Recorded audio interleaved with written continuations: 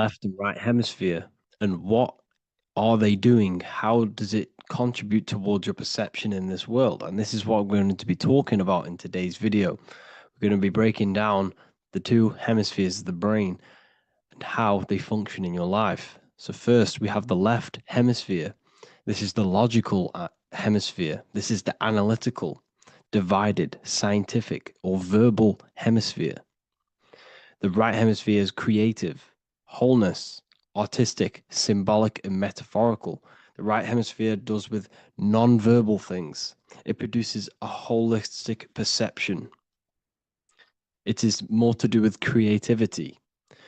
Because what you must understand is that we are not in the external world. The world is produced by our brain. We see with our brain. Our eyes are a part of the brain. What we touch is the brain's interpretation of electrical signals on the nervous system. What we smell is the brain's interpretation of smell through the nose. What you taste is your brain's interpretation of chemical reactions on your taste buds. So what you are experiencing is the brain. The brain is a computer creating a simulation. And you have two hemispheres which breaks down this reality. So essentially, the brain is the perception creator. It creates perception. So if the brain is creating this, who is the one experiencing the brain? Well, that is you, the consciousness, the mind, the all-seeing eye. You are the all-seeing eye experiencing the brain, the observer behind the brain, behind reality, behind the emotions. So if you're walking through a woods, this left brain sees individual trees. The right brain sees the whole woods. It sees the biome. It sees the bigger picture. So when you are walking through this woods, the right brain picks up a holistic perception of reality. It creates the woods as one unified woods. The left brain's job is to break this down and analyze it so that we can see individual things. And this is also necessary for humans to have the ability to break things down and manipulate things in this world. So without this left hemisphere, we could not manipulate things and break things down. So this right hemisphere is important because it sees the whole woods. It sees humanity as one unified consciousness. However, the left hemisphere sees individual egos. So the left hemisphere is the place of the ego because it only understands it sees the world very divided. Okay. So, for example, here's another example of the left and right hemisphere. If someone pulls out in front of you in traffic, your left brain is going to start going crazy and analyzing them, calling them names. The right hemisphere, however, sees the bigger picture. Maybe he didn't see you. Maybe it's just a mistake. Maybe he's in a rush. You see how the two brains are very different. They do the same thing, but they function in different ways. The right hemisphere is feminine, the left hemisphere is masculine. So, like I said, this person pulls out in front of you, you start to think with the left. If you start to perceive that in the left brain, you're going to start analyzing them, you're going to start going crazy and calling them names because you're analyzing it. You're not seeing the bigger picture behind it, you're not seeing it from his perspective. So, there is a crossover. So, the left hemisphere of the brain controls the right side of the body, the right ear, the right eye. Everything to do with the right side of the body is connected to the left hemisphere, and the right hemisphere controls everything on the left side of the body, including your eyes, your arms, your legs. So everything is crossed over, and even your visual field is crossed over. So this is your visual field, as you can see here, and even the left side of your visual field goes to the right brain. There's a crossover. No one really knows. There's not really a reason for this. However, this is how the human body is designed. As we all know, the human body is the most advanced piece of technology on the face of the earth. They cannot replicate the human body. And they tell you it has no creator. This is crazy. People are that brainwashed, they can't even understand that their body is the most advanced piece of technology. Your body is so advanced The computers that you use are mimicked of the body. Everything they create is mimicking nature, but they don't show you how intelligent nature is because they don't want you to understand you're in an intelligent design. So, anyways, let's get back on track.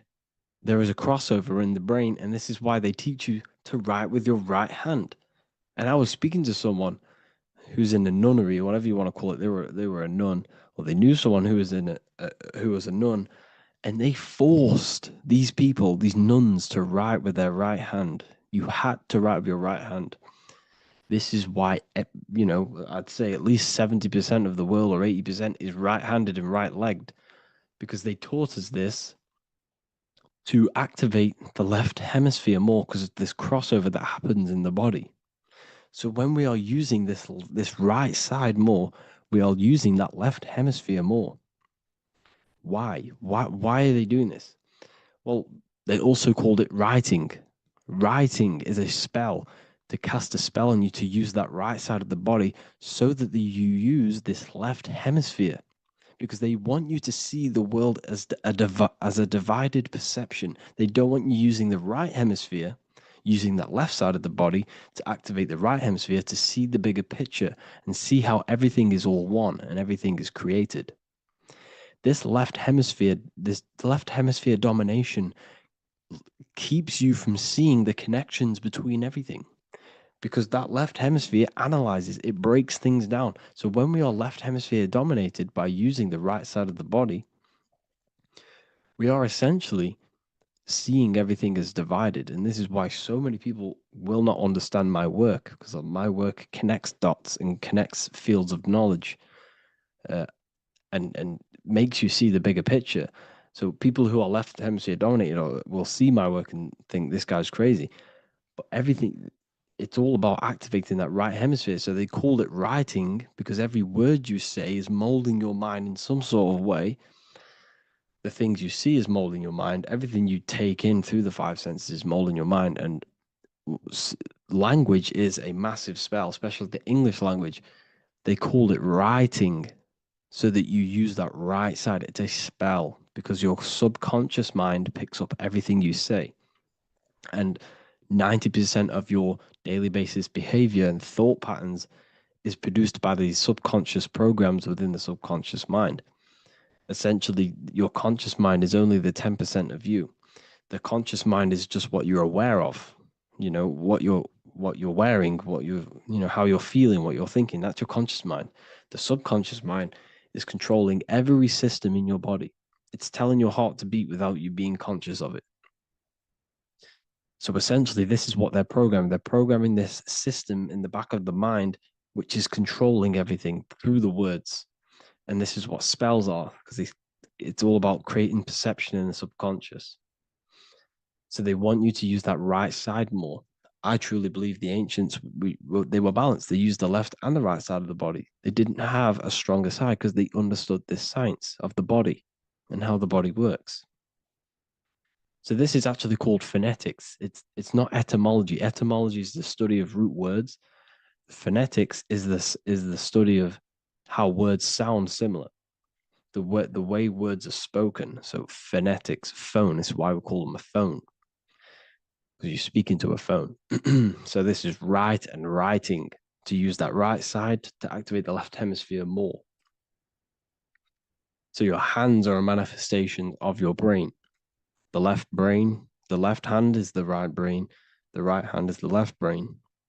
And as a child, we were always taught that when you place your hands together like this is the size of your brain, which is true because your hands are a part of your brain. They're an extension of your brain. Every part of your body other than your brain is an extension of the brain.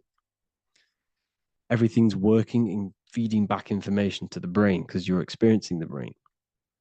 So another trick that you can do, or another exercise, is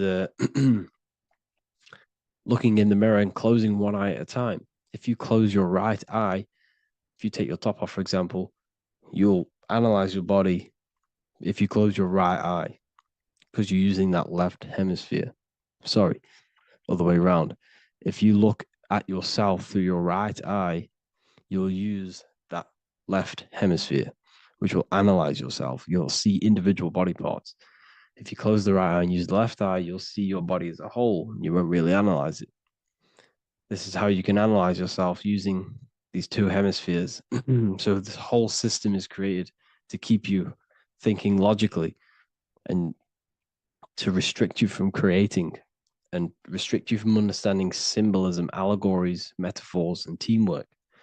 They want you stuck in a logical way of thinking and a logical way of seeing the world. This is why when you go to school, you are told exactly what to do. You're told to think this way and no other way. You're told to do orders, do this. It's a very left-brained system because if we all started to open up this right hemisphere, we'd all see, wow, everything is all one, everything's all connected. And this is what my work is doing. I'm showing you everything is one. The physical world is an illusion of duality, but everything comes from the one source, the one mind. The universe is a giant mind. I am mind, you express mind. We all possess mind. Behind the physical body is the same mind consciousness. And we are all expressions and fractals of this infinite consciousness called mind. And this is what they don't want us to figure out, is that we are all just one consciousness expressed. It's an infinite consciousness. It's even in the squirrel, it's in the dog. All of these different animals, they're just different bodies, but behind the bodies is the same consciousness, which is mind. That's what the pineal gland is. The pineal gland is not the mind and it's not the third eye. The third eye is your mind. If you have a closed third eye, it just means you have a closed mind. If you have an open third eye, it just means your mind has expanded from beyond physical things through astral projection and mystical experiences. This is how you gain an open third eye. It's just an open mind. A mind that has astral travel, that has explored the realities within the mind. So everything they do is to keep us in a divided state. Divide and conquer, right? That's their motto. All to keep you thinking how everything is divided. Everything they've done is division. Postcodes, countries, everything is divided. Like football teams and all this stuff. It's also a natural process when you grow up, because as you grow up, your brain is constantly analyzing the world. So this is sort of a natural process of how you become more left hemisphere dominated, because your brain is always analyzing. And unless something awakens you, you can awaken that right hemisphere where you can start to see the bigger picture. Even the music, all tuned to 440 hertz, shuts down the right hemisphere of the brain. 440 hertz, Spotify, Apple Music, the radio. Every time you turn on the radio, it's tuned to 440 hertz. This was specifically tuned. It never used to be tuned to this. It was in the 1950s.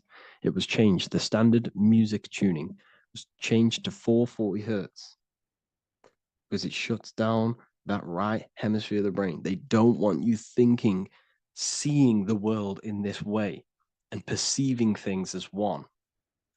And I'm going to show you. It tells you this in the Bible. Cast the net onto the right-hand side of the boat and you will find the fish. What was Jesus saying? You see, people read the Bible and they don't understand it. If the Bible is not talking about you, then it has no meaning. The Bible, everything you read in the Bible is about you and how it can better your life. It occurs to you. So if Jesus says, cast the net onto the right-hand side of the boat, this is an allegory. The boat is your body. Cast the net. It's the awareness, the perception onto the right hemisphere of the brain, and you will find the fish. What's fish? What do fish do? They swim deep in the ocean. It represents the knowledge, deep knowledge. Cast the net onto the right-hand side of the boat and you will find fish. You will find the wisdom. You'll gain understanding when you cast that your awareness into that right hemisphere. You will see that I am you and you are me. We are all one consciousness. You will see everything. You'll see that the trees are the same patterns as the nerves in your body. You'll see everything is connected. Everything is a fractal of the one infinite consciousness. And how many fish did they catch? 153. That adds up to 9. This is now numerology. The Bible's filled with numerology. adds up to 9. What's 9? Human consciousness. It represents consciousness. You're in the womb for 9 months. Feminine, feminine. It's all about consciousness. And then Revelation 14.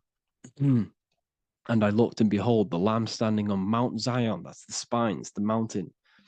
With him, 144,000. 144 adds up to 9. It represents consciousness on top of the spine. You see? And he had his name the name of his father written on the forehead. What's the father? The higher mind, the higher consciousness within you. Where is that? In the forehead, the pineal gland.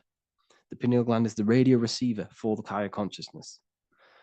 Because every body part of the body has consciousness. Your heart has consciousness. Your gut has consciousness.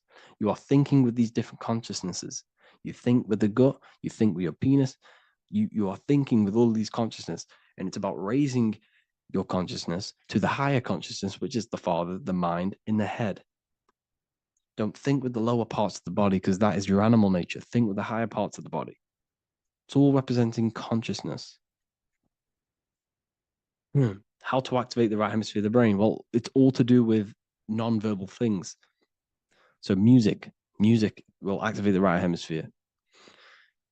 Make sure it's tuned to the right frequency, though. 432 hertz, 528 hertz. Any frequency that adds up to 3, 6, or 9 is good for you. Meditation, turning off the thoughts, and you raise yourself to the higher brain. Symbolism. Symbolism is all right hemisphere. Reading between lines, metaphors, determining the Bible. It's all right hemisphere. Seeing the bigger picture. It's reading between the lines. So tithing in the Bible. These people in the churches are giving 10% of their money to the church. It's nothing but a scam. What these people have done is they have externalized the Bible. They have taken the Bible and literalized it so that they can make a business out of it. So what they're doing is 1/10 of the produce of what it says in the Bible, 1/10 of the produce of the land, whether grain or fruit, is the Lord's and is holy. So what's that saying? The 10th of it's basically saying give the 10% to the Lord, to God. What does that mean? Well, what's the land and the fruit? This represents physical things, the physical things that you have. The 10th of the physical things that you have. What's that? That's your ego. All the physical things that you have is all to do with your ego. That's the lower self. The ego, what is the ego? It's the mind's perception of the physical self. You had no ego when you were a child. Okay, when you were a child, you had no ego. As you grew older, you created the ego. But the ego is the full self. It's the echo. Ego, echo. It's the echo of the full self. So it's saying give the ego over. Take away the animal self. In that left hemisphere, that's all to do with the left hemisphere. That left hemisphere sees the ego. It sees individuality. It's divided. So it's saying give that 10%. Give that 10% of you over to the right hemisphere. The 90%. The 90% of you is in that right hemisphere. The higher self. Now, I'm not saying the left hemisphere is bad. Okay, I'm not saying that at all. But it sees it sees things divided. It's like I said, the left, the hands are manifestations of the brain. So when these Christians are praying, they're putting their hands together. What are they doing? That they're syncing the brain hemisphere is what you're doing, because everything's an extension of your brain. So if you put your hands together, you're putting the two hemispheres together. And what's happening when you place the hands together? All the electricity in the body is now running in a circuit. So once you connect these two hands, the electrical energy is now running in a circuit, and energy can move around the body quicker and more efficiently. So when you pray, when these people are praying, they don't realize that they're engaging in ancient forms of meditation, of balancing the two hemispheres. So now we're talking about balancing the hemispheres, not the right hemisphere. This is what Israel is. Look at the symbol for Israel, the up triangle and the downward triangle. What's that? The up triangle represents male. The downward triangle represents female. Okay? This is talking about the brains. Israel is Ra. Isis, which is female, the Egyptian god. Ra, El. El means God. Electricity. That's the force of the physical world. It's the force that runs this world, electricity. It's the force of God. El, consciousness. It means God. Is Ra, El. Isis, Ra, and El. It's the two hemispheres of the brain, the holy land of Israel. It's the holy land, it's the brain. Once these two hemispheres are synced, this is how you unlock your consciousness. This is the easiest way of astral projecting. Hemisphering, I forgot the word for it. Hemisphere syncretization, something like that. It's about syncing the hemispheres. This is how you unlock your consciousness. Once the brain is running as one electrical system, this is how you balance the two masculine and male opposing energies. Once these opposing energies are no longer in war with each other, the brain, they come together to work as one. You unlock your consciousness. You are born again. What happens when a male and female have sex? It creates a new child. It becomes one. You are born again. Once the two hemispheres of the brain, you are born again. You can then have an out-of-body experiences. So this is why the symbol of the Holy Land, Israel, is the up and down triangle back combined together, because it represents unification of the male and female, unification of the hemispheres. You're born again. You unlock consciousness. And you can get this for free. It's called the Gateway Tapes on my website. Basically, it's a audio track from the government, and they did this in the Gateway Experience. It's a CIA document, and what they do is there are different forms of meditations you go through. I think there's about 5 waves of meditations you do, half an hour each one, and it will teach you. It will sync your hemisphere, because what does it do? They understood that playing one frequency into one ear and another frequency into the other, they understood that the right ear is connected to the left hemisphere, the left ear is connected to the right hemisphere. So when you play 2 different frequencies into both ears, what happens? The brain picks this up, the 2 hemispheres of the brain picks this up, and it syncs it. It syncs these 2 hemispheres, these 2 frequencies together. So now the brain is working as one to sync this frequency.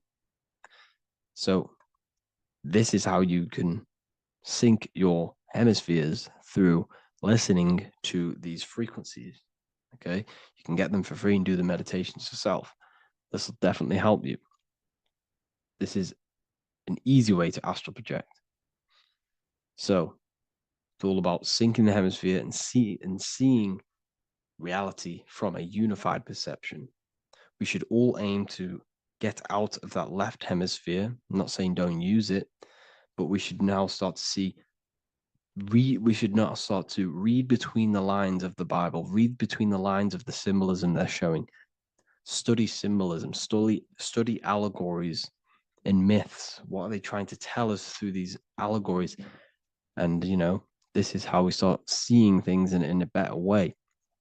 Once we understand that we are all microcosms of an infinite consciousness, we can all come to one, because love is the unifying force of this infinite consciousness. We are all divided. We are all disconnected from our hearts.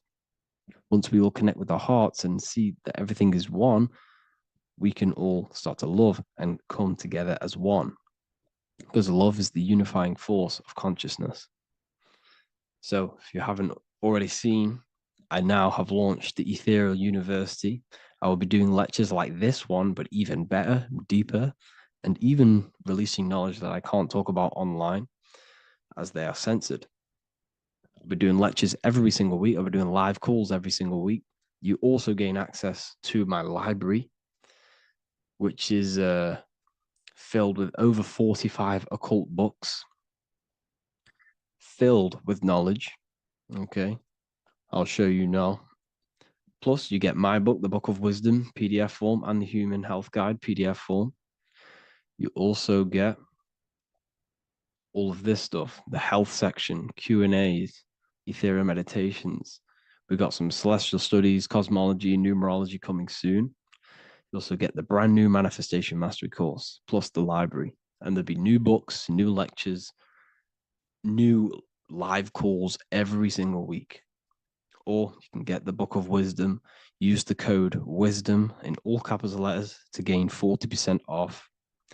This sale will be ending very, very soon. So if you're watching this, be very quick to get yourself a physical version or a PDF of my book. You can get it in all these languages.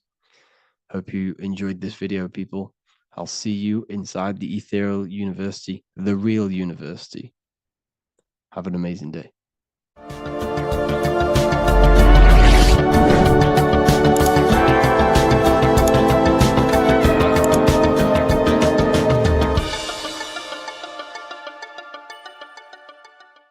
Hey everybody, welcome back to Living Life with Miss Faye. And today I thought I would talk about the Book of Wisdom, because to me, this is information that should be in every household. And you really shouldn't pass this by, because information like this may not be out here forever. But this information is so important, especially for you today, because so many things have been hidden from you about the world, about our living in the world, about our own existence. So many things have been hidden. And these books, the Book of Wisdom, this is book 1, and this is book 2. And they both are jammed with hidden knowledge. Now, I realize, I have been promoting this material for some time, because I wholeheartedly recommend that this material should be in everybody's home. Your children should be exposed to this material, because when they go to school, they're taught one thing. They're taught to be not to be free thinkers. They're taught to be followers in school. And this information goes into why that happens, and why the system keeps you in the dark. All right. And also your religion has a lot to do with it. Now, even in your religion, a lot of things have been misconstrued, and some of it is just downright lies that have been told to you. But in this material, it tells you exactly what's going on. It really does. And it tells you the meanings behind a lot of the artwork that we've seen, and the beautiful figures and the way that the chapels are painted. There's a meaning behind all of that we are not privy to. But this information reveals it. These people have really dug deep into finding the truth. And I am a truth seeker. So I am all about finding out the truth. Now, in book 1, it's an overall summary, and it really opens your eyes about a lot of things. Look at this. Know thyself. Do you really know who you are? Do you really know who you came from? Do you really know how powerful you are? The powers that be don't want you to know that you have power. They want you to live your life in fear, number 1. Because when you're fearful of everything, then it's easier to control you, easier to manipulate you. And people look at it. When you go to school, what are you taught in school? You're taught to follow instruction. You're taught a skill to work for someone else. You're not taught to work for yourself. You're not taught to think for yourself. You're taught to obey orders. People, you're bigger than that. You're more intelligent than that. And this Book of Wisdom will help to open your eyes. You're not stuck in a life that you have no control over. In book 1, it talks about man is God made flesh, and it tells you why that is. We're all a part of the God source. That's how we were made, being a part of it. And a lot of us don't know that. We just think we're just out here flapping in the wind, and that's not true. It talks about the influence that the moon has over our lives. You know, in a full moon, you realize that there's a lot of activity that goes on during the full moon because it energizes people. You know, it energizes, and a lot of times there's a lot of crime that goes on because people are energized. They don't know what to do with that energy, but they're being affected by the moon. And it tells about Saturn and what Saturn has to do with your religion and what Saturn has to do with our existence. Okay? This book goes into all of it. And what it does, like I said, book one is more of an eye-opening summary of it all. And it says here, this discerning wisdom doesn't merely offer easily assimilated insights. It serves as a guide, illuminating the intricate threads weaving between our essence and the cosmic expanse. It provides an abundance of information to facilitate the evolution of your mind, your body, and your soul. This is genuine awakening. The author is Harry B. Joseph, and I know a lot of you, if you're on social media a lot or whatever, you've probably seen where he'll tell you some inserts from these books. And volume 2 is a more in-depth look at it. So if you want to go really deep, then you want volume 2. Now, one thing in volume 2 that I thought was interesting, of course, everything in here is eye-opening. But I wanted to bring this one to you because it's about the significance of sex. It says sex is a sacred ritual that transcends the physical realm and also takes place in the astral plane. So, you know that saying, as above, so below?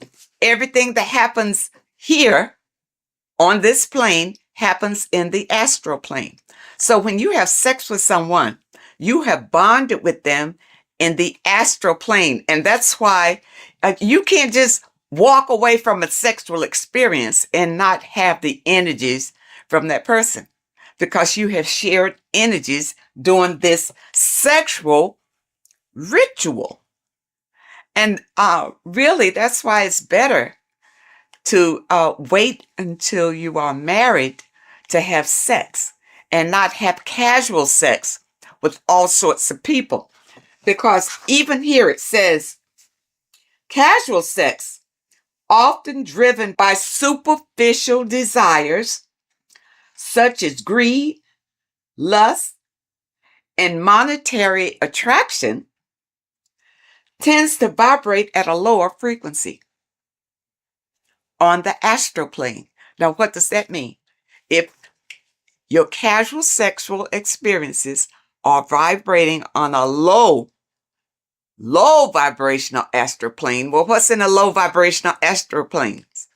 Demons, low entities that will attach to you, because that's where you are. They will attach to you and make your life miserable.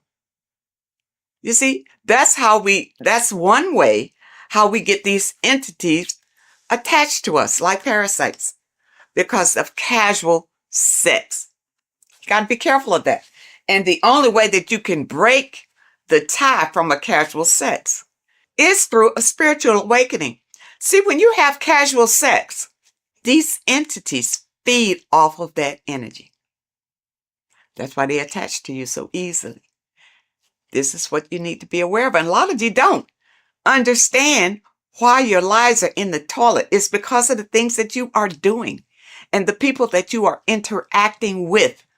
And if you had this material beforehand, then you would be aware and able to guard yourself from a lot of heartbreak and disappointments in your life.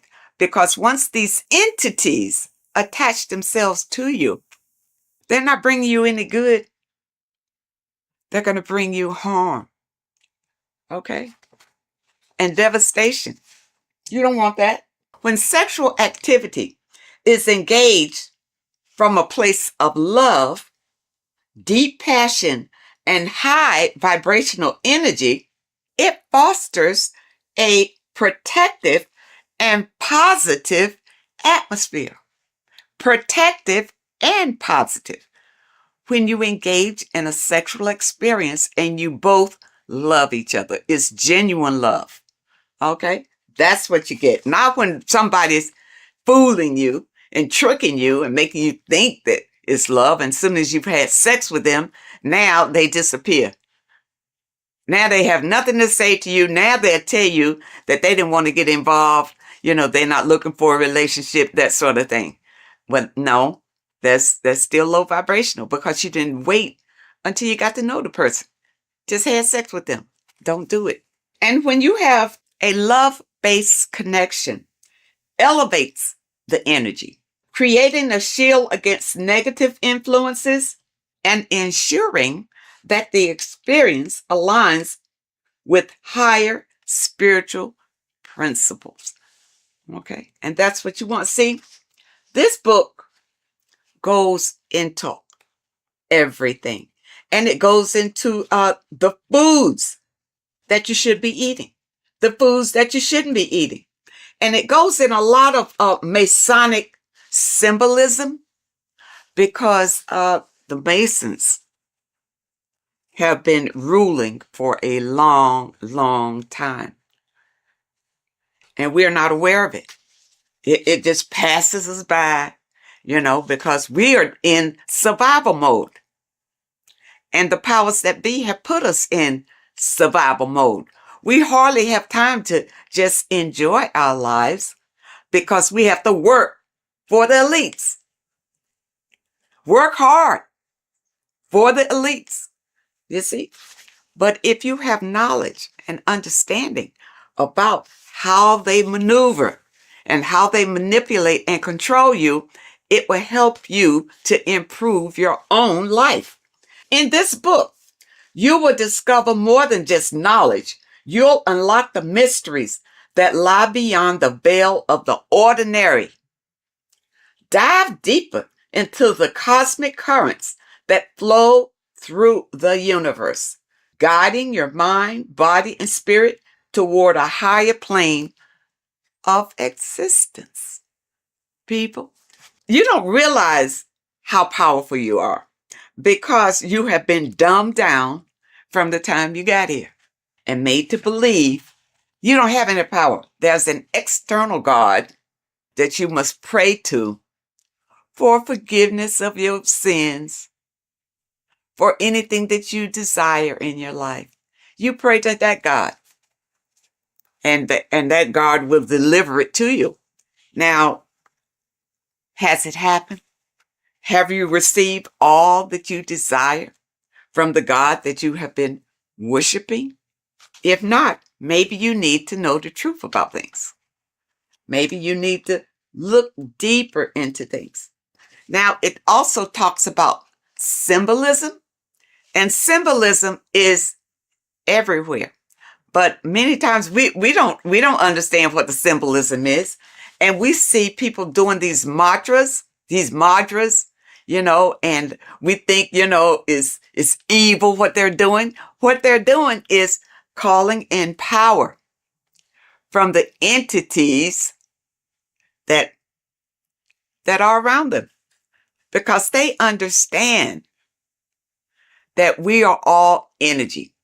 And they do these mantras to bring in energy, whether it's for confidence, whether it's for strength, endurance, or whatever. That's why you see a lot of celebrities doing these mantras that you think is evil, because you don't know, because your mind is closed and you're living in fear of everything.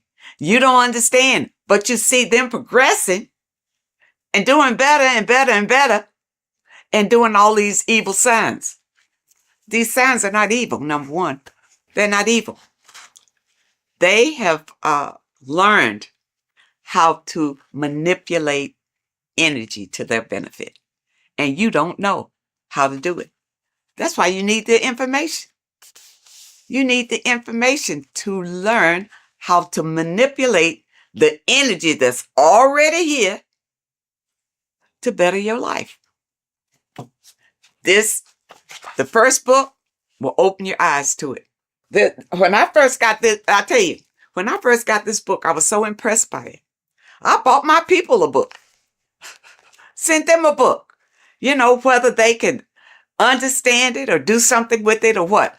But I think it's so important just to have it in your home, because somebody is going to pick it up and this information will resonate with them and put them on a path of enlightenment. And those of you who have your book, spend a little time every day reading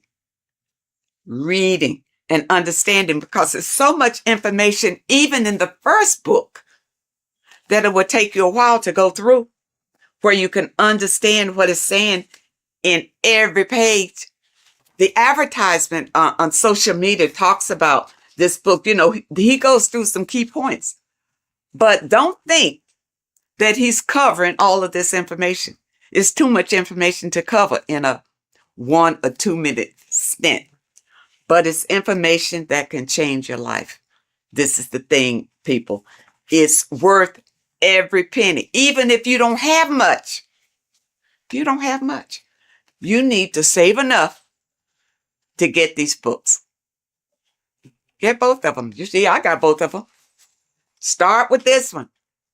If you never dug into this kind of information before, start with this one. This tells about the black cube.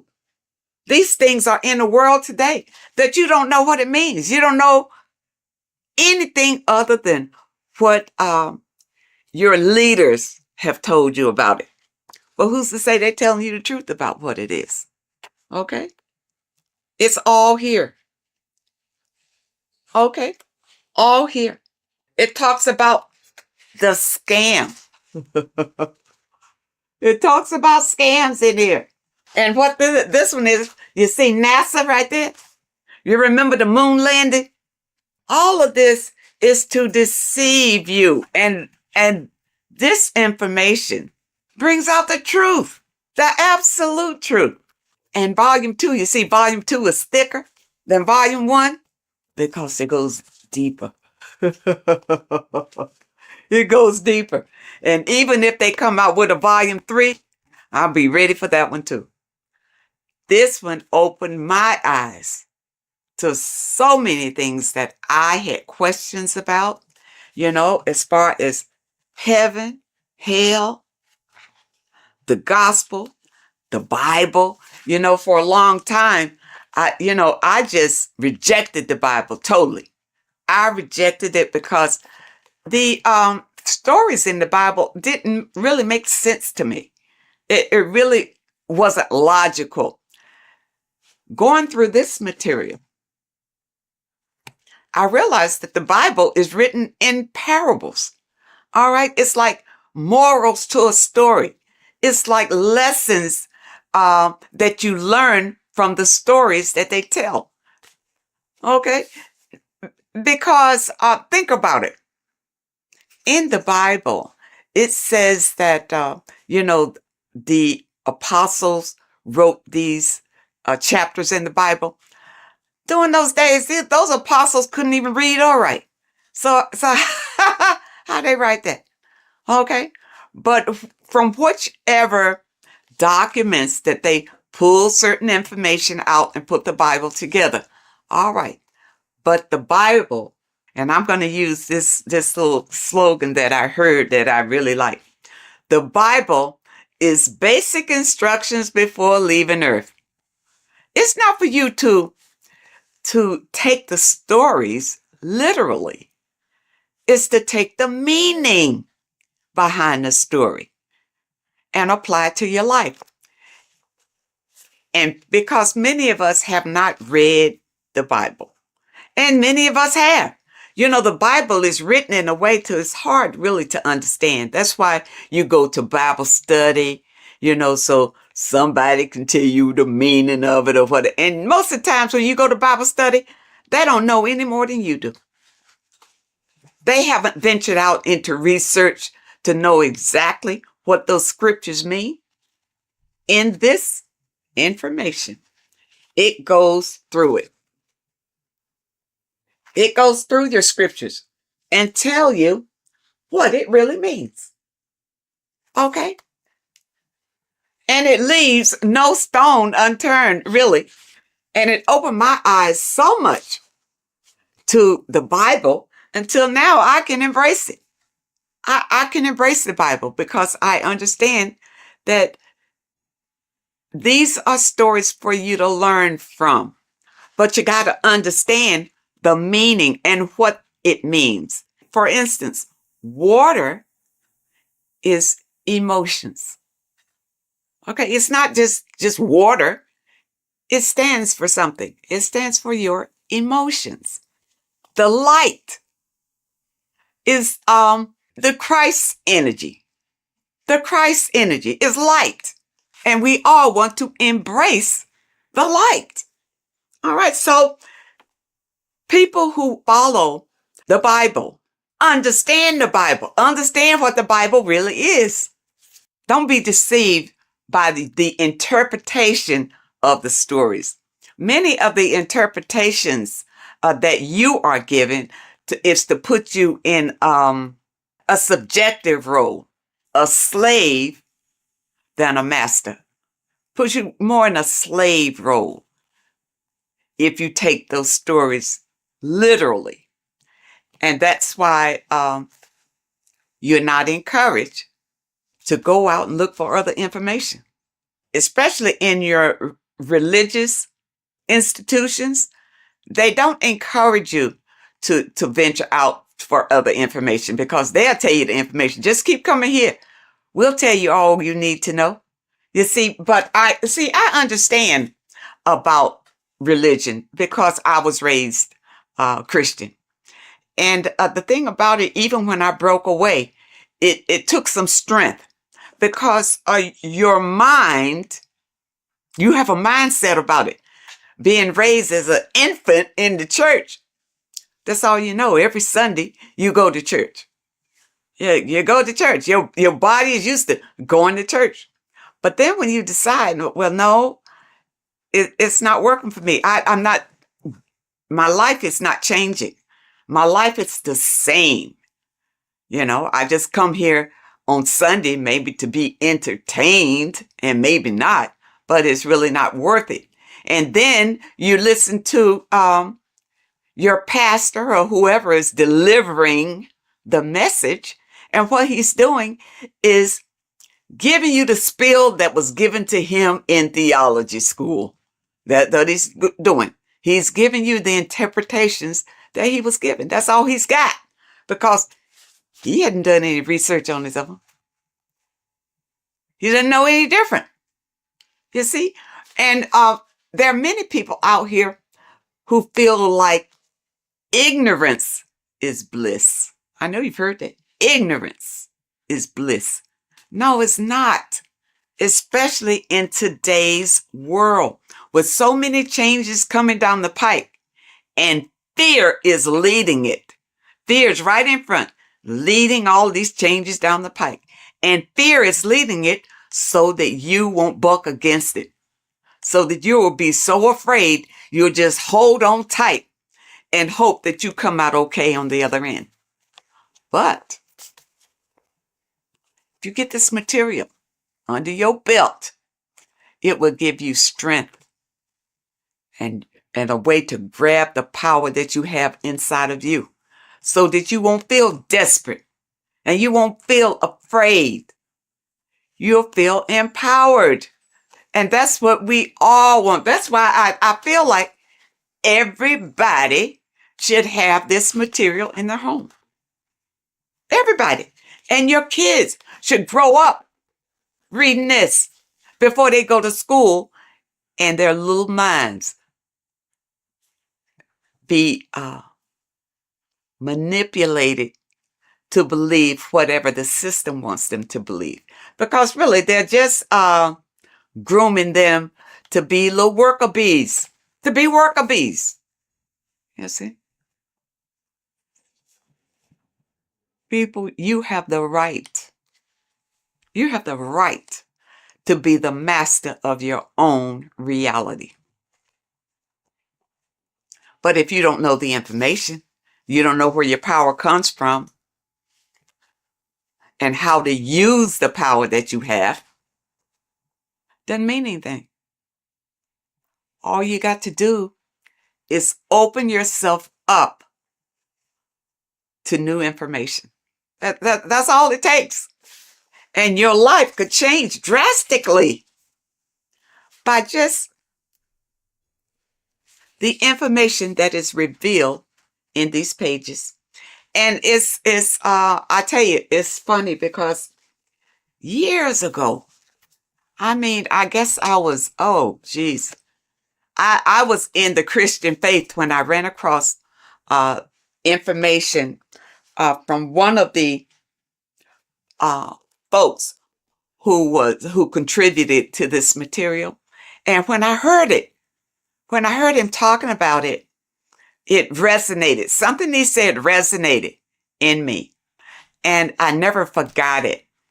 And then when I found this material again and I saw his name, I think his name was Santos Benucci or something. I don't want to destroy anybody's name, but I know he is referenced in some of this material.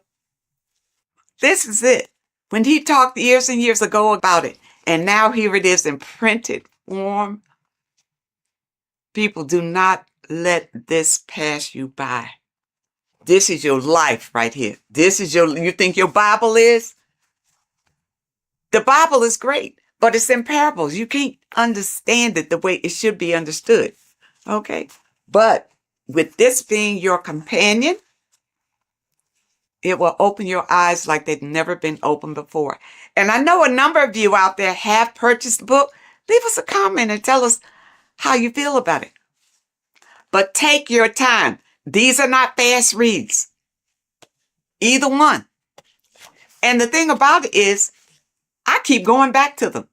It's not the kind of material you read one time, put it aside and forget about it.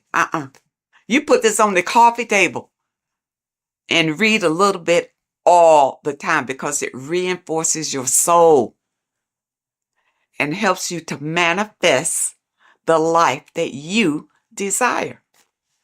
Okay, people? I hope that you understand, and I hope that it helps. And of course, I will leave a link in the description where you click on the link and you can get either one. You can get book, this volume 1, or you can get volume 2. And the volume 2 is in hardback. You know, when I first got it, it was in the soft cover, but I love hardback. So I have this in the hardback too, because the hardback I absolutely love. And because the books that I purchase, I want to pass them on to my people when I'm gone. They mean something. Stop wasting your money on stupid magazines and crap that doesn't mean anything. You buy a book, buy one that's going to change your life. Oh, and also, when you click the website, you'll notice that there are courses on there that you can sign up for, for those of you who want to go really deep. And also, there's a PDF on food. And I'm waiting for them to come out with the book on that. I don't want a PDF. I want the book. And once they come out with the book on foods that you eat and foods that you don't eat, I will be the first one to get that one. So I encourage you to add these to your library. This is the best material that I have found to date that opens your eyes to what life is really all about, and also opens your eyes to who you are and the power that you have to create your own reality. I thank you so much for joining me today, and I really hope to see you next time. What if I told you that reincarnation is real and that there is a metaphysical, spiritual science behind this? Most people leave this world just as lost when they entered it. That they carry their fears, attachments, and addictions with them, only to be born again trapped in the same cycle, repeating the patterns of lifetime after lifetime. This lecture is not just about preparing for death, it's about mastering yourself before death, so you don't take them burdens with you. Because the truth is, whatever addictions, fears, and unresolved emotions you cling to in this life, you carry with you into the next. Unless you break free now. You must master yourself before death. Death is not the end, it is the great passage. But how we transition depends on our mastery of the self. This was symbolized by the Ouroboros, the snake biting its tail. Every ending is a new beginning. It's an infinite cycle of consciousness.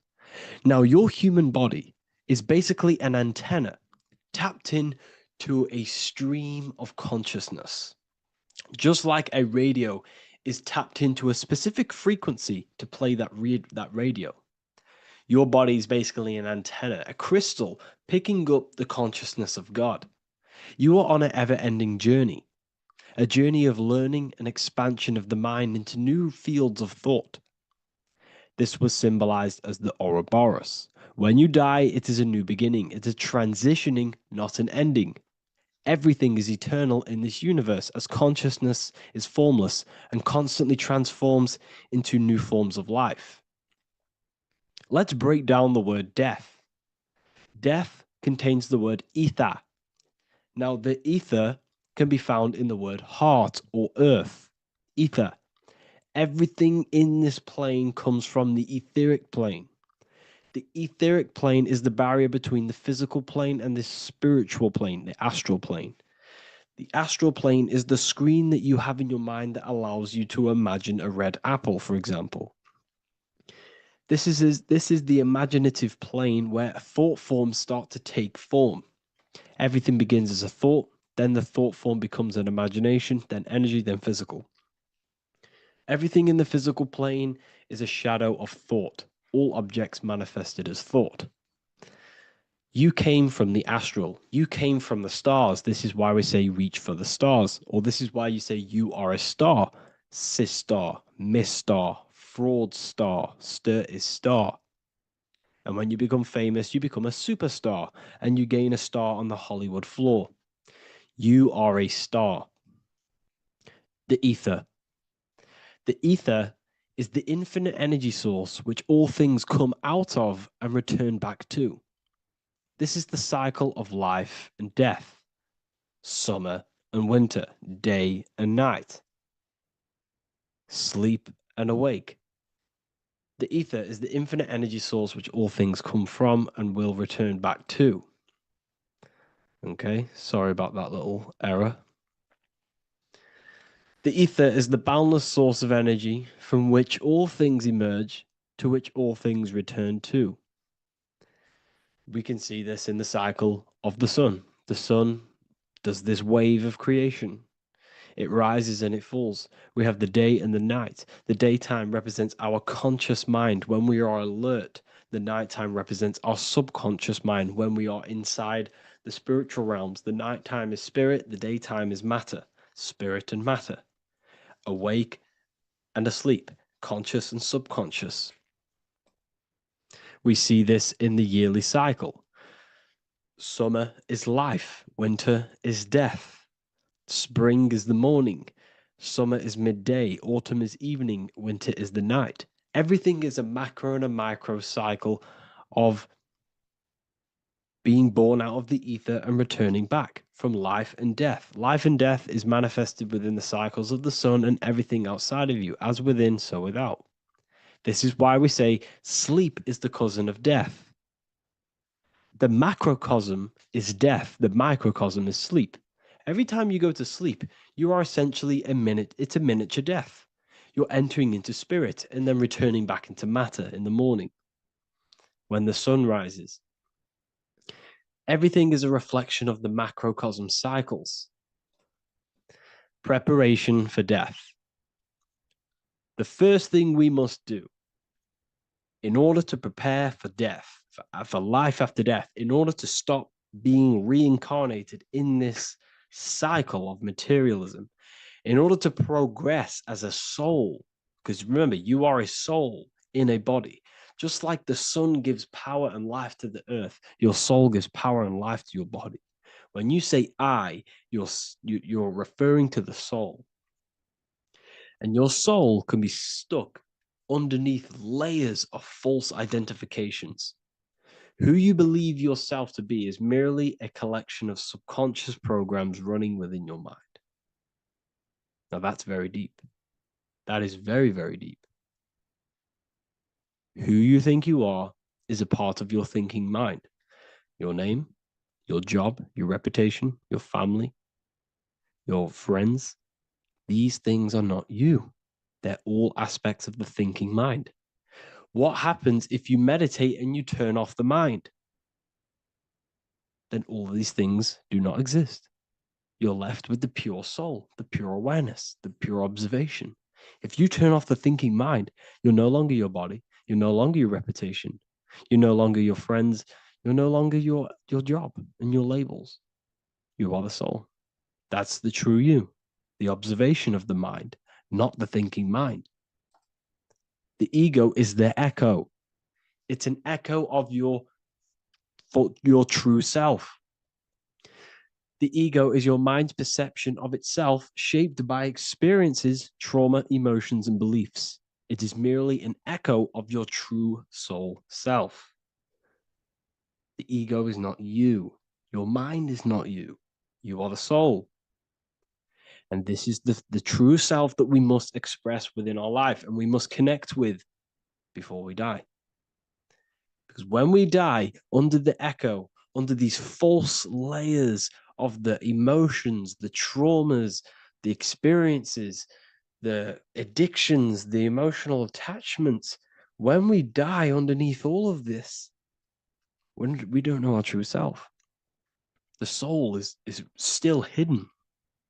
The true you is hidden underneath these layers of false identification. We must remove these layers of false identifications. We must remove them. We must destroy the echo. Remember, the ego, you never had an ego when you were a child. When you were a child, you were pure. You didn't, you didn't show off things. When you were a child, you were pure. You expressed yourself freely with you didn't hide anything. You didn't hide any aspect of yourself. You didn't suppress any aspect of yourself to fit in as a child, as a baby. Because the ego was not here when you came here. The ego grows with experience. The ego is a false perception of yourself while being incarnated in this material world. It's your mind's perception of itself and it's created through your experience. Remember, you are unconditioned consciousness, and your experiences, thoughts, traumas, emotions, and beliefs have conditioned your consciousness into believing you're only a physical body, but you are the soul. We have to remove these layers. How do we remove these layers? Like I said, the best thing, meditation. Meditation. There is a great meditation that you can do every single morning and every single night time. You can sit there and repeat over and over before you meditate. You can repeat that you are not this, you are not that, you are not this. You can label them one by one. Start with, I am not my body, I am not my job, I am not my name, and then detach from absolutely everything until you are left with nothingness. And when you start to meditate, Detach from everything. Nothing matters. I am here right now. And what will be left? The only thing that will be left is the language that your mind is using. Now, this is very deep. Not many people will tell you this, but I've lingered in meditation many times. And I can tell you from experience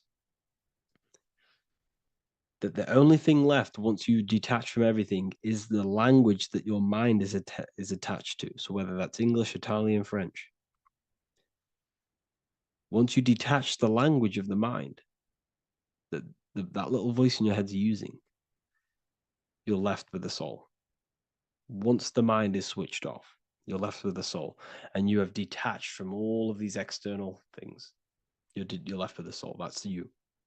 That's the power. That's the source of all creation, where everything you've ever done has come from. Every thought, every idea has come from your soul.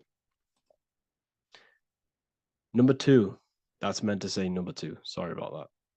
Mental addictions and emotional addictions. Okay. These two are very important. Mental addictions, this could be thought patterns, this could be the labels that we've just been talking about.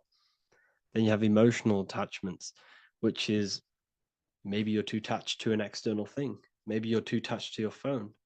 Maybe you're too attached to family. Maybe you're too attached to loved ones. Yes, I'm not saying don't love them, but what I'm saying is do not rely on anything in this world to make you happy, to fulfill your emotional needs. Everything is found within you.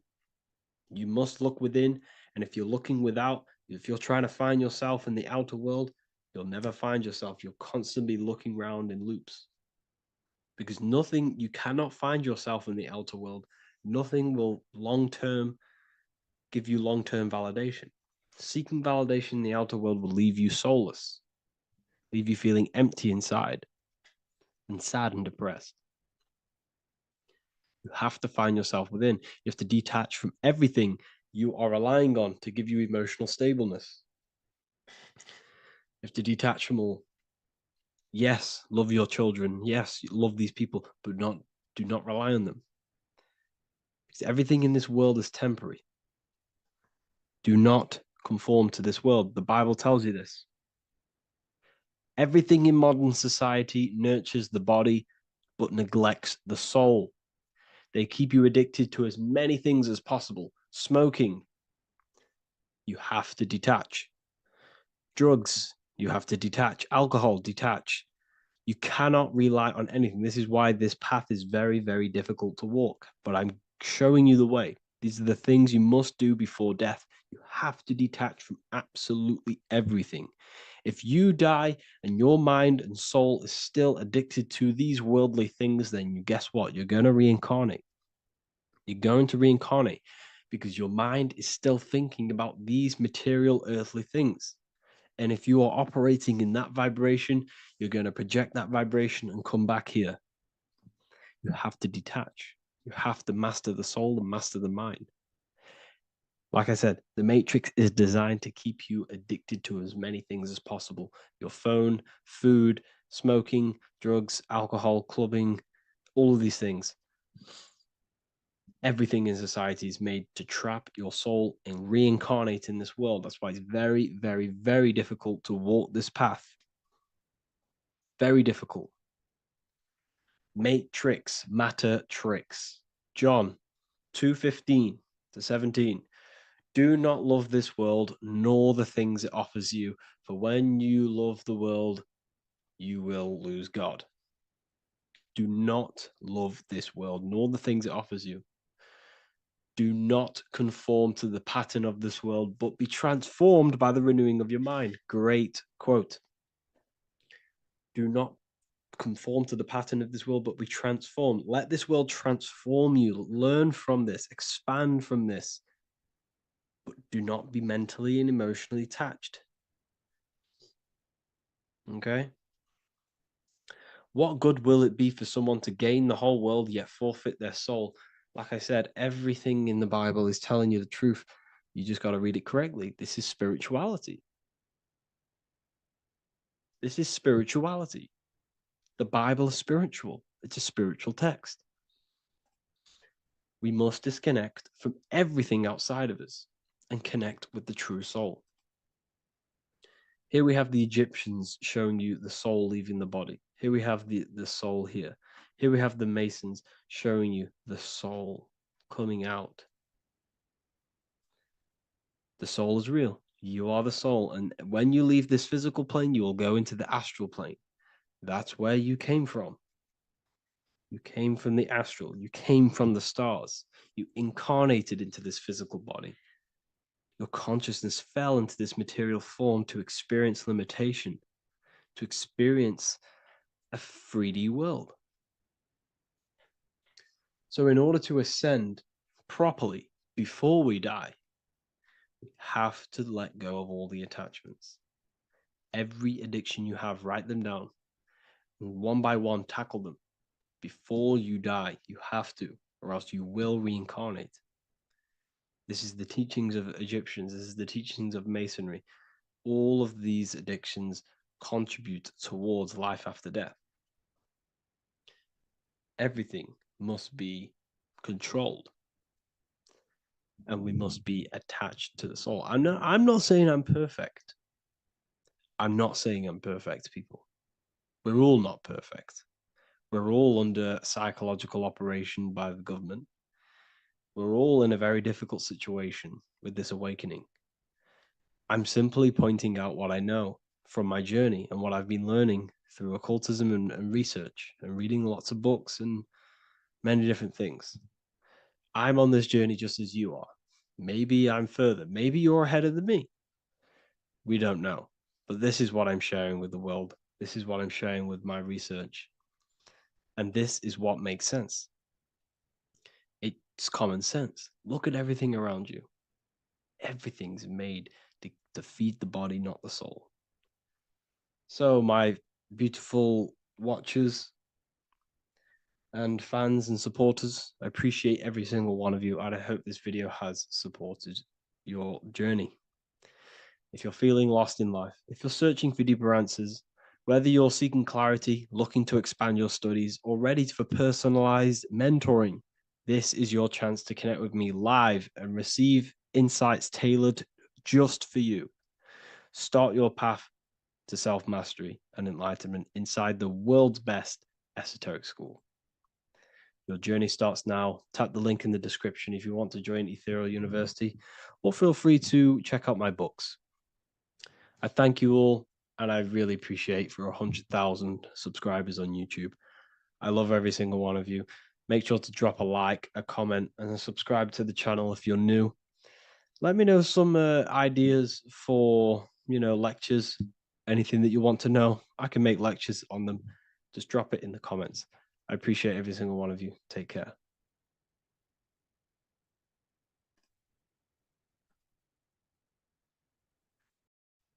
Hello, everyone. Today we're going to be discussing the esoteric and occult meaning behind the story inside of Genesis, the story of Adam and Eve. This is a widely known story, but not many people know the true esoteric meaning behind it.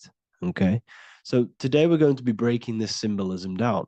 Before we get into this, please leave a like and a subscribe on the channel. I would greatly appreciate it. And please comment below any lectures or anything you wish to know, and I could maybe make it in the future.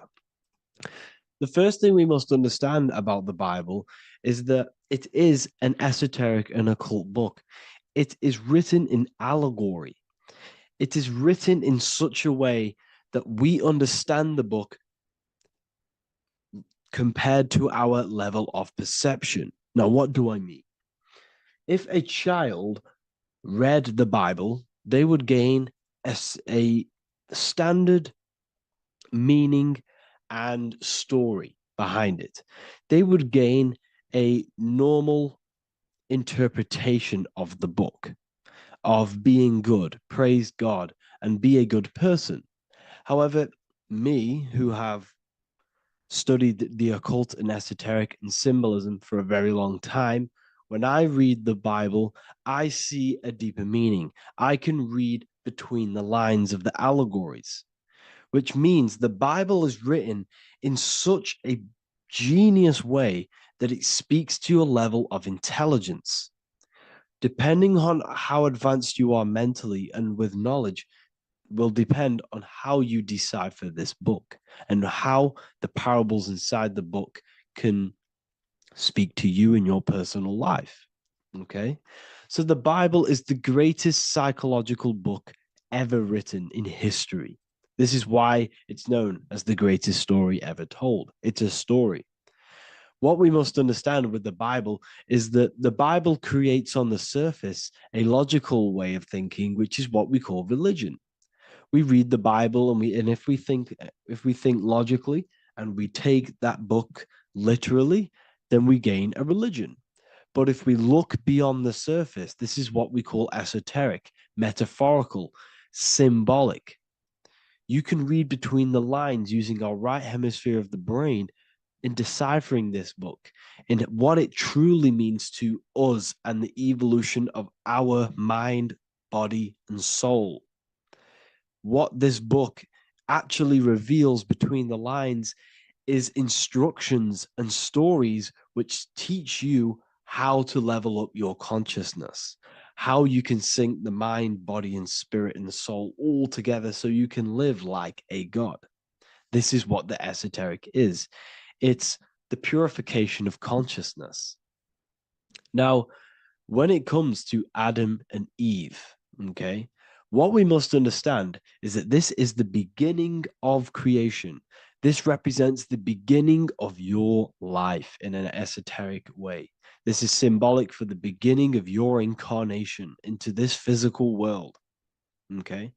And we have Adam, masculine, Eve representing feminine. These are the two masculine and feminine energies which create the whole material universe.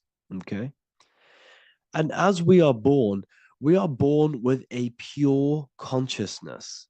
We are born with pure consciousness. Well, now, what do I mean?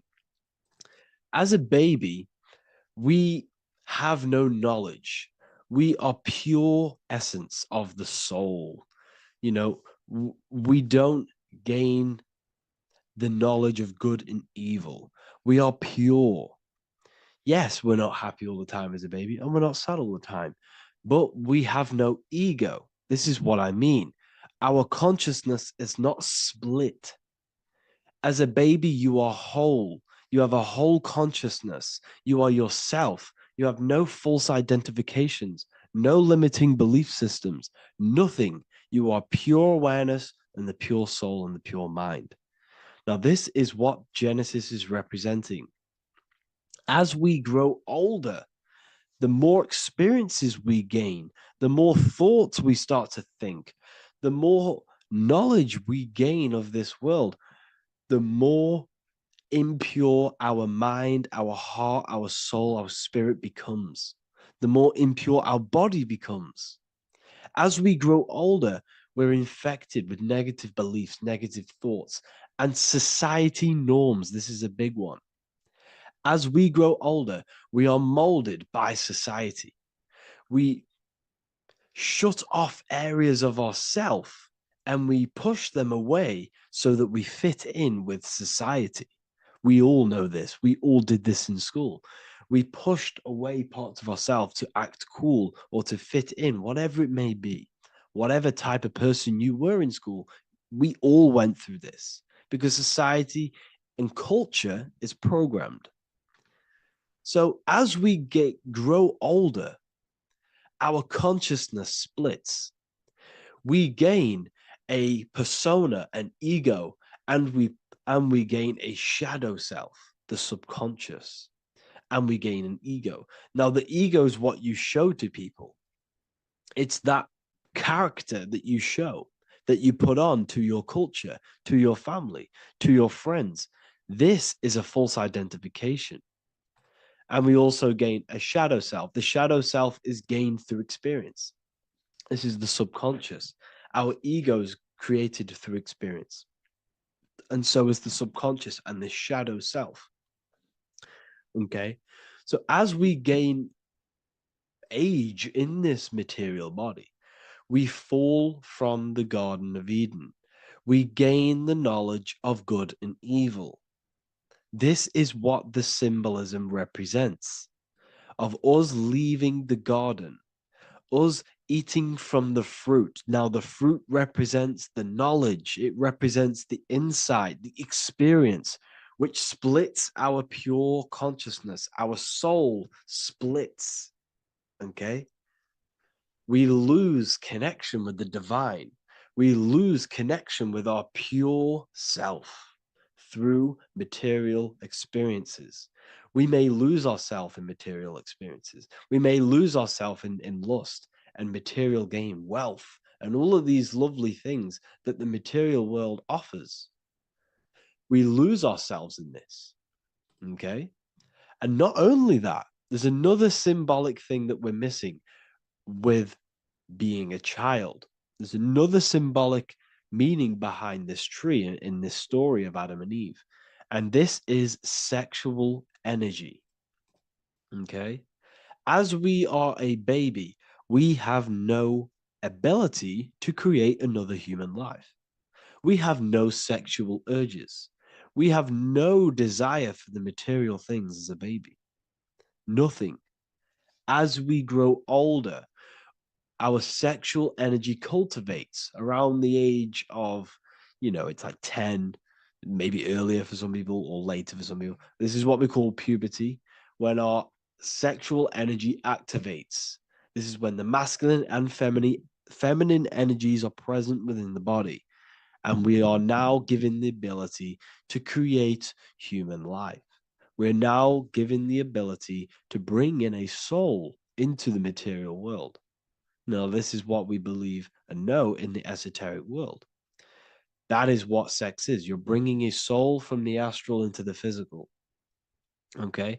So as you grow older, you gain this ability to use the power of creation. You gain this force within you that allows you to open a portal in the astral and bring in a soul to the material. Now, this power can be misused. This power is very powerful and should not be misused. In occult and esoteric teachings, we teach and learn sexual transmutation, how we transmute sexual energy into different areas of our life so we can grow and create. Because sexual energy is creative energy. It creates a whole new human being. So if we retain it, we can transmute it into creativity. So this energy is kind of corrupting us as well. And now I'm not saying growing up is evil, all this thing is evil. This is a natural cycle that we must go through. The soul of us must go through this cycle so that we learn, so that we overcome it, so that we gain mastery over ourselves, so that we expand ourselves. I recommend you watch the Evolution of Consciousness lecture that I did on my YouTube. An amazing lecture. Talks about the evolution of consciousness and how we're on a never-ending cycle of life and death and expansion. So leaving the Garden of Eden is symbolic. You see, Eve represents emotion. She's feminine. Adam represents action. That's why he bit the apple. You see, Eve takes the apple and tempts Adam because she's the emotion. She's the sexual desire. And Adam eats it. He releases, he misuses the power of his creation. He misuses his consciousness because of material illusions and material desires. This is natural, okay? As we grow older in this life, our soul has to experience sin. We have to experience negativity. We have to experience evil, okay? And we have to misuse this power within us to learn about it so we can overcome it and gain control over it. Now, this is why the Bible says in Genesis 3:6, for God doth know that in the day ye eat thereof, then your eyes shall be opened. Ye shall be as gods, knowing good and evil. This is very, very, very symbolic. We come into this world to experience a dualistic way of reality. We come into this world to challenge ourselves so the soul can grow, because the soul comes from pure love from God. But we come into this world so the soul may know what it's like to be evil. You see, we are like a seed. Our soul's like a seed. And when that seed grows, okay, and it's planted, them roots must grow to hell in order for the top of the tree and the roots to grow to heaven.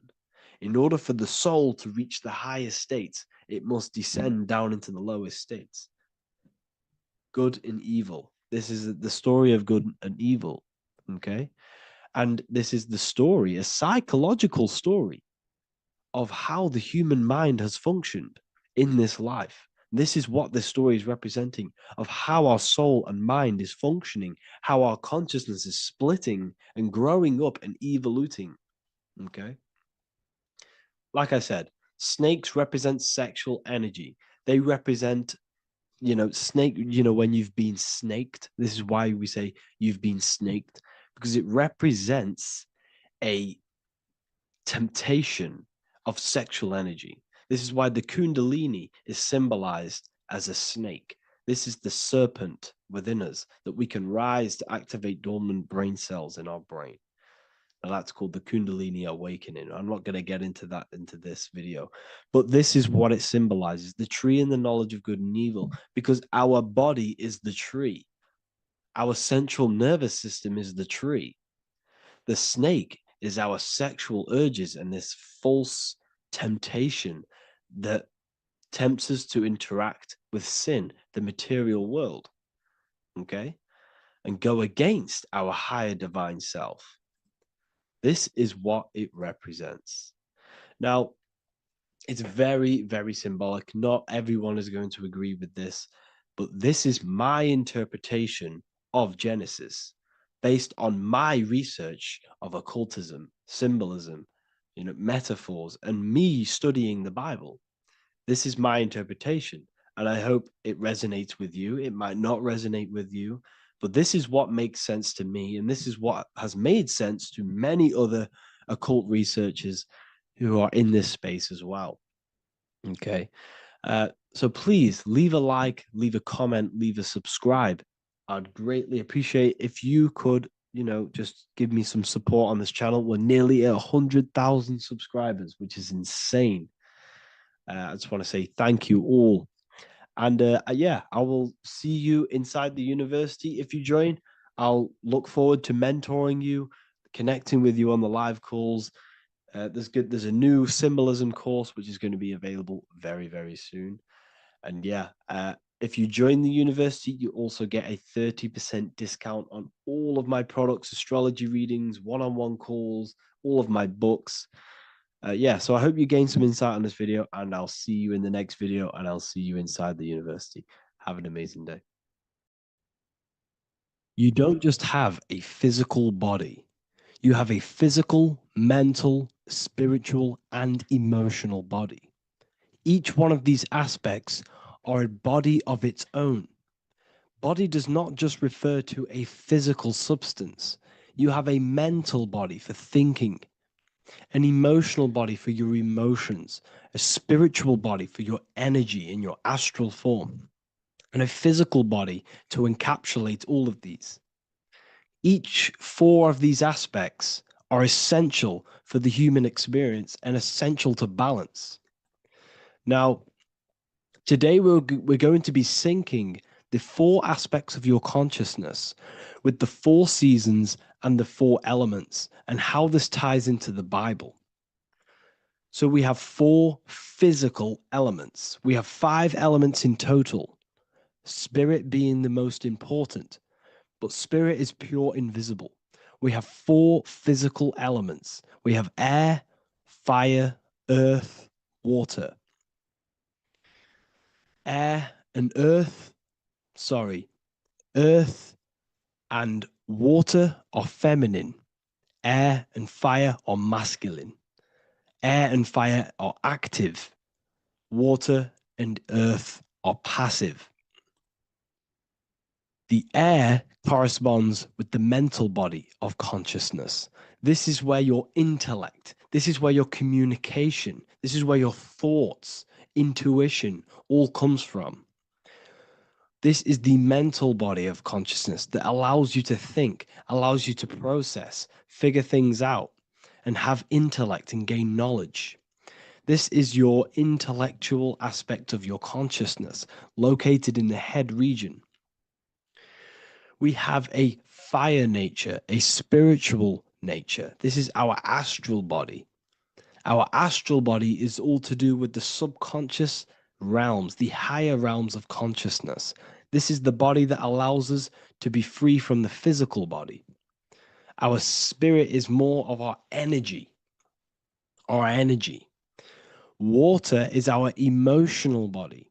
This is what allows us to feel things, that allows us to gain intuitive feelings of conscience. So, emotion allows us to understand what is right and what is wrong. When we feel something bad, we know that this is wrong. When we feel something good, we know that we are doing good. Emotions are a creational force that allows us to feel certain things to bring them into existence. Our emotional body is a creational force and should not be reactive, and it should be controlled. Most actions are stemmed from emotions.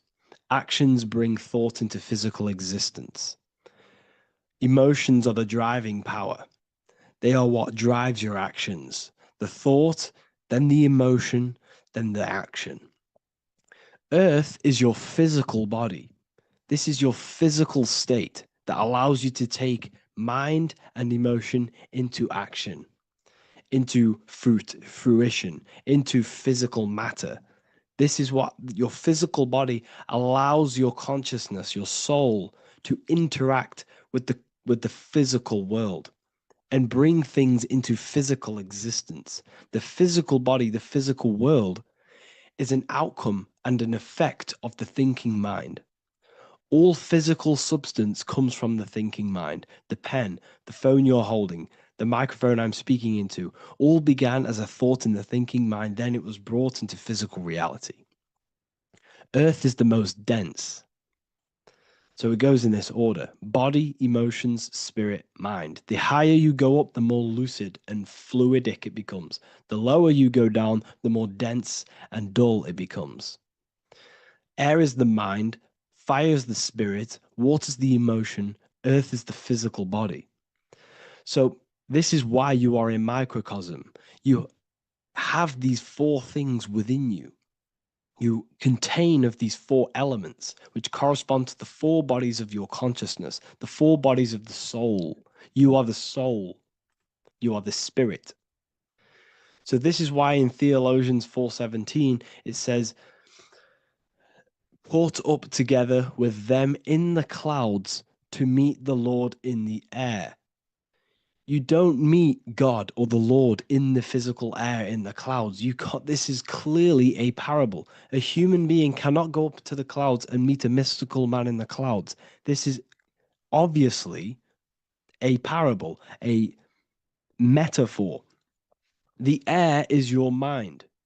You must raise your consciousness beyond the body, beyond the emotions, beyond the spirit, and enter in the mind during meditation, turning the mind inward to connect with the Lord. The Lord is the highest aspect of your consciousness, the one that exists beyond the physical body, beyond your emotions, beyond the thought.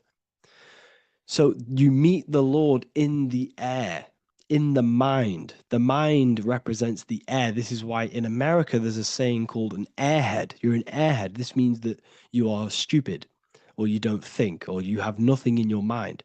You have nothing in your head. When someone's very stupid, you call them an airhead, because air represents the mind. The air is elevated. The air is invisible. The mind is totally invisible to the human eyes. It is a metaphysical substance. In fact, it's not a substance at all.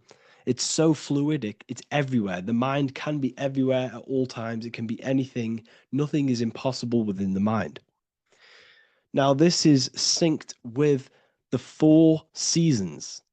The four seasons represent the four aspects of human consciousness, the four bodies of your consciousness, the four bodies of your soul.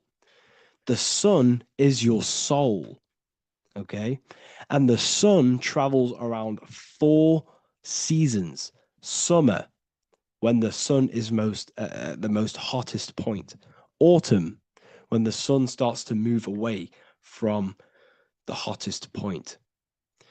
Things start to die. Then it goes to winter. This is when everything dies. This is when things enter in within itself. This is when darkness occurs. Then spring. This is the reignition of the sun. This is when the sun starts to bring back the warmth back to the summer. You have 4 seasons, which correspond to the 4 bodies of consciousness. Fire is the spirit. This is when you are passionate. This is when you are taking action. This is when you are fiery. The sun is blazing. You're taking action. You're very passionate. You're very spirit. You're in the spirit. Autumn is water, emotion. This is when you start to become very reflecting. This is when you start to feel emotional. Because in autumn, there's lots of water. This represents the emotional body of consciousness. Winter is the mind. This is air. Winter, what happens in winter? Everything enters within itself. The leaves die. The trees die. Everything dies and goes within. This is the mind. The mind is the darkness, remember. You close your eyes to enter within the mind. The winter represents meditation. In the winter, what do people do? They stay inside of their house. They research more. They read more books. They become more intellectual. They think more in the winter because we are so we're stuck inside. So we're more reflective. We're thinking more. We're more communicative. We're more intellectual. In the spring, this represents the earth, the body. This is when we start to come out of the mind and we awaken to the body and things start to grow again. The plants start to grow. The earth is growing again and reborn again. This is the body. This is when you become more active in the spring. And then the summer, back to the summer, we then take action on these thoughts and these thoughts that we gained over the winter. Essentially, this is just a massive cycle. And this is a daily cycle also. The nighttime is the winter. The morning is the spring. The midday is the summer. And the evening time is the autumn. This is a microcosm. We have 4 bodies of consciousness. You are the sun. You are the soul. And the soul has 4 bodies: summer, autumn, winter, spring. Emotion, air, body, spirit. Sorry, emotion, mind, body, spirit. So you are the soul. You are the pure essence of consciousness. The sun is your soul in the heart. And the seasons are inside of you because you are a microcosm. Okay? You are a microcosm. The word sun is son. The Latin word for sun is sol, which is soul or solo, because the sun is solo. It's on its own. You are the soul, and the soul has the 4 different bodies of consciousness. So before we move on any further, if I've blown your mind, please, if you can, leave a like, a comment, a share, and a subscribe. Let me know what videos you want me to make in the future. Please drop a like. It definitely will help me. You are a microcosm of the macrocosm. Man is a miniature universe that goes through its own cycles. The seasons of the summer, winter, spring, and autumn do not occur merely outside of him, but within him as well. The summer is within you. You feel different in the summer. You feel different in the winter. You feel, depending on the body of consciousness, it's your soul's interacting with. So the sun in the sky is your soul inside, and the sun goes through these cycles, which is affecting your bodies of consciousness, because the cycles represent your bodies of consciousness. Now, this ties in with the Bible. This is why we have 4 Gospels. This is why Matthew, Mark, Luke, and John are always seen with the 4 different zodiac sign animals or symbols. So you always see each one of the Gospels. If you just type in on Google Matthew, Mark, Luke, and John, type in ancient pictures, paintings, or pictures of them, and you will find these 4 zodiac signs are always standing with each one. Taurus, the bull; Leo, the lion; Scorpio, the eagle, an old symbol for Scorpio was the eagle, and a man for Aquarius. Here you see very, very ancient paintings and artwork. Here we see Matthew, the man, Aquarius. Here we see John, the Scorpio. Same here. We also see it on the tarot cards, on the world card. We see the 4 fixed zodiac signs. Here we see it as well. These are called the 4 fixed zodiac signs. Now, when we look at the zodiac, we're no longer looking at the sky, because what you must understand is as above, so below. What is above you is inside of you. What is above is what is below. What is outside of you is within you. The zodiac is inside of you. The zodiac revolves around the sun. The sun is your soul. These are different energies of your soul. Like I said earlier, the 4 seasons are the 4 bodies of your consciousness. And in each body of consciousness, you have these different energetic energies that you can work with. Okay, so this is the true astrology. This is the true astrology, the internal esoteric astrology. You can't find much information on this at all. Very hard to find. So what we're looking at are the 4 bodies of consciousness. Obviously, when you look in the middle of each, when we look in the middle of each season, spring, the middle of spring is Taurus. The middle of winter is Aquarius. The middle of autumn is Scorpio. The middle of summer is Leo. These 4 signs are known as the 4 fixed signs. Okay, Scorpio is fixed. It's the middle of autumn. Scorpio is a water sign, emotion. Aquarius is the air sign, the mind. Taurus is an earth sign, the body. Leo is a fire sign, the spirit. This is why we see Matthew, Mark, Luke, and John with the 4 fixed signs of the zodiac, which represent the 4 bodies of consciousness. Leo, the spirit, fire. Luke, Taurus, earth, body. Matthew, Aquarius, air, mind. John, Scorpio, water, emotion. Each gospel is depicting Jesus and showing Jesus in each gospel. Each one of these gospels is showing and depicting Jesus according to the different body of consciousness. In John, this is when Jesus starts to turn water into wine. Water is emotion. Wine is transmuted emotion. This is when he does miracles with his emotions, water into wine. Aquarius, which is Matthew, air, the mind. Inside of the Gospel of Matthew, this depicts Jesus as an intellectual person, a person who's communicating and using his mind, his mental body a lot inside of the Gospel of Matthew. Go and read it, and you will see this. Luke, Taurus, earth, the body. Luke shows and depicts Jesus according to the body of consciousness, the physical body. He shows Jesus as a human, being a human being, helping people physically and helping people's physical needs, like giving away food and doing all sorts of good things for other people. Leo, Mark, inside of the Gospel of Mark, this shows Jesus as a spiritual teacher, a passionate person who is taking action. Each gospel is showing Jesus according to the different body of consciousness. And Jesus represents you, the sun. That's why it's called the Son of God, the light of the world. Jesus represents your soul, and your soul has these 4 gospels, the 4 bodies of consciousness, the 4 fixed signs, the four elements and the 4 seasons. These things all correspond to your consciousness. So this is Leonardo da Vinci showing you the exact same thing. Jesus is the I am, the sun, the soul, in the middle, on his own.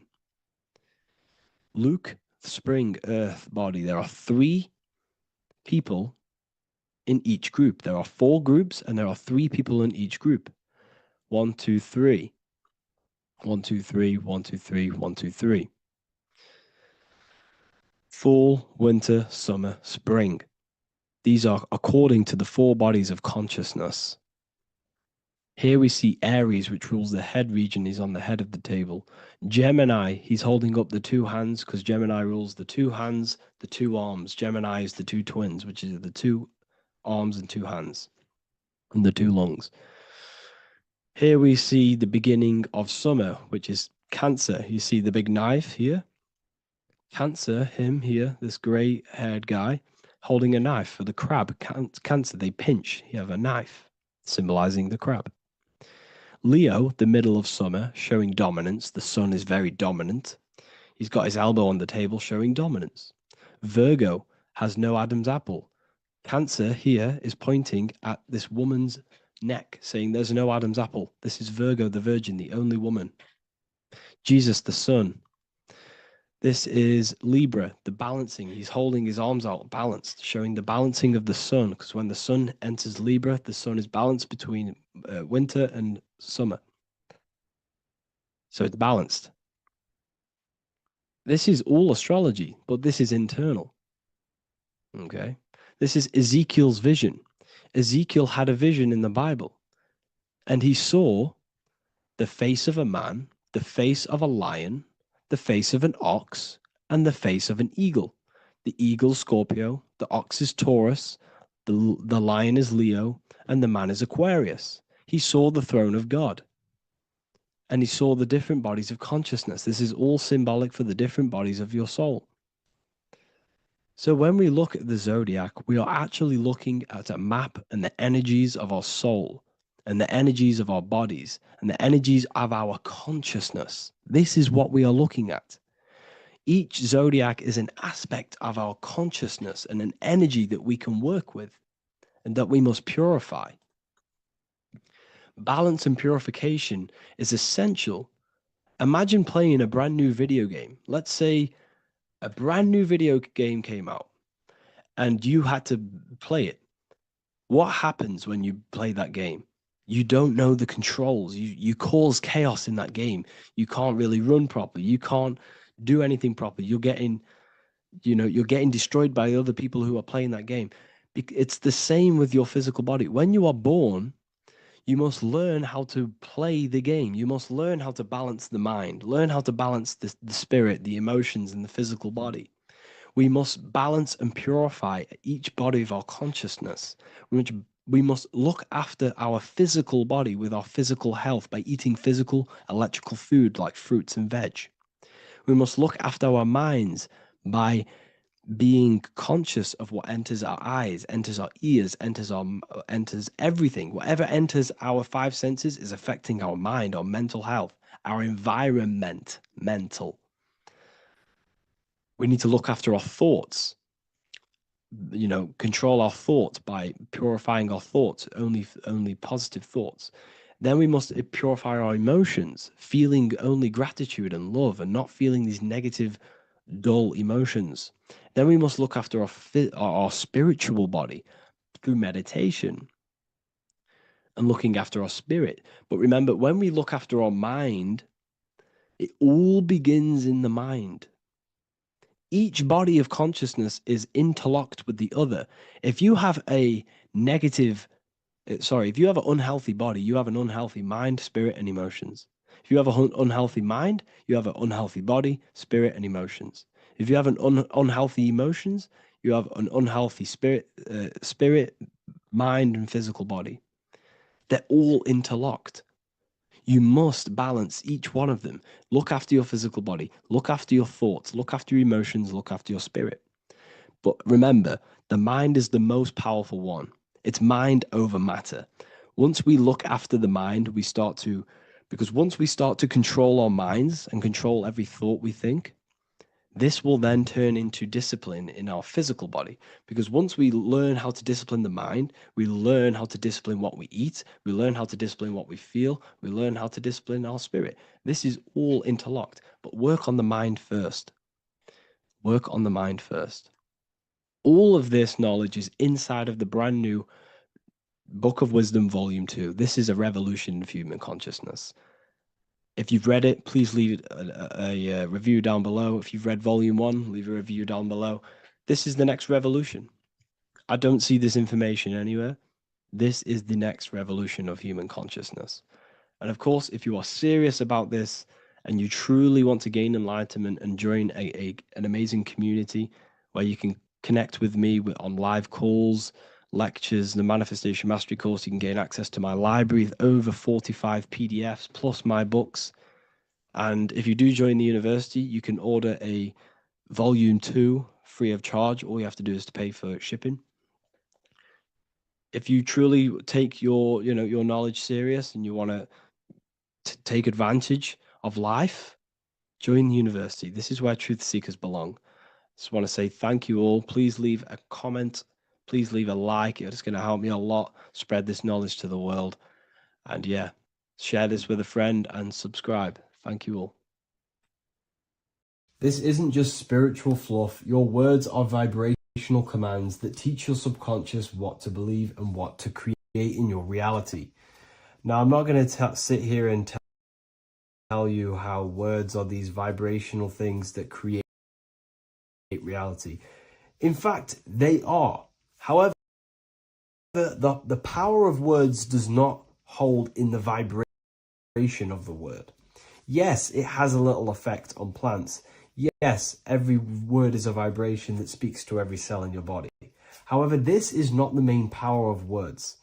The main power of words is restructuring your consciousness and invoking energy inside of your own consciousness. I'm going to go over these two in detail for you. Your life is an externalization of your consciousness. Your belief system, your internal world, are building blocks to create your external world. What you believe in is how you see reality. It is the filter that you see to see reality. If you want to change reality, you have to change your consciousness first. There's no point trying to create a change, a manipulation in the external world, because it won't last very long.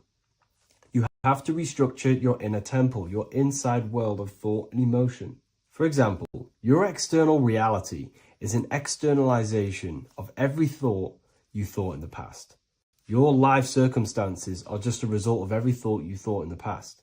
You become what you think about. So if we can control what we think about, we will control who we become.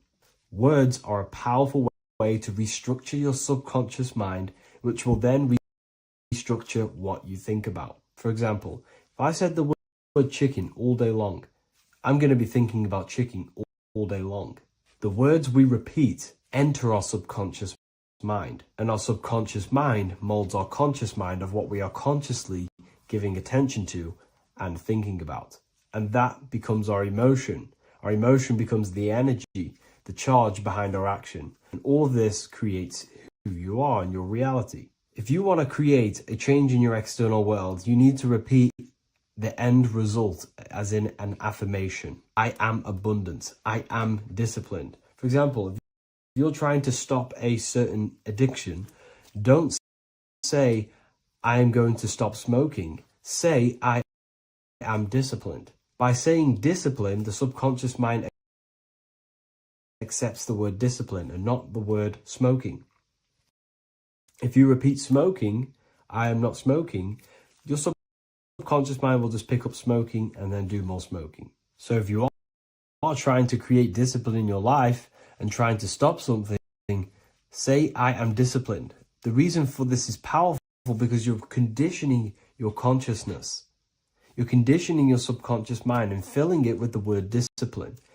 And I'm not going to say, do this a certain amount of times a day or do this in the mornings. I want you to do this as much as possible. I did this as much as possible. Whenever I had free time, whenever I had a free minute, I would say these words either physically or mentally, just to condition your consciousness. Words are the most powerful way to restructure your belief system and restructure your inner world, which will then mirror in your outer world. Words are also a powerful way to invoke energy. This is why when you see these magic occult rituals, you see people chanting and doing these things is because if you slowly chant a word, you can actually invoke the emotion. There are three aspects of creation: thought, emotion, action. Emotion is energy in motion. By repeating a word over and over again, you can actually begin to invoke that energy, that emotion inside your heart. And you can start to feel the reality as if you are already living it. And this is just another powerful way to condition your consciousness to become a certain thing before you have it. This is what magic is. Magic is all to do with reprogramming the subconscious mind, aligning the subconscious with a certain belief or reality, which will then produce an effect in our thoughts, our emotions, and our actions, which will then create that reality. So if you want to create something in your life, literally just repeat, I am something. I am is referring to your consciousness. I am is the highest aspect of you. It is the true self. Whatever you condition your consciousness will be mirrored in your external reality. I am abundant will condition your consciousness to feel and believe you are abundant, which will then seep into your thinking. And then you will start to act more on this because you are thinking about it, which will then change your external reality. Words are vibration, and vibration is powerful. However, if you truly want to change your reality, you have to change your inner world of consciousness. And words are the best way to invoke feelings to become the reality you want. And words are the best way to condition your consciousness to a certain belief or a thought. And by doing this, you're actually creating a root cause. The cause is your consciousness, your mind, and you have to restructure the mind to create that reality. Words are a great way to restructure your consciousness and create reality. If you are struggling with the internal chaos, if you are struggling with emotional chaos, if you are struggling mastering your mind, or if you are isolated from your high intelligence, because intelligent people are not welcomed in our population today. I have created an amazing space, Ethereal University. Check it out. I'll leave all the links below. And I'll see you inside, where you can learn everything you could possibly imagine about occultism, esotericism. I'll see you inside. Geometry. This is the study of nature, of the codes, the mathematical codes behind physical reality. So today we're going to be going deep into geometry and the true esoteric internal geometry, the geometry that no one really talks about, and how geometry relates to human consciousness. So essentially, what we must understand when it comes to geometry, the basics of geometry is everything is vibration. And this vibration is vibrating on a certain frequency. And this certain frequency creates a geometric shape, which is why in nature we see all of these different geometric shapes. All matter takes form in shapes. So if we put sand on a plate and we vibrate the plate on a specific frequency, we see that the sand goes into specific geometric shapes and patterns. So essentially, matter is energy condensed. It's energy vibrating on a low frequency, vibrating at a certain frequency. So matter is condensed energy. And each geometric shape is manifesting and showing a specific energy. Some shapes carry more energies than others.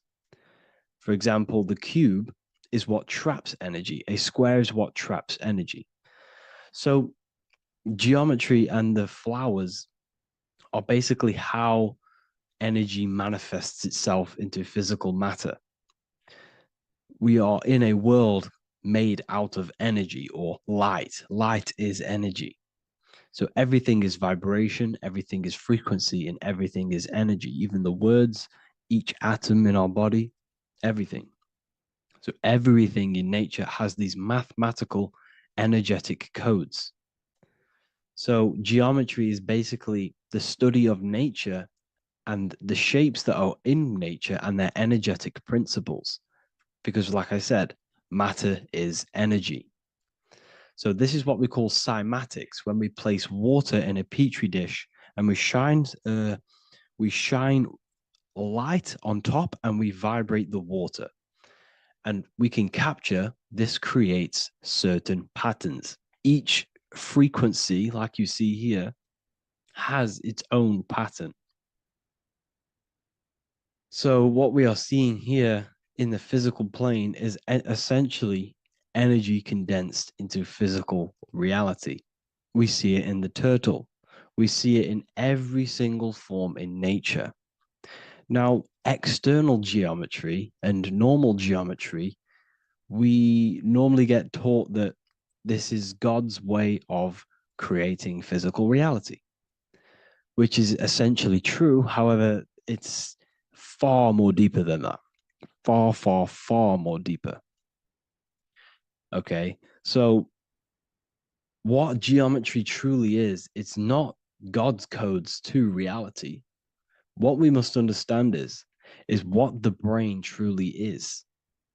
And what we must understand is that we are not in the world. We are not in the universe.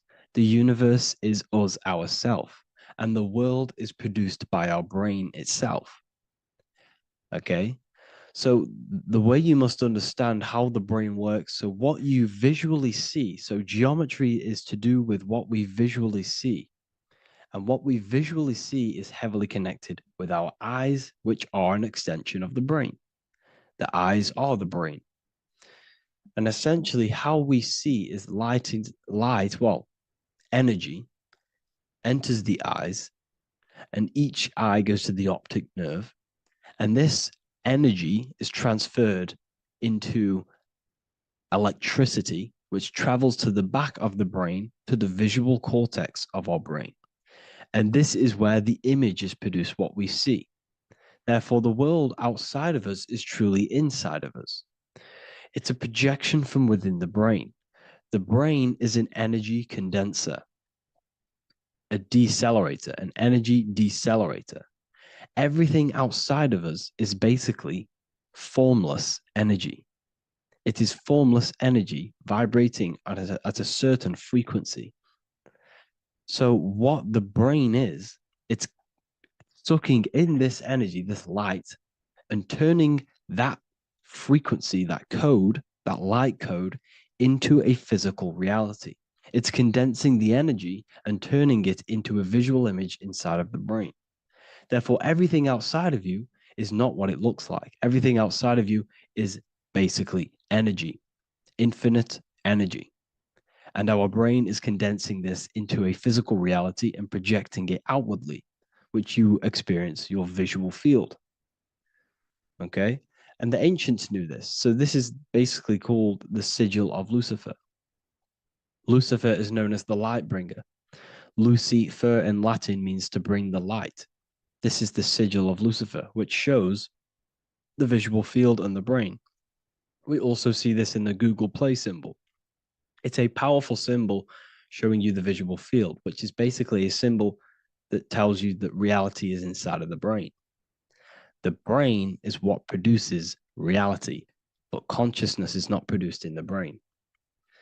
The brain is essentially a consciousness downloader. It's a computer and it's a reality simulator. The body is a simulation of physical reality. You are inside of the body experiencing the body simulation. The body produces this reality. It's a piece of technology. So Lucifer is to bring the light. Lucifer is the light being produced in our brains. Okay. So this is why they say Lucifer can tempt you. Lucifer can be the devil because it represents physicality. It represents the false light. Lucifer can trick you because it represents the physical world can trick who you truly are. So now that you understand how the brain is basically an energy decelerator and it creates and simulates a reality to your consciousness, you are no longer a person in a universe. You are the universe itself experiencing itself. Therefore, geometry is heavily linked in with the brain. Geometry is essentially how your brain and how your eyes decode energy. So what you are seeing is the mathematical codes of your brain creating reality. So what they teach you is the external is that geometry is God's way of creating this world, and these are the mathematical codes God's created. But now I'm telling you the internal. This is the truth. Geometry is how your brain mathematically condenses energy and light into a physical reality. So therefore, your brain is a computer program. So now geometry is nothing outside of you. Geometry is not something created by something else. It's created by your brain. Your brain produces these patterns through mathematical codes by breaking down energy into physical reality. And this is why you see geometry in everything around you. This completely changes your view on geometry. It's in your ear, it's in your face, it's in everything. Geometry is everything. Okay. So now that you understand this, now, as we were talking about the visual field earlier, the ancients knew about this. The ancient Egyptians knew about this. We can see this symbolism inside of the casket, the Egyptian casket. See, this crossover represents the visual field. This represents the back of the brain. This is the left hemisphere, the right hemisphere. And now some of the most simplest teachings in geometry is that straight lines are masculine and curved lines are feminine. And we even see this in the human body. The feminine human body is curvy and the masculine human body is liney. And even with the genital reproductive area, we have a line and a curve, 0 and 1, the binary code of all creation, 0 and 1, because that's basically all that exists. Nothingness and one, nothingness and God, nothingness and consciousness. That's all that exists. Now that I've told you that, the basics of geometry and the line and the curve and the feminine and the masculine, what do we have here? You see this stick here? This is a curve. And what's the right hemisphere? The right hemisphere is the feminine, the feminine energy, the feminine aspect of our brain. Then we have a straight line. This is straight lines. Now this represents the left brain. So the Egyptians are showing you the left masculine brain and the right feminine brain because of the curve and the straight line. And this is the visual field, the crossover. So there's a crossover in the brain. The left eye is connected to the right brain. The right eye is connected to the left brain. Okay, so the left eye is connected to the right brain. The right eye is connected to the left brain. The solar and the lunar. So, like I said, everything outside of you is basically energy. Your body is basically a holographic avatar, condensed energy produced by your brain. There's nothing actually outside of you. Your five senses are electrical threads of light. And when you touch something, this is basically electrical signals in your nervous system, which are reporting back to the brain. Therefore, what you touch is actually, you're not touching. The feeling that you feel when you touch something is not the true feeling. That's your nervous system you're feeling. You're feeling your nervous system in the brain. It's electrical signals to your brain. So the five senses do not decode, well, what you're experiencing as the five senses is not outside of you. This is your brain interpreting electrical signals. You don't experience the world, you experience your nervous system and your brain. The nervous system is an extension of the brain. So this is the truth. This is not woo-woo spirituality. This is true consciousness science that I'm teaching you here. Okay? So nothing is truly outside of you. It is a universe. You yourself are the universe, the fabric of the universe itself. The only thing that exists outside of you is essentially energy. That is it. And your body and your brain condenses this energy into reality. So when we look into architecture, why is architecture, the ancient architecture, so important? Because what did I tell you at the beginning? Shapes and physical matter is condensed energy. Each shape holds specific energy.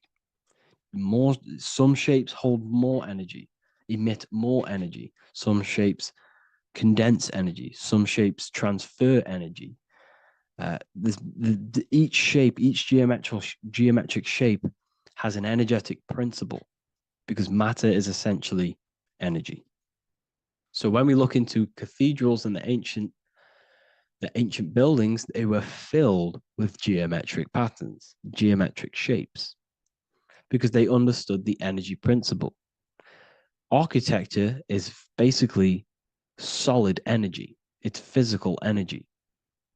If we create this pattern here is an energy code. And if you stand next to it, you're going to gain that energy. It's going to be imprinted on your body. So essentially, they filled their buildings with high energy geometric shapes, points, triangles, pyramids are very, very energetic. This is why you have crystal pyramids made, organite pyramids. They're always in pyramid shapes. That's why the Egyptians built in pyramids, because pyramids hold high energy. They emit high energy. So this is why you see all these different geometric patterns. Okay. So in the real reality, in the energetic plane, this building would basically look like this: lines and grids of energy.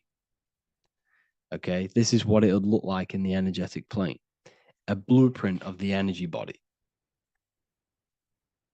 So as you see here, these are the different frequencies in a petri dish, of water in a petri dish. And you can see they are specifically aligned up with these specific patterns. You can see geometry even within geometry. It's fractal. So essentially, when you would stand inside of these buildings, they would imprint the energy of the building in your body, because your body is healed through energy. You have an electromagnetic field around your body. So by creating buildings with geometric patterns, we are essentially increasing the energy of the building, because the building itself is energy. Okay. So when we fill it with geometric patterns, we're increasing the energy. We're giving it a certain energetic imprint. So when you stand inside of that building, you're being imprinted with that energy. Okay. So especially with these windows, these stained glass windows. Well, why are they stained glass? Well, color is frequency. So when you have all of these different colors, and not only were they just painted, some of these colors are specific gemstones, crystals, natural stones, which all hold energetic principles. Each crystal is vibrating on a certain frequency. Wood has its own frequency. Metal has its own frequency. What you must understand is that everything in nature is not just a piece of matter. It's vibrating. The atoms of wood are vibrating on a certain level, which give it a certain energetic principle. Each crystal is vibrating. The atoms of the crystal are vibrating on a certain frequency, which give it a certain energetic principle, quality. So each thing, this is why the ancients were obsessed with natural stones, natural things, crystals, natural metals, and they wore different metals, different things like copper on their bodies, because they understood the atoms of these natural things are vibrating, which give certain qualities to you if you wear them. So you're not wearing it, you're basically putting that frequency onto your body, because they understood this is energy. If I put copper on my body, I'm not putting copper on the body. I'm putting the frequency and the energy of the atoms onto my skin. And that frequency of them atoms are going to vibrate my skin, that frequency, and heal my body.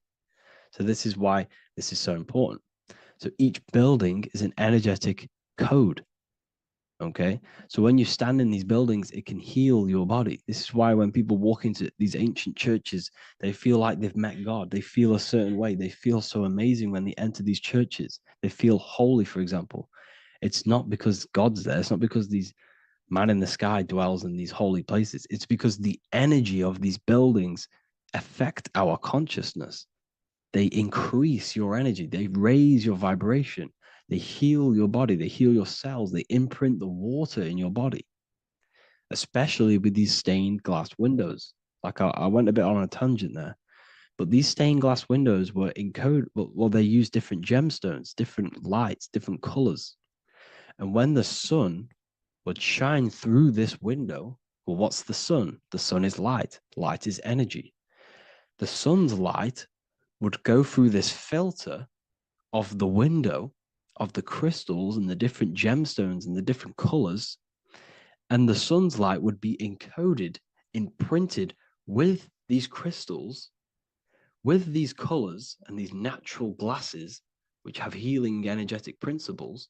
And when you are inside that building, the sun's encoded energy of the window would be imprinted into your body, into your energy field, and it will heal your energy field, and it would heal your body, your cells on a cellular level. Because your body is what? 60 to 70 to 80, some people say 80% water.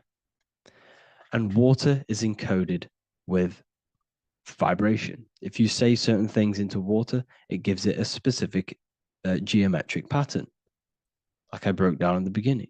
If you say love to a water and then freeze it, it will go to this. If you say hate, it will go to a distorted pattern. So when you are in these buildings, you're being imprinted by the energetic codes of these buildings, the energetic principles of the windows, of the structure itself. The ancients never used to build in squares. Their buildings, their insides were never square rooms because they understood squares trap energy. They always had pointed roofs so energy can escape. So there's many little things that we need to look into geometry. For example, when you see magicians, when you look at ancient magic, why do they stand in circles with different geometric patterns? They use different geometric shapes. Why? Because shapes are energy. They hold specific energy. So when the magician stands in a circle with a pentacle, they're working with the energy of that pentacle. You can work with different energies based upon the different geometric shapes that you draw. And you can use this in your structure, in your architecture, in your work, and it can influence everything. So this is the true geometry. I hope you gained a deeper understanding on geometry and how it relates with you and your consciousness. Like I said earlier, your brain produces geometry. It's basically how your brain decodes energy. It's not God, how God creates this reality. And no, you're in this reality. You are the reality itself. Your body produces the reality. Therefore, geometry is one with you. So therefore, if I play with the geometry of the buildings, for example, like the government have, everything's in squares. If you look outside, everything's a square, everything's a rectangle. You go to a city, every window is a rectangle, every building is a rectangle. You live in a box room, everything is boxed and squared off in this reality, in this modern society. Why? Because they're trapping energy. The box is the cube is the most simple geometric shape, which basically condenses energy and it traps energy. And if you subconsciously see squares all the time, your phone's a square, your TV screen, everything's a square, your keyboard, your desk. Go and look at the ancients. They never used to build in squares and cubes. And if you go into nature, you'll never see squares and cubes. Nature doesn't create squares and cubes. Everything in the modern society is squares and cubes to simple your consciousness down, to dumb your brain down. So the ancients built very, very complex structures. Why? Because they understood what we see affects our brains, because our brains decodes reality and creates reality. If you see a sophisticated building, this is going to give you a sophisticated mind and raise your IQ levels over time, subconsciously. I'm not saying if you look at this building, you're going to become smart. I'm saying if every single building in your environment, ment is mind, mental, every single building in your environment was this complex and complicated, it would increase your IQ on a subconscious level. It'd make you more complex, make you more intelligent. So they've dumbed everything down. They've dulled everything down. Look at everything. Everything is being dulled down. So anyways, I hope you all gained a better understanding on this. If you want to gain more occult knowledge and esoteric knowledge, make sure to read the Book of Wisdom Volume 2. If you're inside the university, you can get this book for free. Go to the general chat area and follow the instructions, and you can order yours for free. Truly life-changing stuff, because the issue is with the world is that no one really understands who they are, what they are, and why we are here. That is the issue for people's depression, for people's wrongdoings. They don't understand who they are, what their emotions are, what their mind is, what their body is, what reality is. This book gives you that. This book gives you the sense of understanding, the sense of well-being that will give you a better life, because you understand life and what life is. And if you truly want to take your studies to the next level, we have the Ethereal University. This is the place for truth seekers, where you can connect with like-minded people, so you don't have to feel insane, because not many people think this way. I've been there. I've been there when people, when you wake up and not many people around you are thinking the same way, and you start to feel a bit insane, and you can't really talk to people about these things. That's why I created this, so you can connect with people and learn at the same time and become the best version of yourself by understanding truth and knowledge. We do. If you join, you'll gain access to free live calls every single week, every single Saturday morning. We do live calls. You can ask me questions and all sorts. So make sure to leave a like and a comment.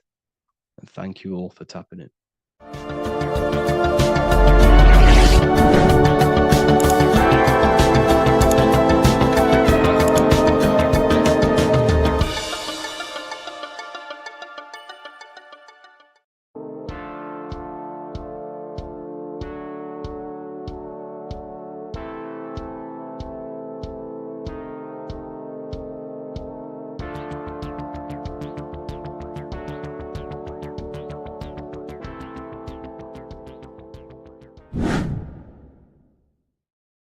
People, how are you all doing? It's Revival of Wisdom, and today we're going to be talking about your birth certificates and how we are slaves to a system, and how they have trapped us into this system. Okay, so the first thing you need to understand about this system is there are two types of laws. You have the law of water, which is admiralty law, and the law of the land. So the admiralty law is the law of water, and this is what money is. Money is water. This is why we say liquidity, currency, the current. A current is water, something moving through something. Cash flow. And this is why banks are called banks, because a river bank is on either side of the water and it directs the currency. You see? So money is water. And as you can see here, Ripple, the cryptocurrency, Ripple, water Ripple, and they're building a bridge over water, overseas, international banking with cryptocurrency.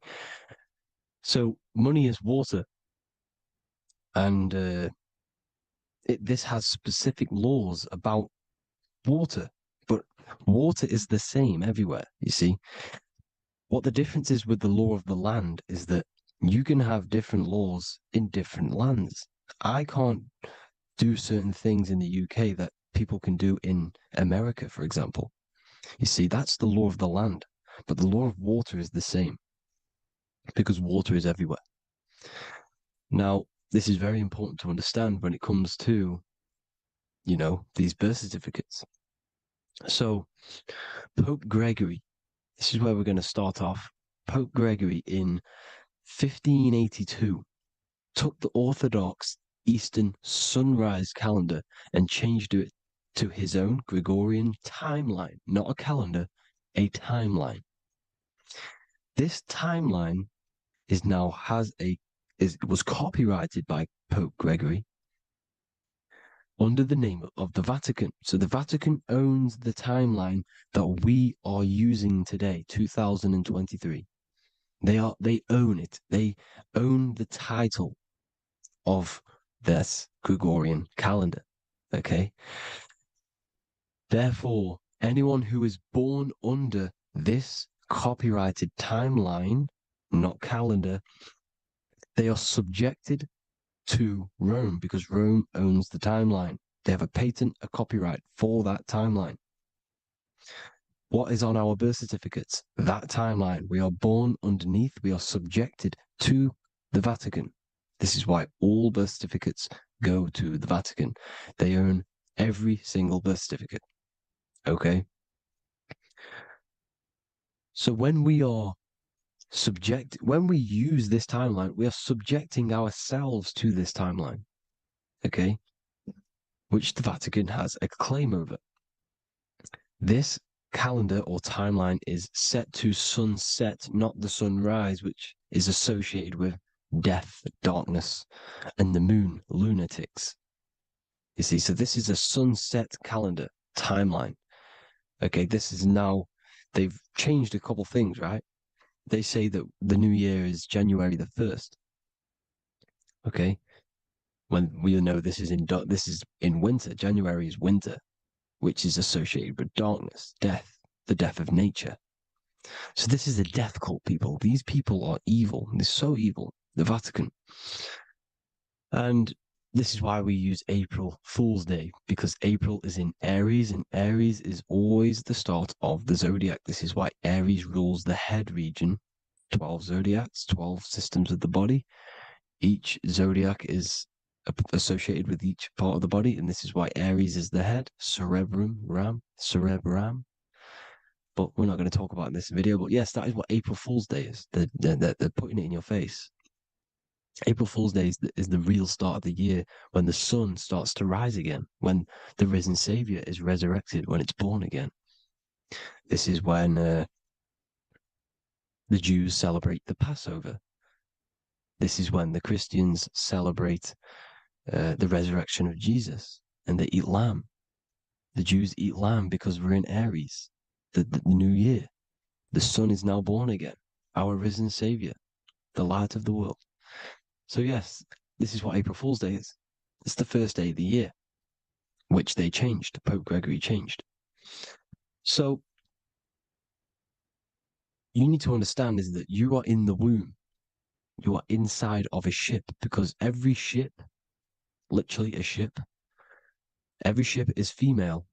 This is why they say she delivers the product, because she does deliver the product, you, the baby. Same thing with a ship, they deliver products. They are a she.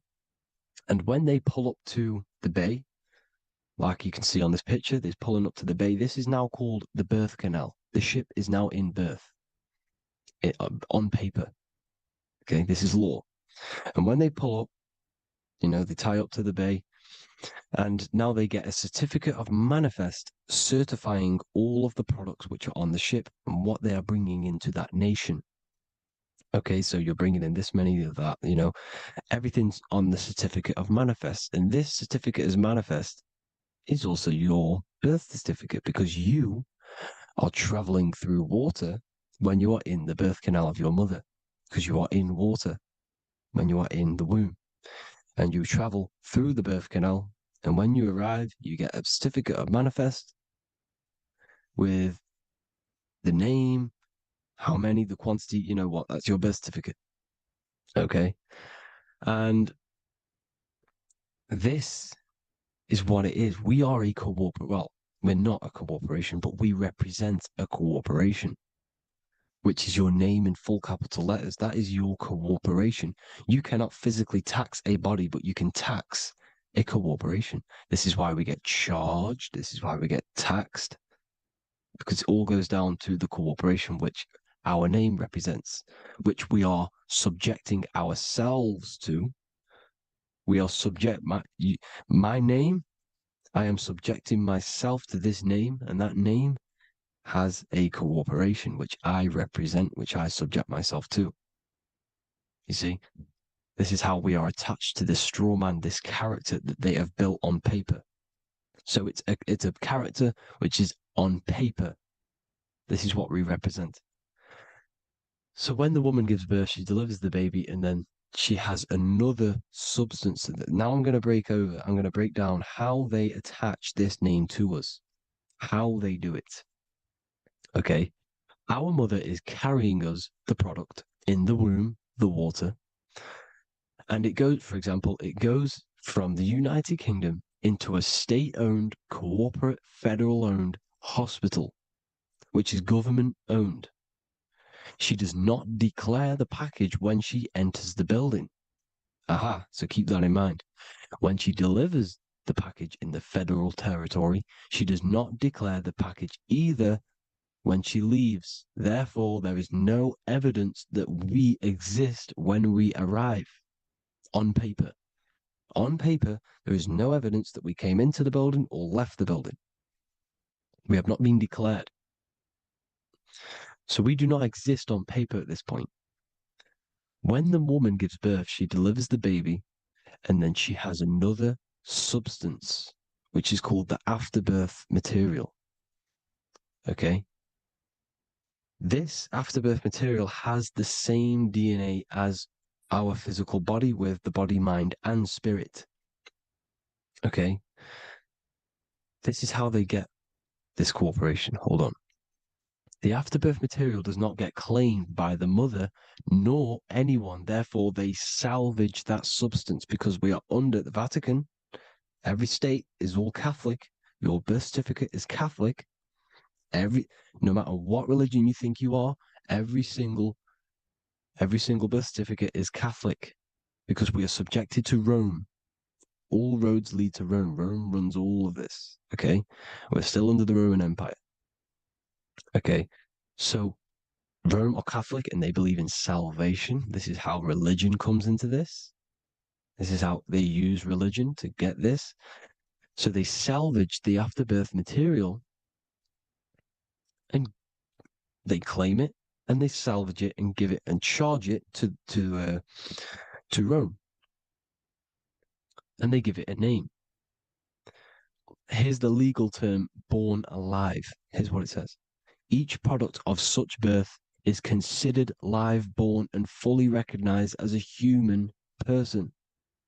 So each product of such birth, so that could be anything, the afterbirth, the person who actually comes out, the baby.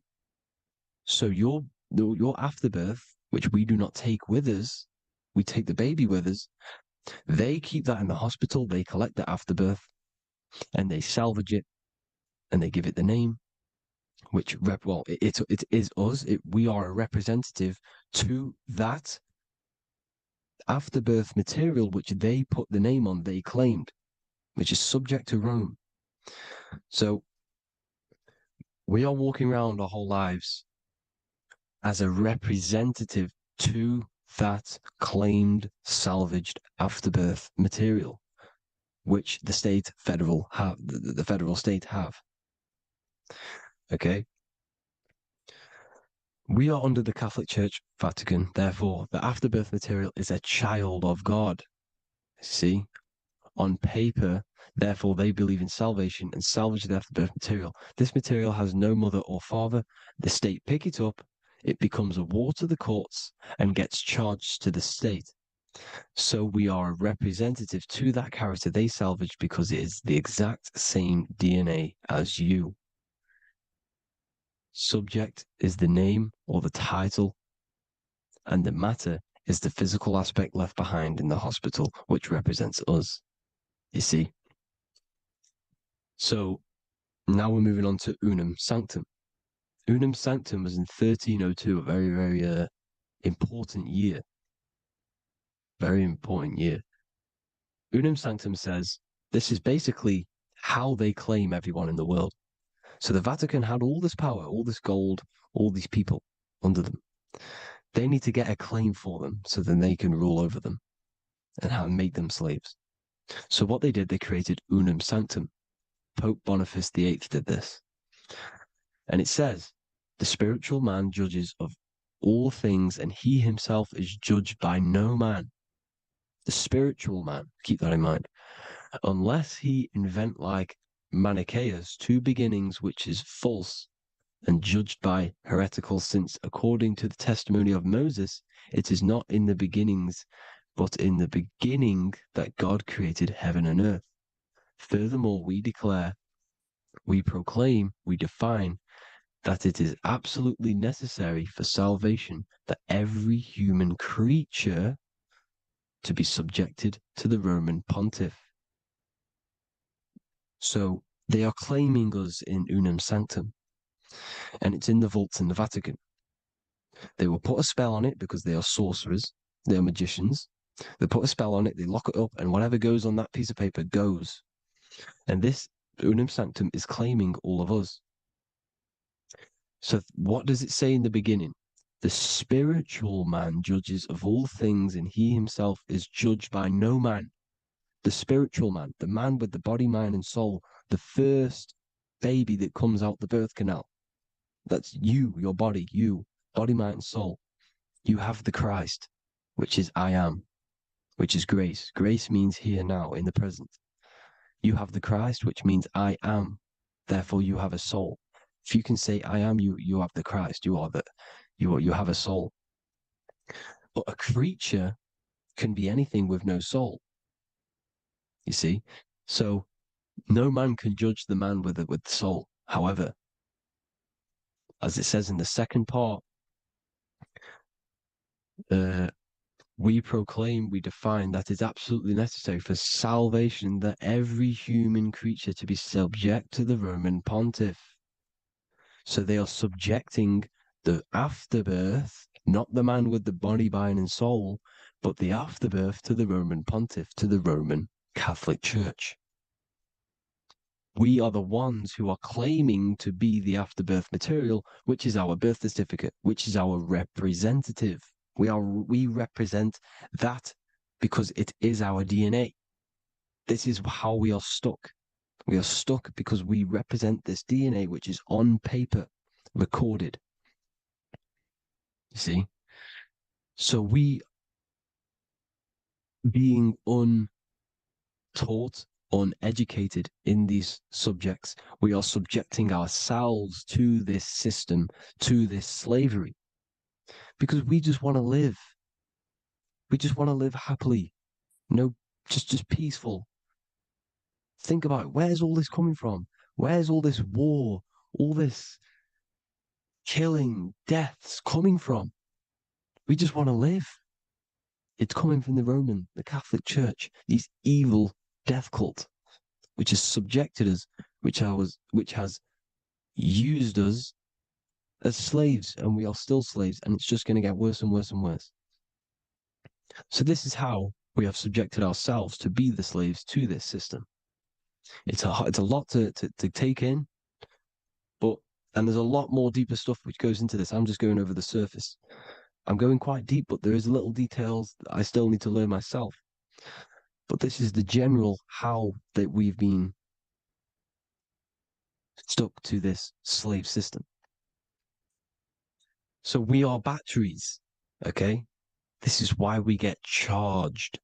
When you go in a court, you get charged, okay? Because you're a biological battery. This is why cities look like motherboards, because we are feeding energy to this matrix.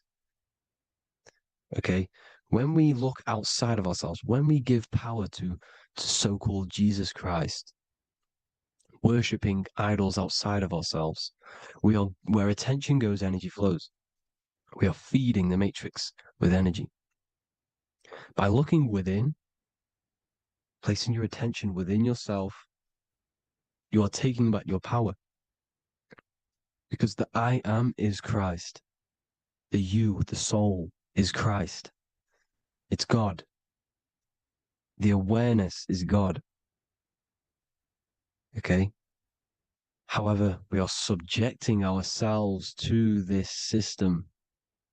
We're subjecting ourselves to this system, and they're feeding off our energy. So what we need to look for the future is that, think about it, with the end goal is to change our DNA, is to literally make us robots, transhumanism, slaves. This is why we have smart cars, smartphones, smart watches, smart meters, smart cities.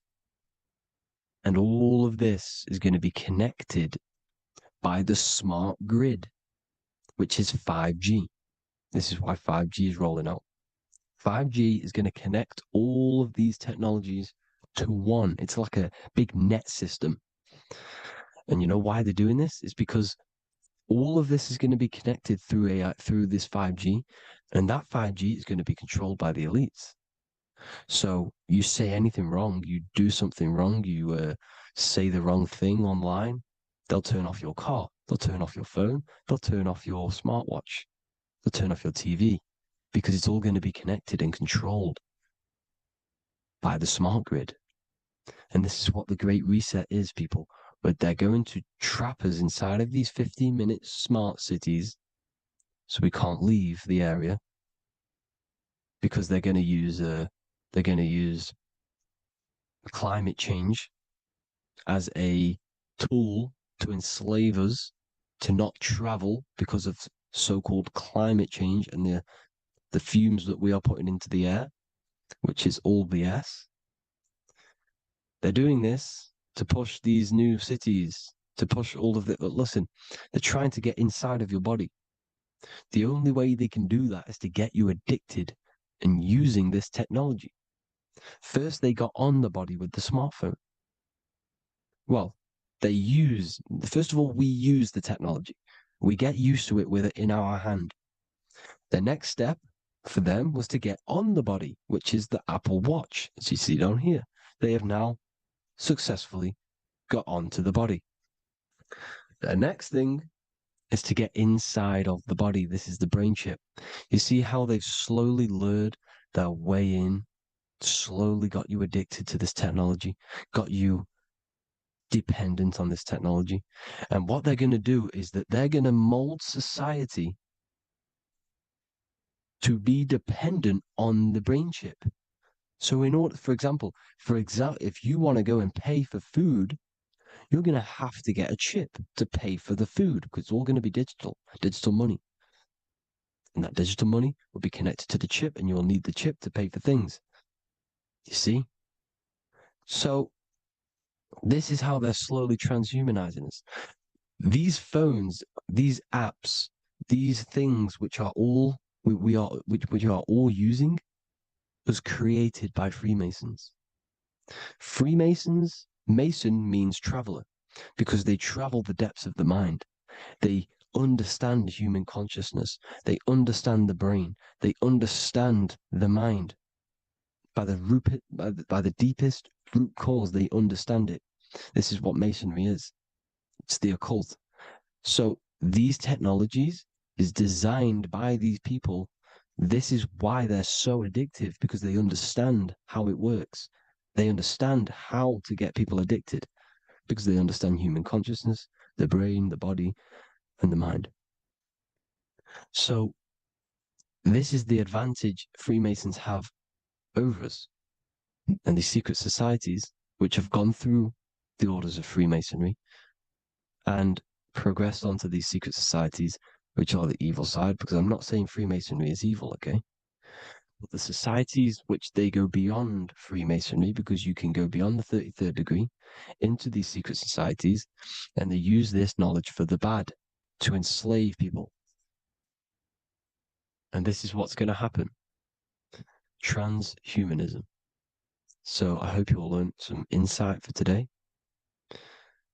Please do a bit more research on, the birth certificate and stuff like that, the straw man.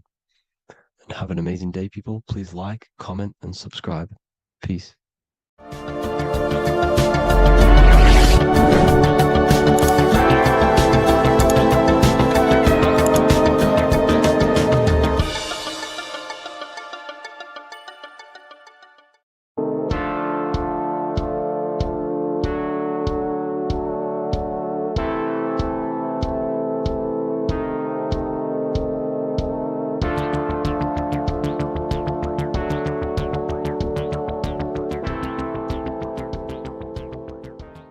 Welcome back everyone to another video.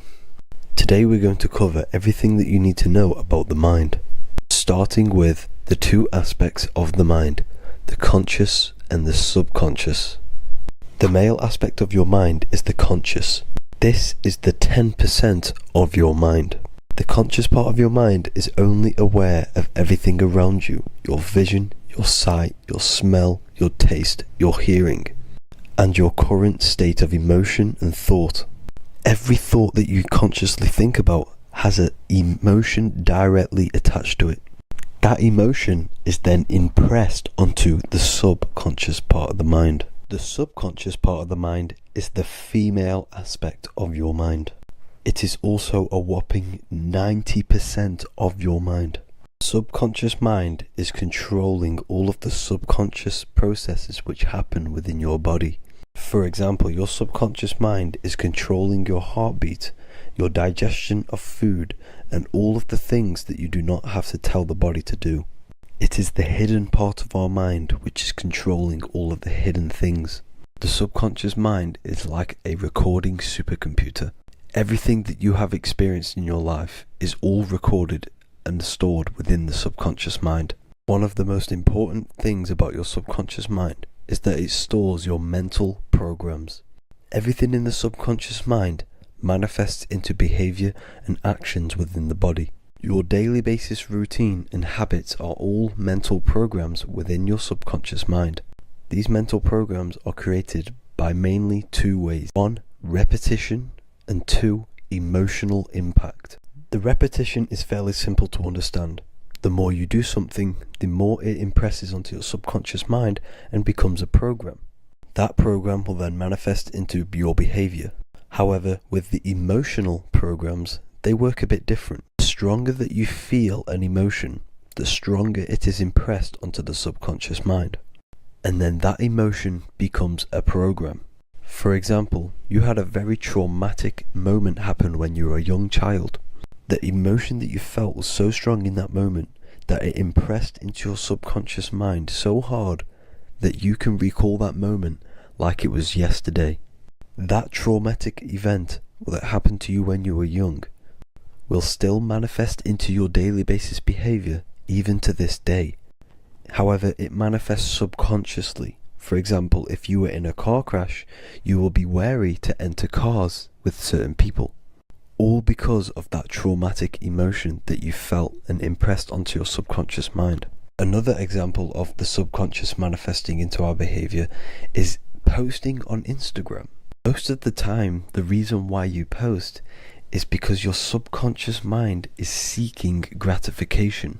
So before you actually do something, question yourself and find out the root cause of why you are doing this. Another thing that you need to understand about the subconscious mind is that it takes everything you say and hear literally. So for example, if you go and say, "You are an idiot" to someone, your subconscious mind will only pick up the word idiot. It only knows yourself. It doesn't know anyone else. You are casting a spell on yourself just by saying that to someone else. This is why the golden rule is to treat others like you'd like to be treated. Now, you can rewrite these programs which are already in your subconscious mind. However, it does take consistency. You have to change these programs which have been running for years. And by changing these programs, you change your behavior, because these programs manifest into your behavior. The best way to do this, personally, is to listen to affirmations first thing when you wake up in the morning, and do this for 10 minutes every single morning. Then at night time, you want to think and feel that you are becoming the reality that you desire. The more that you feel this reality, the more it will become a program and impress your subconscious mind. For example, you're trying to gain financial freedom. If you trick your subconscious mind into creating a program saying that you are financially free, this will manifest into your behavior. You will start doing more work. You will start looking for ways to make money. Your mind will be set on the frequency of money and financial freedom. Therefore, you will receive thoughts based around this program. If you take enough action, your life will dramatically change because of this program that you created in the mind. This is why we call it a mindset, because your mind is a frequency tuner which sets its frequency onto different thoughts, because thoughts are frequency. If you fill your mind with a specific frequency, you will gain thoughts and ideas based around that frequency. To create a stable mind, you need to master your emotions. You need to change your mindset. Everything that you experience is neutral. Based upon the mindset that you see it, you either give it a positive or negative charge. By understanding this deeply, you will then control your emotions. I hope you gained some wisdom and enjoyed this video. Please, if you can, leave a comment and a like, and subscribe to the channel if you like this content. Love and light to you all.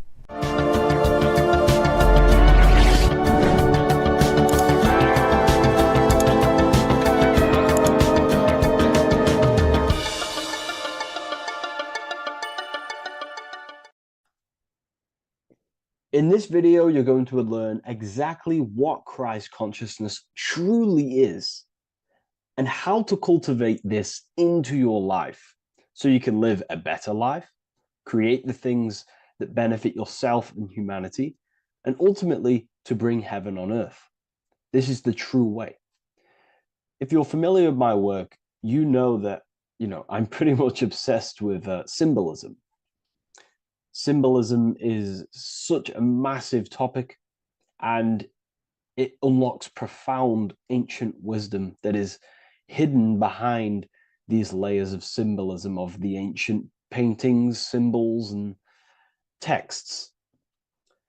So I was going through some Christian artwork and I came across this painting. It's a well-known painting called The Sacred Heart of Jesus. And it just blew my mind. What this is revealing about human consciousness and Christ consciousness, which is what Jesus represents. If you're not familiar with Christ consciousness, you should definitely do a bit of research on that. But I'm going to explain it today in detail. So when we look at this painting, we are looking at symbolism. We're looking at consciousness, a state of being, a state of living, a way of thinking, a way of feeling, and a way of acting in the world. As I've said this many times, we're all creators. We all create and generate reality. And you don't just have your personal reality, you have a collective reality. Your reality is affected by the collective consciousness. Depending on the collective consciousness's understanding of reality will also affect your life. We have a collective life and a collective experience. So Jesus in this depiction here is in a way showing us instructions to reach Christ consciousness, whether you see it yet or not. But I'm going to decode this for you. And your mind might be blown after watching this. Okay, so so what is the meaning of Christ consciousness? What's the whole purpose of this? Very simple. Like I mentioned before, we have a collective experience on this world. And Christ consciousness is the natural consciousness that we all need to be functioning on to generate peace, love, and unity on the earth in this experience we call life. That's what Christ consciousness truly is. It's a state of being that we need to cultivate within our own self, within myself, others, and everyone in this life and experience, so that we can all live in peace and heaven on earth, what they like to call it, so that we can generate the best experience possible together on this thing we call earth, on this material world, this material dimension. The material dimension is simply just a physical dimension of thought. It's a physical outcome of thought, but that's a whole other lecture. So please leave a like, leave a comment if you have any topics to talk about that you wish for me to cover, and definitely leave a subscribe if you like my content and channel. So to go deeper into this, right, we've explained what Christ consciousness is and what it actually, will do to the earth and what it will do to reality in our collective experience. And it's also representing a profound understanding of self, a deep understanding of the true nature of self, the true source of self, what the self is, pure consciousness, pure God. We are all Jesus. Jesus is you, a physical manifestation of the divine made manifested physically. A physical manifestation of consciousness, okay, of spirit descended into matter.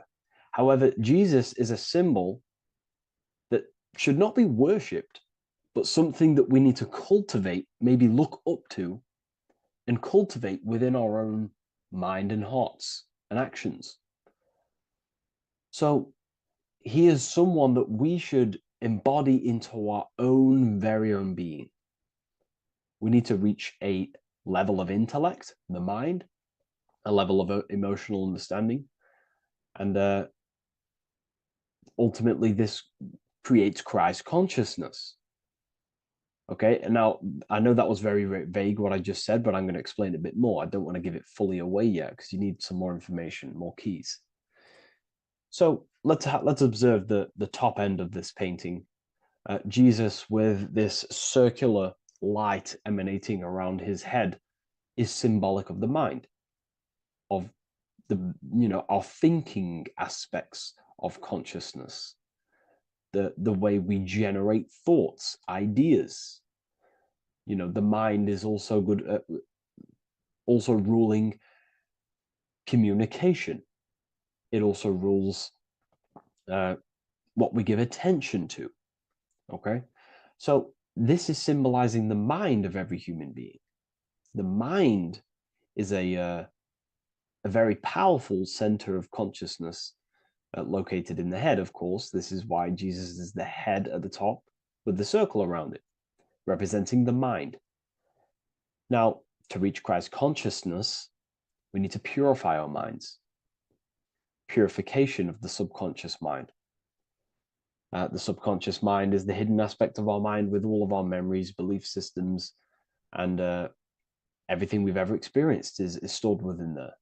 We have traumas there. We have bad belief systems that hold us back. So it's about reprogramming the subconscious and aligning the subconscious with higher consciousness, with higher understanding of self, removing any mental blockages from the mind. Because in today's world, most people's minds, including myself, before I, purified myself, and I'm still continually purifying myself. That's not to say I'm perfect, because I'm definitely not. But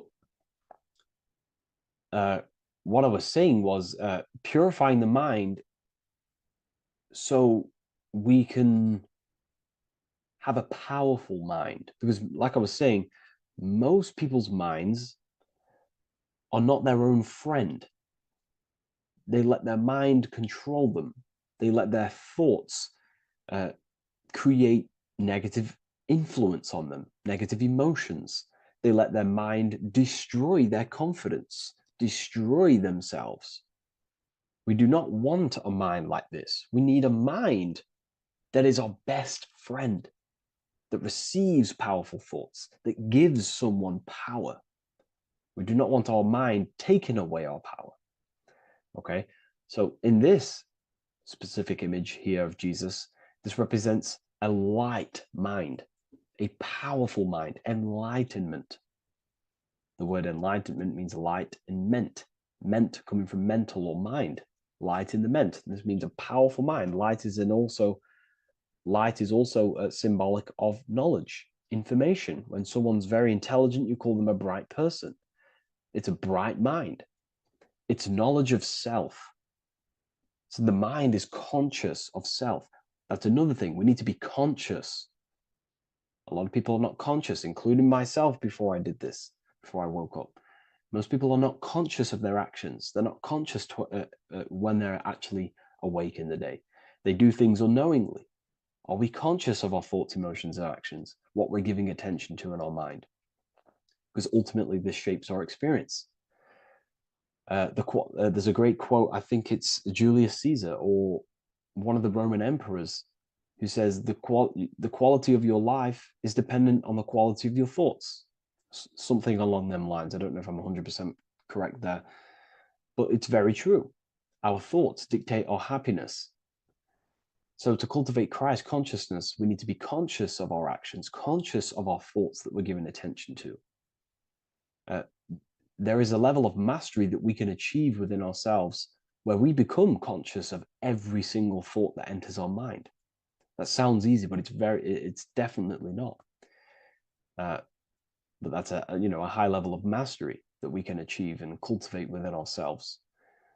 So we're looking at a powerful mind here from Jesus, a powerful mind, a purified mind. And we purify the mind through, affirmations, meditations, ritual work. Rituals are things we do every single day with an intent in our mind and an emotion in our heart to impress that state of consciousness into our subconscious so we can slowly rewrite our consciousness and align our consciousness and sync it with higher thoughts and higher emotions with love. We can sync our consciousness with love, which is ultimately what Christ consciousness truly is. Well, now we're going to go on to that now. So we've gone over the mind. Now we go over the heart. Now notice before we go into the heart, Jesus is revealing. He's pulling back the robe, symbolizing opening the heart, revealing the heart, revealing the soul, the light of the heart. Our authentic self lies in the heart. Our pure intentions, our love, our soul needs to be shining through our heart. And our soul is unconditional love. Now, that's not to say that we can get corrupted hearts. We surely can have corrupted hearts, for sure. We can love sick and twisted things, and that's evident in today's world. People love killing people. People love hurting people, manipulating people. People love power. Now, that's obviously an inversion of the natural state of consciousness for humans. When we're born with a natural state of love, of unconditional love for the self, for everyone else, for animals, insects, the earth. We love everything as a child. And not only do we love everything, we actually act upon this. As a child, we do not act on anything we know is not good. And I'm talking early stages of being a child, before we're indoctrinated, before the mind and heart become corrupted. We are pure. This is symbolizing this. Light represents also purification and truth, because when you shine light on something, it's the truth. You see it. You shine it through the darkness. It reveals. So light, this is symbolizing revealing the light of the soul, of love consciousness, holding love in the heart, true love, not love for sick and twisted things, but true love for the self, the body, and for everyone else and all things. Holding love in the heart. There's a famous saying of keeping the sun in your heart. Keep the sun in your heart. It's a very famous saying. What the sun is a symbol of love. What does the sun do? It gives abundantly. All it does is give light, give energy, power, light to the earth, and everything is feeding off this source. The sun expects nothing back. It just abundantly gives. It's a symbol of love. This is the love principle of creation. Now, the heart is also governing our actions. What we think about, in our mental field of consciousness, is directly corresponded and observed in our hearts. What we think about directly corresponds with what's going on and what we feel in our hearts. Thoughts produce emotions. So if we give attention to negative thoughts, there's no wonder we're having negative emotions in our hearts. So purification of the mind is also having an effect in purification on the heart. Because when we purify our thoughts and only give attention to powerful thoughts and positive thoughts that uplift yourself and humanity, then we're going to also see this change in the heart, see this emotional change in our consciousness. So this represents the purification of a purified heart, the light emanating around the heart. love for the self, love for one another. And you're revealing this. You're shining the heart on others. This represents, revealing your true self to everyone without suppressing aspects of self. Revealing the light, not holding back the light. Because people in darkness will look at people who are spiritual and say, oh, he's into the woo-woo stuff. It's about revealing that and not caring about others. Because when you shine a light, you're also planting seeds in other people. Now, I'm going to tie this together with the hand gesture. Now, what we're looking at here, we're looking at a hand gesture with 2 fingers up. We have the middle finger and the index finger upwards. And notice how they're crossed over. They're crossed. They're not separate. They're crossed, representing unification. Unification here. This is a unified 2 fingers. 2 represents division. Crossed over represents oneness.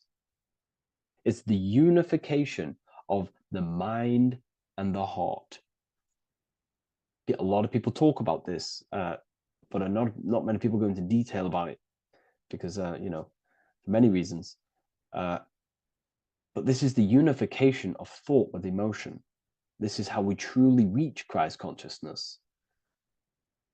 And ultimately, when we do gain the love in our hearts and we do slow, it's a gradual process of cultivating love for the self and everyone else in the world, because we're so programmed to be divided.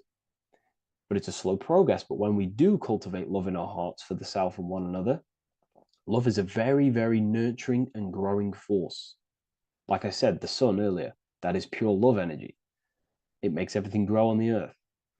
While love in your heart grows connections with people.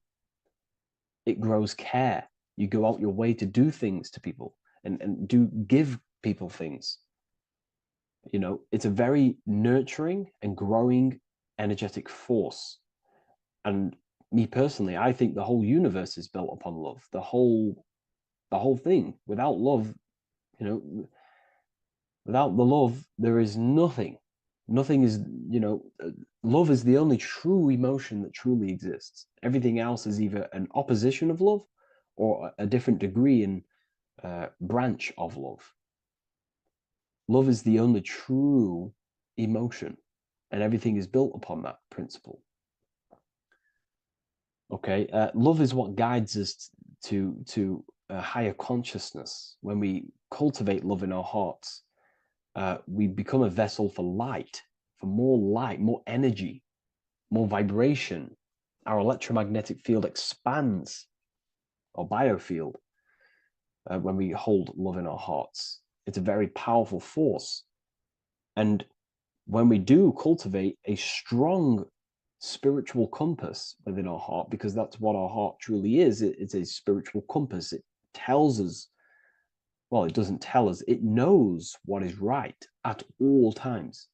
If you think something, your heart tells you whether that is right or that is wrong, whether you should act upon it or whether you should not. The heart knows what's good and evil. No one told you this as a child. As a child, you already knew this. You came into the world, you knew what was right and wrong.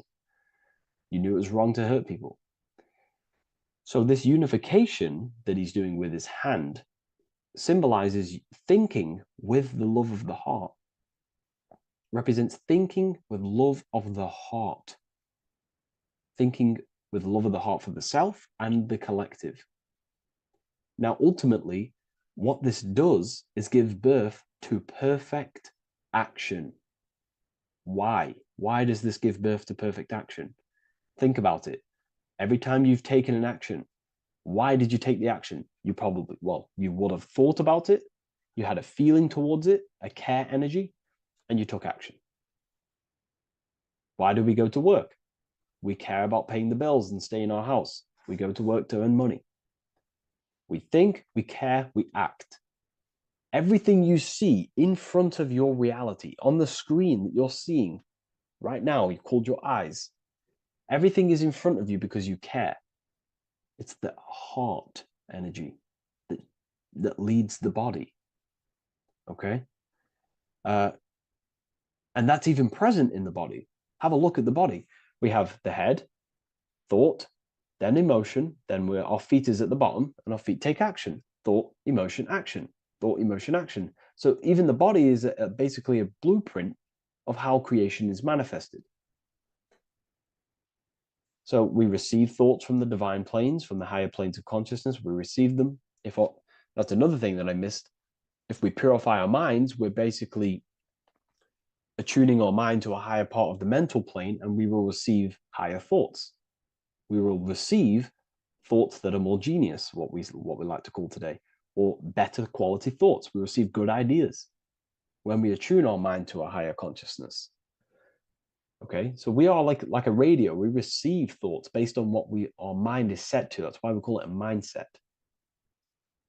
So, like I was saying, we receive thoughts through the head, we feel the emotion, then our feet take action. Thought, emotion, action. So the body's a blueprint of creation. It's beautiful when you really notice this.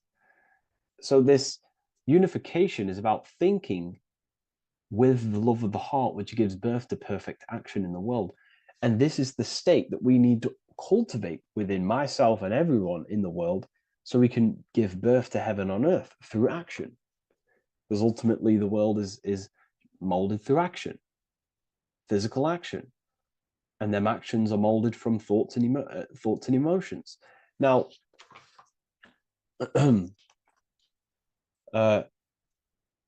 just to have a little announcement, I am now opening 10 more spaces inside my symbolism masterclass. With 10 more spaces, you're going to learn about a lot more about symbolism. It's very affordable. I'll leave the link in the description if you wish, if you care about gaining more information and learning the ability to read symbols. So, what is the inversion of this? What is the inversion of this consciousness? Well, that's what we call satanic consciousness. Satanism. Satanism on its true level is the opposite, the opposing the natural state of consciousness that we are born into. It's about thinking with no emotion, thinking and acting. This is what the Skull and Bones represents here. So the Skull and Bones Secret Society, this is their main logo. Again, we have the skull, which represents thought, and the bones, which represent action. The bones take action in the physical body. We're looking at thought and action with no emotion, no empathy, no love for one another, only love for the self, the inverted love. Okay? We're looking at gray. Gray is a symbol of dullness, death. There's no emotion in gray because colors provoke emotion. When we look at a color, it invokes an emotion. Gray has no emotion. So we're looking at dullness of the emotions. I'm not going to go too deep on this subject. I'm going to create a whole new lecture for that. In fact, I think we have a great lecture inside Ethereal University on Satanism. We're going very into depth of what Satanism is and what Satanism consciousness truly is. And again, it's just the cross inverted. Satanism is just it's the invertation of, I don't know if that's a word, but it's the inverse of natural law, natural consciousness, of love consciousness that we are born into. Okay, so ultimately the message in this video was to create love in our minds, love in our hearts, think with the love of the heart, think with the care for one another, and that gives birth to perfect action. And when we align, when we do truly act out what our heart is telling us, and I know this from first-hand experience.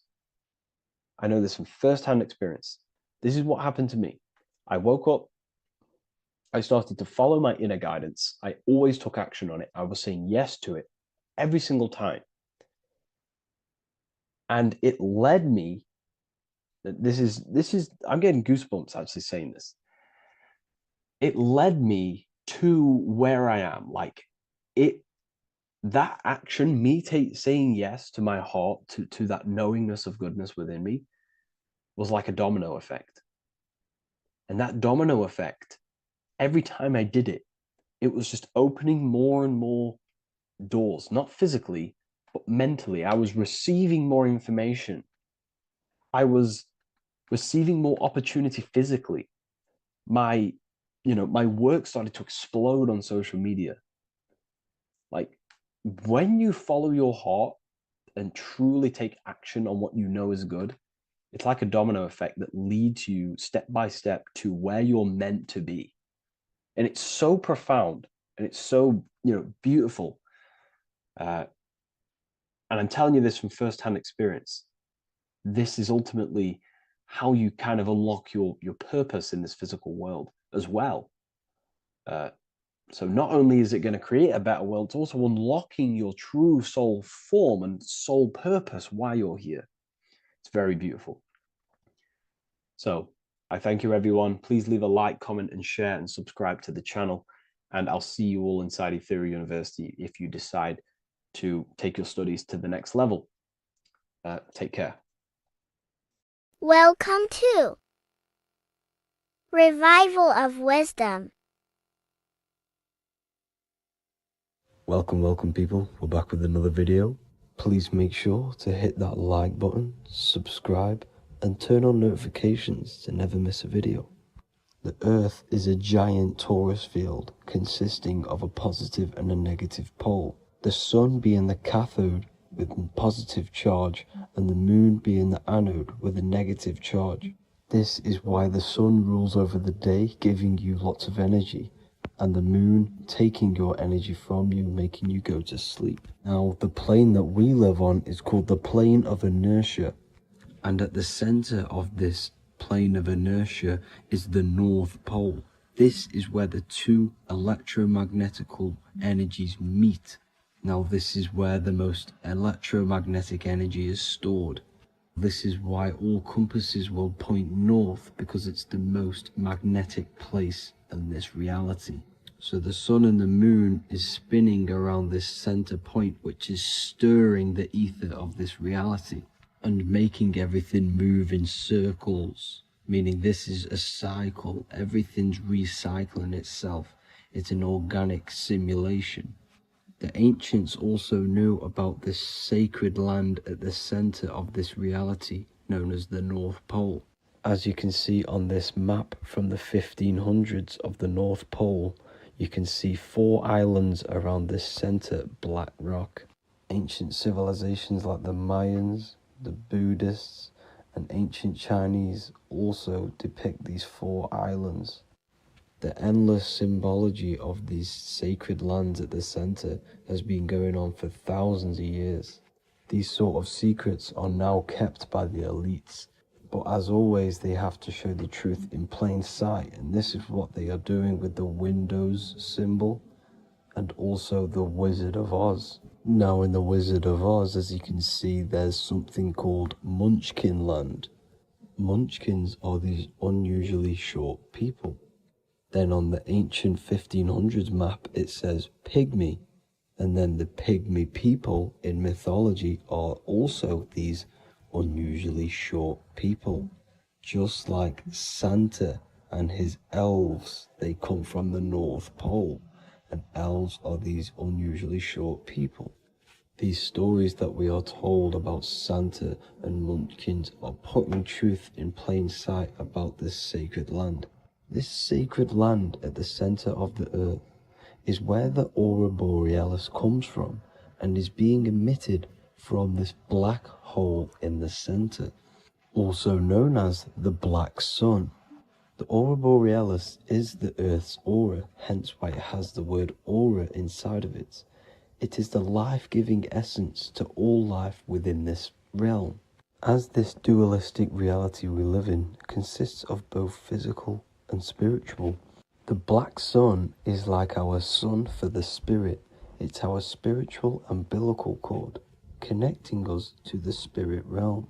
And the rising sun is the opposite. It's our sun for our physical 666 carbon suits, known as our human body, our physical aspect. As it states in the 40,000-year-old emerald tablets, deep in Earth's heart lies the flower, the source of the spirit.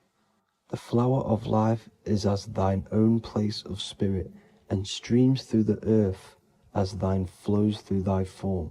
giving off life to the earth and its children.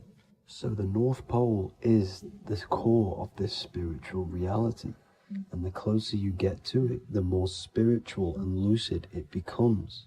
So the elites have covered this up in order for us to forget the true nature of this reality. And they did this cover up by introducing the globe model. Nicholas Copernicus was around in the 1400s, and he introduced the globe model. As you can see, he is a Freemason. He depicts himself with a globe and a Masonic compass in all of his paintings and portraits. Galileo was also a Freemason, as you could see in all of his portraits with a globe and a Masonic compass. He was also a massive part of introducing the globe model after Nicholas Copernicus. So yes, the globe model was a spiritual and political move to gain more control over the masses. After the globe model was then introduced, they introduced the theory of evolution by another Freemason, Charles Darwin. See how these two theories go hand in hand? They both degrade humanity, and they make you confused of where we actually came from. By hiding the true form of this divine creation and hiding the true power of each and every one of us, they maintain control over the masses. Now this is order out of chaos, known to be the 33rd degree slogan of Freemasonry. Now this is the Masonic cosmology, and as you can see, you have the checkered board for the duality, the 5-pointed star for the 5 elements, the 4 corners for the 4 pillars, the all-seeing eye, which is Polaris, the sun, the moon, and the 7 stars. So even Freemasons are taught the flat earth cosmology and the true form of this reality. Now the true nature of the sun, the moon, and the earth is shown and reflected through the Masonic compass. The Masonic compass is the sun, the moon, Polaris at the top, and the black sun at the bottom. It makes sense why all the scientists who introduced the globe model all used the compass and the globe together, because it's truth in plain sight. As I explained in my other video, all Freemasons have to take the oath, so it goes to show, why are we all learning these theories from Freemasons who can't talk about certain topics that they learn about? Why should we believe their theories when they're holding back the real truth about this reality? Now going on to NASA. NASA means to deceive in Hebrew, and they are also funded by the government. They are not a private company. The old owner of NASA, Werner von Braun, on his grave has the Bible verse Psalms 91. The heavens declare the glory of God, and the firmament showeth his handiwork. Now why would the owner of NASA put this on his grave? Seems a bit suspicious to me, alongside with the NASA astronauts are all Freemasons. And not to mention the countless mistakes they've made on their live videos in space stations, the moon landing, and the CGI footage of the Earth, which is obviously photoshopped. Just by tricking the masses that they live on a spinning ball, the elites gain the perception of the masses. Not only does it hide the divine creation we're inside of, it hides the divine spark within you. It hides the creator, the source. And by believing in space and we live on a spinning ball, it makes people come to the interpretation of that we are a coincidence and we do not have any purpose. And of course this is false. When you come to realization that we are all a divine creation and we can create our own divine life in this reality, life becomes more sacred and you start to enjoy little things. The elites want you to believe everything exists only in the 5 senses. They want you constantly looking outside of yourself because they know that will keep you on lower states of consciousness. Now this brings me to our next point. By tricking the masses into the heliocentric model, the elites started to advertise aliens in the movies, in cartoons and magazines in the late 1940s. Now this is subconsciously programming us, about aliens and extraterrestrial threats, which then they can use to their advantage. And this is something called Project Bluebeam. They are more than likely going to fake an alien invasion to push this 2040 agenda, which is for one government and one ruling currency. That's it for this video, guys and girls. Hope you all enjoyed. Please make sure to leave a like and a comment. God bless you all.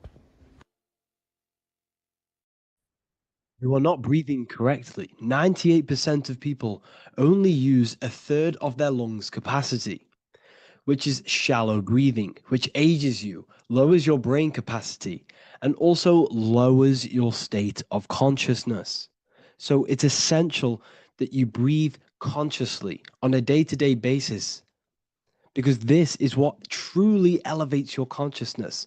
I am going to give you the key for you to raise your consciousness just through breathing alone. Such a simple thing, but yet the most effective way for raising your state of consciousness and becoming more spiritually and mentally advanced.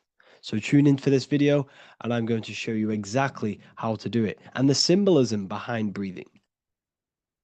Air is more than just air. It carries electromagnetic energy. So now I'm going to give you the science behind this spiritual truth. This invisible force is what sustains all physical life, providing the life force energy essential for existence. Electromagnetism. Everything is fed off electromagnetism. Your body is an electromagnetic battery. Now, we can prove that air carries electromagnetism just by doing a simple test, a simple scientific experiment, by getting liquid oxygen and pouring it between a north and south magnetic pole, two polar opposite magnets. We see that the liquid does not fall straight through it. It is sucked, it is magnetically attracted to these two opposing forces, opposing magnets. This is proof that air, liquid oxygen carries electromagnetism. When you are breathing electromagnetism, the essential life force behind all living beings. This is known as energy or prana, chi, ether, or spirit. This is all the same thing. Air is not just empty space, it is energy, it is prana, it is life force, it is spirit, it is ether, chi, prana. You are an electromagnetic being.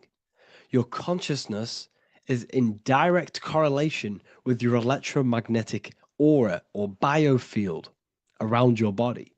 Your state of consciousness is mirrored within this field around your body. Now, your breath, when you breathe in, you're breathing electromagnetism or life force.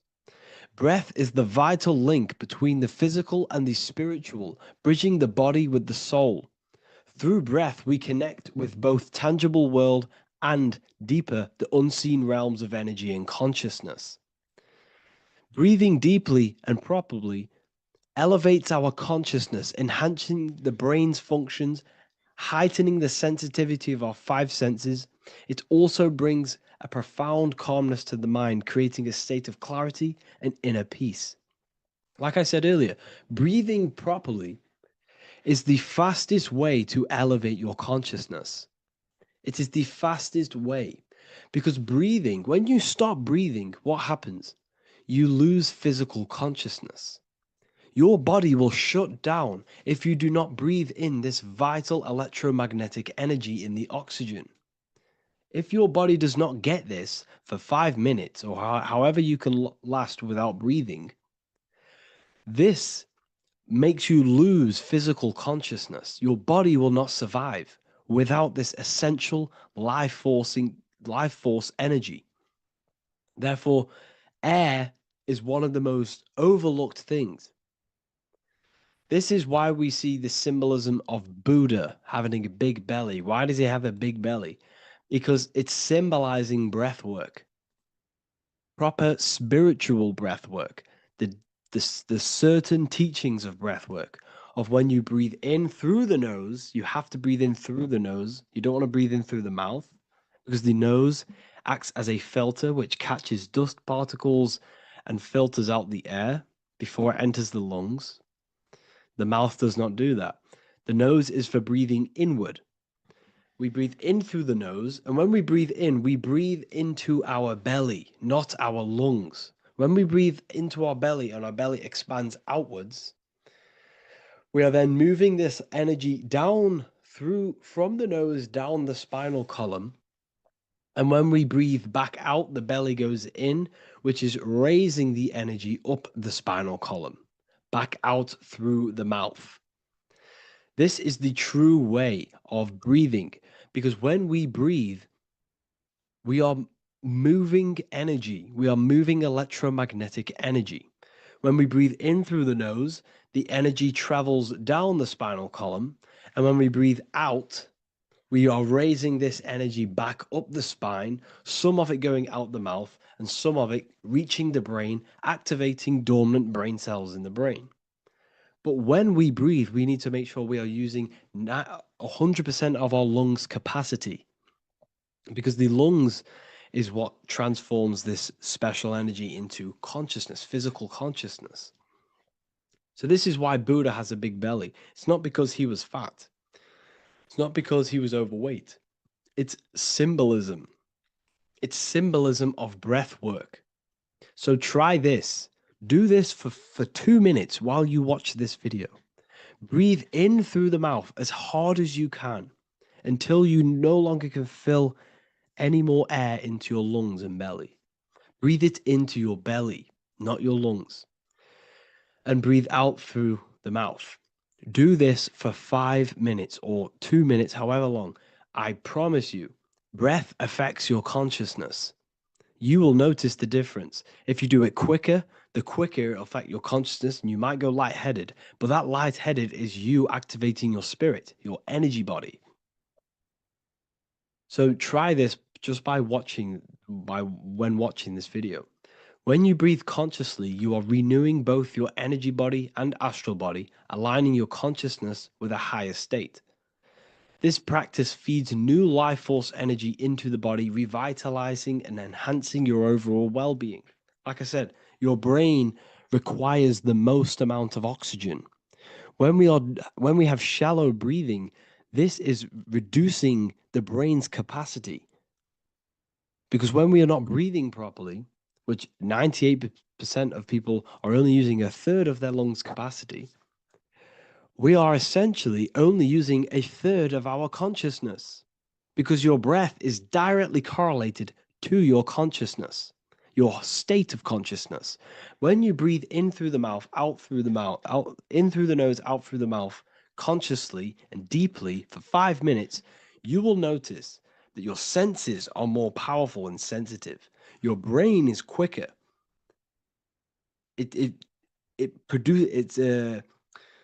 What's the word? It processes information quicker. You become quicker. You become a superhuman, and you feel more spiritual because it activates your spirit, your astral and energy body. So when we meditate, it's definitely important to breathe in through the nose and out through the mouth as deeply as possible to align with a higher state of consciousness. And this is the easiest way to separate your consciousness from the body. When you breathe in deeply for long periods of time, while meditating, while taking no thought, when no thought is present and you gain a rhythm of deep breathing, this is the gateway. This is the gateway to opening your consciousness. Because when you stop thinking, other aspects of your consciousness can open up. All of our lives we've been thinking, which is blocked off the higher states of consciousness. So breathing is very, very important. It affects our overall well-being. And this is Yahweh, the in and the out of breathing. When we breathe in, this is Yah. You can hear it. It sounds like Yah. And when we breathe out, that is Way. This is the name of God, apparently. But God is within you. You can connect with God. You can connect with source consciousness within you by breathing, by raising your state of consciousness through breathing and meditation. This is why the Bible tells you the Spirit of God has made me and the breath of the Almighty gives me life. You are consciousness, you are God, you're an extension of God's consciousness. Job 27:3. As long as my breath is in me and the Spirit of God is in my nostrils. The Spirit of God is through breath. John 20:22. And when he said this, he breathed on them and said to them, receive the Holy Spirit. The word spirit means breath. In Greek, Hebrew, Latin, it all means breath or wind or air.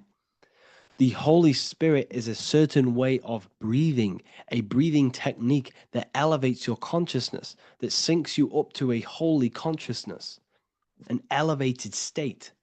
That is the Holy Spirit. That's why it tells you in the Bible, when he said this, he breathed onto them. He breathed onto them and said, receive the Holy Spirit. You must breathe to receive the Holy Spirit. When you breathe, you are renewing the body's energy. You're taking in new life force, which is regenerating your cells, regenerating your brain, nervous system, and also connecting with consciousness, pure consciousness. This is not something that we should be doing during meditation. Yes, it is. We should be doing it during meditation, but this is something that we need to apply all of the time. This is the fastest way you can raise your consciousness. I just want to say, all of this knowledge is inside of the Book of Wisdom, Volume 2. Make sure to give a like and a comment on this video to help the algorithm. And let me know what you think about the last book or this book if you have read them, to let the new people know what they're looking at with this book. This is truly life-changing, the Volume 2 and Volume 1 is truly life-changing. You can get them in a bundle also. Learn hidden knowledge inside of the Ethereal University. This is where truth seekers belong. I'm not here to try sell you this, but this is the place for truth seekers. And if you are serious about your spiritual journey and serious about gaining knowledge, which gives you the advantage of a life, join Ethereal University. This will definitely help you. Thank you for watching this video. Please leave a like and comment. Make sure to give me any suggestions on videos you want me to make in the future. Thank you all.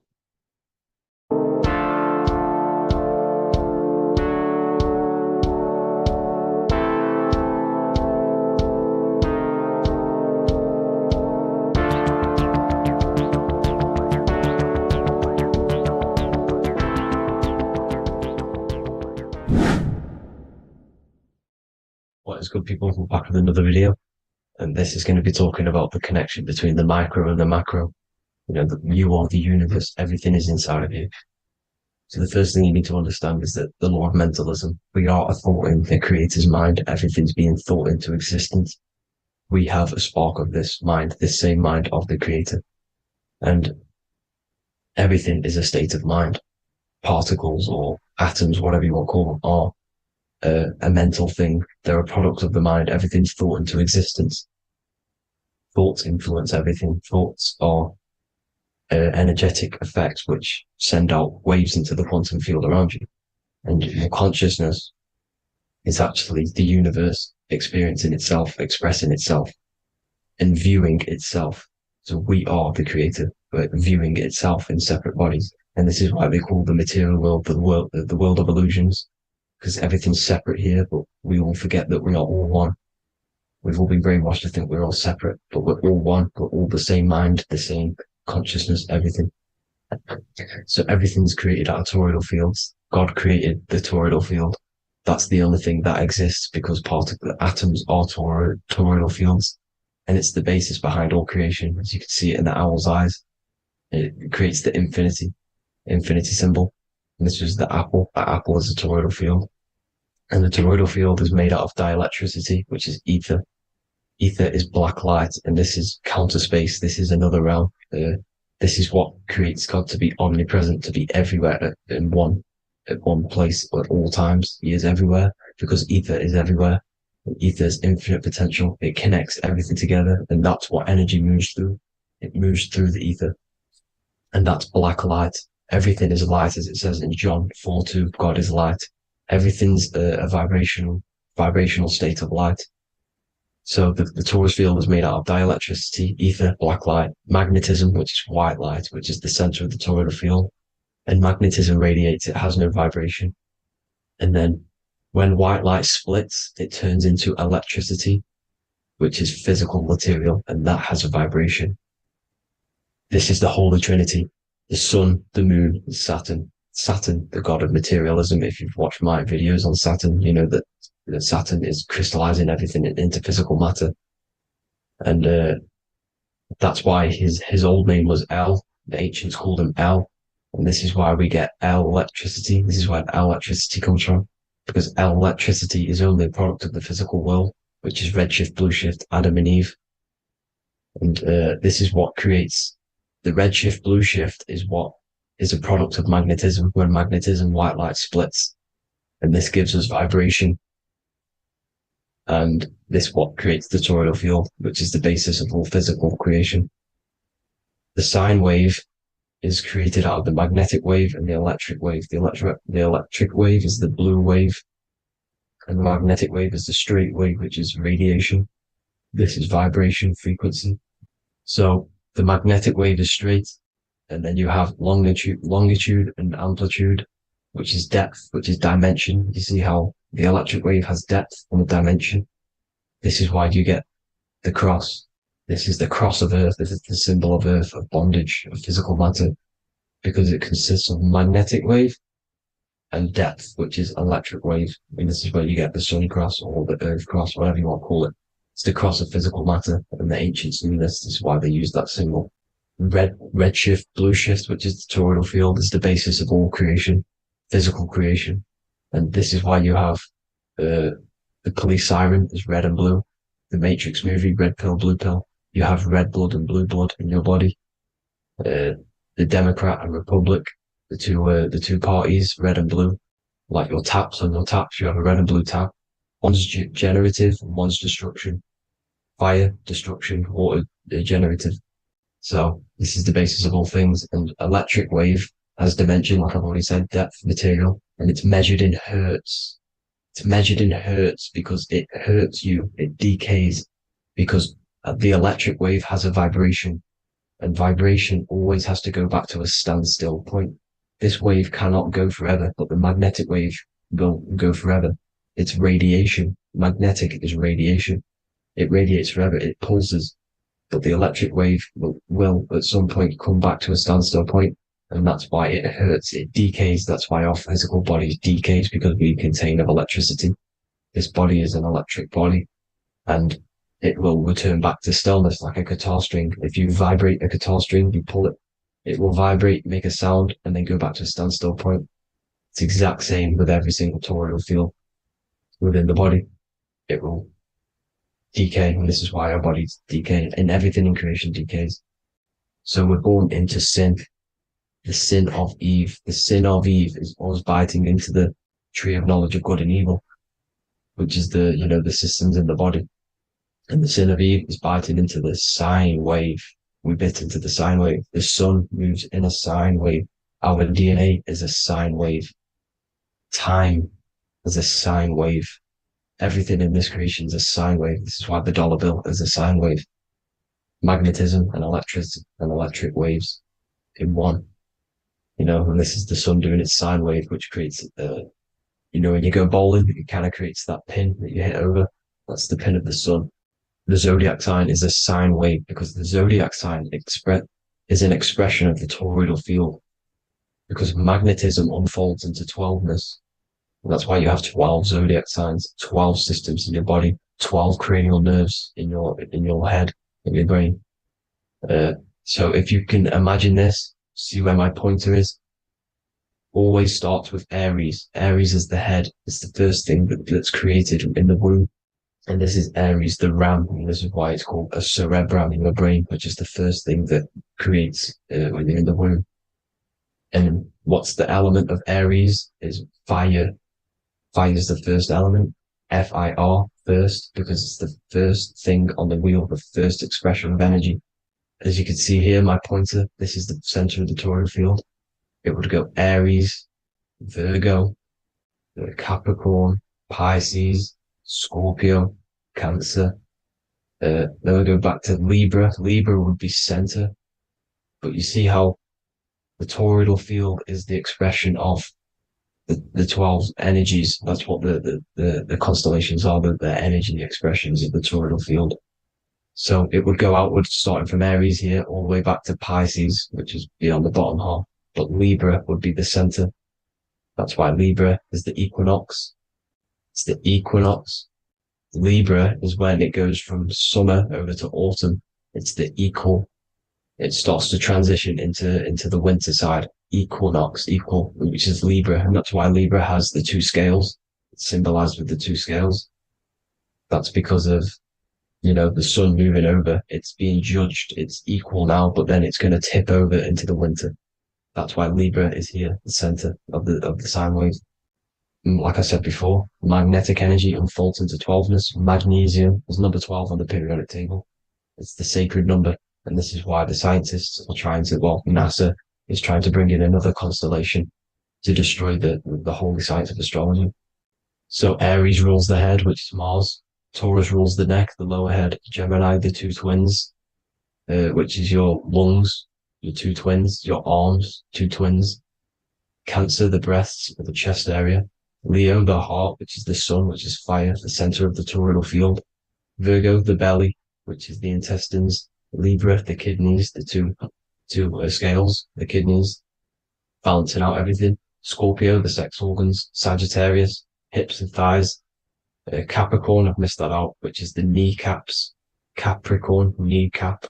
Aries, which is the ram, which is the cerebrum in your brain. And then Aquarius, the calves and the ankles, and the Pisces, the two fish, the 2 feet.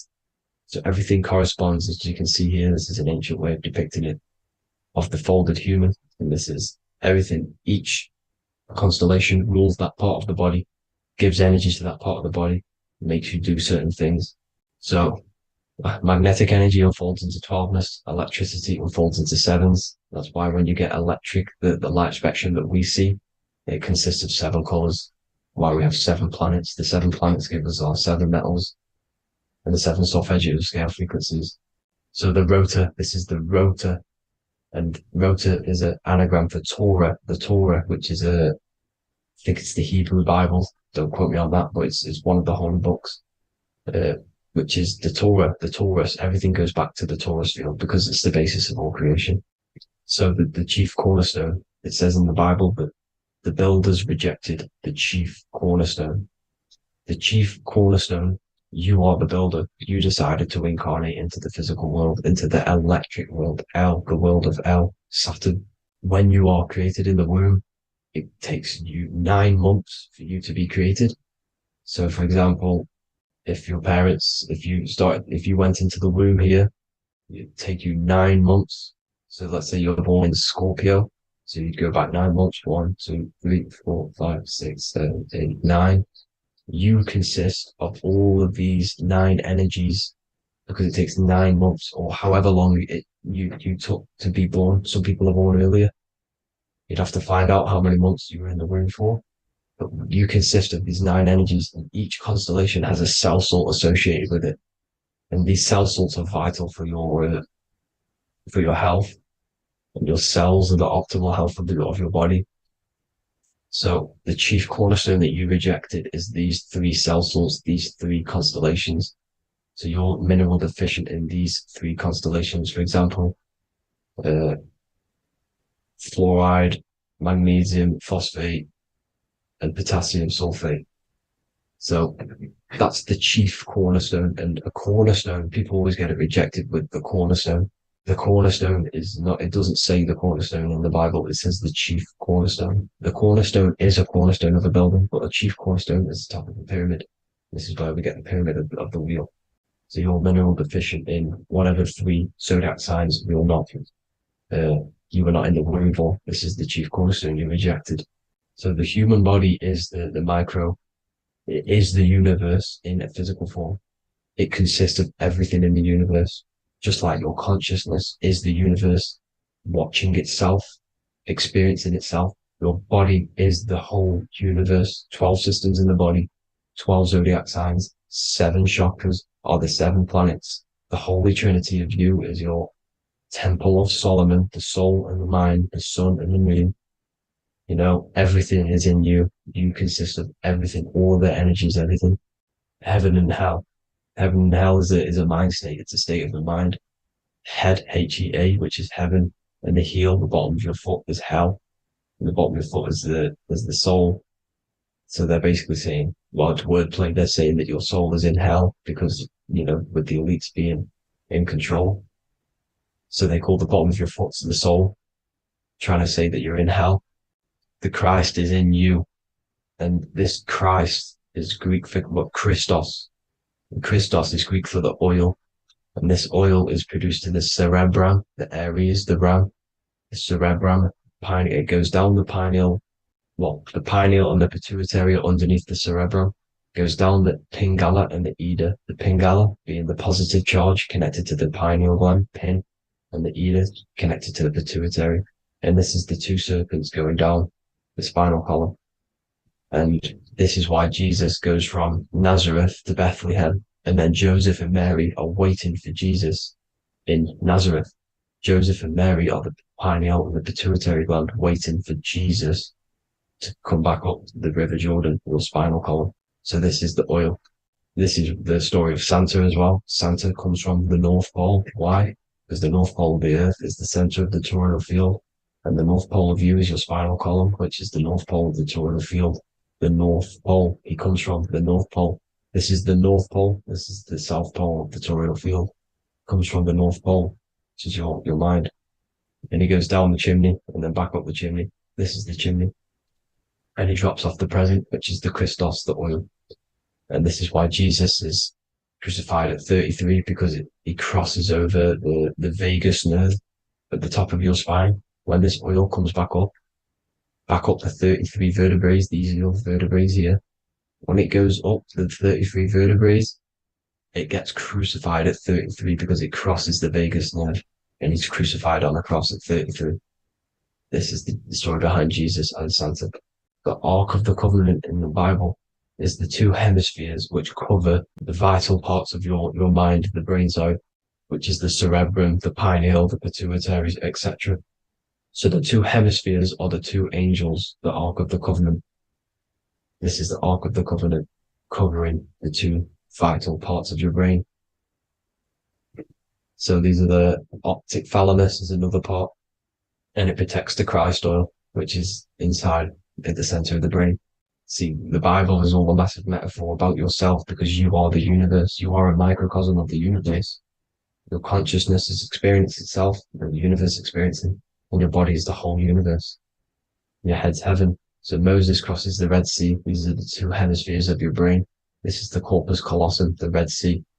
So he's pretty much saying that he's uniting the 2 hemispheres of your brain, because most people in this generation are stuck in the left brain, which is just logic, reasoning, science and maths, writing. You know, this is what school teaches you to do. It keeps you stuck in your left brain.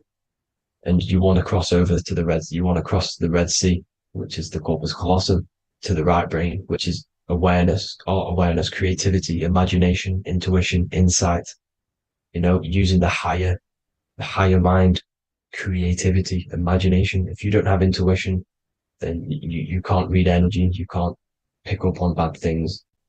This is what Moses is symbolizing by crossing the Red Sea. And it's also the upper room where Jesus met the 12 disciples. 12 disciples are the 12 cranial nerves in your brain. It doesn't just represent the 12 zodiac signs. The 12 disciples symbolizes many different things. It's like I said, energy the universe consists of 12ness. So you have 12 cranial nerves in your brain, and that's the 12 disciples as well. And they want you stuck in your left brain, which is the 5 senses, materialism. So they say in the Bible that Satan blinds the mind. Satan is Saturn. If you've watched my videos, Satan is Saturn. And you consist of the whole Trinity, which is the sun, moon, and earth, the soul, the moon, the soul being your sun, the solar, the moon being your mind, the earth, your physical body. And Satan blinds the mind. Why? Because we enter a soul system. This is a soul system, not a solar system. And Saturn is the Lord of the Rings, which is the outer ring. When your soul enters the soul system, your soul starts to materialize. It hits Saturn. Why? Because Saturn starts to materialize you. You take on the 7 virtues, which are the 7 planets, which are your 7 chakras. And to get out of this soul system, you must get out of your lower nature, your animal nature, which is lust, desire, greed. You know, the number of the beast 666, which is Saturn, Satan. So you enter the soul system, you take on the 7 energies, which you turn into physical matter. And this is your descension from heaven to, well, to say hell. And then you must raise back up from matter to spirit. They say Satan blinds the mind. Why? Because your mind gets materialized. Your soul and mind get materialized. And when you get materialized, it's an intense experience. You lose the divinity within you. You forget the divinity. So Satan, which is the first planet, the first energy you take on, the material body, he blinds the mind. He makes you forget everything, your divinity. Then you must remember, ascend up Jacob's ladder, the 33 vertebrae, to heaven. And this is a microcosm of the macro, because you will ascend back up to heaven if you do this, when you leave your physical body, when your body decays. So when it talks about in the Bible, completely destroy them, the Hittites, the Amorites, the Canaanites, all the ites, this is what God says to the Israelites. It says completely destroy them. It's basically symbolizing saying destroy your lower nature. The Canaanites, cannibals. We're under a Canaanite system now, which is cannibalism. And this is flesh eating, lust, greed, all the demonic stuff, all the lower vibrational stuff, you know, the lower nature, eating, sex, and survival, the lower 3 chakras. You must get out of these lower 3 chakras and return back to spirit, which is heaven, which is spirit, love, being holy, being truthful, being passionate. Going back to Satan blinding the mind, all of the planets are made out of these 3 symbols. Satan blinds the mind, and that's why Satan's symbol, this is the symbol for Saturn, Satan, this symbol of Saturn is the cross, which is physical matter, the earth, over the moon. The moon is your mind. So the Saturn symbol saying matter over mind. He blinds the mind. Satan blinds the mind once you enter the soul system. And you must remember, in the Bible, it talks about the Genesis, which is Eve, the sin of Eve, which is biting of the tree of knowledge, with the serpent, which wraps around the tree. It says the serpent placed himself on the tree. Well, the serpent is the spinal column. It's the serpent telling you eat from the tree of knowledge of good and evil, which is your nervous system. And eating from the tree of knowledge of good and evil is doing bad things. For example, over-sexualized, overeating, eating the wrong food. That's eating from your nervous system. It's decaying you, and it's preventing you from achieving the God self, the God consciousness. This is the symbolism of, you know, the tree on the serpent, telling you to eat from the left brain, with the left brain being the sinister. Sinister is Latin for left. That's sin. Sin is left. And left is lefty Lucy, Lucifer, right, righteousness, right, God, godly. The tree of knowledge of good and evil, which is your nervous system, because it determines good or bad. You know, that's the only thing you experience in this world is your nervous system. And then the tree of life is the cardiovascular system, and the Garden of Eden is your body. So that's it for this video, people. I hope you've got a greater understanding of how you are the universe and everything is inside of you. Just keep in mind you are the universe experience in itself, and your body is a reflection of everything. The 12 constellations, the 7 planets, everything's inside of you. This world is an expression from the inside outwards. You can't affect the outside world to manipulate reality. Everything's inside of you. I hope you got a greater understanding of this. God bless.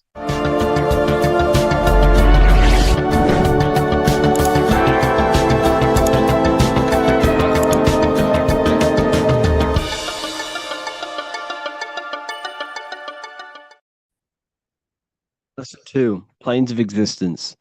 These planes are all aspects of your mind. They are in you, they are outside of you, as above, so below. The Godhead is the sole purpose. This is how spiritual manifests into physical. This is the process that the universe goes through in creating the physical universe. So it starts with the Godhead, the sole purpose, then the mind, then the astral, then the etheric, then the physical.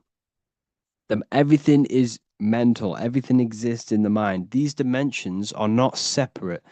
They're all dimensions within your mind. They're different vibrational states, pretty much. So the mind is the realm of thoughts. This is where thoughts reside.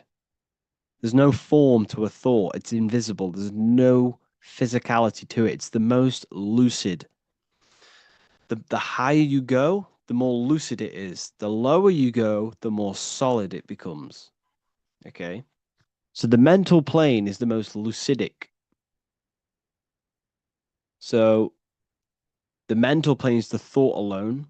The astral plane is the imagination of the thought. This is where the thought forms manifest into some sort of form.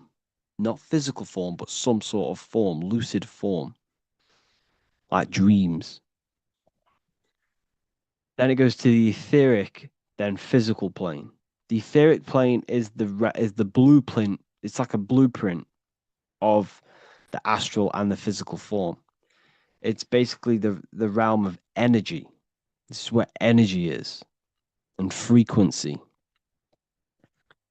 And then the physical plane is where physical manifestations happen.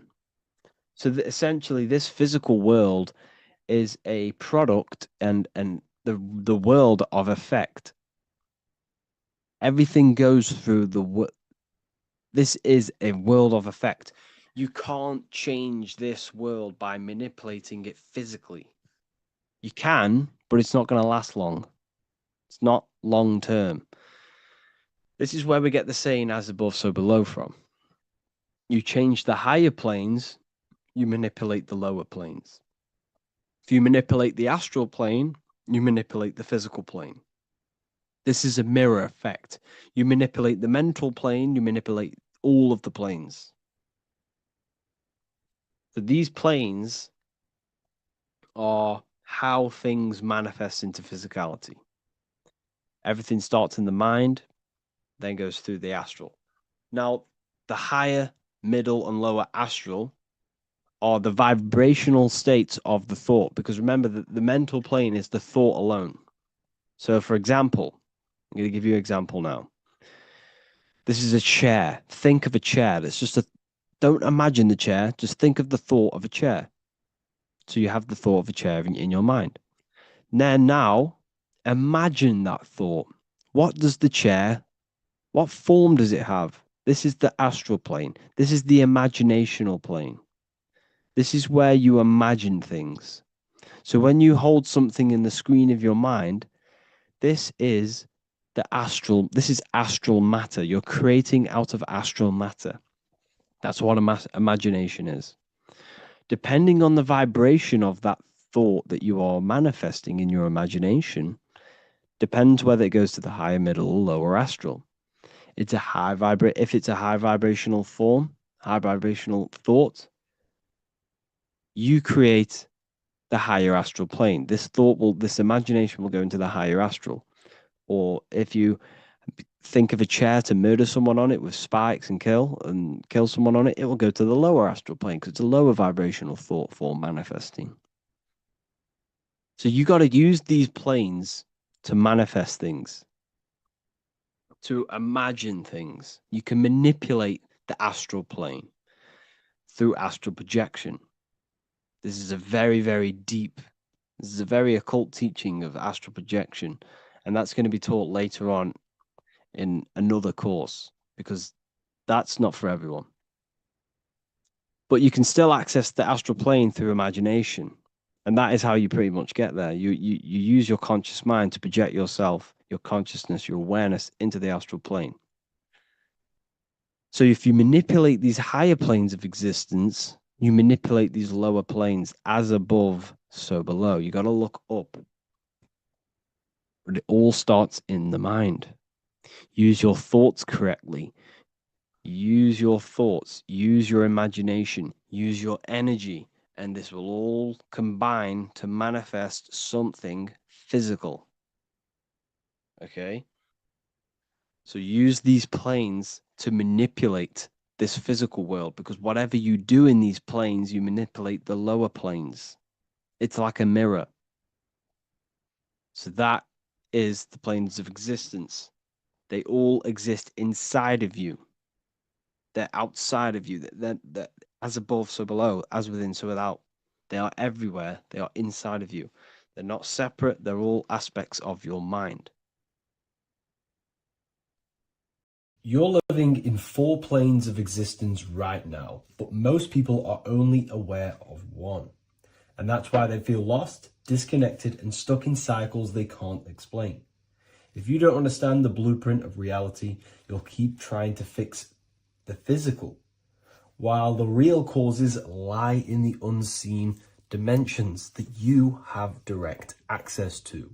You must understand is that the universe only exists in the mind. Everything is a projection of consciousness. Therefore, consciousness produces everything.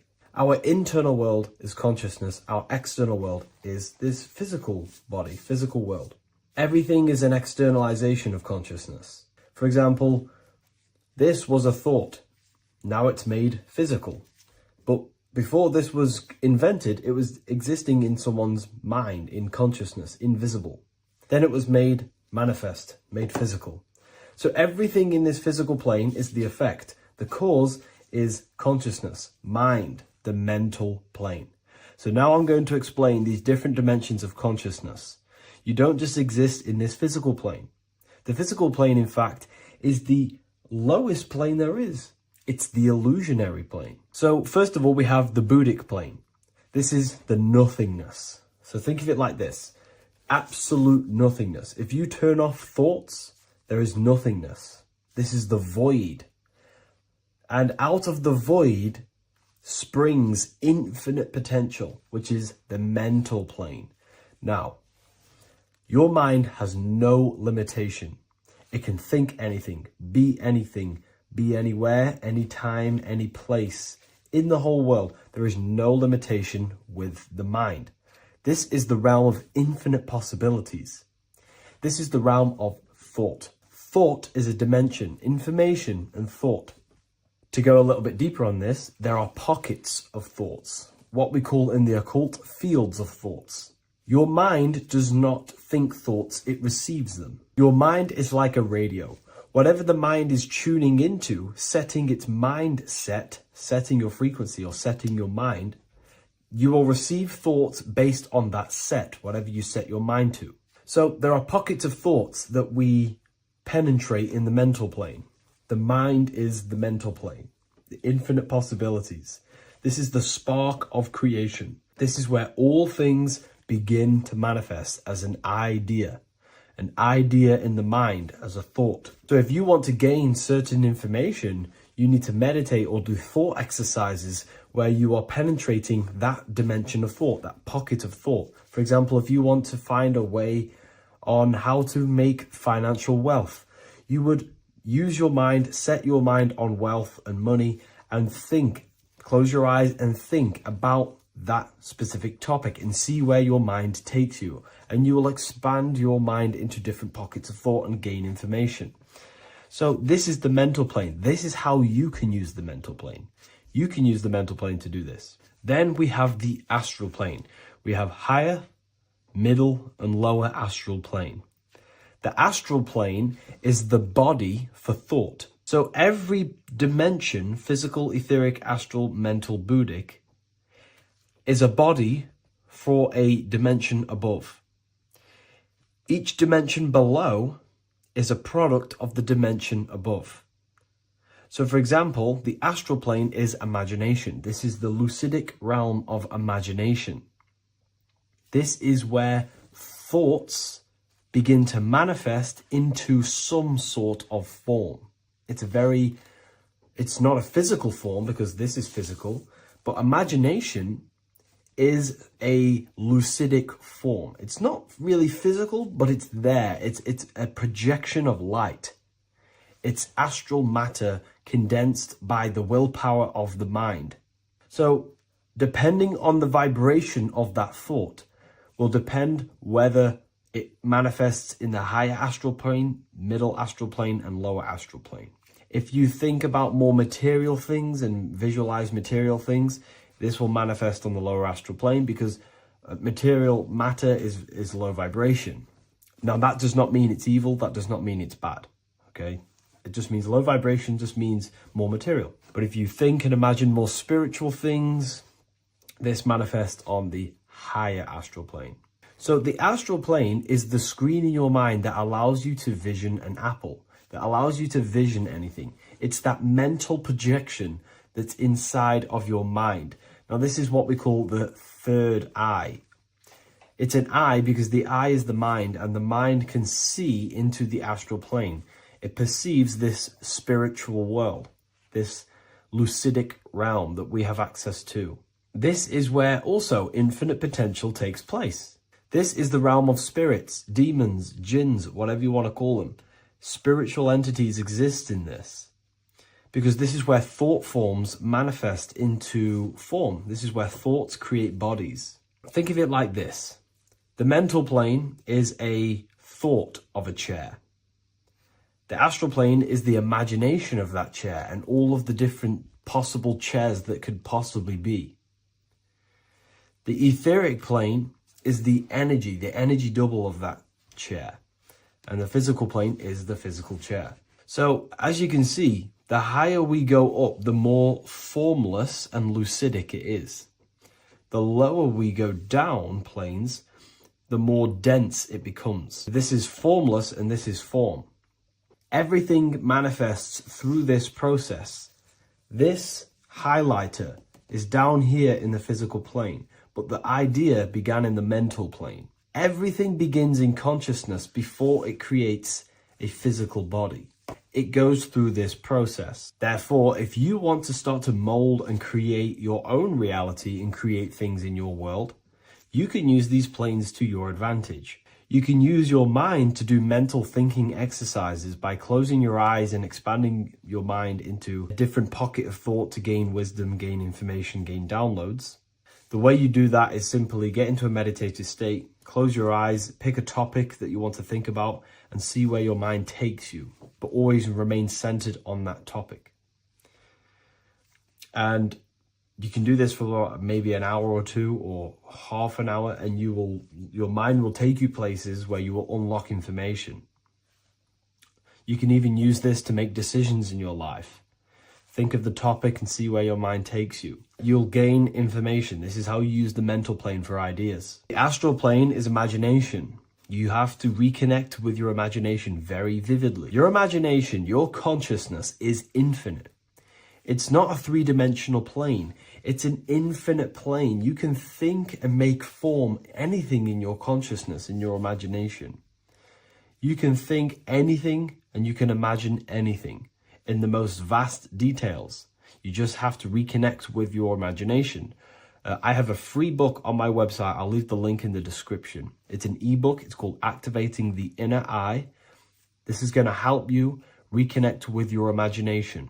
It's a practical guide on how to imagine. So once you know how to use the mental plane and astral plane, thought and imagination, you pretty much need to use the physical plane to take physical action with this physical body that you have and start to manifest these desires you have in the higher planes. Now, it's very important that we master the mind because the mind is the very fabric of reality. We become what we think about. Your life is a product of every thought you thought in the past. It is the mind that directs the flow of consciousness. And wherever this consciousness is flowing is what you will create in your life. Consciousness is the most potent force in the universe, and the mind is pretty much the universe in a microcosm form. It is infinite potential, and your mind will continue to expand into new realms of thought forever and ever and ever. You are eternal. You are not this physical body down here. You are consciousness, literally dreaming that you are in this physical body. So everything begins with the mind. We need to be conscious of the thoughts that enter our mental field of consciousness. There is a level of self-awareness that you can reach where you can become conscious of pretty much every single thought that enters your mental field. Now, we have over 7,000 thoughts a day. You can gain such mastery over your mind where you can become conscious of every thought you think. And that is when you gain superior power. Because when the mind is fully under control of self, you can direct the mind's potent force into a specific goal. Most people's minds are dualistic. They want something, but their mind is thinking something else. They have limiting belief systems. They have the little voice that comes in and says, you can't do this, you're a failure. That is a fractaled mind. The mind needs to be singular. It needs to be on your team and not an enemy. Do not let your own mind take away your power. Your mind should be on your team, giving you power, giving you the best possible thoughts and the best possible beliefs. When the mind is in this condition and on your team and not taking away your power through the destructive thoughts, it becomes a potent, powerful force used for manifestation to create anything. And the way we get the mind on your team is through constant meditation to learn how to control the mind and turn it on and off. Subconscious reprogramming through visualization, affirmations, cultivating emotions associated with your goal. All these three ways we can reprogram the mind slowly over time so that it becomes powerful and becomes on your team and doesn't give you negative contradicting thoughts. When the mind is fully aligned on one thing, it can create massive empires and things in your physical reality. So I hope this video helps, and I'll see you in the next one. Hello, and welcome back to The Real University. Today we're going to be talking about hidden spells within the language, English language. This is why we call it spelling. A lot of people are already aware of this. However, I'm going to go over some words that have double meaning, meanings to them, behind them, which trick your subconscious mind. So the word grammar comes from the word grimoire, which is also known as the book of spells or a magic book, on how to create magical objects like wands, amulets, how to perform magic spells, charms, and summoning and invoking supernatural entities such as spirits, which are on the other side of this physical reality. So what you must understand is what you say in this physical world is also happening in the astral world as well. So your words are spells. They cast spells into the spirit plane. They cast spells into your mind. They cast vibrational frequency into your cells in the water. Water holds a lot of energy. So we're going to be going all over this. The subconscious mind takes everything as truth. Everything you say is truth to your subconscious. And you should know this by watching the Manifestation Mastery 2.0 course. I talk about this. This is so important that you understand this because everything is truth within the subconscious. It only knows you. Your subconscious mind, if you watch the course, you should know this, it's responsible for 90% of your daily basis behavior. The thoughts that you are thinking on a daily basis, the things that you do, the things that you say, 90% of what you do and say and think you did yesterday, because of the subconscious mind holds all of your programs. What you say is molding your mind. What you state is truth in your mind. It does not know the difference between a joke or it takes everything literal. It is literal. Your mind is this manifesting supercomputer. And whatever you say into it, it says that is what I want. So whatever you tell your mind, that is what you'll have. That is what you'll believe. So every word you say is truth within the subconscious. So this is why double meaning words have an effect on your subconscious. And this is why I'm raising awareness here. So talking is a tall king. You are either a tall king by talking, by using your words wisely, or you're a small king because you create big or You destroy yourself with your words. So talking is Phoenician. This is phonetics. So this is etymology is when you take the root words, but phonetic etymology is when you take the sound of the word. So talk and tour are the same, because when you talk, you're creating sound waves, which is a form of a light wave.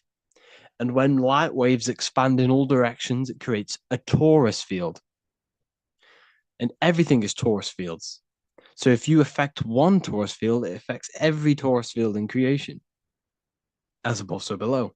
So what you say is affecting the torus fields around you in your body. You are made out of these torus fields. This is why talking is torusing. You're creating light waves, sound waves, and you are permeating creation. And this is why the Bible tells you the tongue has the power of life and death, and those who love it will eat its fruit. So the tongue is what creates these sound waves that we are producing when we talk or speak. Okay? So this is what we are essentially doing, creating sound waves. And these waves are vibrating and they affect the cells in our body and everything. This is why words are swords. This is why the word is within sword. They are swords, they cut, they damage, because frequency is the only thing that can penetrate you without your consent. In the very beginning, the Bible, John 1:1, it says, "In the beginning was the Word, and the Word was with God." This is obviously a metaphor. There was no spoken word out of a spoken mouth.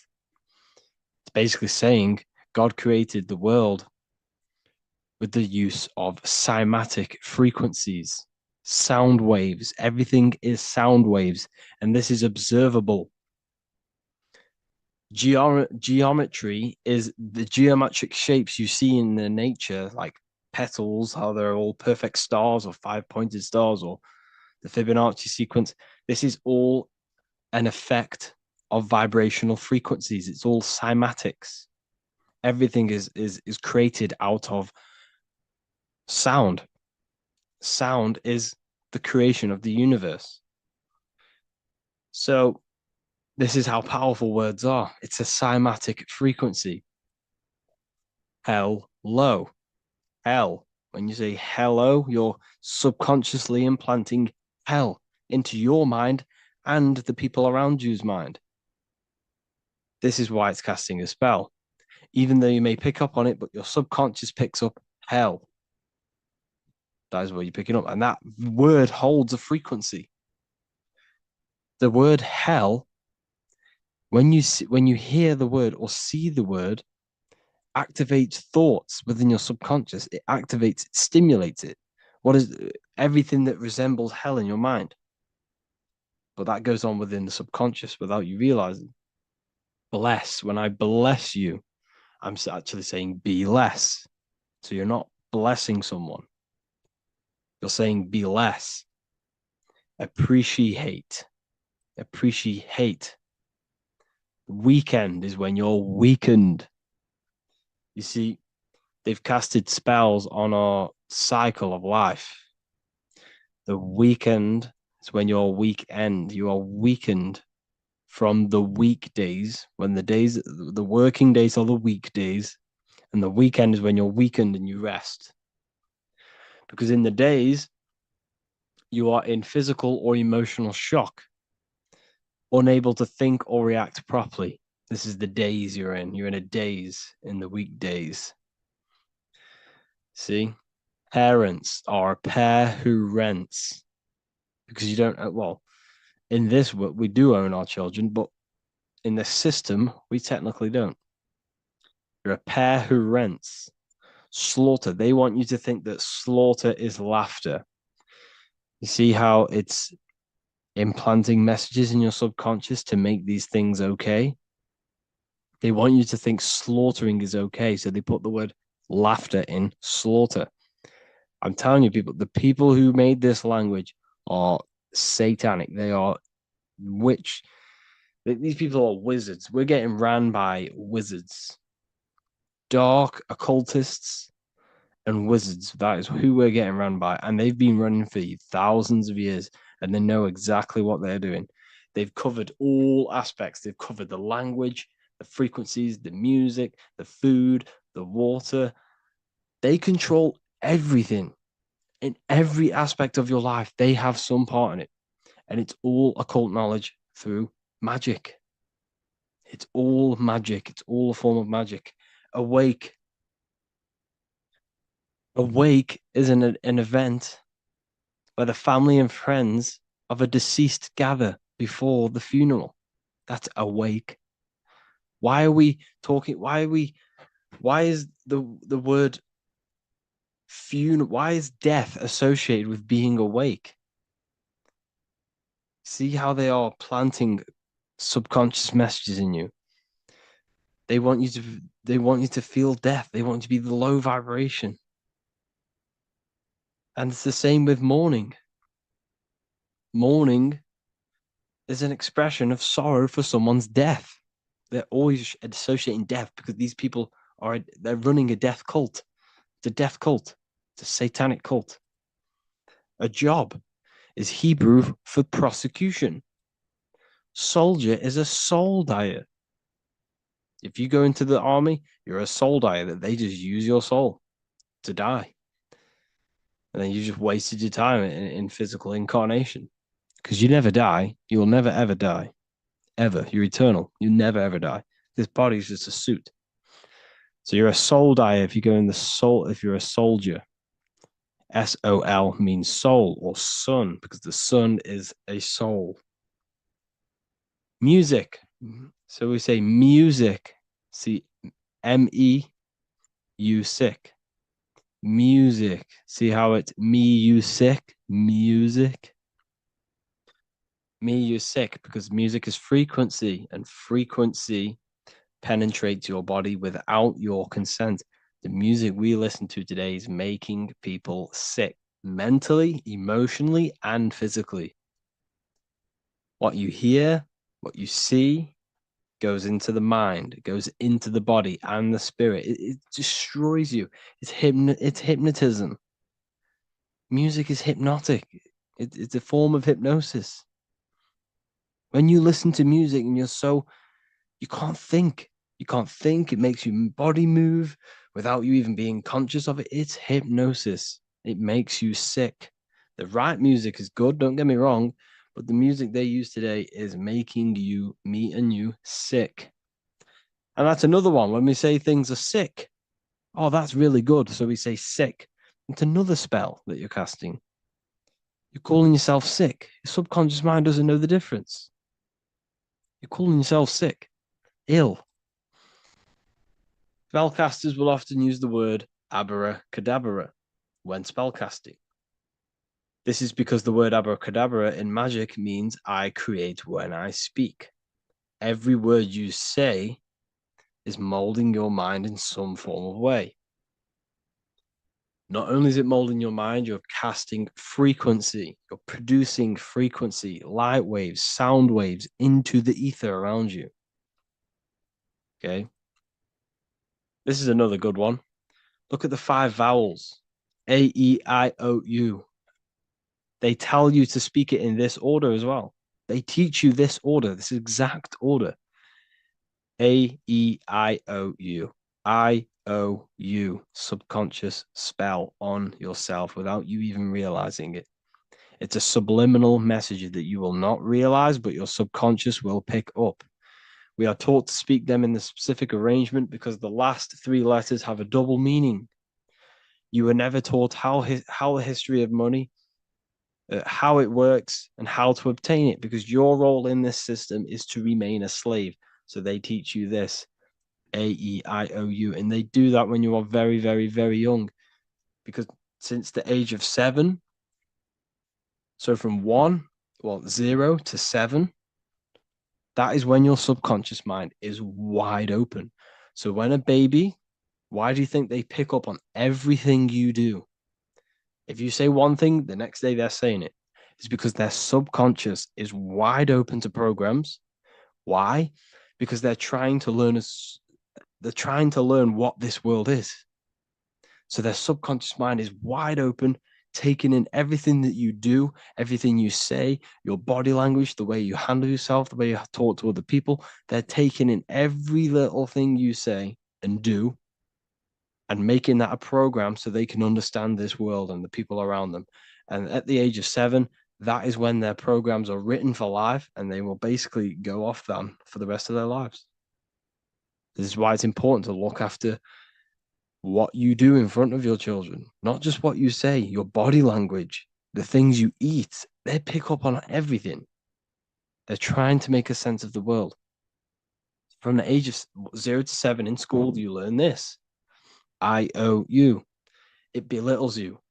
You owe nothing. No one has right over you.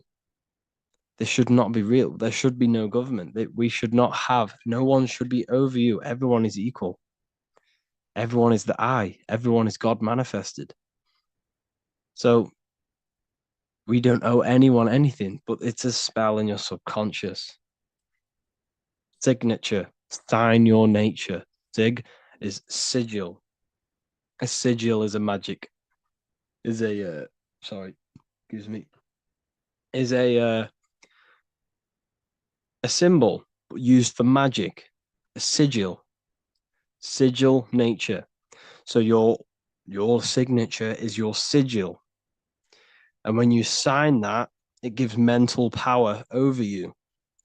Once you have put your sigil into that paper, they now have mental power over you. It's magic. It's all a form of magic and brainwashing. Okay, when we say the word we're saying we're trying to use God to manifest that. Okay, because the comes from theo in Greek, which means God. So when we say theology, ology means the study of. Theology is the study of God. That's what theology is. Theo, when we say I am we are using God to bring it into existence. God is the I am. The I behind you, the I am, that's God. That's what manifested everything in your life.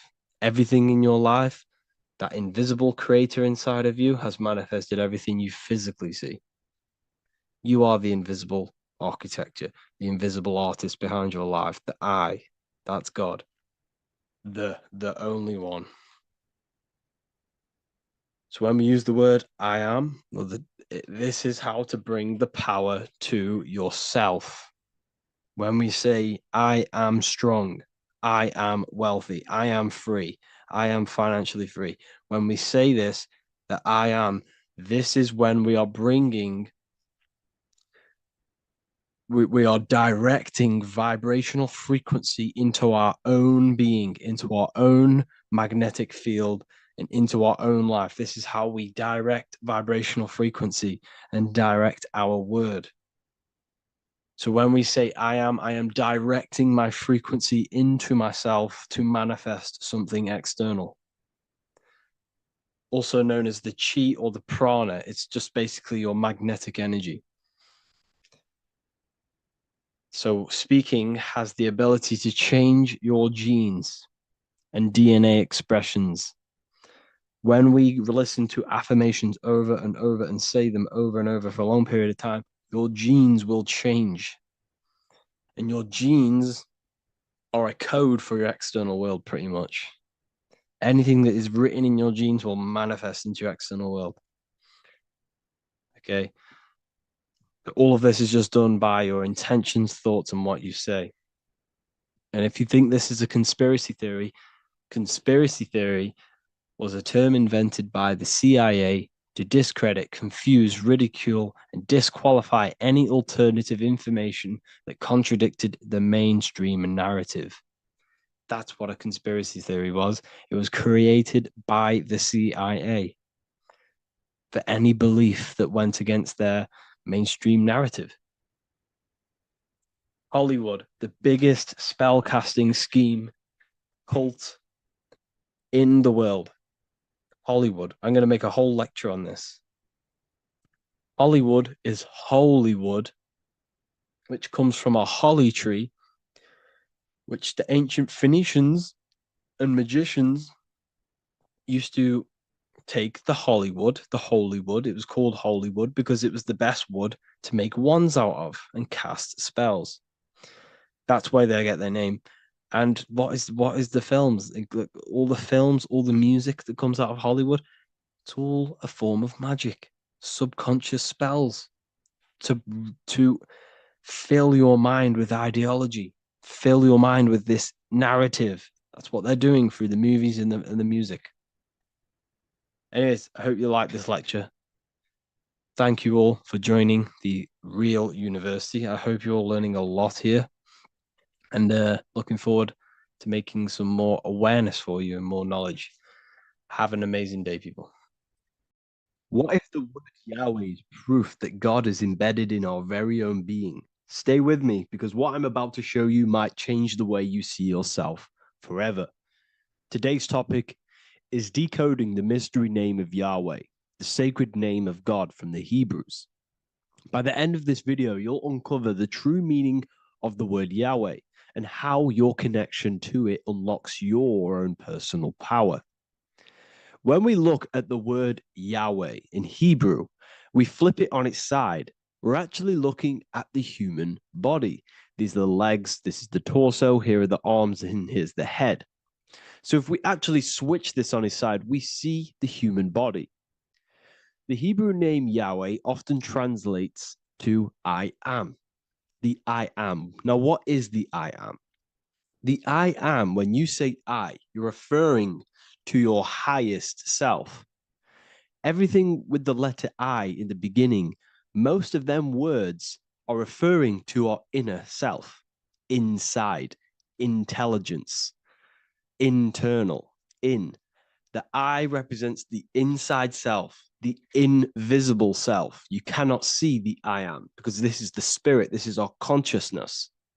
It's the intelligence controlling the human body. When you say I, you're not referring to your name, your job, your reputation, your ego, or your thoughts. You're referring to the observer who is beyond the thoughts, the one who's observing the thoughts. That's the soul. Look at the word Yahweh, Yahweh, the sacred name of God. Yahweh can be observed in the natural rhythm of the human breath. When inhaling, we subtly hear Yah. When exhaling, we hear Wei. Do this yourself. Breathe in through your nose, you'll hear Yah. Breathe out, you'll hear Wei. And in fact, the letter H, H, when it's pronounced, it carries the soft sound of wind or breath, a gentle exhale that mirrors the very essence of life, giving air. Breath is the spirit of life. It's what connects us with consciousness. If we stop breathing, we lose consciousness. The body shuts down. We're breathing the spirit of breath. We're breathing in the spirit of life. It's the very essence that gives us physical existence, and we're constantly staying connected to this breath at all times. Now let's look at Yahweh. 1, 2, 3, 4. There are 4 letters. The tetragrammaton is the 4-letter Hebrew name for God. Okay? Tetra, meaning 4. We have 4 gospels of Jesus. Jesus is depicted with a cross with 4 sections. Jesus has the 4 sacred animals around the side of him, always depicted with these 4. A bull or an ox, an eagle, a man, and a lion. These are the 4 fixed signs of the zodiac. Aquarius, the man, Scorpio, the eagle, Leo, the lion, Taurus, the bull or the ox, which are related to the elements. Leo is a fire sign. Aquarius is an air sign. Taurus is an earth sign. Scorpio is a water sign. These are the 4 elements. And the 4 elements correspond to the 4 bodies of consciousness, as we see here. This is fire. This is air. This is water. This is earth. So we are made out of the 4 elements, which represent the 4 bodies of consciousness: mind, emotion, spirit, and body. The soul is incarnated into 4 sections. Hence why Jesus has 4 gospels. Hence why Yahweh is a 4-named word, because we are tetraform. We have 4 bodies of consciousness. There are 4 pillars to reality: the mind, emotion, spirit, and the body. So what we're actually looking at here is the name of the very essence of the self. Yahweh represents the universal consciousness that we're all tapped into, because the body is like a radio. The body is basically a radio antenna, which is picking up the stream of consciousness, and we're all the same consciousness, just experiencing it in a different body. And Yahweh is the name for this intelligence that we're all acting out, that we're all manifestations of. So now let's look at the word Yahweh, where we read it this way in Hebrew, which is 10565. 10565 in the Hebrew letters and the numerical values. And the DNA is made up of 4 bases. These 4 things which create the DNA. This basis is the genetic code for all living things. Each DNA strand is held together by sulfur bridges that appear in a repeating pattern of 10565. This pattern matches the numerical value of the Hebrew letters of Yahweh, Yod, He, Va, He, which are 10565. This means the structure of DNA, the code of life, follows the same number sequence as the sacred name of God, Yahweh. This is a factual observation. So we're looking at 10565. So let's look over this one more time. Yahweh represents the breath, Yahweh, inhale, exhale. It translates to I am. It's written in our DNA. The word Yahweh on its side looks like the human body. Now, this is where things get a little bit deeper. 10565 adds up to 26. The number God, well, the word God adds up to 26. Allah adds up to 26. There are 206 bones in the human body, 26. 26 adds up to 8. 8 is the number of infinity. We are all the infinite consciousness. Consciousness will never die. It's immortal. It's infinite. We are all infinite. We are not these skeletal structures. We are Yahweh, the universal consciousness. The creator of all things is our essence. We're all God with individual identities, but the highest versions of ourselves is God. The ego is our own personal experience of God. Does this make sense? So in conclusion, Yahweh is not the name of a separate God from us, but rather the reflection of the divine consciousness manifesting through the human form. The human body is like a receiver acting as an antenna that tunes into the infinite intelligence and life force we call consciousness or God. This means that rather than being external, the divine presence is within us, expressed through our very existence. It's very interesting when we look into this, and what religion has done has flipped all of this knowledge. All of this sacred knowledge has been externalized. They've externalized God so that we worship God and we view God as something separate from the human experience. They do this so that we don't find the God within us, so that we don't find that we have the power of creation. The mind is the creative force of God. The body is the will to act out that thought. They don't want us to figure out that we are creators and we're all creating our own earthly experience. We're all projecting this reality. And they don't want us connecting with the divine intelligence within us because they want to be the creators. They want to keep this knowledge. They don't want the masses to wake up to this powerful knowledge. So what they've done is that they've taken the scriptures, they've externalized it so that we start worshiping and giving away our power to these external things. And when God is external, we start to fear God because we start to think that God has power over us. He can send us to hell or heaven. So this is what's going on. They've been externalizing this for thousands of years to keep us in a suppressed state. Okay. Humans are very advanced because we possess self-awareness. We possess the ability to move our awareness and our thoughts outside of the instinctual nature. For example, a a cat or a dog. These things can only live in their instinct. They live based on instinct. They smell, they eat. That's pretty much what they do. But humans, we have the ability to rise above that nature and turn to our infinite selves, our higher selves. We can move beyond our instinctual nature and create very advanced things. That's why humans are made in the image of Yahweh. We are literally God in human form.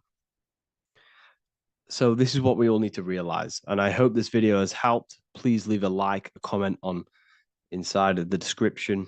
I'll have some links to my books and my university. The people who have read them have just absolutely changed their lives. You could probably see that in the comment sections if someone leaves a review of the book. We also have Trustpilot. But yeah, I thank you all.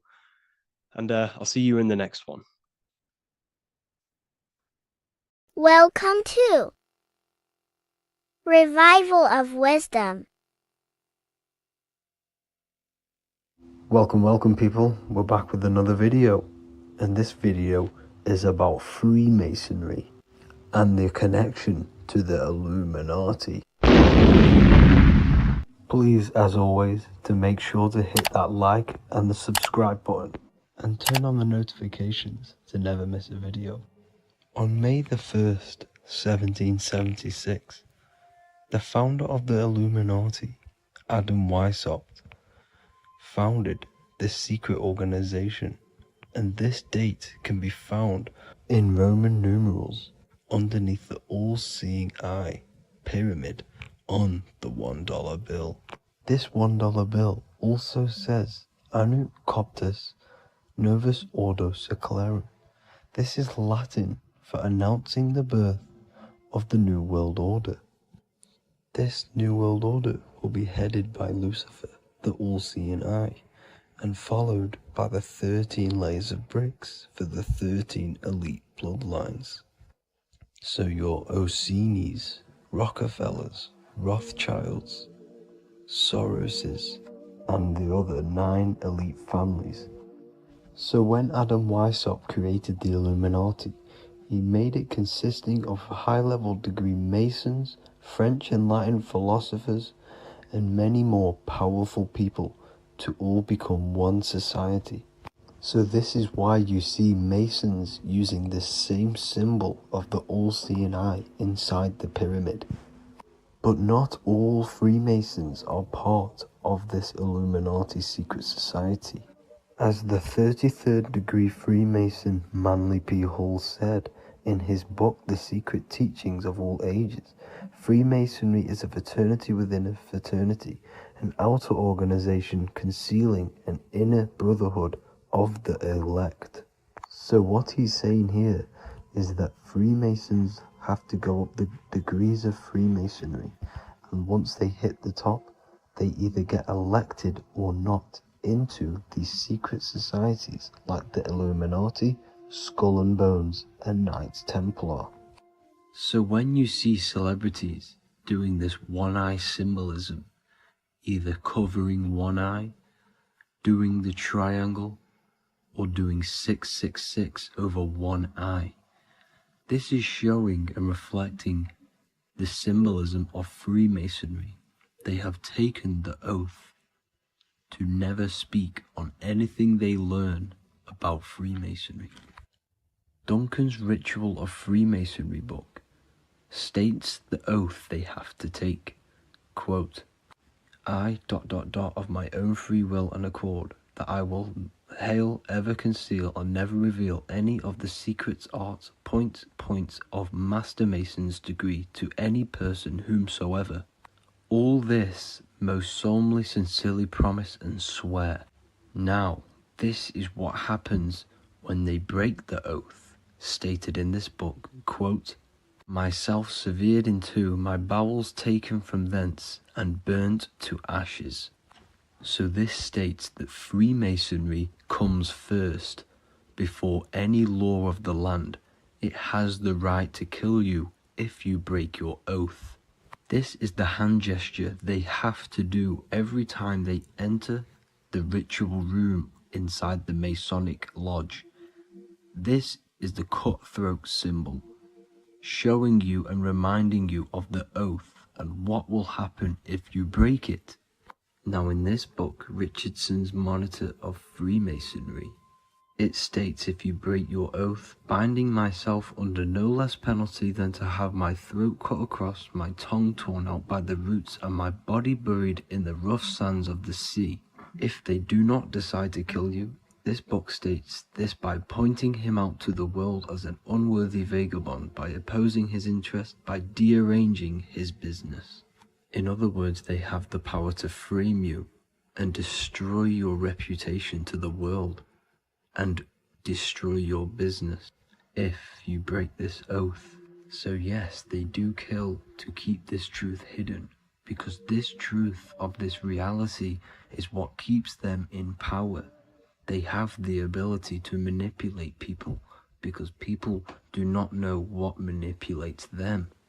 This is why they call themselves the government. They govern the ment, which is the mentality, because the mind is the root cause of reality. They control what you perceive to control what you manifest. By knowing the truth, you are set free, and you no longer need no controller above you.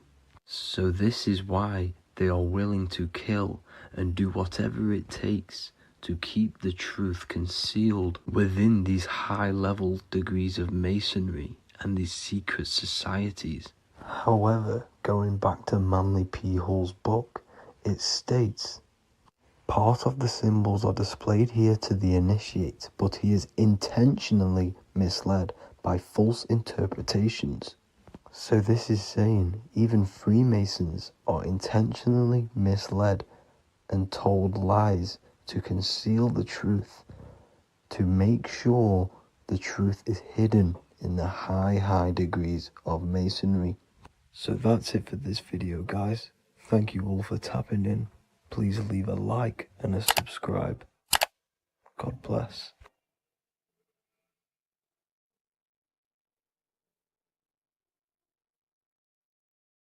Welcome to Revival of Wisdom. Welcome people. We're back with another video. Please make sure to hit the like, the subscribe button, and turn on notifications to never miss a video. The Vatican is a giant key from a bird's eye view, and it also contains an 8-pointed star. The Anunnaki Sumerian gods also depicted this 8-pointed star. The sky god Anu from the Anunnaki also uses the 8-pointed star for his symbol. And even Freemasons depict an 8-pointed luminary with a ladder and a key. This is symbolizing the key to ascension up to the 8-pointed star, which is Polaris. Polaris is always depicted as an 8-pointed star. Polaris is the standstill star at the very center of our realm, which is perfectly aligned with the North Pole. The Earth is a giant torus field, and at the center is where the most electromagnetic energy is stored. This is why all compasses point to the north. Hence why a compass is an 8-pointed star, because it points you to Polaris, which is the North Pole, the center of this realm. The 8 points of the 8-pointed star symbolize the 8 points in space and time. So yes, Polaris is the portal which you ascend through if you outgrow this consciousness by aligning your chakras. Our earthly realm is a macrocosmic reflection of us, and we as humans are the micro reflection, with the earth containing its 7 chakras as well as us. The North Pole is the 7th chakra, which is the crown chakra. So the key to ascension is held by the Vatican, hence why it's a giant key, because they mislead the masses through their religions which teaches the masses to look outside of themselves. As stated in the 20,000-year-old emerald tablets written by the Egyptian god Thoth, on earth man is in bondage, bound by space and time to the earth plane. Encircling each planet a wave of vibration binds him to his plane of unfoldment. Yet within man is the key to releasement. Within man may freedom be found. So the 7 planets are associated with each 7 chakras. The lowest chakra being the root chakra, which is associated with Saturn. This is why the elites love Saturn and reflect it in all of their symbols. Because the chakras are an ascension of spiritual principles, starting from the material and ascending up to the spiritual, the crown chakra. However, evil love bondage, and they are trapping souls in the physical realm by stopping and provoking the ascension process. They do this by abusing the energy of Saturn, and Saturn is associated with the lowest chakra. The lower 3 chakras are associated with survival mode, which keeps the consciousness in a constant state of fear and only aware of its surroundings. Once you start to ascend up your chakras, you become more consciously aware of spiritual deeds. And this is the process of returning back to your true spiritual form. Going back to Polaris and its connection to ascension, Kanye West symbolizes this on his music video 24. As you see him rise up into the sky, you see an 8-pointed shape around him, which symbolizes the 8-pointed star, as you see the beam of light. And even NASA symbolized this in their Space Delta logos, a bear holding a key with an arrow up to Polaris, the 8-pointed star. Here's another NASA logo of an arrow from the Earth to Polaris. The series Lock and Key on Netflix is all about portals and doorways, and they have the Kundalini energy as one of their keys. Kundalini energy is the energy which rises up the spine, the 33 vertebrae, and activates the third eye. The third eye is the spiritual gland which connects humans to other spiritual realms. We are not the body. Our spirit, our soul inhabits the body. We exist physically, spiritually, and mentally. Therefore, we are multidimensional. The intellectual and spiritual inhabit the body. Therefore, this is just an avatar within this timeline. However, within each and every one of us, we all have the key to releasement, as says in the Emerald Tablets. This releasement is ascension, up until higher states of consciousness. As stated in the Emerald Tablets, man is in process of changing to forms that are not of this world. Grows he in time to the formless, a plane on a cycle above, and another one saying, man is a flame bound to a mountain, but we in our cycle shall ever be free. Know ye, O man, that when ye have progressed into the cycle that lengthen above, life itself will pass to the darkness, and only the essence of the soul shall remain. That's it for this video. I hope you all enjoyed. Please feel free to leave a like, subscribe, and comment any subjects you want me to talk about. God bless you all.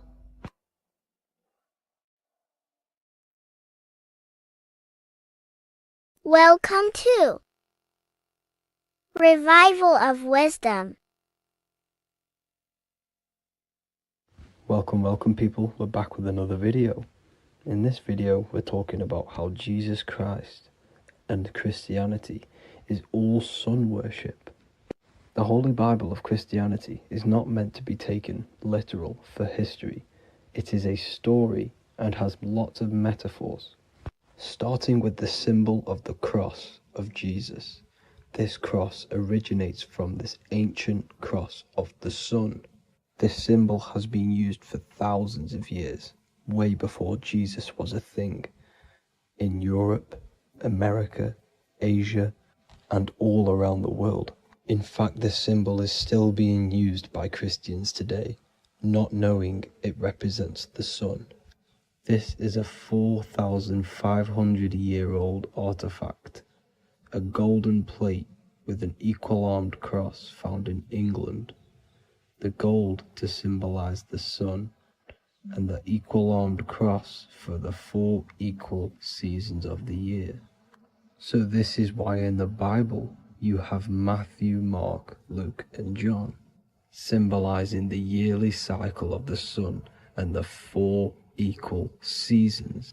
Also in the Bible, Jesus is referred to as the light of the world. So yes, Jesus represents the sun. He is a metaphor for the sun. Hence why in all of these pictures and images and paintings of Jesus, there's always a sun behind his head, and some even with the sun cross behind his head. Jesus also has 12 disciples, which represent the 12 zodiac signs and the 12 months of the year. This is the Last Supper by Leonardo da Vinci. As you can see, the sun, being Jesus, is in the center, because the sun is in the center of the zodiac signs. There are 4 groups which symbolize the 4 equal seasons. Each group contains 3 people symbolizing the 3 months and the 3 zodiac signs in that season. There is only 1 female in the painting, which is Virgin Mary, who symbolizes Virgo, the astrological sign. So yes, Jesus symbolizes the sun with his 12 zodiac signs and 4 gospels for the 4 seasons of the year. However, there is another phenomenon. The 25th of December is known as the birth of Jesus Christ, which is known as Christmas today. Jesus symbolizing the sun and is born on December 25th. This is the day the sun moves 1 degree northward, bringing back the warmth, the growth of crops, the life and light back to the northern hemisphere. Everything is springing back to life, as we call it, spring. So it is said that the sun is born again on the 25th of December, and Jesus is known as the risen Saviour, because the sun is our risen Saviour, because it gives life to the whole of this realm, the warmth, the crops, and without the sun rising in the morning, we'd all die in about 2 weeks. And we all know how Jesus died on a cross. The sun also dies on a cross in the southern hemisphere. It dies on the Southern Crux constellation. And on December the 22nd, 23rd, and 24th, the sun remains in the same position. So the sun dies for 3 days, and it is born again on December 25th, when it moves 1 degree northward. And this is when the sun is born again, or resurrected, just like Jesus. Constellation Virgo is prominent in the spring sky in the northern hemisphere. So therefore, the sun is born a virgin, Virgo. And as you see in this image, you see Virgin Mary holding the sun. Us as humans do not own the sun, so therefore God owns the sun. So yes, the sun is the Son of God, and this is what Jesus is symbolizing. And just how Jesus sacrifices himself for humanity, that's what the sun does. The sun gives out all of its energy so we can live. There are many other Bible verses which represent Jesus as the sun. Now in Matthew 8:23-27, his disciples are in a boat and there is a massive storm. Jesus is asleep, meaning the sun has not arose. And the disciples say, "Save us, Lord, we are perishing." quote, "Then he rose and rebuked the winds and the sea, and there was a great calm," end quote. Now this is a metaphor for the sun rising and calming the storm, because in the ocean, when the sun is down, that's when there are great storms. The worship of celestial bodies go back thousands of years, and it's called astrotheology, and it can pretty much be traced back to all ancient civilizations. Now going back to the ancient Egyptians, the god Horus, the god of war, and he symbolized the sun in the morning. Ancients used to say that he walked over the sky in 12 steps. Yes, this could symbolize the 12 zodiac signs. It also symbolizes the 12 hours of daylight. So we have 12 hours of Horus, but now they've rearranged the word to hours. Horus and hours. And when the sun rises, Horus rises, we say horizon, which is Horus is rising. That's the etymology of horizon. Another Egyptian god called Amun-Ra was known as the god of all creation. He was the first god of them all. Amun was also a sun god.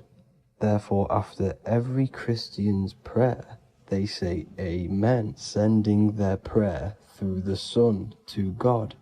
So this all goes back to the worshipping of the sun. Sun worship was around way before the Romans. However, in the Roman times, their sun god was called Mithra. Mithraism was the main religion before Christianity came into play. Mithra was the son of God. He died on a cross, and he was dead for 3 days and resurrected, just like Jesus. So the Catholic Church was not made in heaven. It was made by the Roman Empire. They mixed all the sun religions of Judaism, Mithraism, and other Arabic religions, and combined it into one, so Caesar, the Roman emperor, could gain his own religion. So yes, Christianity was a political move to gain more control over the masses, because it was a worldwide government at this point in time. So here is a Sumerian helmet with the rising sun symbol. And then the Romans also used this rising sun symbol on their armor. So sun worship has been going on for thousands of years, and it still goes on today. However, with all the programming and the low IQs, today we do not get the full interpretation of the Bible and these stories from the past. And Christians and other religions are all brainwashed to not question their religion and not realize their true origins and where they come from. I do advise you all to do your own research and come to your own conclusions. However, I'm just pointing out the facts and connecting dots for you all to see. That's it for this video, guys and girls. Thank you all for tapping in. God bless.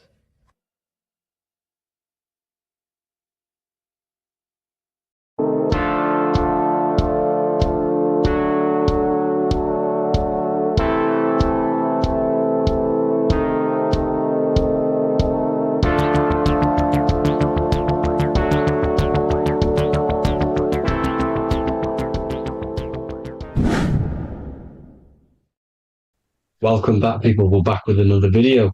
Let's jump straight into this. Make sure to tune in till the end, because this has got so much information in this video. So sit back and enjoy. So everything's torus fields. The Earth's a torus field. Everything's torus, which is electromagnetic field, electric and magnetic. The center of the torus field is where the two opposing forces meet in the center. And this is what creates the plane of inertia, the dielectric plane of inertia. Okay? You got red shift, blue shift, positive, negative, south and north pole, right? This is what the ancients were showing with the tree of life. As you can see here, this is the plane of inertia, and this is the torus field. Everything consists of this. Everything is a torus field. A atom is a torus field. Okay. Now, the inertia is the 0 point. So this plane is a 0 point. It's the balance between two poles. Okay. Now, this creates matter because matter is two opposing forces in motion equalized. So these two forces coming together is what creates matter on this physical plane. And this is why we can't see the electromagnetic field, because it consists of one of the elements, which is either electric or magnetic. But when they combine together, it's what creates this physical plane, which is physical matter, which is light in motion. Now, everything is one. Don't get confused by duality. Duality is two opposing forces, but them two opposing forces are created by the same substance. It's two aspects of the same substance. So, for example, water and ice are the same thing, you know what I'm trying to say, but it's two aspects of the same substance, because all is one. The whole universe is one. All goes back to the one, which is God, the creator, or magnetism, whatever you want to call it, because magnetism pulsates. Electricity has two poles, red shift, blue shift. Okay. So red shift, blue shift is electricity, and electricity vibrates, and all vibration always comes back to a standstill point. But magnetism is what pulsates. This is why your heart pulses. You breathe, which is a pulse. This is the breath of the universe, magnetism. Now, this is why the earth is green, okay? Earth can be spelt heart. If you just move the H to the beginning, it spells heart, okay? Because the heart is the center of the torus field, which is the heart chakra for us humans, okay? We consist of the same field, as you already know. Heart being the center, which is green, which is the center of the seven colors. The center of the seven colors. This is the most powerful chakra in your body. People think it's the crown chakra, but it's the heart chakra because it's the center of the torus field. You must align them all and combine them all into one, which is the heart chakra. Now, earth is green. Nature's green. Okay, this is because we live on heart chakra, the plane of inertia. It's the center of the torus field. Okay, and this is what the Egyptians called Isis, which is nature. Nature is balanced, and nature is female, mother nature, because it looks after us with the fruit it grows with abundance, and the water. It's a female energy, mother nature, and this is the symbolism of an equal, balanced arms. This is the scales, it's balanced. Mother nature is balanced. This is why the sky is blue, because what comes after the heart chakra? Blue. Sky is blue. We live in Midgard. This is what the ancients called Midgard. You don't have to take this tree literally. It's a metaphor. We live in Midgard, where both positive and negative duality here. Now, Mount Meru. Mount Meru was known as the center of the earth, okay, or known as Hyperborea. And this is the North Pole, the electromagnetic North Pole. But when I say Mount Meru, it's not an actual mountain. They weren't saying there was a real mountain in the center of the earth, a magnetic rock. No. The plane of inertia, okay, there's something called a hyperboloid. That's what it's called, a hyperboloid. And this is the center of the torus field. And this hyperboloid is what is in the shape of a mountain, you see? So if I go to this next one, they say Hyperborea on this map. Why did they call it Hyperborea?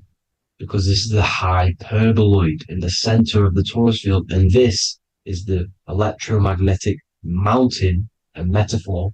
Mountain, what they're metaphorically saying, this is the electromagnetic mountain at the center, the double vortex. the center of the torus field, which is the North Pole. Pole of electromagnetic energy. So this is why they call it Hyperborea. It comes from the word hyperboloid. And the center of the earth is so sacred. And they symbolize this with, obviously, the North Star, which is Polaris. And this is where the swastika comes from, because it's the 4 seasons moving around the North Star. This is the Big Dipper constellation moving around the North Star, which is Polaris. There's that pole again. Pole. Magnetic pole of the torus field. And this is where the green, emerald green, aurora borealis comes from. It comes from this center hyperboloid at the center of the earth, where the most electromagnetic energy is stored. The center of the plane of inertia, the center of the plane of inertia.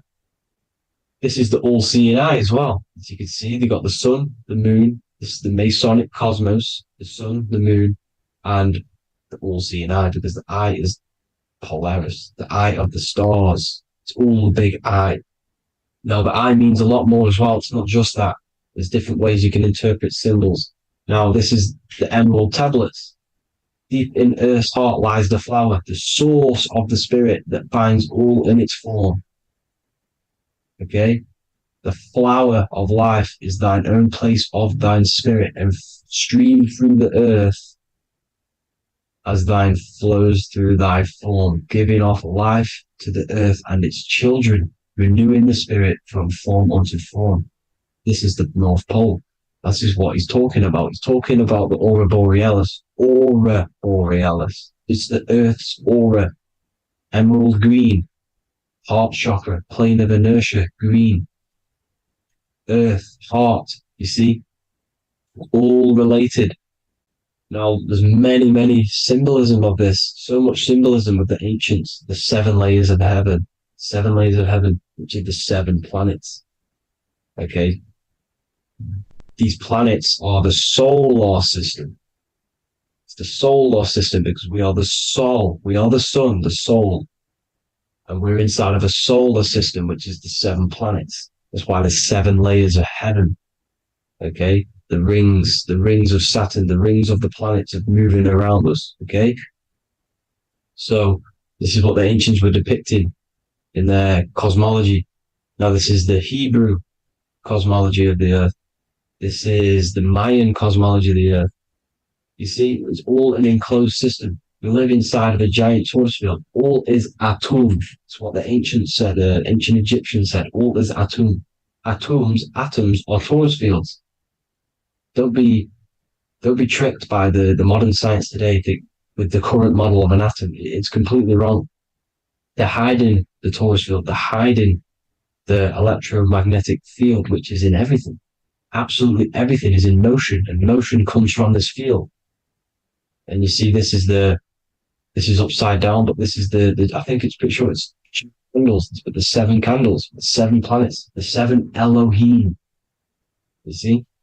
It all goes back to the stars and the heavens. Now, this is how the earth really works, with the stars on the outside of the cosmic egg, and then the torus field spinning around the sun and the moon, the positive and the negative charge. The sun gives you energy, the moon takes your energy. The moon controls monthly cycles. Moon is mon. This is etymology. Mon, month, money, demon, monster. Stir is star, moon star. We are all stars. Youngster, minister, superstar, Hollywood star. We're all stars. We come from the stars, which is heaven. Our soul comes from the stars. You see? We are the universe. The image of man is made in the universe. We are a microcosm of the universe. The universe is a macro. We are micro. We consist of everything. The body, mind, and spirit. The sun, the soul. Moon, the mind. Earth, the body. Body, mind, and spirit. We have 12 systems in the body, which are governed by the 12 zodiac signs. Starting at the Aries, which is the ram of God, all the way down to Pisces and Capricorn, kneecap. It all goes back to the stars. We are the stars. We are the universe. Everything is inside of us. Everything. or they say the Temple of Solomon, the temple of the soul and mind. The soul, the temple is the body, the soul is the soul, and the mind is the mind. The temple of the soul and the mind, body, mind, and spirit. We consist of the 5 elements: air, spirit, water, earth, and fire. We consist of everything. We are the universe. We're made in God's image, which is the universe. You see?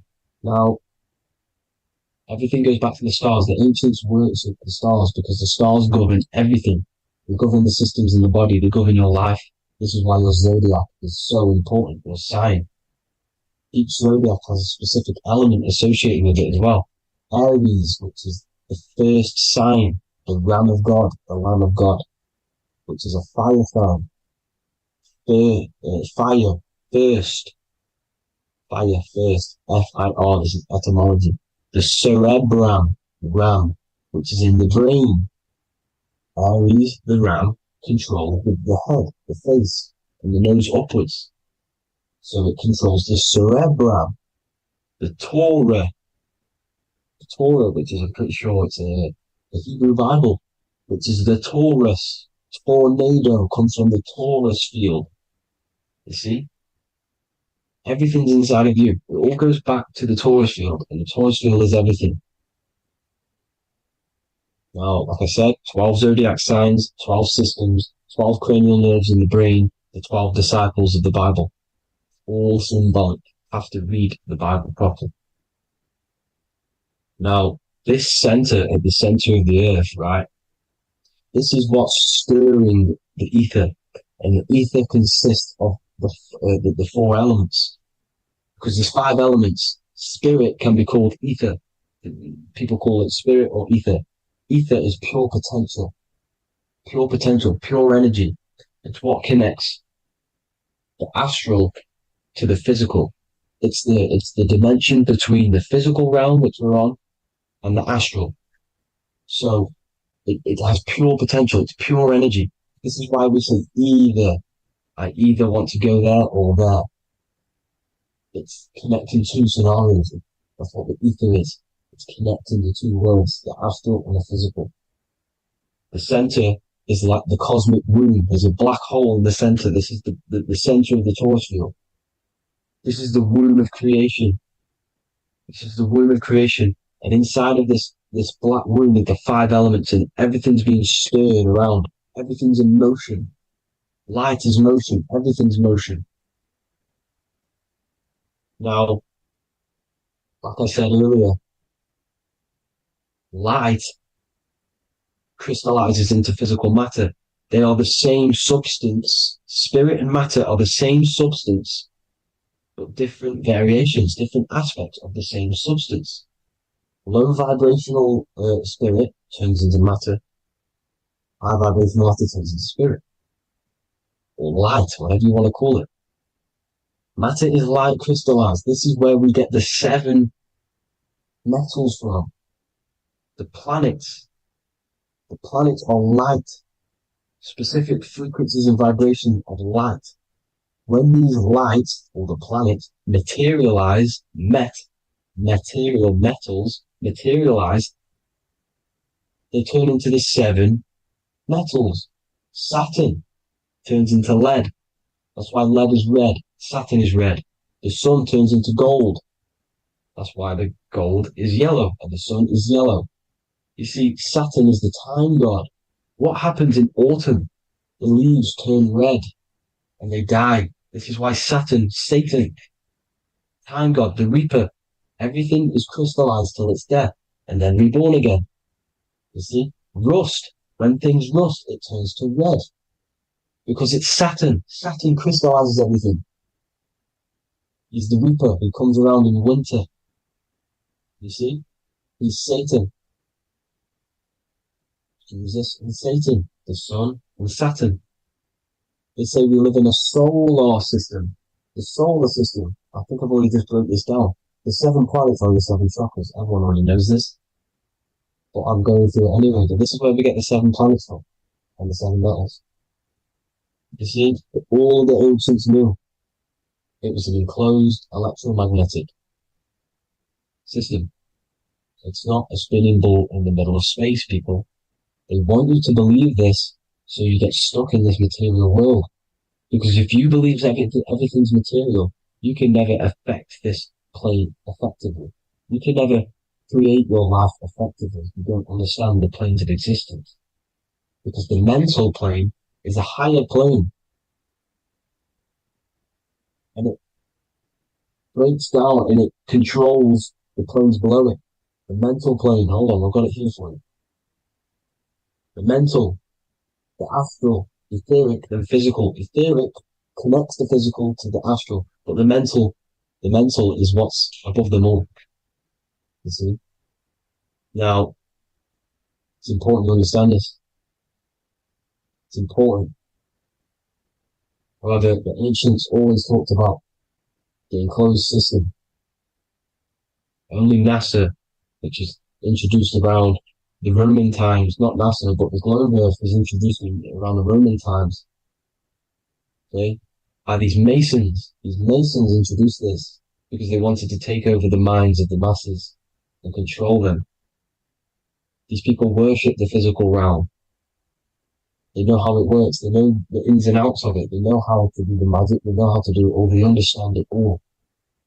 That's why Masonry have to take the oath. The oath of not speaking. You're not allowed to speak about anything you learn about in Masonry.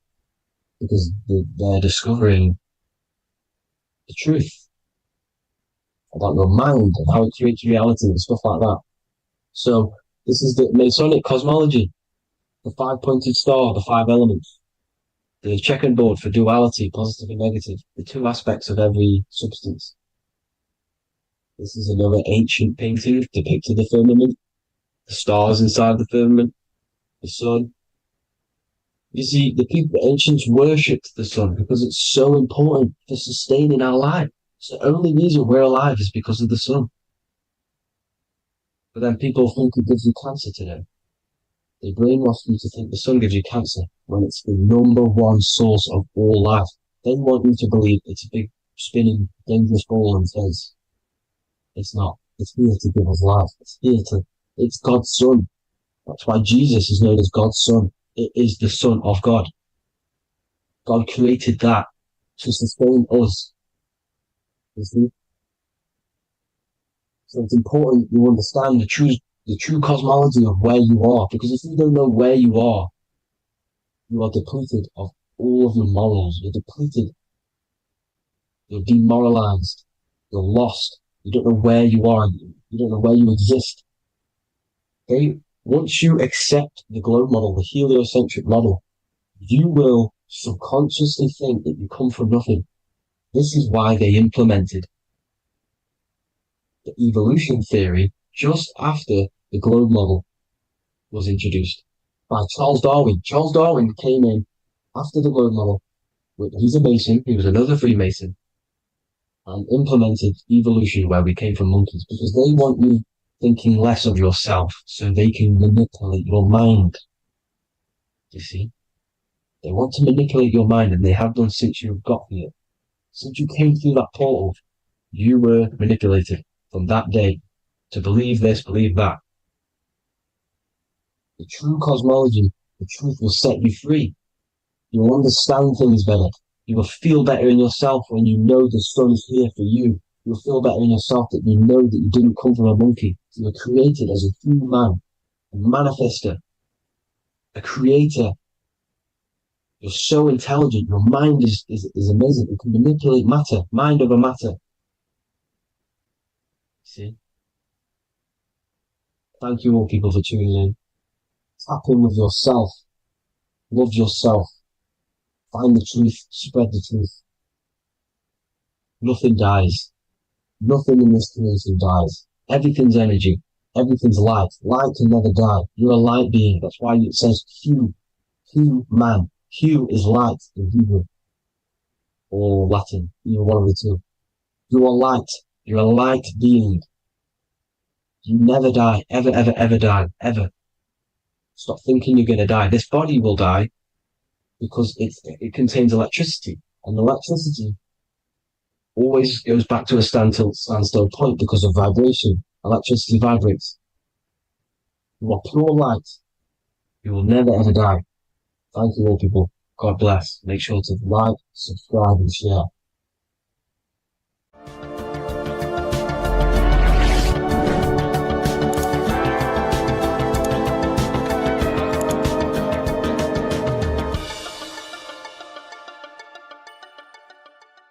The Freemasonic square and compass is not just a symbol that represents Freemasonry, a lodge, or a secret society.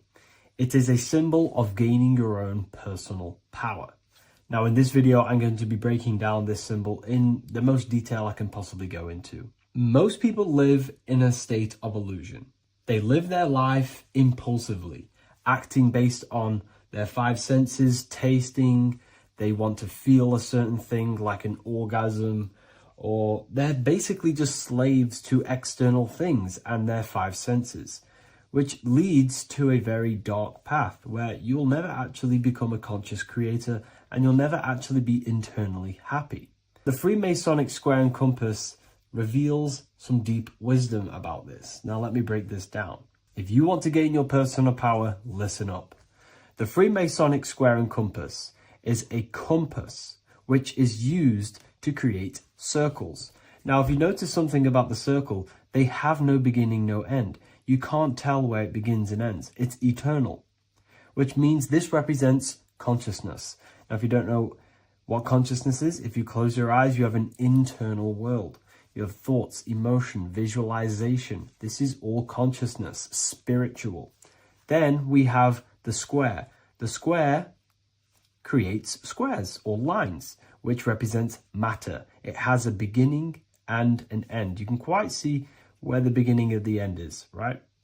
So we can even link this to Leonardo da Vinci, the Vitruvian Man. We see the man in the square with the circle. The circle is the eternal consciousness, and the man is the square, limited to the physical world. But consciousness is not limited. That's why it's outside the square. This is eternal. The body is mortal. The body will die. Consciousness will never die. If we look even closer at the symbol, we notice in this particular symbol, we have the compass overlapping the square. This is very, very symbolic. This represents spirit over matter, also known as mind over matter, consciousness over matter, the circle over the square. Like I mentioned earlier, most people are slaves to their senses. They go through their day and all they do is chase validation and feelings. They eat all day to feel good, which means they're a slave to their taste. They're slaves to their feeling. They masturbate, which means they're a slave to orgasms and external things. They're literally being governed by the external world controlling their internal world. They're literally living life on autopilot. And don't get me wrong, I was guilty of this too. We're all guilty of this when we join this world because we're not taught this sacred knowledge. Until you actually stop and recognize this, you'll be living life on autopilot, literally not even living. You'll be running off subconscious programs, seeking external validation and being ruled by these five senses. The square underneath the compass represents consciousness on top of matter, which means the internal world is controlling the external world. It is the mind controlling matter and not matter manipulating the mind. In the occult and esoteric world, it's very important that you are conscious of every action that you are taking in your day-to-day life. Never act subconsciously. Always be conscious. What are you thinking? What are you acting? What are you giving your attention? All of this is contributing towards creating because you are a creator. Consciousness is a creative force. You need to make sure that the compass is on top of the square, that your inner world is controlling the outer world and not the outer world controlling the inner. As I've mentioned in many videos before, the internal world of consciousness is what's producing the external world. Your life is just a result of every thought and emotion that you felt in the past. Everything you own, everything you possess, your friends are all reflections of your consciousness. They're all reflections of what you are thinking about. When you change your thinking, your external world starts to rearrange itself. On a basic level, this symbol represents the combination of spirit and matter. You are a spiritual being and a material being. You are heaven, the sky, and earth, the ground. You are heaven and earth, spirit and matter infused into one. You are a bridge between the divine and the earthly worlds. And you can bring down these higher realms of consciousness, thought, imagination, and emotions into a physical, tangible reality. To do this consciously, we need to make sure the external world is not manipulating the inner world. Because if your internal world is being controlled by external circumstances, for example, you have a circumstance happen in your reality, an emotion triggers inside of you, and that emotion is a command to create more of that. And the thoughts that you think are creating more of that negativity. So it's a constant cycle of negative manifestation if you let the external world control your internal world of consciousness. So we need to make sure the compass is on top of the square, that the internal world are commands and not reactions to create your external reality. And not only just to create, but to actually enjoy life. If we let the external world bother our internal world, this means that we have some sort of mental or emotional attachment to the external world. We need to detach from the external world. Why do I say that? Because it's temporary. It's an illusion. We are going to die one day, and none of this will matter. You need to understand that everything in this world is temporary. You have to be okay with losing things, losing family, losing things in this world, because it's guaranteed to be temporary. We need to make sure the internal world is order and not chaos, commands and not reactions. Now, at the back of the Book of Wisdom, Volume 2, the book that I've wrote here, I go over the different meanings of the different arrangements of the square and compass. Sometimes we see the square overlapping the compass, which is the opposite of what we've just broken down. Or sometimes we see one leg of the compass on top of the square and one leg of the square on top of the compass. These are all highly symbolic. When we see the square overlapping the compass, this pretty much represents the beginning of the Freemasons' journey, when their internal world is being controlled by the external. They have a lot of spiritual growth and a lot of learning and inner work to do. Now, when we see half and half, one leg of the square on top and one leg of the compass on top, this represents the Masons' gradual emergence from the material realm into the spiritual. This interplay of symbols reflects the process of gaining greater light and knowledge as the Masons ascend from material concerns towards spiritual enlightenment. And of course, we've just broken down what this means. This represents spirit over matter. They're not chasing external physical things anymore. They're actually chasing and gaining validation and happiness from spiritual growth, more knowledge and deeper understanding of consciousness and themselves. Most people chase external material things, which actually don't make you happy in the long run. You could be given £1 million today.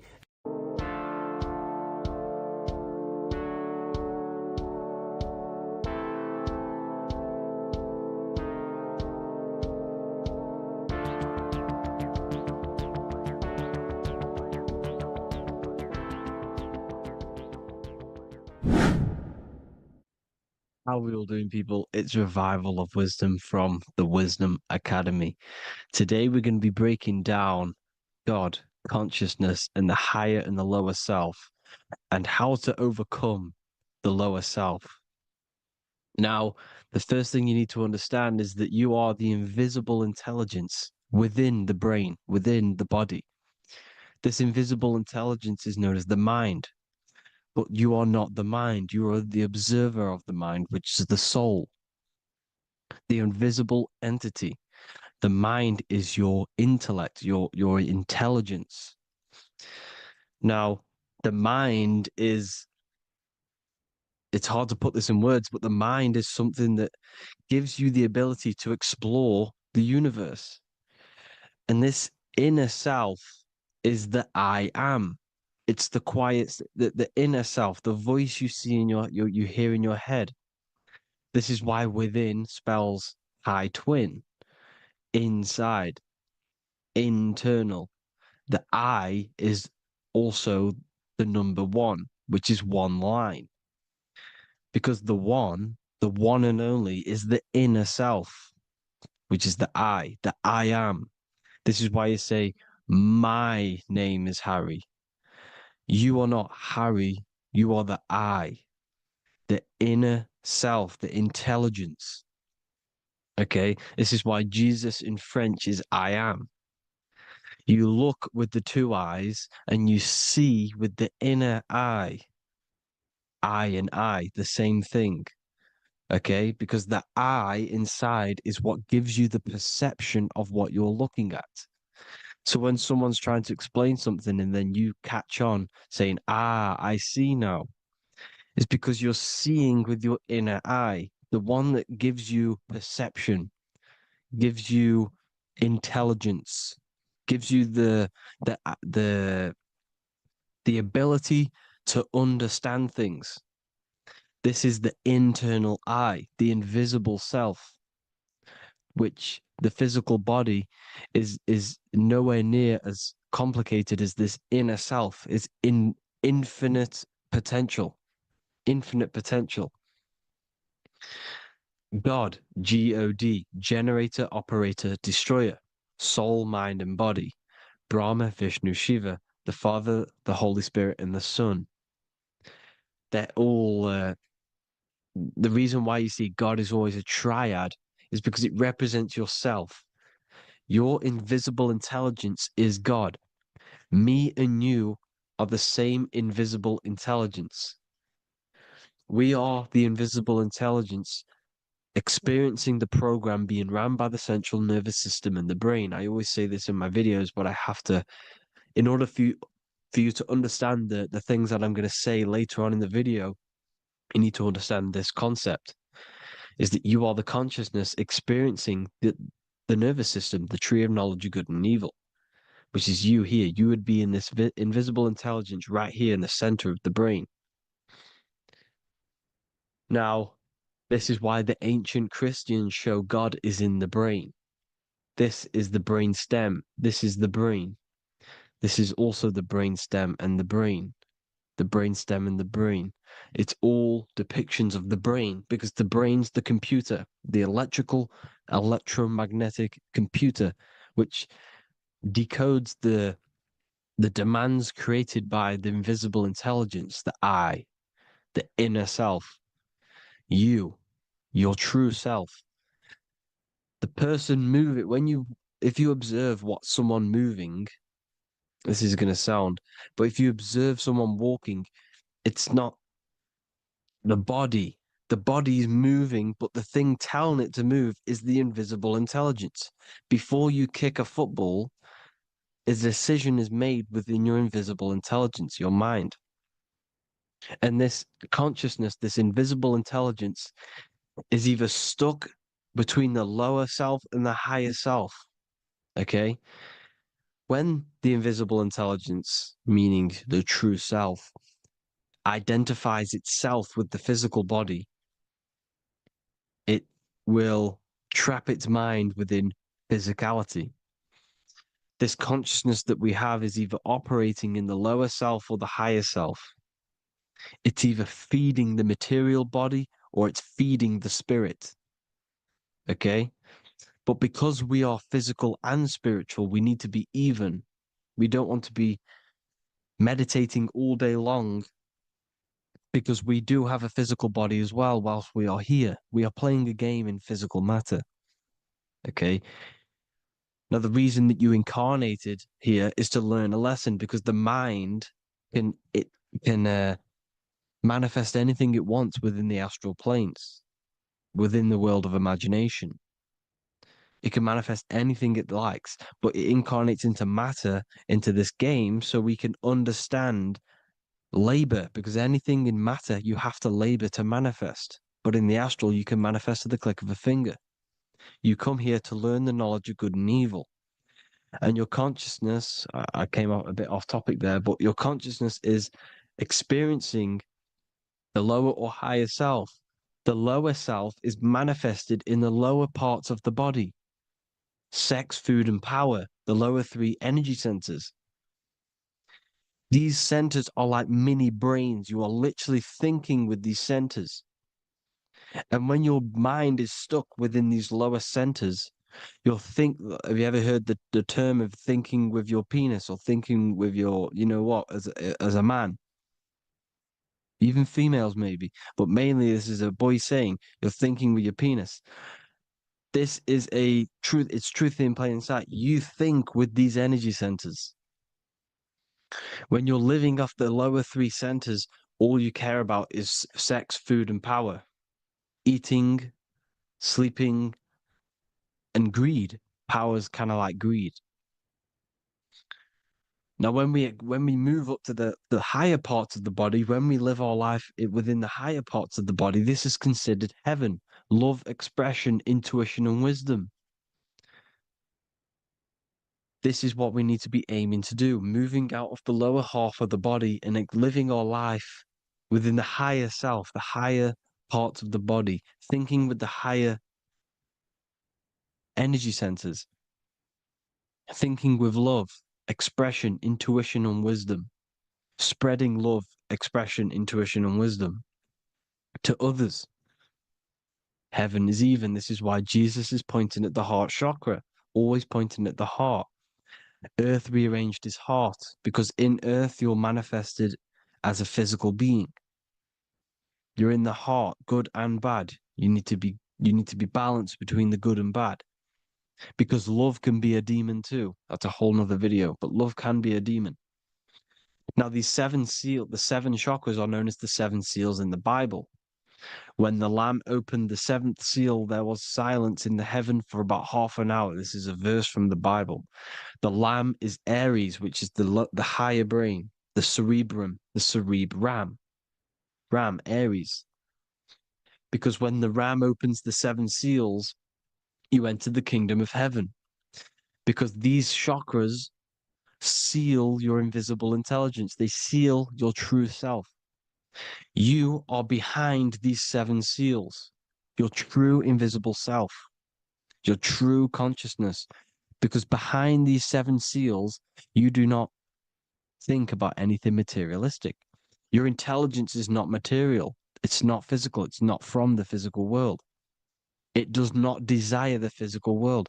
The body is the beast. The body's the animal, the lower self, which can corrupt our intelligence. It can corrupt the intelligence. Okay? Now, we need to balance these chakras so that we gain a deeper connection between this intelligence and the brain.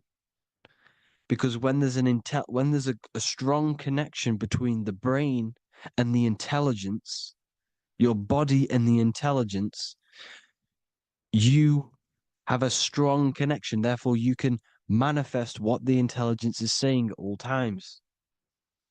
Meaning, when, for example, your higher self, this is intelligence, the higher intelligence is always speaking to you. It's always guiding you. It's always telling you the right thing to do. You can feel it when you're doing something wrong. You can feel that you're doing something wrong because this higher self, this intelligence knows what it needs to do here. And when there's no connection between the body and this our intelligence, our true self, when we strip away, when you close your eyes for long periods of time, you will figure out you are this invisible, infinite, creative being. There's no words that I can't describe what it is, but it's the voice inside of your head that you can feel when you close your eyes. You are this being inside of the heaven, because this is heaven, this intelligence. And when there's a strong connection between the body, you can manifest everything it's saying. When everything is balanced, when you're no longer thinking with the lower centers, when they're all balanced, you're not thinking in particular with every center, you balance them all, you can manifest everything it says. Your body will act out what the intelligence is always saying.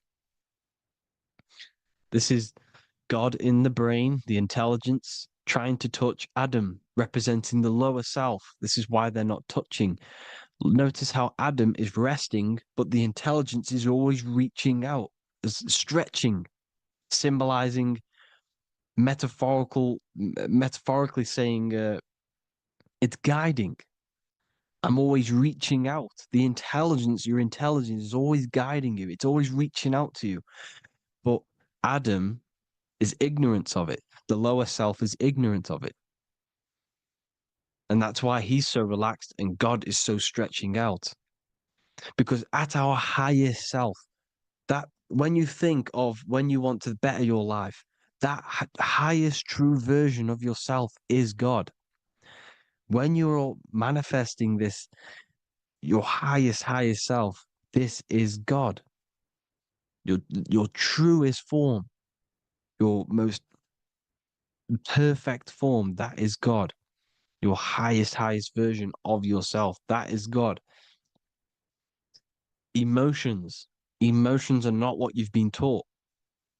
Emotions are not something that should be reactive, okay? You should not let the emotion be you, except that you should experience them instead of letting them become you. You need to understand there's a separation in our consciousness. You have the soul, which is the person who is observing your thoughts. When you think a thought, who's the one observing that thought? The soul, you, the I am, the I, the inner self, the one and only. And inside of every single body, inside of me, inside of you watching this video, there is this same intelligence that is inside of me, inside of you. And it's the exact same intelligence, experiencing a different body. And this is what we mean by the universe is mental. We are all sharing the same ball of consciousness in a different body. The animals, the fish, the cells, all expressing this one consciousness. Me and you are the same. This is why the golden rule is treat others like others should be treated, because I am you and you are me in a different body. Now, going back, you need to identify that there's different levels of consciousness: soul, mind, emotion, and body. Okay? Your emotions are on a separate layer than the body, the mind, and the soul. So when you identify there's a difference between all of these, you do not let them become you. You do not let your mind rule you, because your mind can be corrupted. Your soul is the one that is pure good, pure love, but your mind can be corrupted. Okay? Your emotions can be corrupted. The body can be corrupted, but the soul can never be corrupted, only layered on top. You can only throw piles of programs within the subconscious, layering the soul down, but deep down inside of every single one of you, there is a loving being. Because love comes from the heart. Love is the universal emotion, expression. Now, your thoughts can become bondage, your emotions can become bondage. Now, what do I mean by bondage? By conquering the lower self, we need to conquer our own mind, because the mind is what's manifesting the lower self. When you're thinking with the lower half of the body, when you're becoming your emotions, you need to experience the emotion, not become the emotion. Do not let the emotion become you. Do not let your thoughts become you, because your thoughts are tools that you can manifest. Your thoughts are the idea. Your emotion is the energy that you can use to manifest that thought. Your emotion is energy in motion, emotion. You use emotion to manifest, to feel as if you already have the thought. Therefore, you become that vibration. Therefore, your emotions are actually a creational force that is given to you to manifest things, because you're a human, a manifester. You're here to manifest things. You're a creator. You are a god. Your inner self, your intelligence, your I am, the one and only inside of you, the inner self, the quiet one, the one that's deep, deep down, the invisible intelligence, is it's creating things all the time. All the time. Speak no evil, see no evil, hear no evil. This is the astronauts, they're Freemasons, but they understand this because thinking, seeing, and hearing can corrupt your mind. And when you have a corrupted mind, you'll have a corrupted subconscious. The subconscious will manifest into the body because 90% of your behavior comes from the subconscious mind. So you got to speak, see, and hear no evil. But sin, what is a sin? To overcome our lower self, to overcome our lower self, the 7 deadly sins are not something that goes against an external God. A sin is something that goes against your inner guide, your inner conscience, the inner self that's always speaking to you. It's always telling you the right thing to do. A sin is something that goes against this inner guide. And this is why you can feel something where you can feel you're doing something wrong because the inner guide is speaking constantly. And when you commit these 7 deadly sins, which are 7 internal states which keep your invisible intelligence bound to your physical body. Because evil, right? Evil love bondage. This is why they stay in this realm and they control this realm because they love the bondage of the body. They like matter. They want to stay in matter for eternal life. They don't want to ascend back into the heavenly realms where you do not have a physical body. You can explore the universe within the astral planes. They stay bounded to the body, bounded to the 3D construct of the physical world. They have greed, lust, envy, gluttony, wrath, sloth, pride.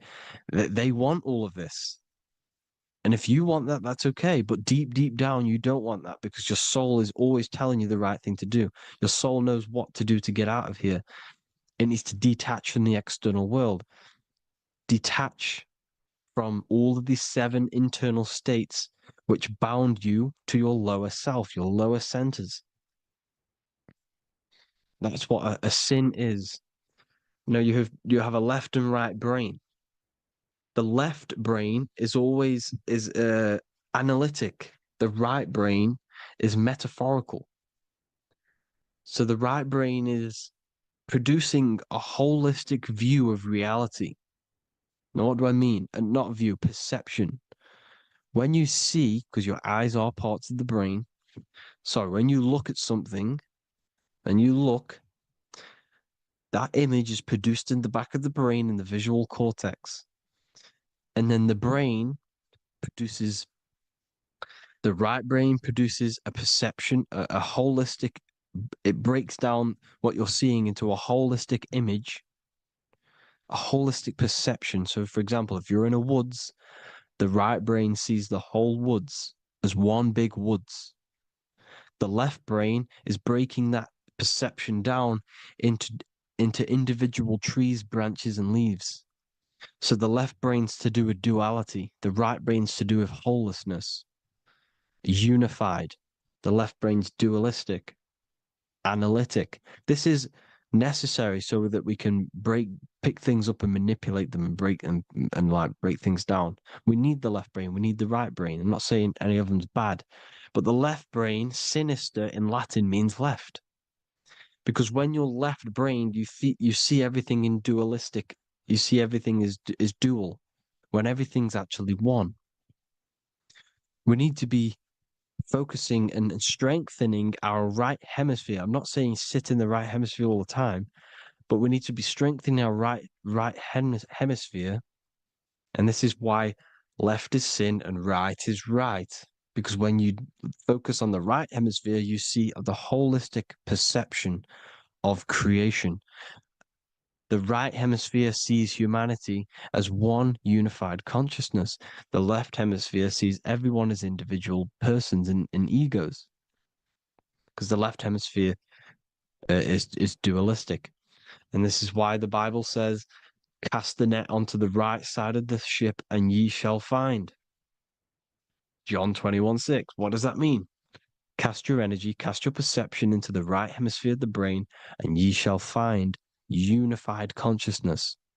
You shall find your higher self, the one and only. If then you have been raised with Christ, seek the things that are above, where Christ is seated at the right hand of God. Wow. Powerful. What does this mean? Seek the things that are above, where the Christ is seated at the right hand of God. God is your consciousness, your invisible intelligence between the two hemispheres. The right hand of God is the right hemisphere. Seek the things that are above the heart. Love, intuition, expression, and wisdom. Seek the things that are above the heart, the higher self, the higher part of the body. Because when you seek the things of love, expression, intuition, and wisdom, you create a strong aura. You attract the same frequency. And this frequency is heaven, God. This is the Sumerian artwork showing the lamb. This is a step symbolizing stepping upwards, raising up. He's stepping over the lamb up to the bird. His hand is going to the bird. The lamb symbolizes the lower self. Okay? The bird with the wings is in the sky. It represents the higher self. This is why angels always have wings, because it represents the higher self in the sky. The lamb is a ground animal, symbolizing the lower self. He's stepping over the lamb to the bird, his higher self, his invisible intelligence. Horus and Set, Jesus and Satan. Look, Horus has an evil brother, Set, just like Jesus and Satan. Horus is a bird, higher self. Set is a ground animal, lower self, which is the devil and the angel on your shoulder. You see? The right and the left hemisphere, the two wings. So the devil and angels always speaking to you. The higher and the lower self. It's the battle between the higher and the lower self, between the invisible intelligence and the physical body, because the body's the one that wants the sugar, it wants the pleasure, it wants the sex, it wants the porn, it wants all of the materialistic things, it wants the 7 deadly things. Okay, it wants this.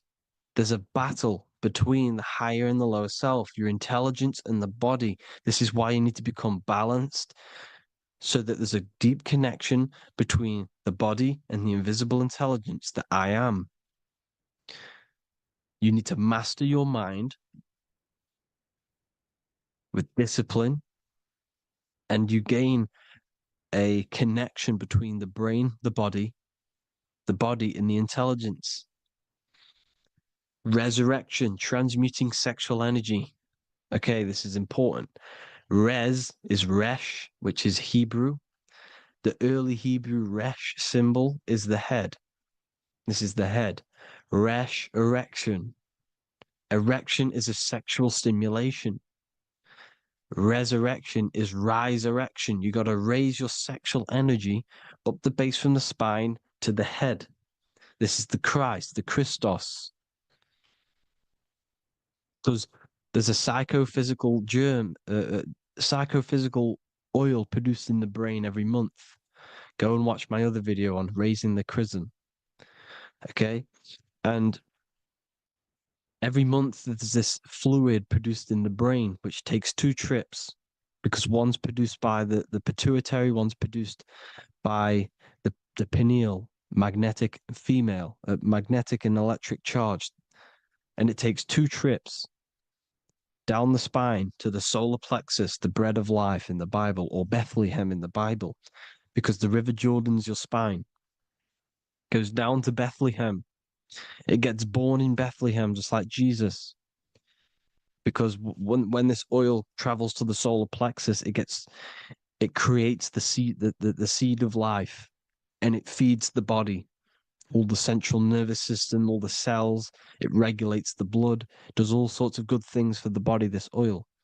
Now, when you save your sexual energy and you raise your resurrection, you awake the Christ, you raise it from the solar plexus or the sacrum bone up to the brain, you activate 100% of the brain, and this is the true resurrection of Christ. Instead of wasting the energy and giving away your sexual fluids, because behind the fluids is the energy. So when you release that fluid, the energy is out there. You've released the energy. Your sexual energy is the most potent emotional force a human could possibly feel. Same with any animal or anything. The sexual urge, the sexual emotion is the most powerful, potent emotion that you can feel. It takes over the whole body. When you feel sexually aroused, it takes over everything because it's so potent. And when you fight the serpent, when you fight the sexual energy, which is shown here in the Egyptians, the cat cutting off the head of the serpent, or Hercules fighting the serpent, or in the Greek mythology fighting the seven-headed dragon, the seven chakras. The serpent is your sexual energy because it symbolizes your kundalini.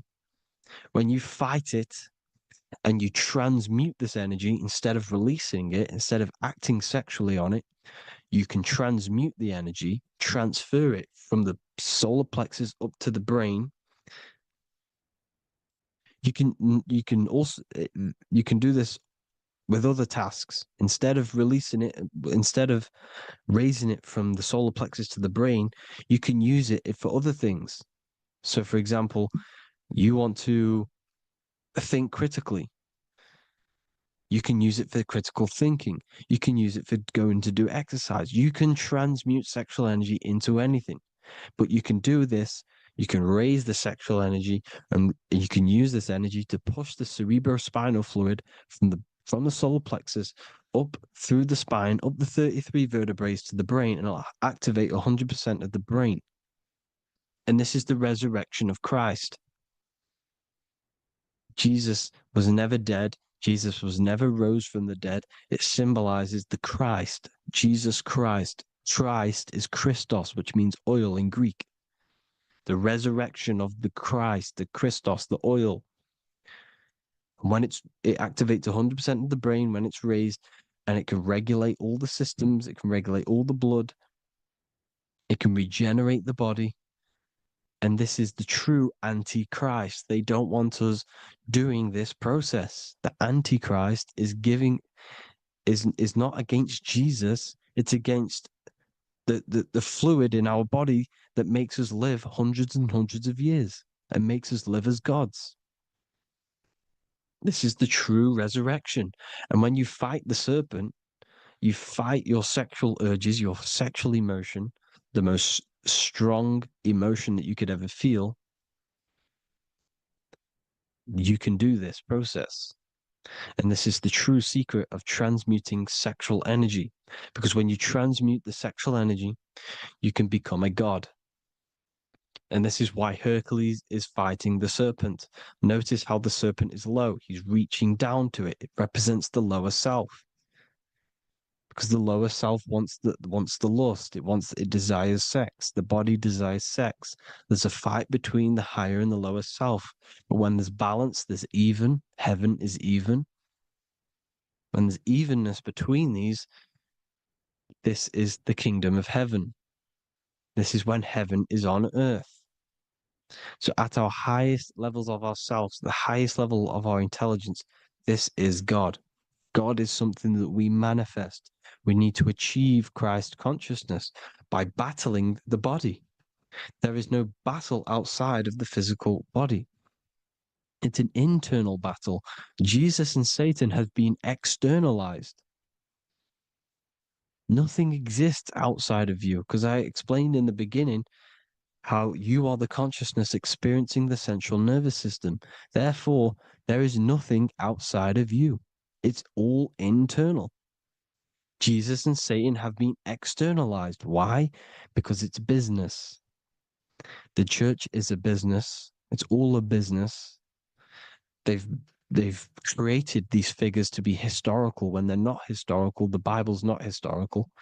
It's all externalized. It's called exoteric when the truth is esoteric, internal teachings. So, anyways, people, balance the chakras, balance the two hemispheres of the brain, balance the conscious and the subconscious. Balance is perfect, the yin and yang. You are spiritual and physical. You live in day and night. You need to be balanced, oneness, seek oneness. And this is the true kingdom of heaven. And when we all realize that we are all the same intelligence, the same consciousness expressed in different bodies, when we all realize this, we all realize we're all one. Doesn't matter what race you are. It doesn't matter what race you are, where you're from, your nationality, because none of you are actually from here. None of you are from the physical world. You're manipulating the physical world through the physical body. You are the I am. We all have a soul. Every single one of you has a soul. We all have souls. The reason why they say some people don't have souls is because they're trying to suppress your mind. They don't want you to know that you have a mind. That sounds crazy, I know. But a lot of people haven't realized that they have an infinite intelligence called a mind. And behind that mind, if you can observe your thoughts, the person who is observing the thoughts, you have a soul. Everyone has a soul. Don't listen to all these people saying some people don't have a soul, some people do. We all have a soul. Every single one of us. So anyway, you need to break the lower nature of yourself.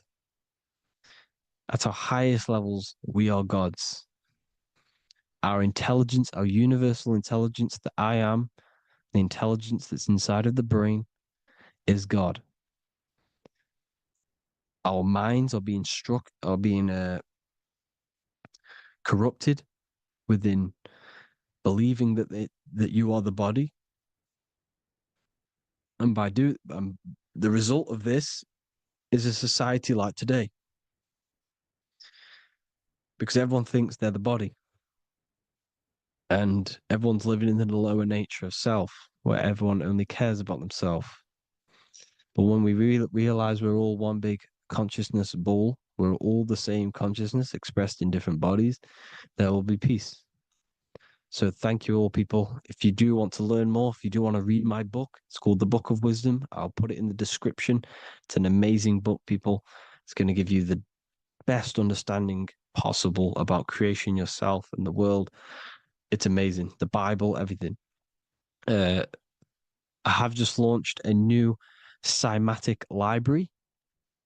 A friend of mine has just added this to the website. He creates beats and he creates the purest beats. So they are actually the frequency that it tells you. Most of the stuff on YouTube and Spotify and Apple Music it says it's a certain frequency, but we know these major platforms are all playing with the frequencies of the app. So if you want a real binaural beats, solfeggio scale frequencies to meditate on or listen to throughout the day, join the Occult Library. You can get a 2-day free trial. I'll put the link in the description.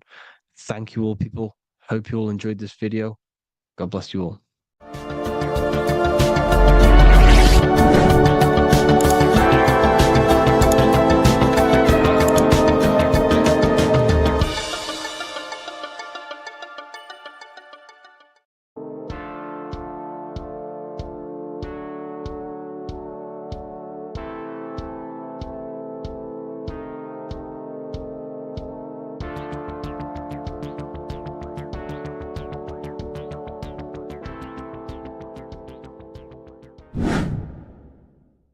Earth has become a realm in order to trap souls within so that they can harness our electricity, our energy. Even the Bible is talking about how this realm is controlled by the wicked one in John 5:19. We know that we are the children of God and that the whole world is under the control of the evil one. Ephesians 6:12. For our struggle is not against flesh and blood, but against the rulers, against the authorities, against the powers of this dark world, and against the spiritual forces of evil in the heavenly realms. So the Bible is telling us that this is not the only world. There are other worlds, there are other realms that we can go to, considered as heaven. Heaven being a higher realm where there is no evil, no darkness. This is a midpoint realm where there is good and evil. Now, we're going to explain how the soul trap is how it's working and how your soul is being harnessed for its energy and how you are tricked to come back to this realm after death. What you need to understand is first is that you are the invisible intelligence behind the physical body. You are the mind and soul. The soul is the true you, the good you. It is pure love, pure bliss, eternal, never dies. The mind can be corrupted though. The mind is the intelligence of the soul. It is invisible. Has no true form. The intelligence inhabits the brain. The brain is the computer to control the electrical machine called the nervous system, which is choice, program, and action. You are the invisible intelligence behind the body, and this will prove it even more. You do not even see into the external world. You are seeing an image produced by the brain because the light is being sucked through the retinas of the eyes. The image is produced in the visual cortex at the back of the brain. What does this mean? This means that we are the consciousness in the center of the brain, in the pineal gland, that is experiencing the program being ran by the central nervous system in the brain. This is the sigil of Lucifer. Lucifer in Latin is Lucy. Lucy is light in Latin. Lucifer is known as the light bearer. This is how the eyes work, people. It's not a demon or a devil. The sigil for Lucifer is how the eyes work and how the left eye is controlled by the right brain. The right eye is controlled by the left brain. There is a crossover. It's the same with the body. The left side of the body is controlled by the right brain. The right side of the body is controlled by the left brain. There's a crossover with our hemispheres in the brain. Now, this empty chamber in the center of the brain is where this universal cosmic intelligence is held, known as the most holy place in the Bible, the throne of God. Okay? This is above the 33 vertebrae on the spine. As you can see here, you are the being in the center of this point. All of the nerves are being sent back to this one particular point, which is the seat of our invisible intelligence. You can see it's an empty chamber. Our consciousness, our intelligence is not a physical thing. This intelligence is the true voice inside of your head. This is why your head is heaven, your heart is earth, your heel is hell. Your head is heaven because this is the seat, the throne of God. God is in heaven because the consciousness, this divine intelligence that's controlling the body, is sat in the center of the brain. The brain is taking commands of this invisible intelligence. When you close your eyes, you can feel your awareness, your consciousness, your intelligence is all in the brain. Your awareness is not in the feet, the heart, the legs, the arms. It's all in the center of the brain. Now, if you meditate deeply, you will find that You are beyond the mind. You are the being observing the thoughts. You are the soul observing the thoughts. Now, with this being said, you are the consciousness experiencing the program being ran by the central nervous system in the brain, because you're not seeing into the external world. It's an image, it's a simulated image produced by the brain and the central nervous system. You do not experience the external world. You do not feel the external world. You feel electrical impulses on your nervous system. Your nervous system is decoding what you are feeling. So the only thing that you truly feel is the electrical impulses on your nervous system. This is why the nervous system is the tree of knowledge of good and evil, because it gives your invisible intelligence, your mind, the knowledge of good and evil. It can detect good things, it can detect bad things. If it's hot, if it's warm, if I need to go, the nervous system is doing this. It is the tree of knowledge of good and evil. Okay? Now this universal intelligence is symbolized as the single eye. Okay? Matthew 18:9. It is better for you to enter life with one eye than to have two eyes and to be thrown into the fire of hell. What does this mean? It's symbolic, it's metaphorical, people. It is metaphoric. Your universal intelligence is the single eye, the one eye. It's the balance between the two poles, between the left and the right, the good and the evil. It knows the right thing to do all the time. This is our inner guide. The inner self is the inner guide. And when you are operating your life off duality, using your two eyes, you'll be thrown into the fire of hell, lower states of consciousness, because you're split. You need to live in oneness, even, balance. Matthew 6:22, the light of the body is the eye. The light of the whole body is the eye. You are a light being. Human. Hue means an attribute of a color. Man is the word manifested. We are light manifested into physical form.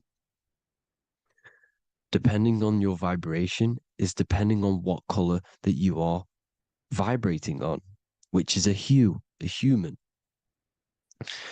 If therefore thine eye be single, thy whole body should be full of light. Again, it's talking about the single eye, oneness, completeness. When you balance the hemispheres of the brain, we'll go over that later. But anyways, the body is the earth. This is what we need to understand, people. The body is running the simulation, the program that our consciousness is experiencing. So when we leave the body during death and astral projection, we leave the earth. This is how it works. The body is the vehicle for the earth, for this realm. Everything exists within our mind. You have the soul, mind, and body. The soul is the observer, the watcher, the true being. This is why she has many different heads, because the soul inhabits different bodies. This is the serpent, which means knowledge, which is the mind, wisdom. And this is the body, soul, mind, and body, Brahma, Vishnu, Shiva. The mind is the bridge between the soul and the body. So what do I mean? When you astral project, you are using your mind to project your awareness, your observing consciousness outside of the physical body. The mind is the projector, projecting consciousness.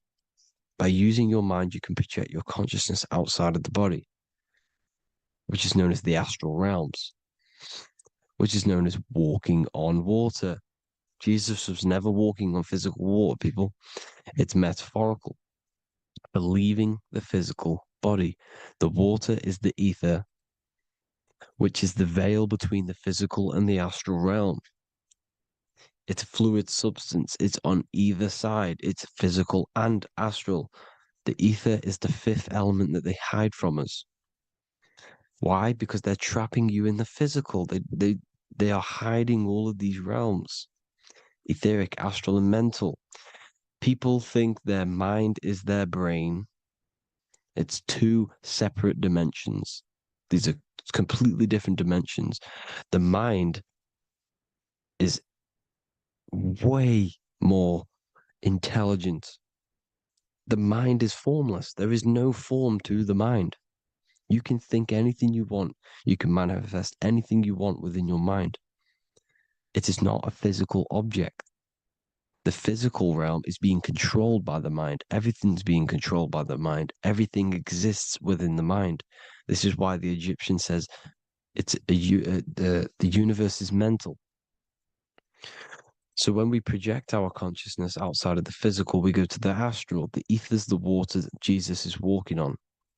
This is the veil between the physical and the astral world. The word together has ether within it because it joins the two worlds together, together, the astral and the physical.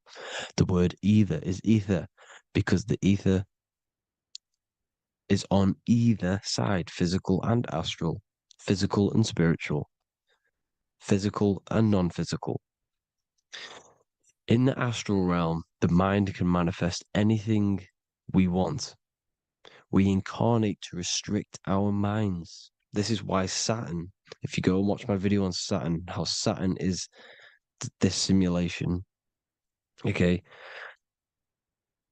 Our minds can manifest anything we want in the astral plane in the click of a finger. However, when we incarnate in matter, we now have to labor for our manifestations. This is why Saturn's known as the great teacher in astrology, because he teaches you a lesson. When your mind incarnates into matter, it's teaching your mind a lesson, the knowledge of good and evil. This is why the Bible says, you shall be gods and know the knowledge of good and evil. When you incarnate here, you have to know the knowledge, you need to know the knowledge of good and evil to become a god. Okay? Now, the square is the physical plane, the triangle's the ethereal plane, the circle's the eternal plane. The circle has no beginning, no end, it's eternal.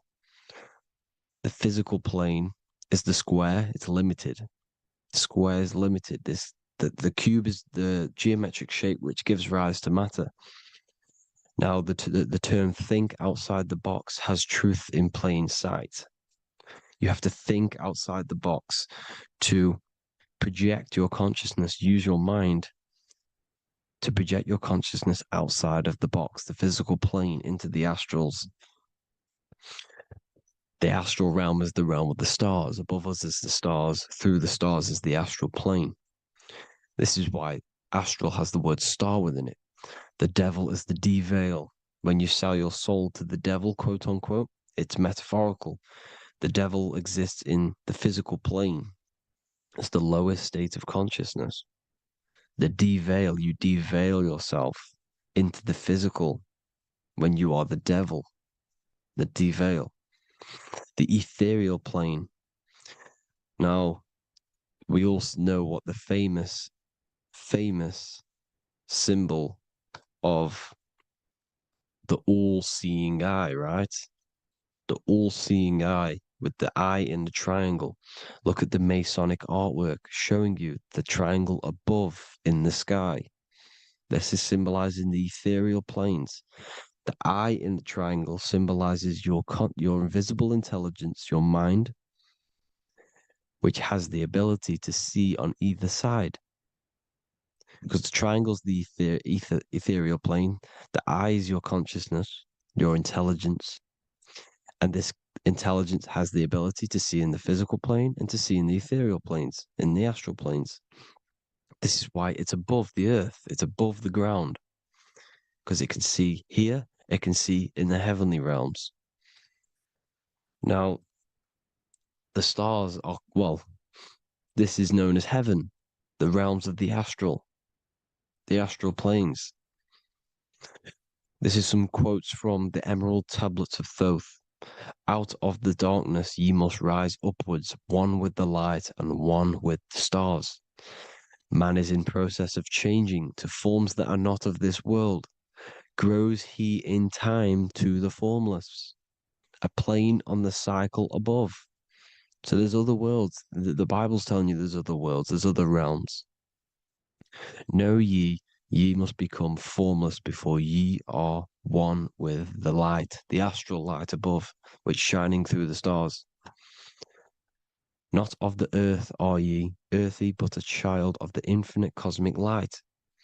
You are the invisible intelligence controlling the physical body. The body's not you. It's the vehicle that your soul lands in when your mind projects your consciousness into that realm. Free from the body, I flashed through the night. Unlocked at last for me was the star space. Wow, that's powerful. The star space, the astral planes. This is what it's talking about. We are all a star. We descended from the astrals, which is the star. We are all a star. Look at the ancient paintings of Jesus' birth. It's the star beaming his consciousness down into the physical plane. Here's another one. Here's some Freemasonic artwork showing you, again, the ether, that invisible intelligence, the I, manifesting itself inside of here, in the physical realm, where the people are. You see? It's the same here. This is Jesus. Here's the bird symbolizes the Holy Spirit, your invisible intelligence, descending into the waters, the ether, the ethereal, everything. The ether's the base of all physical matter. Here's Truth in Plain Sight. Mr. Bean, the famous TV program in England, in the UK. He begins the program like we all begin the program for falling from the stars. He falls down with a beam of light. And this is truth in plain sight. This is false.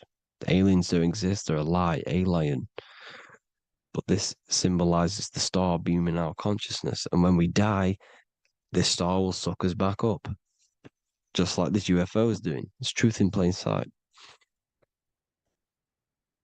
So, this is some more Freemasonic artwork going from duality to singularity.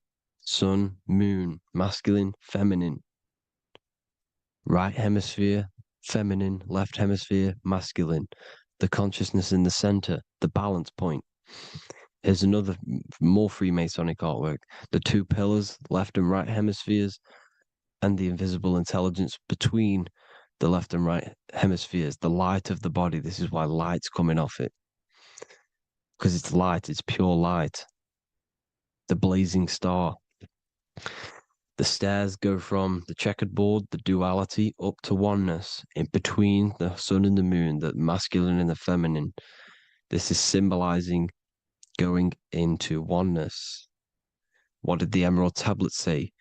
You've got to become one with the stars, one with the one with the self. Balancing the two hemispheres so that you can gain, because when the two hemispheres are balanced, you can gain a more deeper connection with your invisible intelligence. Same with the chakras. When the chakras, the seven seals in the Bible, these are seven seals because when you conquer the seven chakras, when you balance the seven chakras, you then gain a more deeper connection with your internal self because your mind is not filled, it's not being ran, it's not being dominated by these seven deadly sins, the seven seals, the seven chakras. These are seven energy centers which are concealing our true form. Balance makes us have a stronger connection with our true cosmic intelligence. Heaven is even. This is why Jesus is pointing at the heart. The even point is the heart. You got to balance the chakras and live from the heart because the heart is the earth. You're in good and evil. The body manifests the lower and the higher self. The higher self is in the higher parts of the body. Wisdom, intuition, expression. The lower self is in the lower parts of the body. Sex, food, and power. This is how they are trapping your soul, people. Like I said, the mind is the bridge between the soul and the body. So by tricking the mind, not giving it the right knowledge, and keeping the mind stuck in the lower three centers, thinking about power, food, and sex. This is low vibrating energy. It's going to keep your mind addicted to the physical realms. Okay, this is why you need to go even, balance, heaven. Okay, I will explain the soul trap in a second, how it fully works. But I'm telling you all the science behind it so you can understand. When you are doomed, you are domed. This is the dome, the firmament, the mind. Ment is mind, firm is firm. A firm ment is doomed under the firmament. You must have a loose mind, an open mind to expand your consciousness beyond the stars, beyond the ethereal barrier. You have to vibrate higher than this world. Your consciousness must be expanded more than the physical plane. You need to learn how to astral project. You need to learn how to leave the body, how to operate outside of the body, so that you, when you do leave the body, you will have recognition. You'll have knowledge. You'll have practice. But this is as above, so below. The woman's belly is the earth. It's as above, so below. It's a microcosm of the macrocosm.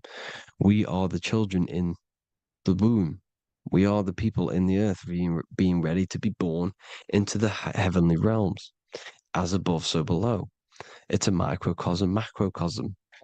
Everything is in everything on a bigger and a smaller and a larger scale. Now, when the baby figures out that there is a world beyond its mother, what happens? The baby starts to move around and tries to get out of the mother. Because once it starts to hear the external world, starts to hear people, it's going to wonder, what's outside of why am I in here? What's outside? So the baby will force its way out of the mother. It's the same with our minds, as above, so below. When our minds figure out that there are other realms beyond this world, we will seek a way out. This is the womb, the mother earth, mother nature. It's the mother. We're in the womb. We can be born out of this world, which is being born again in the Bible. When you are doomed, you are domed under the dome, under the firmament, the firm mind. The firm mind will keep you under the firmament. Due to the law of polarity, there has to be other realms. There has to be. Because the law of polarity works in this world, and it will work on every scale possible. It's universal laws. These are universal laws. The law of polarity means that there are other realms polarizing this realm. There is a hell, there is a heaven. There is a midpoint, which is Midgard, which is the one we are in now. Earth, heart. Earth is the heart. Heart is the center, good and bad. The balance between good and bad. Your reality is your level of realization. Your mind realizes other worlds, you will seek a way to them worlds. It's that simple. The soul trap is to keep you stuck in this physical body, which is the earth. This body is the earth. It's running the program, like I said at the beginning. It's running the simulation that your consciousness is experiencing. You are an electromagnetic being, and you're hidden in a cage, your rib cage, and you're stuck in cells, the prison cells. You're in cells. We produce electromagnetic energy. Your soul produces this energy. And by trapping your consciousness inside of this physical realm, they harness this energy within the astral realms.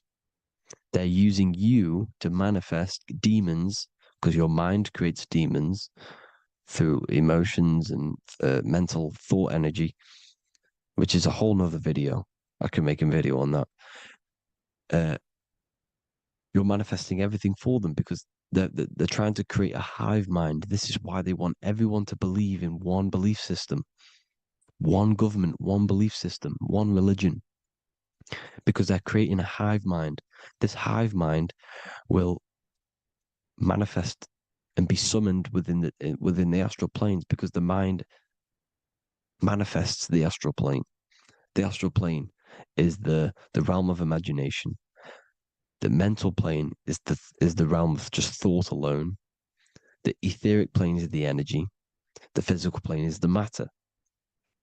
So all of our minds together are manifesting these demons within the within these subconscious realms, the astral.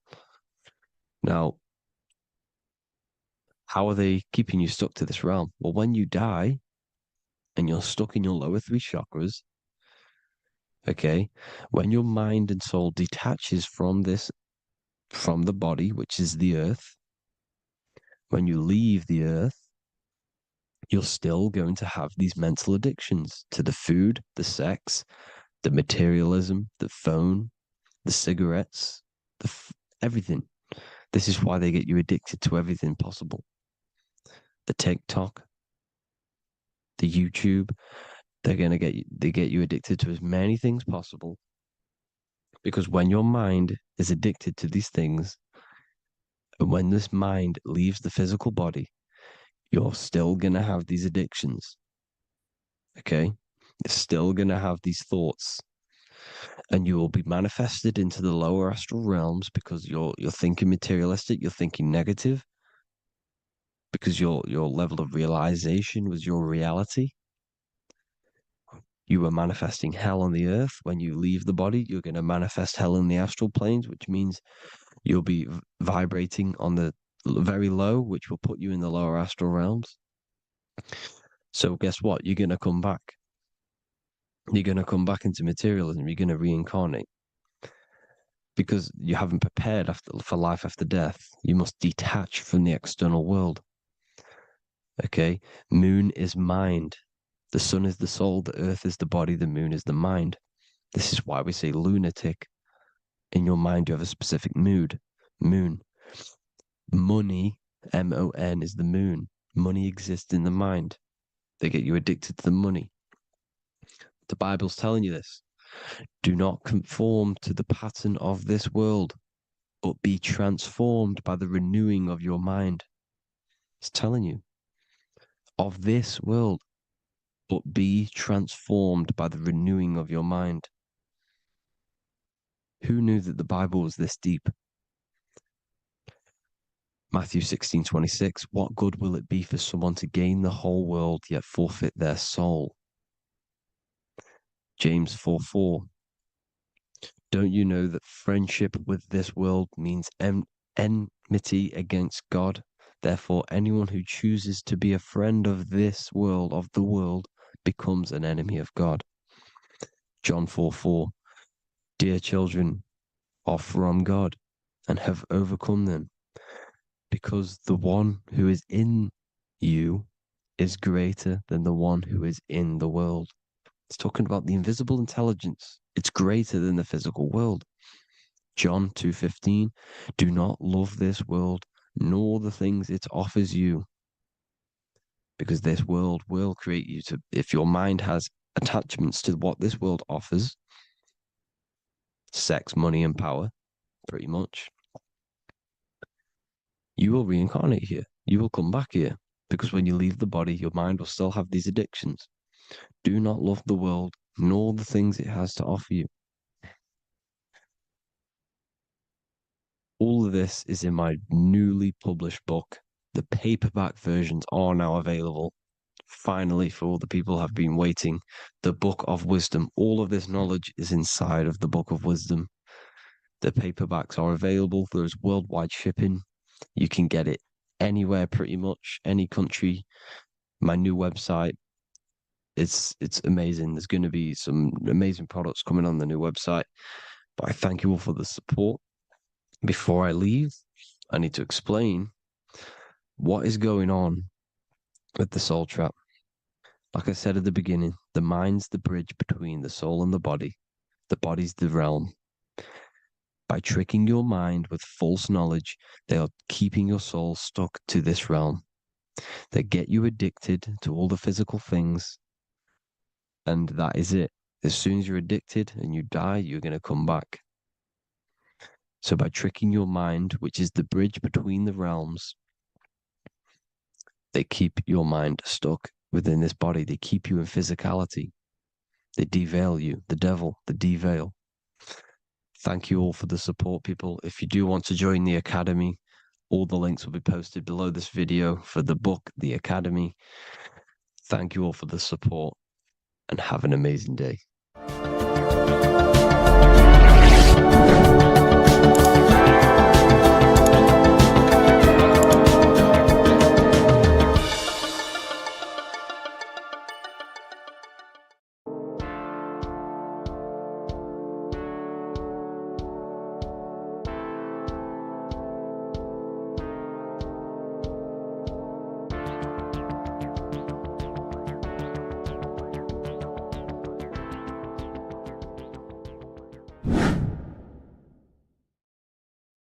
How are we all doing today, people? It's Revival of Wisdom, and today we're going to get real deep.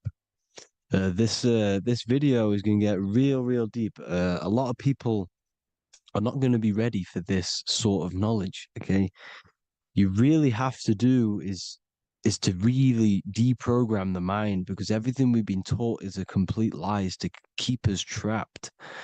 Okay, this is really advanced knowledge. Now, let's get straight into this. All of the ancients depicted other worlds, and they called this place Midgard. Midgard is the mid garden, the middle garden. This is why the Masonic symbolism on the floor is always a black and white checkered board, symbolizing the polarity here, the good and bad, because we're in the middle garden, the heart. Earth rearranged spells heart, because we're in the heart of this system, or whatever it is, a super quantum computer, whatever you want to call it, simulation. Now, in the Quran, it talks about the 7 layers of heaven. All of these ancient artworks are depicting these different layers of reality. Okay, and look at the Egyptians here with the boat outside of the firmament. Boats travel on water, and this is exactly what the Masons are doing. So they're still using the same symbols. Why? Because it's the same knowledge, just hidden. The Egyptians have the same knowledge as the Freemasons. It's just hidden. Now, this cosmology that they're showing here, which was probably made maybe 100 years ago, this painting or artwork, is the exact same as the one we see here, with the arch, the boat. You know, it's similar, because the boat is symbolizing traveling these other worlds, because the ether is also symbolized as water, because if you look up at the stars through a telescope, it looks like it's water. It's shining through water, because this ether, whatever this substance is outside of this world, was symbolized as water. Okay, and look at all these ancient depictions showing these different layers of reality. Now, we are being trapped within this 3D dimensional world, which is the cube, the Saturn cube, because there are 6 sides to everything in this world: front, back, left, right, up and down. 6, which is the cube, because we're in the Saturn, Saturn's world. Okay, now, always been depicted as a tree of life, the tree of the universe has always been depicted as this tree. Because let's get a bit deeper. Now, the cosmology of this reality is the sun, the moon, and Polaris, always in the Masonic art. The sun, the moon, and Polaris, the all-seeing eye. If you go inside of the temples, of the Masonic temples, they always have this star in the middle, shining light beams. Okay, look here. the light beams coming from the big star in the middle, which is Polaris. This eye is God. It's God's light shining down from his abundance.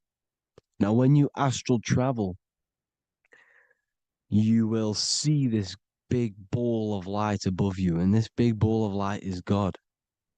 But you cannot travel towards it until you are pure.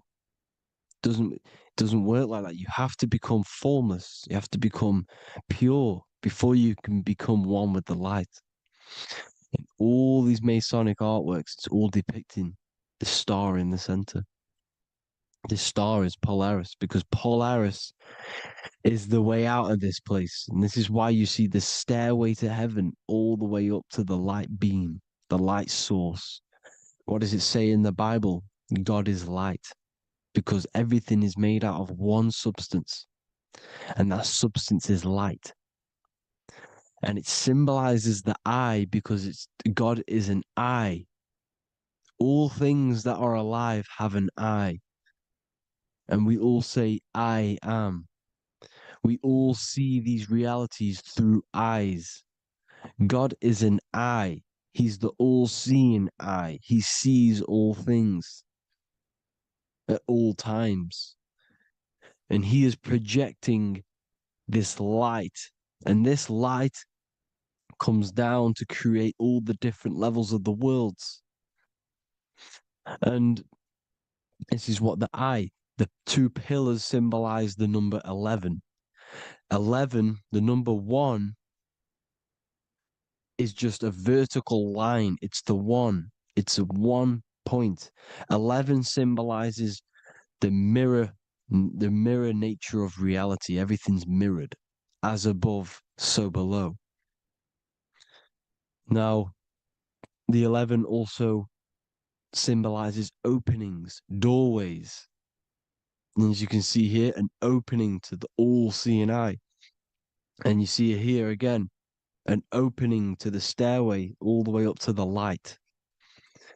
This light is the light of God in the astral worlds, beyond this world. Now, Polaris has also been symbolized as the UFO. They put the truth in plain sight. So, you know, in the films, how the UFOs suck people up. That's what Polaris is doing if you ascend beyond this world. If you do not ascend beyond this world, you will be reincarnated in this world. The whole thing is to outgrow this consciousness to the plane above. And I'm not just making this up. I'm going to be bringing in scriptures after this. But you can see with the Christmas tree, we always put a high, big star at the center, at the top, which is the star of Polaris, which is exactly what the Masons are doing here. The star at the top. And it's on top of our Christmas trees. And all of these symbolize the other stars, because Polaris is the most high star. And all the other stars are wrapped around the firmament lower than Polaris. And that's exactly what the Christmas tree is. And it's a triangle. It's a triangle, just like light beams travel from one point in the triangle, just like the all-seeing eye.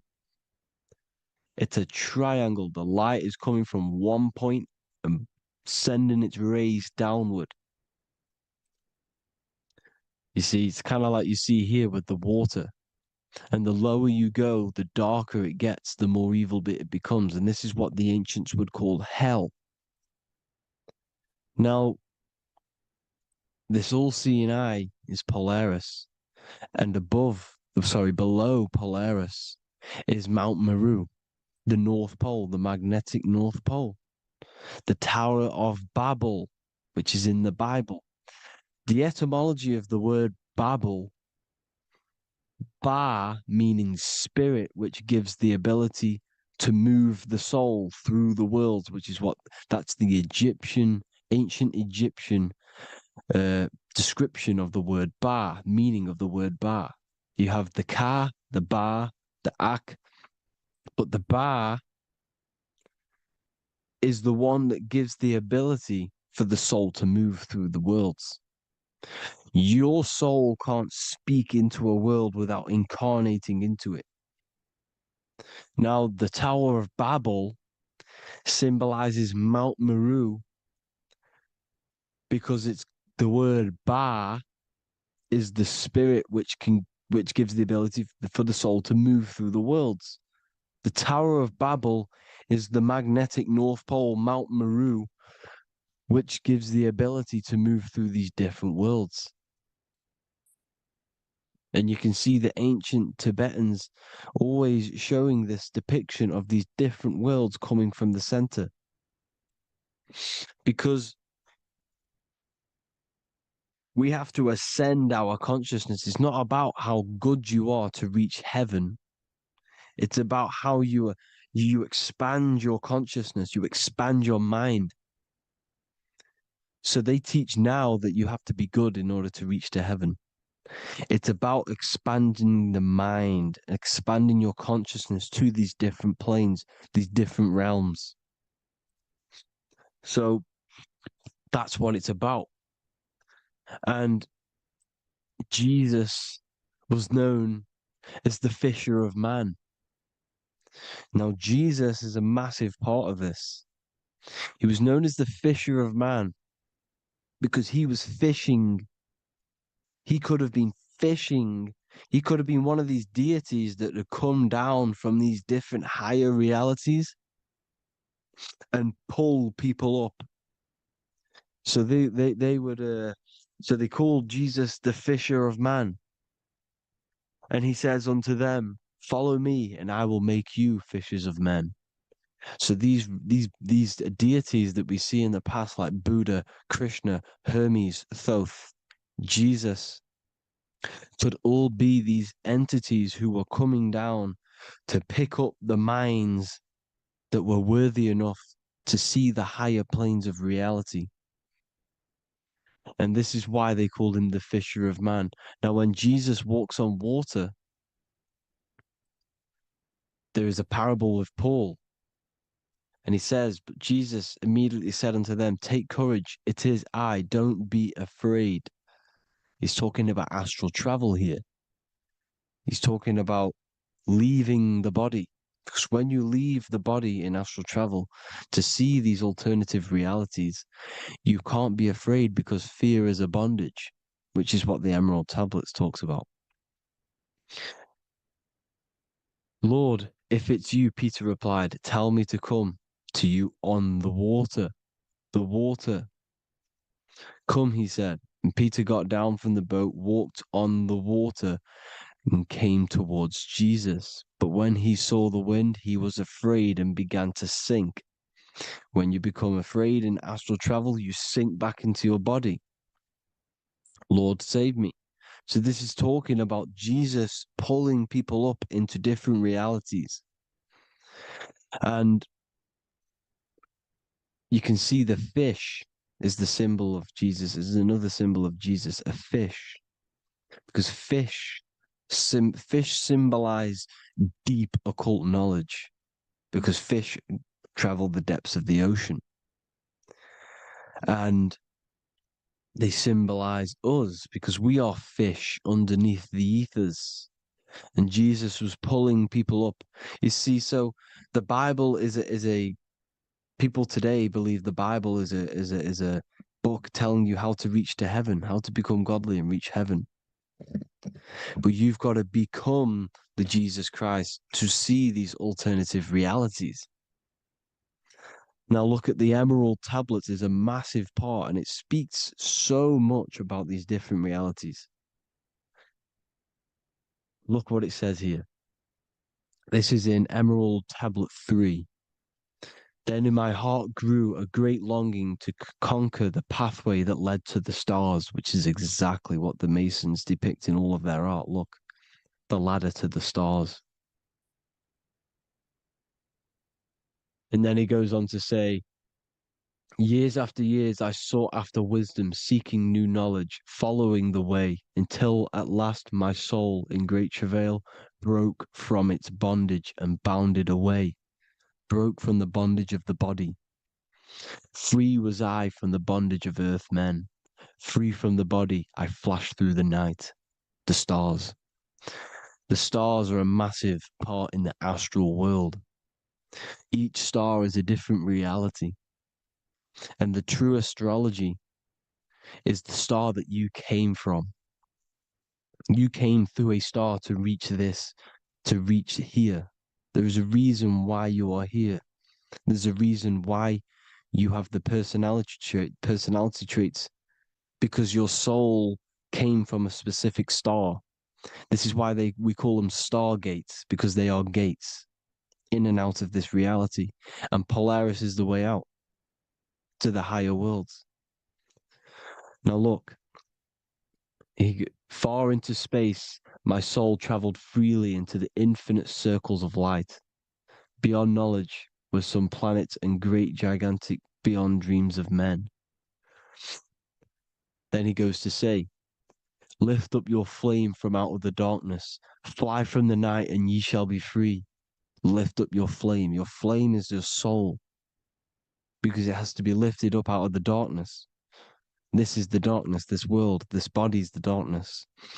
Because it's a bondage. You need to break free. You need to learn how to astral travel, people. You have to learn this. If you want to get out of this world, you have to learn how to astral travel and see the other realities. Traveled I through space-time, knowing my soul at last was set free, knowing that now I must pursue wisdom until at last I pass to a plane hidden from knowledge, known not to wisdom, extension beyond all that we know. So he's talking about he went to a place where we cannot even comprehend here, a place that is not even known to earth men. He's telling you he's ascended out of this world to the planes that are beyond. And it says here in the Emerald Tablets, man is in process of changing to forms that are not of this world. Grows he in time to the formless, a plane on the cycle above. Know ye must be one, ye must become formless before ye are one with the light. The light, the same light that I was talking about, the Masonic light, with the triangle, God, the one source. Ye must become formless before ye are with the light. Formless, you have to leave the body. You have to leave the body. You have to gain the ability to leave this body and travel to these other worlds. Now, it says here, not as man am I, for free have I become of dimensions and planes. In each I take on a new body. In each I change my form. Know I now that the formless is all there is of form. You see, all things created come from the things that, all things that you see come from the things that you cannot see. All of us have the same spark of consciousness, the same I am. Every dog, every animal, every human has this same I, this same thing which sees through the eye.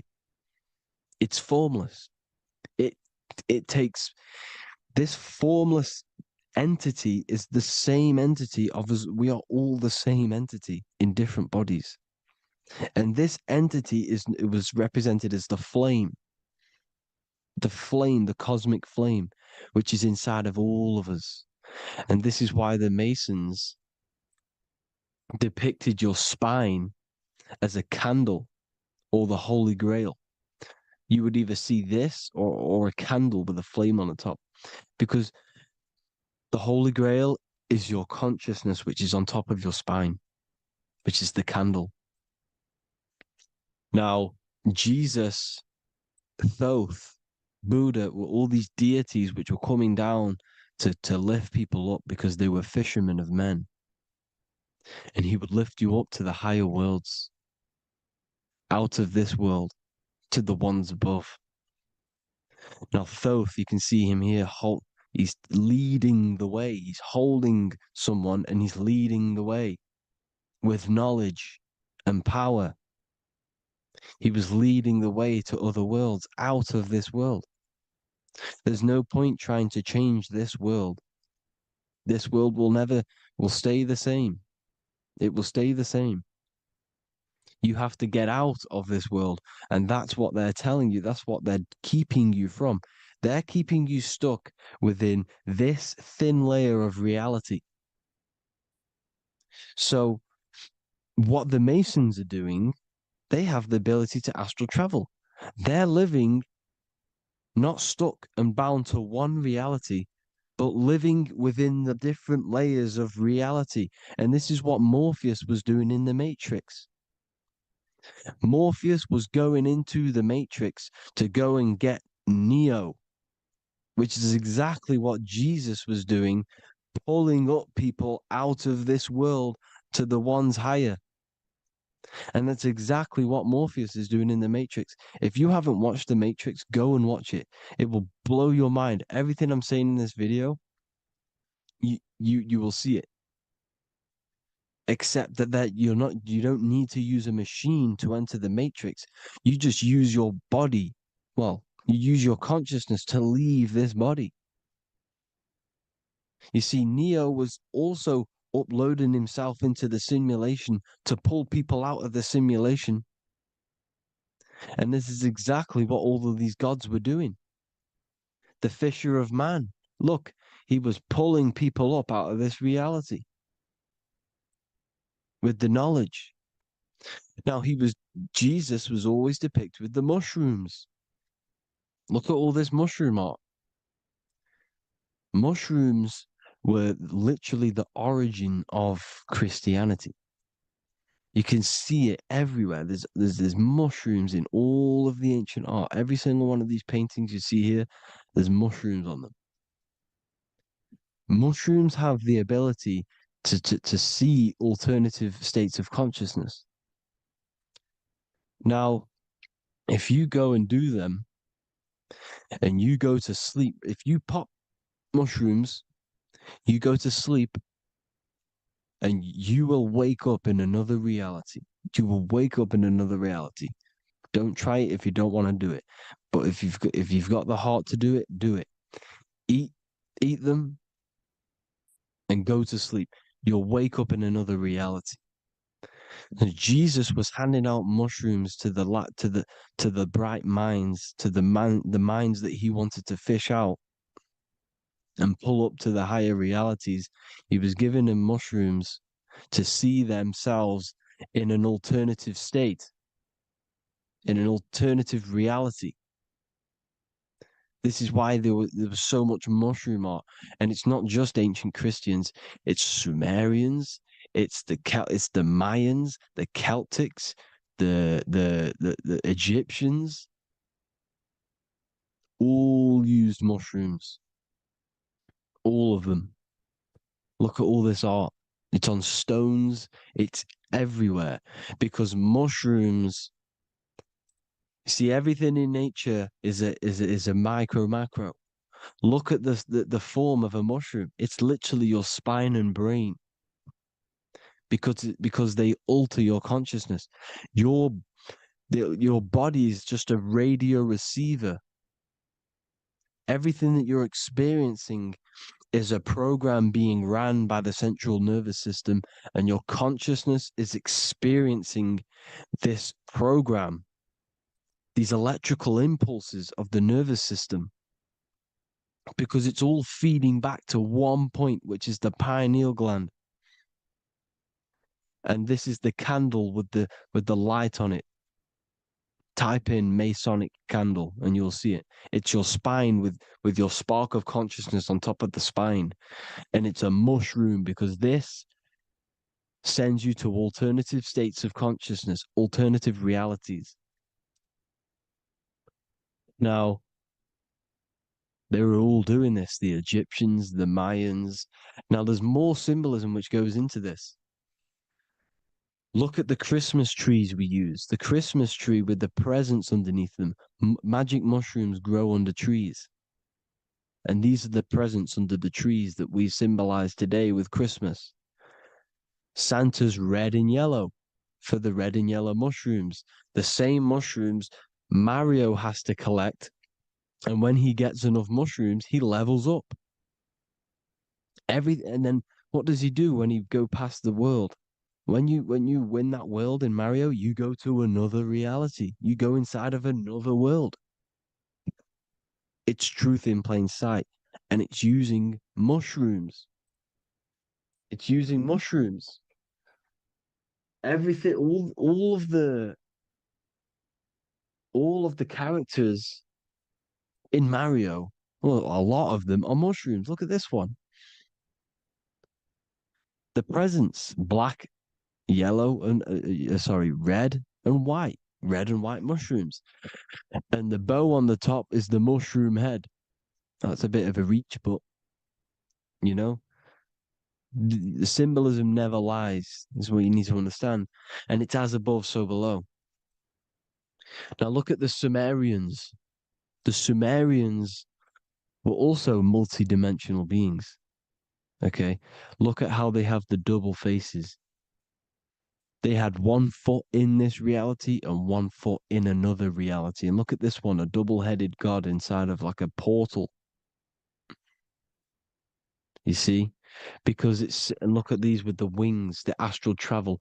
Birds, ancient birds symbolize the soul because the soul is a bird. It flies to different worlds. It flies around the cosmos. And mushrooms gave you the ability to see these alternative states of consciousness, these alternate realities, because you exist in infinite realities. You exist in infinite realities. Now look at the 33rd degree Ordo Abkeo badge. You get this badge when you become a 33rd degree Freemason, and it's a double-headed eagle. A double-headed eagle. And you can see this in Sumeria first. Sumeria have the same symbol, a double-headed, bird. You can see it here as well. And the Masons are still using this symbol today. And when you become a 33rd degree, 33 vertebrae on the back of your spine, above the vertebrae is your consciousness, and it's a double-headed eagle. One reality in one. You become a multi-dimensional being in the 33rd degree. And I've heard many interviews of Masons say it becomes Luciferian. You see, they speak in code. These Masons can't tell you about what they learn about, but they will speak in code. They said it becomes Luciferian. The word Luciferian is lucid. The root word of Luciferian is lucid, and lucid is lucid dreaming, alternative realities, dream worlds. You become a god. Luciferian means you're becoming your own god, pretty much.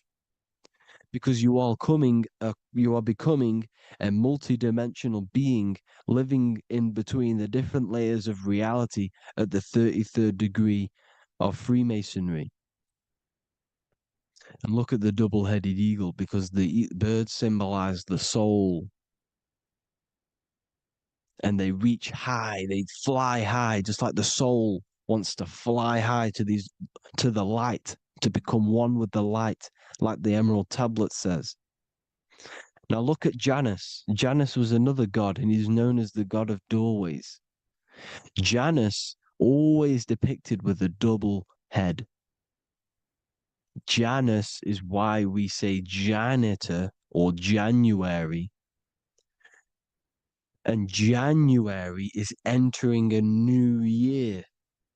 Janus is known as the god of doorways with keys, always got a key, because keys open doors. That's why the janitor holds all the keys. And Janus always has double heads, because he had 1 foot in this reality, 1 foot in another. He was a multi-dimensional being, a Luciferian, living between the different layers of reality, instead of being stuck in one like we are. Well, a lot of people. And that's the whole point. You see, all of this stuff is about like changing the world and stuff like that. this world will probably never ever change. It's probably been like this forever. Well, forever, for a long time. But it's about moving out of this reality to the higher states. And the Masons always depict the ladder to the luminaries, the stars, with a key, the same key of Janus. The Vatican is a key, and it's in charge of all the religions. Why is it a key? Because they're holding back the key.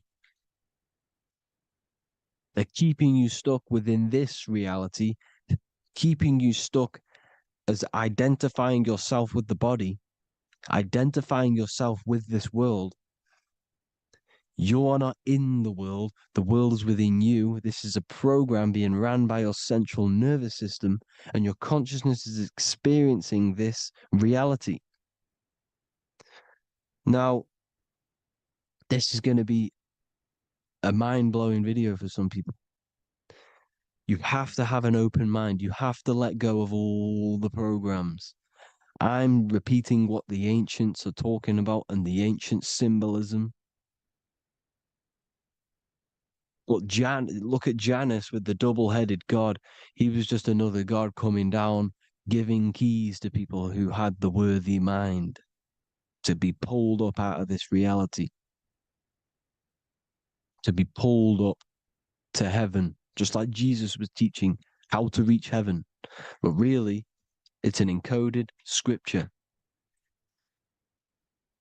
But anyways, hope you all gained some insight on this video. Have an amazing day. Please like, share, comment. All the links are in the bio for the PDF, for the Manifestation Mastery course, and all the other amazing stuff. And if you want to support the channel, I'd greatly appreciate if you became a Patreon member. Hope you all have an amazing day, people. God bless.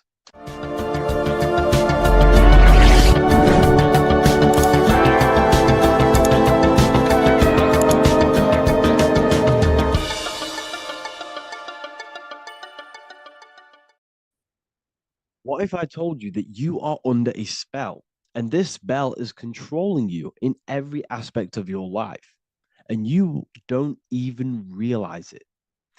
Spells are not what you've been taught. They're not fantasy magic wands that are casted over you. No, no, no. Spells are much, much deeper. A spell is a belief system that is installed into your subconscious mind, which holds power over you. Okay? If I install a belief into your mind and that belief holds power over you and controls you, that is you under my spell. A spell is a belief that someone has installed into you. Okay? You have a subconscious mind. This subconscious holds power over 90% of your daily basis behavior, thought patterns, and overall emotional state.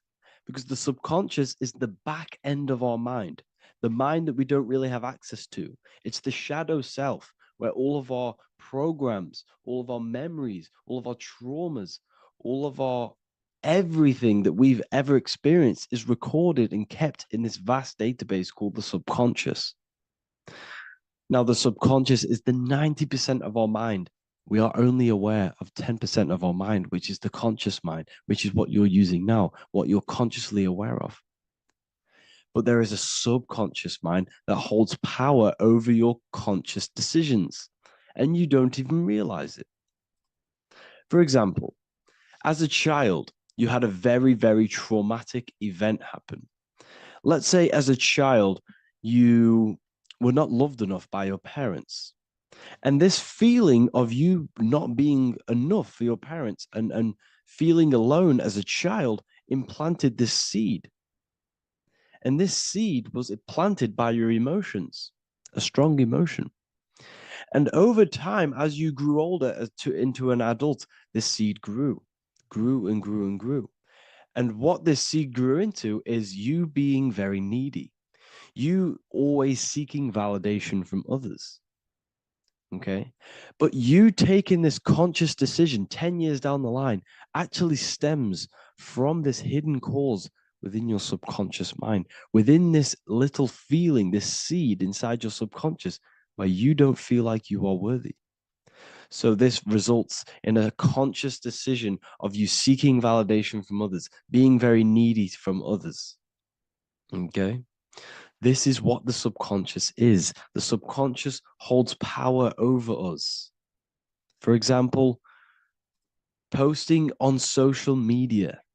Why are you actually posting on social media? If you take a selfie with your new watch, new car, and you go and post that onto your social media, why are you actually doing that? On the deepest root cause, it's not because you just want to post a picture. No, it's much deeper. It comes from a subconscious belief or a subconscious emotion of you seeking external validation, whether you believe that or not. But that's what it is. If you're posting on social media, you're seeking attention, you're seeking validation from others on a deep level, on a subconscious level. You may not even realize this because it's subconscious. Now, this is what a spell is. Money is a type of spell. Remember, money doesn't actually exist. Money does not exist. Money is a physical object inside of the material plane. But the physical object has a belief in the mental plane. See, the mind is the highest plane. This is the root cause of reality, the mental plane. Okay. So our belief in our mind has given this piece of paper value and a meaning. But in reality, it's just a piece of paper with a belief behind it. But this subconscious belief behind this piece of paper is controlling your daily basis behavior, is controlling your emotional state and controlling your life without you even realizing it, without you even realizing that it's all an illusion. Money does not exist. It's the belief that gives the piece of paper a power. And the way we break the spell is by realizing that the money doesn't actually exist. The whole world is under the spell of money and it's controlling all of us. But the spell is the belief. Once we all wake up and realize money has no value, it doesn't actually exist, it's only a belief. There is no actual money. That's how we break the spell. The spell is broken when we figure out that we are under the spell, under the belief, under the illusion of this piece of paper having value, and it's controlling our lives. That's why the word money has mon within it. Mon is moon, and the moon represents our hidden aspect of our mind, our subconscious, and the sun represents our conscious mind. So you have two versions of yourself. You have the self that you show to everyone, the conscious mind, and you have a shadow self called the subconscious, which is the hidden aspect of you. For example, do you really love your partner who you're with, or are you just with them for, is there a subconscious fear of being alone? Do you really want to be with this person, or is it stemming from, are you staying with them because it's stemming from this fear of being alone, of being lonely? Or are you just with them because you have a subconscious sexual addiction?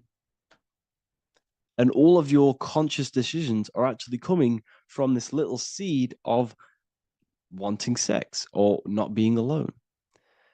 You have two versions of yourself, the conscious mind and the subconscious, the shadow self and the self that you show to everyone else.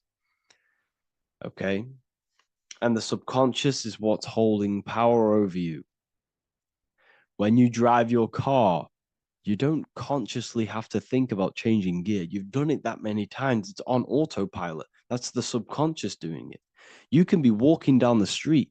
Your conscious mind can be thinking about what you're going to cook for tea later, but your subconscious mind is controlling your body and walking your body. You don't have to think about moving the body. You just do it because you've done it that many times. It's a program. It's a belief in the subconscious that's giving this movement power. You see, the subconscious holds a lot of power over you. Our beliefs hold power over our daily basis behaviors and actions. Okay, like I said, posting on social media, this is seeking external validation. There's a subconscious there's a subconscious urge bringing this desire into conscious reality. So we must break the spell of our emotions controlling us, our traumas from a child controlling us.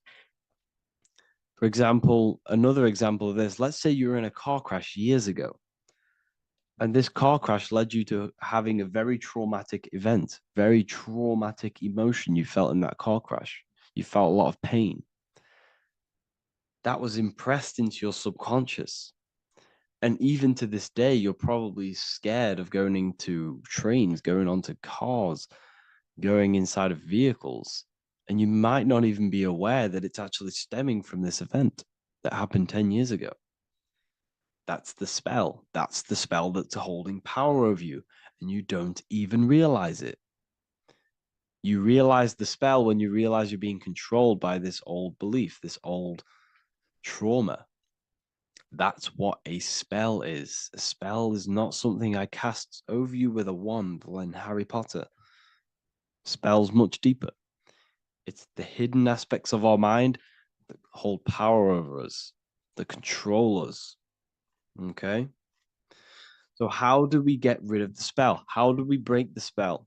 By installing new belief systems, by installing new programs into our subconscious. The subconscious is impressed by repetition and emotion. Everything you do on repeat, for example, tying your shoelaces, you can be looking up into the sky, closing your eyes, thinking about what you're going to create for tea while doing your shoelaces. You've done it that many times, you don't have to think about it. That's the subconscious taking over. Okay. That's the repetition aspect of the subconscious. For example, you could probably run down your stairs. You know exactly how to run down the stairs. If I tried to run down your stairs, every staircase is different. I'd probably fall over. But you've done it that many times, you know exactly how to do it. It's what we call ritual. When you have an evening ritual, when you tidy the house, you do your skincare routine, you wash your teeth, that's a ritual.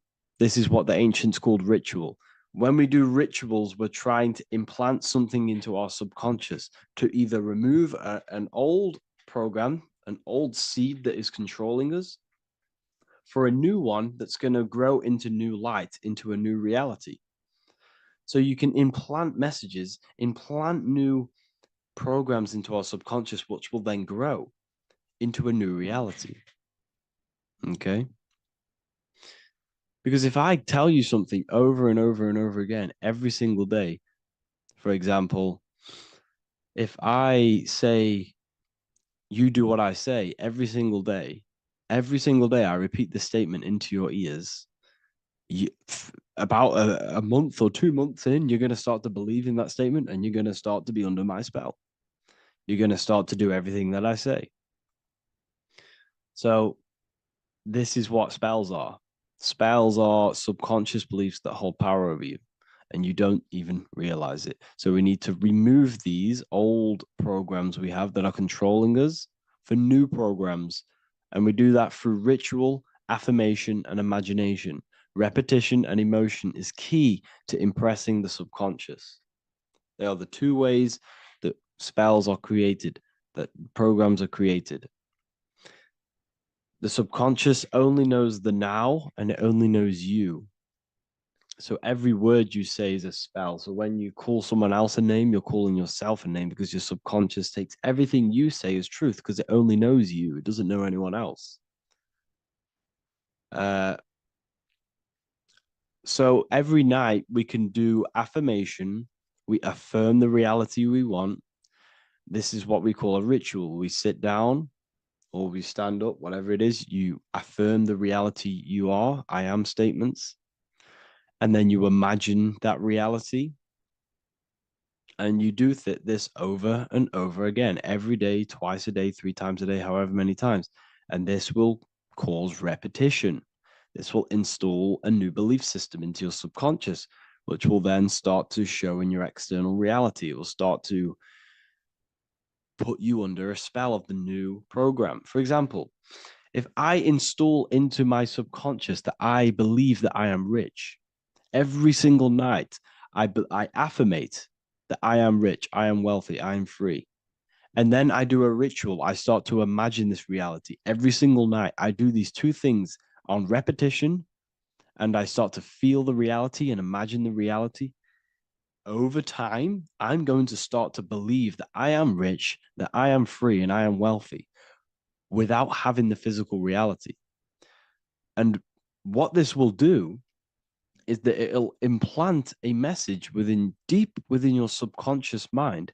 It will plant the seed of this belief.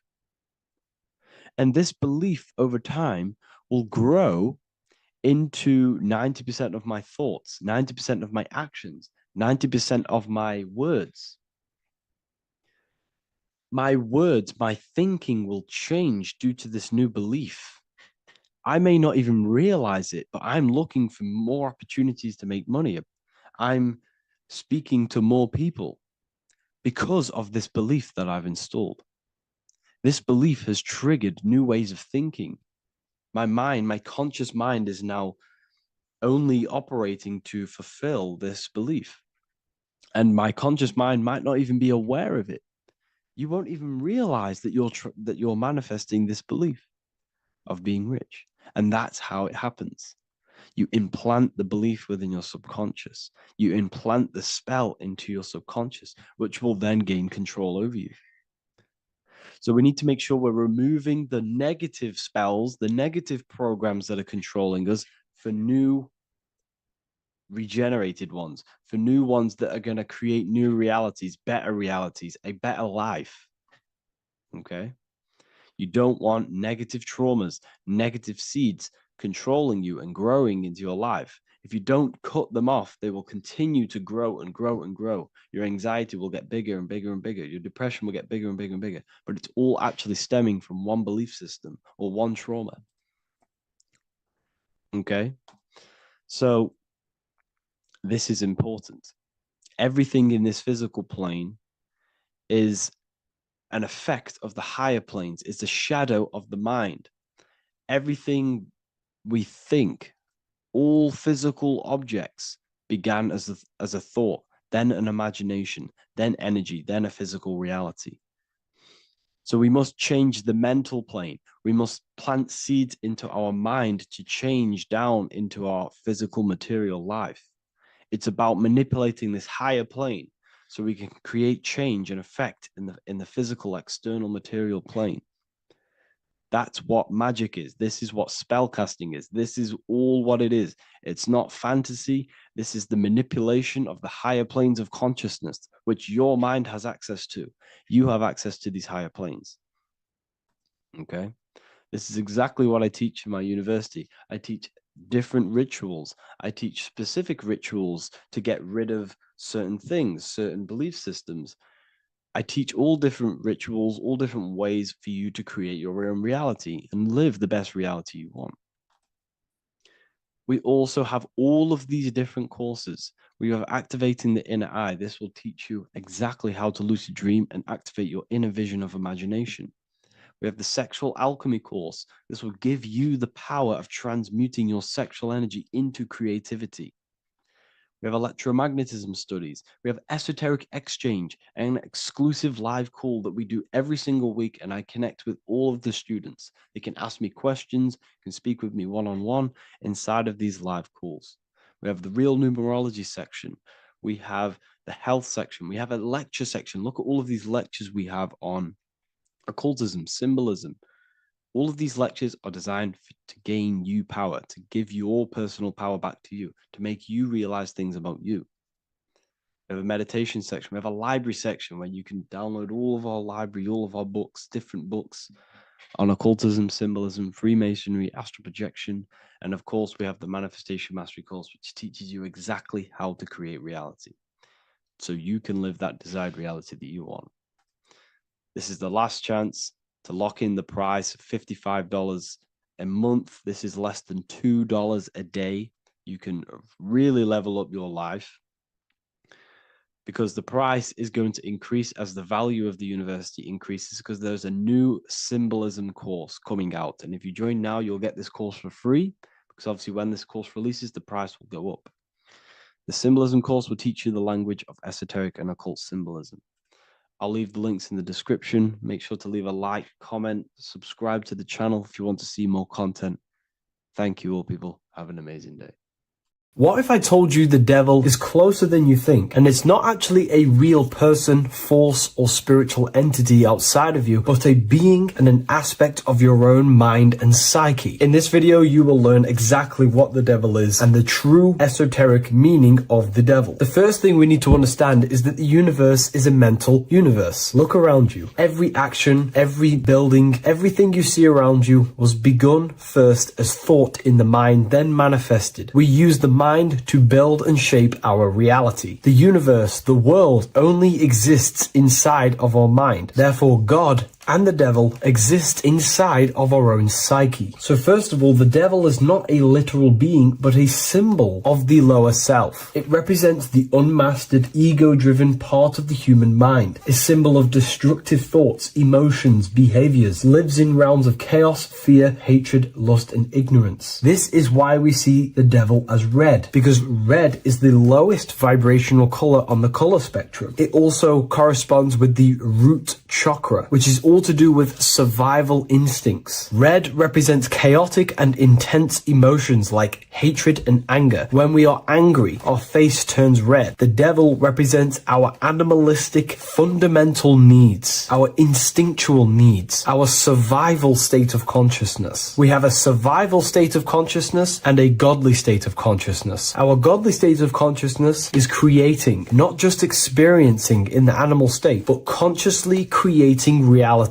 This is why we see the devil with a goat head, an animalistic head, and the head is where the brain is. The animal head represents living off instinct, the part of our mind that lives on urges, impulses, and instincts, eating, sex, power, ego-driven actions, and ego-driven thoughts. Animals are only aware of themselves. Animals live on instinct. They have no ability to consciously create like humans. This is our lower desires for the material world. That's not to say the material world is evil. However, when our consciousness is only seeking material things, this leads us down a path of self-destruction, because nothing material can ever satisfy our soul. Everything material is temporary. Therefore, the devil represents the part of us that seeks only material desires, only material fulfillment, the ways of thinking where we only think about ourselves and ego-driven thoughts. It also represents the unchecked, unconscious self, where we have no mastery over our thoughts, over our emotional impulses, and no mastery over our actions. We're living in instinct and impulsive states, which causes chaos, selflessness, destruction, and keeps us bound to our lower material 3D state of consciousness. It's important to recognize that the word devil was never present in the earliest Gospels. Instead, what was mentioned was a spirit of evil. This distinction is crucial because it underscores that the idea of the devil, as popularly conceived, does not actually exist as an independent entity. Rather, it is a personification of the lower aspects of the human mind, a facet of our own consciousness. The term spirit of evil was not meant to denote a specific deity or being, but rather any force of negativity, whether it manifests as a destructive thought, emotion, or action. A spirit is a force, an energy, and we have three forces that create our reality: thoughts, emotions, and actions. We have full control over these three aspects, which transform and mold reality. A destructive thought, a destructive emotion, a destructive action is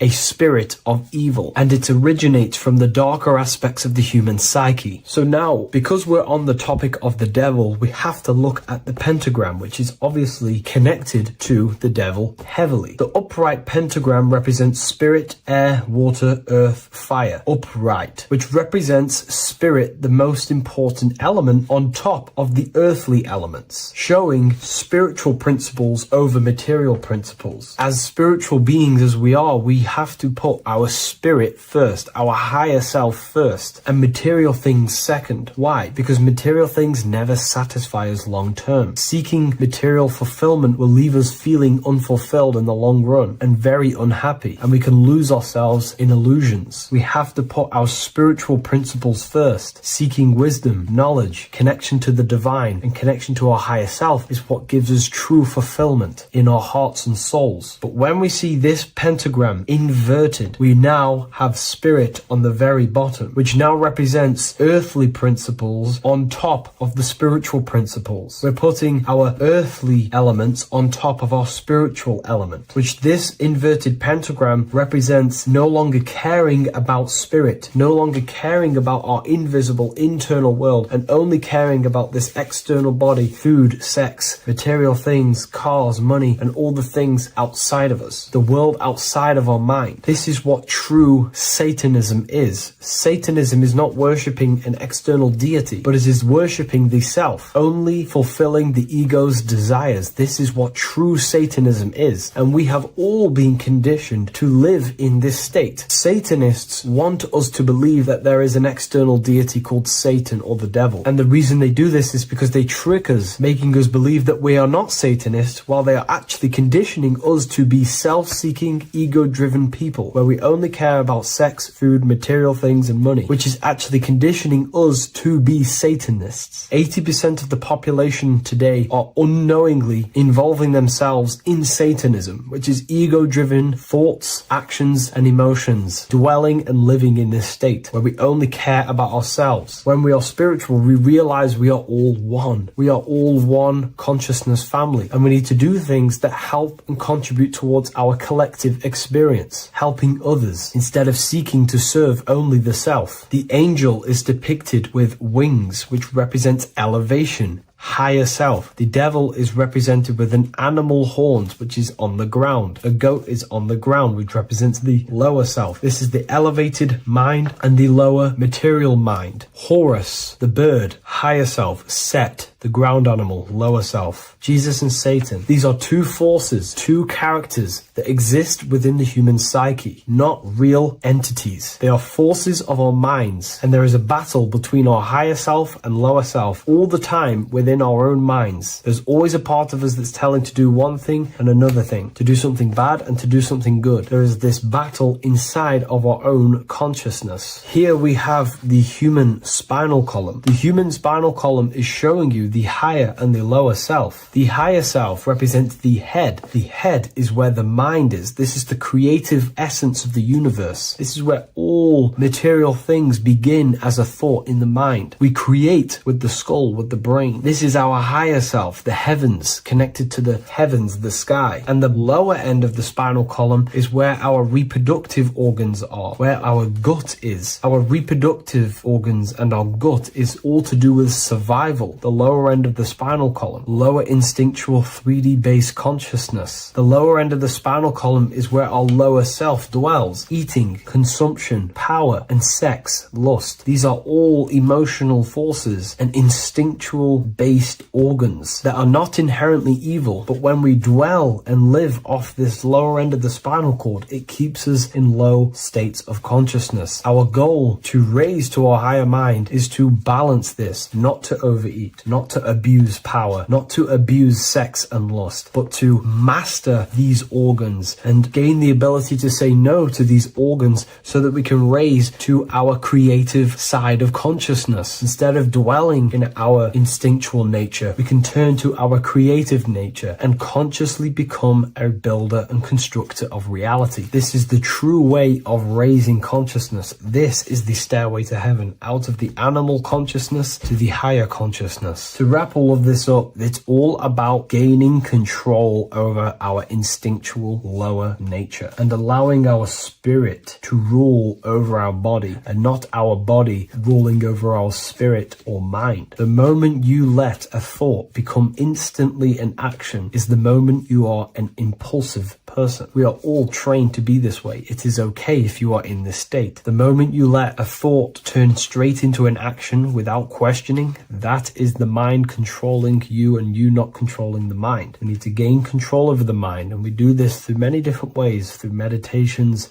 affirmations, and discipline. We slowly gain control over our minds. And once we gain control over our minds, we gain control over our thoughts, and we gain control over the attention that we give certain thoughts. We can then start to uplift our mind, our thoughts, out of our instinctual state to the higher mind. If you wish to learn more about consciousness, I'll leave a link in the description for the Book of Wisdom, Volume 2.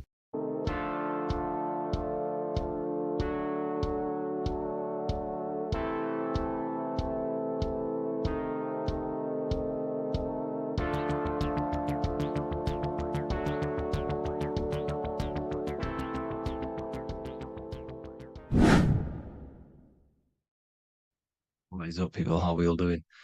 Today, we're talking about the flat earth cosmology. So let's jump straight into this. Please drop a follow and leave a like to help the algorithm. So we live in a torus field. Everything's made out of torus fields. And every torus field has motion. It's what it is. It's the motion of energy. And every torus field has a center, which is the black hole. It's a womb of creation. It's counter space. Now, this is why the North Pole is magnetic, because the center of this torus field is the most magnetic part, the strongest part of the field. So this is why all compasses will point you to the center. And the Earth's magnetic field is spread across the whole of the Earth. And it's spinning, as you can see here. It's like a tornado at the center. And this tornado is the force which is spinning the sun and the moon around us. You got the sun, the moon, Polaris, just like in the Masonic cosmos here. The sun, the moon, Polaris, the all-seeing eye. Now we'll get into Polaris a bit later, but the sun is the magnetic force. Sorry, is the electric force, because every field is electromagnetic. Now, the sun is electric. It's positively charged. It's gonna give you energy. It's feeding energy. The moon is more magnetic energy, which is taking your energy away from you.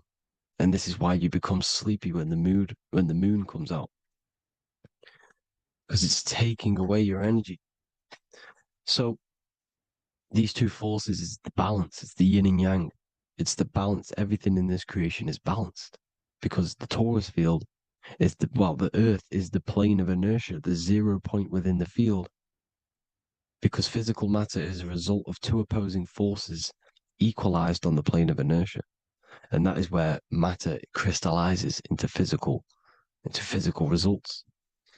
And this physical plane is the plane of inertia, planet Earth. And at the center of this plane is the black hole, the womb of creation. And outside of this black hole gives birth to light. So the torus field is constantly rotating, going into counter space, the black hole, and then out of counter space gives birth to the white hole, white light. You see? So it's going around, black hole, birth again, black hole, birth again. And it just keeps going around. It's an infinite cycle of energy. And this is where the infinity sign comes from. This is the motion, this is the force which is creating everything to spin inside of this circle. Okay? And it's making the stars spin. It's making the sun and moon spin around us, around this center point. Now here you see Horus and Set. Horus and Set putting their feet inside of this dome. This is the royal arch, the arch of the dome above us, which is like you see in the Masonic cosmos, the royal arch of Freemasonry. This is the dome above us, the firmament. that the Bible talks about. You see, they're putting their feet in because Set symbolizes the moon and Horus is the sun. Horizon, Horus. Horus is rising, the sun. So they're both putting their feet around the center magnetic pole, which is the pole, North Pole. And above the North Pole, you have Polaris, the pole of electromagnetic energy. You see? And this is how we get the sun and the seasons. Because the sun, for us, but when it becomes summer, it's on the Tropic of Cancer. Then it spirals outwards, going out and out and out, then goes to the Tropic of Cancer, Capricorn. That's winter for us. Then it comes back in and creates summer again. So it's constantly spiraling around this center magnetic North Pole. You see? So this roof above our heads is the firmament, and this is what they've taken off of us. They haven't physically taken it, but mentally they have taken this away from you. It's a female energy, and this is what the Egyptians called Nut, the sky god Nut. And this is the womb. We are inside God's creation, God's womb. And the woman's womb, when she has a baby, is a microcosm of this, because everything inside of this creation is micro, macro. It's a reflection of the bigger things, as above, so below. So the dome above our heads is the dome we are in when we are a baby. And you can see the sacred geometry of it is the exact same. It's the dome. And when we are inside of the womb, the woman, the sacred maker, which is the M, the Masonic M, this is the G male symbol. The Masonic M is maker, mason, matter, male. She delivers the male, you see. She delivers the male because it's the maker, the female, the magnetic. The woman is magnetic in nature. The male is electric in nature. So when we are in this womb, the female, we are being fed by the center umbilical cord, by the center of the mother's stomach. We're connected to the center of the woman's stomach, just like we are when we are in the earth. The center is where the aurora borealis is being emitted from, the electromagnetic aurora borealis, the northern lights. This is our spiritual umbilical cord, connecting us to counter space, connecting us to the realms beyond this world. Because at the center of every torus field is counter space. And at the center of the earth is our spiritual umbilical cord. And this is the earth's belly button, as you see.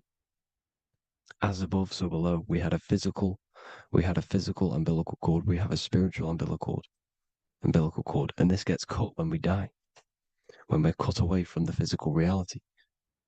You see, here's the ancient Egyptian tablet showing this female. You can see the hair, it's a female above us, because the female energy is nurturing, helping, looking after. And that's exactly what the dome is. It's protecting us. It's the Ark of the Covenant, the Ark covering us, you see? And this is what they've taken away from us. By you believing in space, it completely destroys the idea of this being a sacred creation. They've taken the roof off your head, whether if you believe in space, you believe that there's chaos, there's planets, there's asteroids about that could kill us at any moment. But this isn't true. They've made you fear your own creation that you're inside of.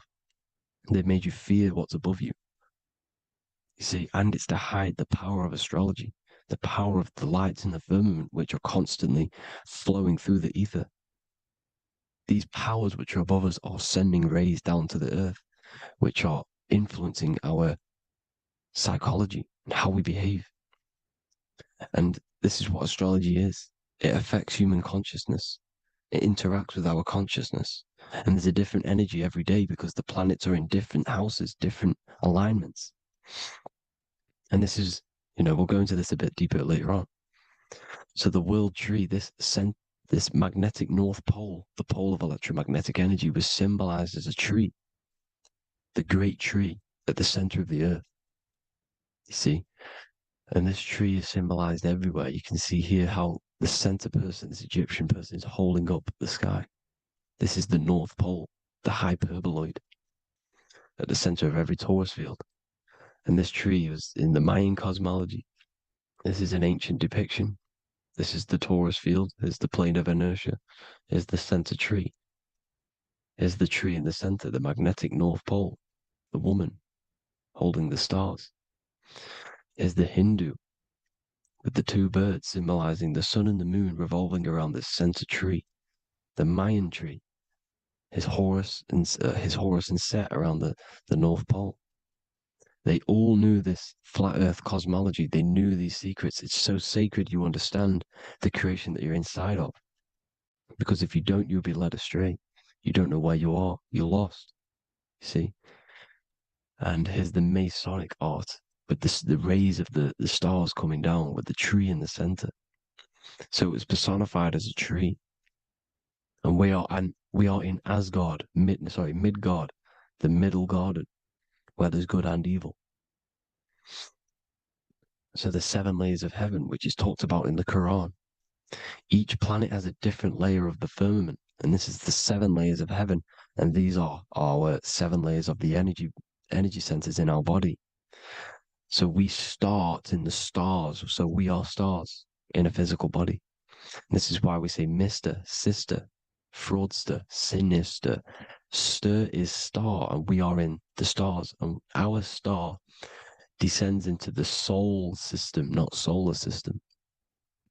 And as we descend into the soul system, we enter Satan's kingdom, Satan's world. As it says in the Bible, Satan is the god of this world. Well, if you've been into my research for a while, you know Satan is Saturn. Saturn's world, because Saturn's the outermost ring. He's the Lord of the Rings. And you enter his kingdom, the kingdom of time. And this is why Saturn's the time god. As soon as you go past the rings of Saturn, you're now in the soul system. You're now in time. You're now bound by space and time.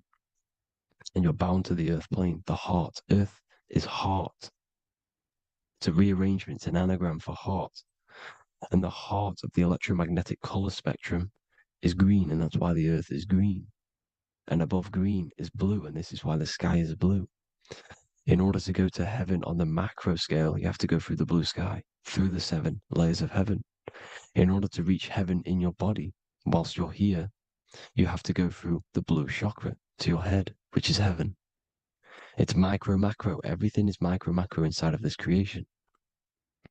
It's an ancient, I think this is a French image, piece of art from the ancient French, with obviously the 7 layers of heaven, which they all depict. And notice how it's like a dome. We'll go into this dome symbolization, the Royal Arch of Masonry, which is next. But these 7 layers of heaven give us the 7 metals, the 7 days of the week, the 7 diatonic tones, the 7 chakras, the 7 everything. It's God's favorite number. And this is why the Masons use the G inside of the compass, because the G is the 7th letter, and God starts with G. You see? So it's 7. God is 7. Here's another depiction of the heart, the soul system, the 7 layers of heaven. La Fermenta. You see, La Firmament, with the stars on the outermost layer. Here are the 7 planets: Jupiter, Mars, La Soleil, the sun, La Luna, the moon. So Saturn. So we are in the heart of this soul system. In order to ascend, we need to ascend up our chakra system, reach 144,000 hertz, God consciousness, the God man. You have to unfold God man, master of the mind, mastery of the mind. So what are the stars? The stars make everything unique.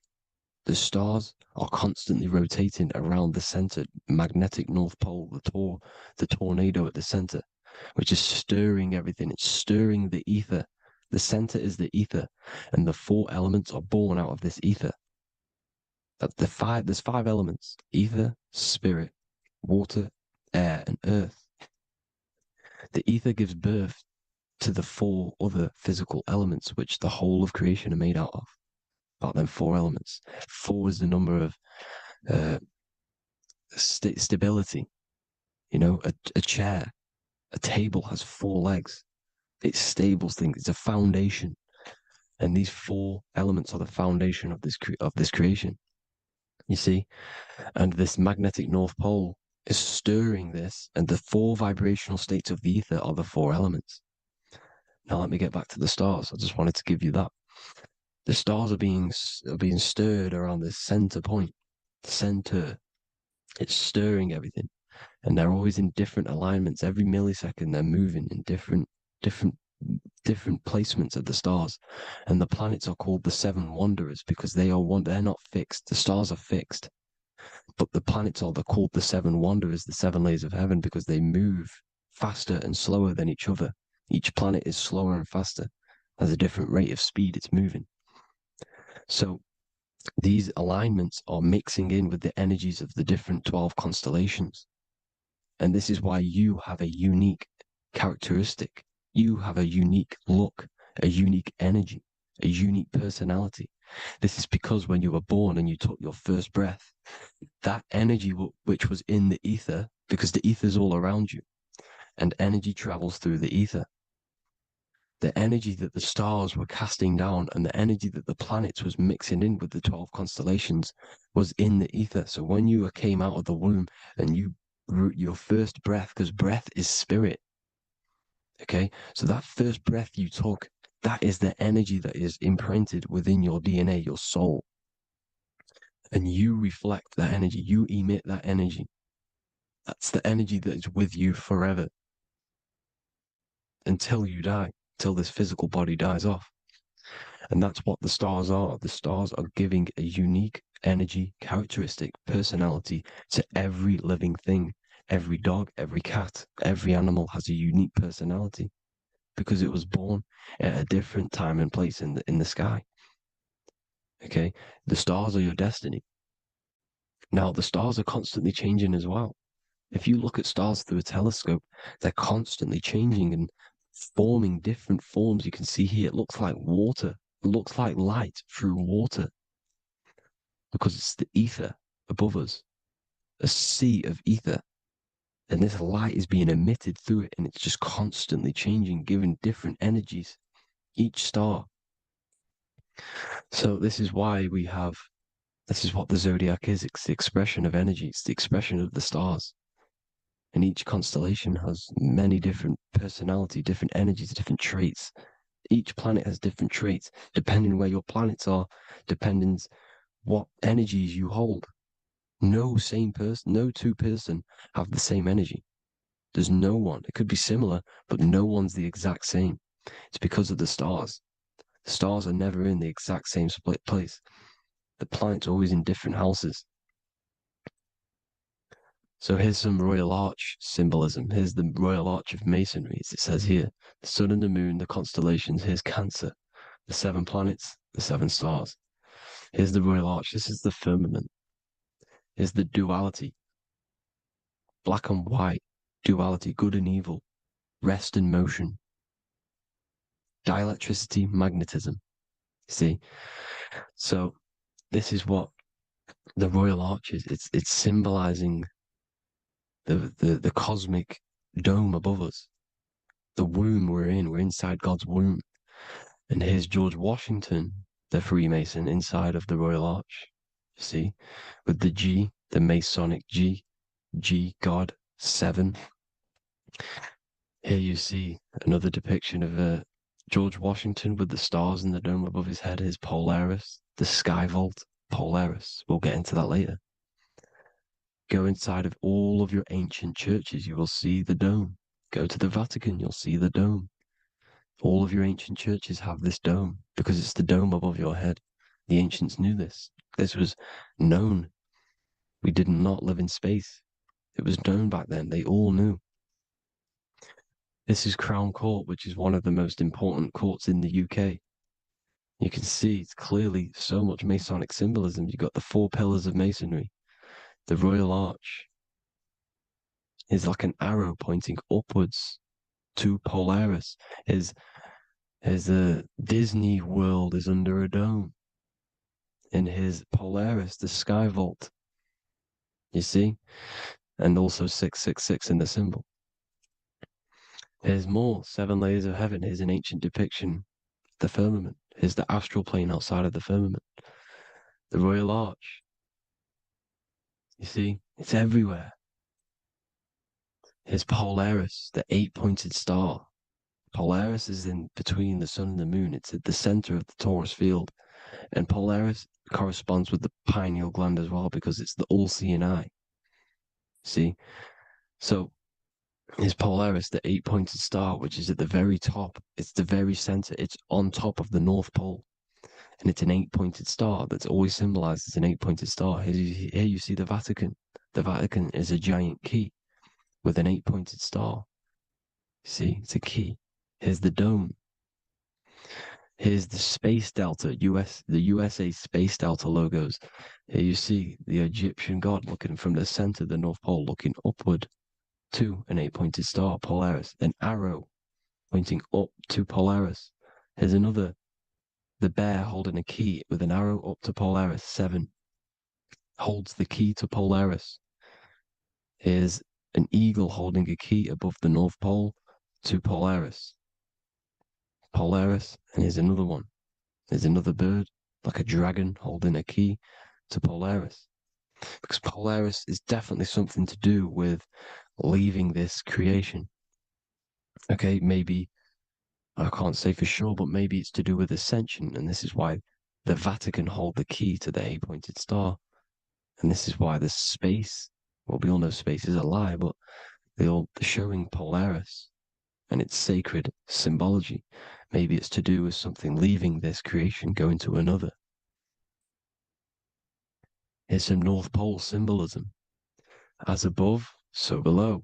You see the four seasons of the Big Dipper constellation going around Polaris. This is Polaris, this is the Big Dipper constellation, and this is the swastika. This image gives us the swastika, because all the symbols we use are created in nature. They're created somehow in nature. This is how we get them. As above, so below. This is the map of the North Pole with the 4 rivers looking like the Big Dipper constellation.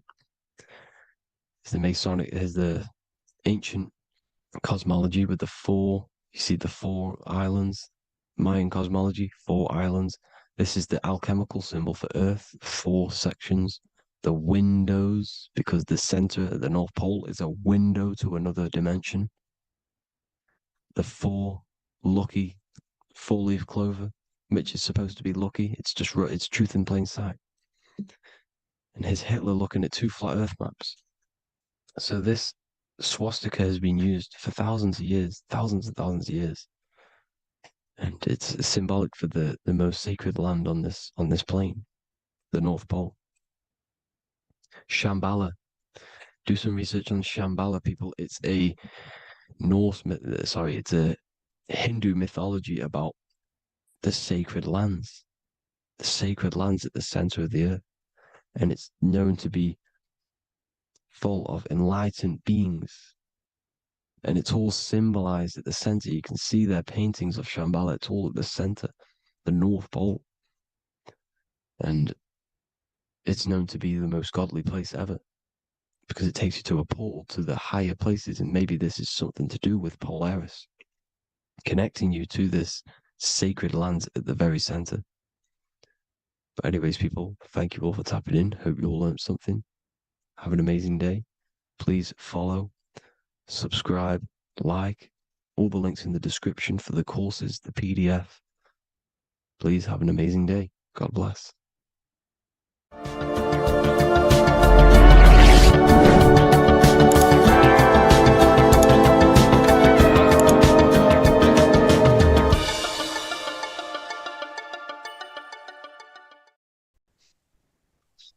Matthew 21:1, Jesus went into the temple of God. Corinthians 3:16, do you not know that you are the temple of God? Now what is this telling you? That God is within you. Hence why in Luke 21:12 it tells you the kingdom of God is within you. And the side of your head region is called a temple for a reason. Because the brain encapsulates the mind. The brain is a physical manifestation of the mind. The heart is a physical manifestation of emotion. So we have these different layers of our consciousness. We have an intellectual, communicative aspect of our consciousness, which we would call the mind. We have an emotional aspect of our consciousness, which is the heart. And to communicate with the divine, it's all to do with the mind. Hence why the ancients always symbolize the mind being God. This is why Michelangelo always placed God inside of the brain on top of Sistine Chapel in the middle of the Vatican. He understood that God is in the brain. God is within you, not outside of you.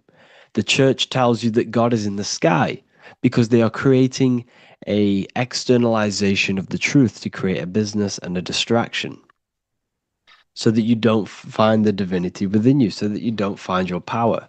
Now you have Adam, the physical man, the physical body, the ego, the lower self.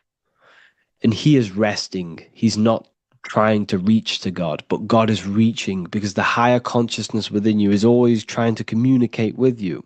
It's always trying to wake you up to your divinity. But the lower mind, the lower self, Adam, the physical self, is always in ignorance of truth, always in ignorance, and stays in a materialistic way of thinking, which is the lower animal self. And this is what we call a sleep or an NPC. This is the lower mind of man. But all you have to do is to move your finger to touch God. You have to look within yourself, within the brain, meditate, and you can find God. This is why in the Bible we see many references to the human body and anatomy to truly connect with God. Kings 6:8, the door to the middle chamber was in the right side of the house, which is the right hemisphere of the brain. The middle chamber is the pineal gland, where the seat of your consciousness is, but the seat of your higher consciousness is, the mind.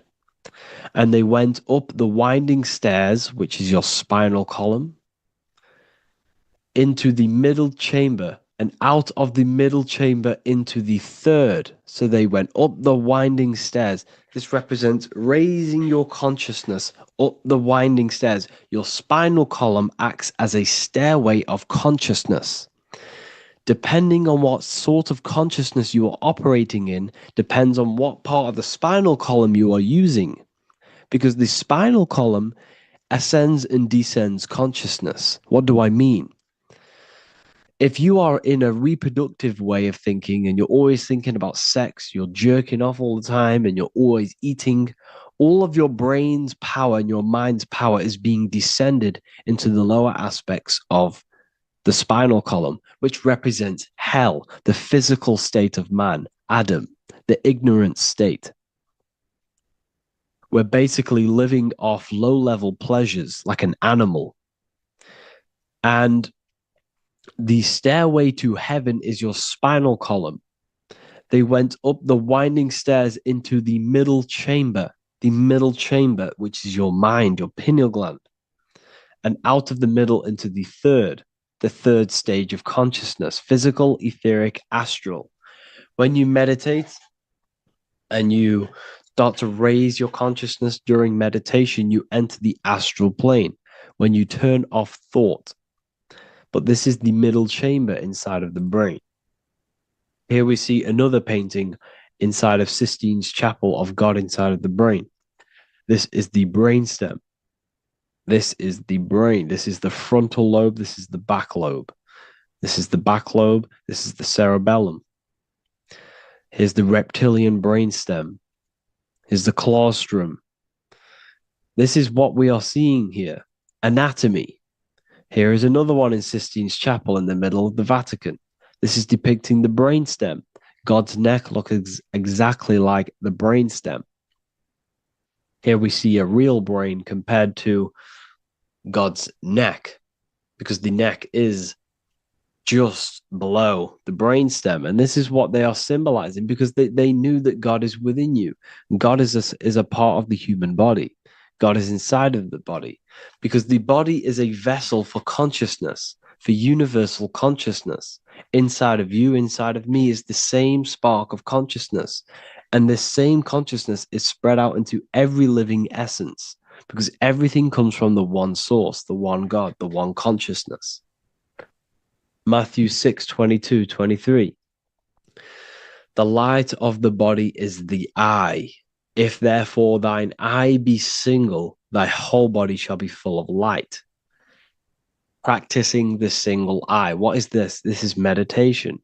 This is entering within yourself. So the Bible's telling you to practice the single eye. But if thine eye be evil, thy whole body shall be full of darkness. What does this mean?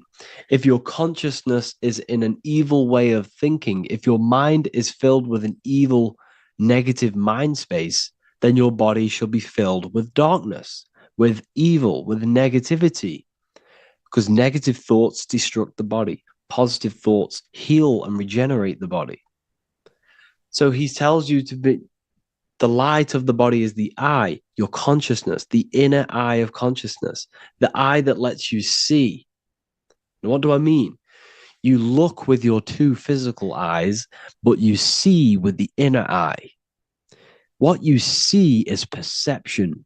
You look with the two eyes, and what you see is perception. You are seeing, you are understanding, and that's what consciousness, the mind, gives you. Consciousness, or the mind, is the force that allows you to be a human being, that allows you to understand things and interact with things and make decisions. It's an infinite intelligence. See, the mind is not the brain. This is a big confusion with people. Hence why the eye on top of the pyramid is separate from the bottom half of the pyramid, because the consciousness is separate from the body, the eye, the all-seeing eye. It represents the observer, the eye that sees into this body, into this world, into this. You are the perceiver. You are the invisible spirit within the body. Theologians 4:17. After that, we are still alive, and our left will be caught up together with them in the clouds to meet the Lord in the air. You don't meet the Lord in the physical air. Okay? This symbolism of the ancient Christian artwork is showing you this is symbolic. These things never happened. There's no man in the sky. Moses didn't go on a mountain to meet with God. The air represents the mind. This is why you say you're an airhead when someone's very stupid. Earth is your body. Water is your emotions. Fire is your spirit. Air is your mind, the invisible mind. So Anton Mengs, an ancient Christian art worker, is showing you anatomy of God in the clouds. But this is anatomy of the human body, raising yourself to the mind and turning the mind inwards on itself during meditation. And that's how you meet the Lord in the air. You meet the Lord in an elevated state of consciousness. The air represents an elevated state of consciousness because the air is up. You have to raise your consciousness to meet the Lord in the air. This is why Moses went on a mountain to meet with God. The mountain represents elevation of consciousness, raising the mind up the spinal column, taking all of the mind's attention away from the reproduction and the physical aspects of self and raising it to the brain and turning off the brain and going inward into the air. It's talking about raising consciousness. It's allegorical. It's a spiritual, metaphorical text. The side of your head's called a temple because inside that where that temple is, right in the middle of where you call the temple, is the inner chamber, the open room, the holies of holies in the Bible, or the land flowing with milk and honey, or Mount Zion. There's so many different names for the brain, or the upper room where Jesus meets his 12 disciples, the 12 cranial nerves in your brain. This is the temple of God. Your body is a temple of consciousness. It encapsulates the consciousness. It encapsulates the mind and soul. John 10:30, Jesus states, I and the Father are one. Psalms 46:10, be still and know that I am God.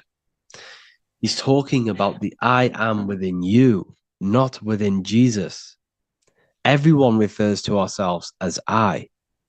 I am God. When you say I, you're referring to the highest aspect of yourself, the aspect that is above all thought, above all emotion, and above all things.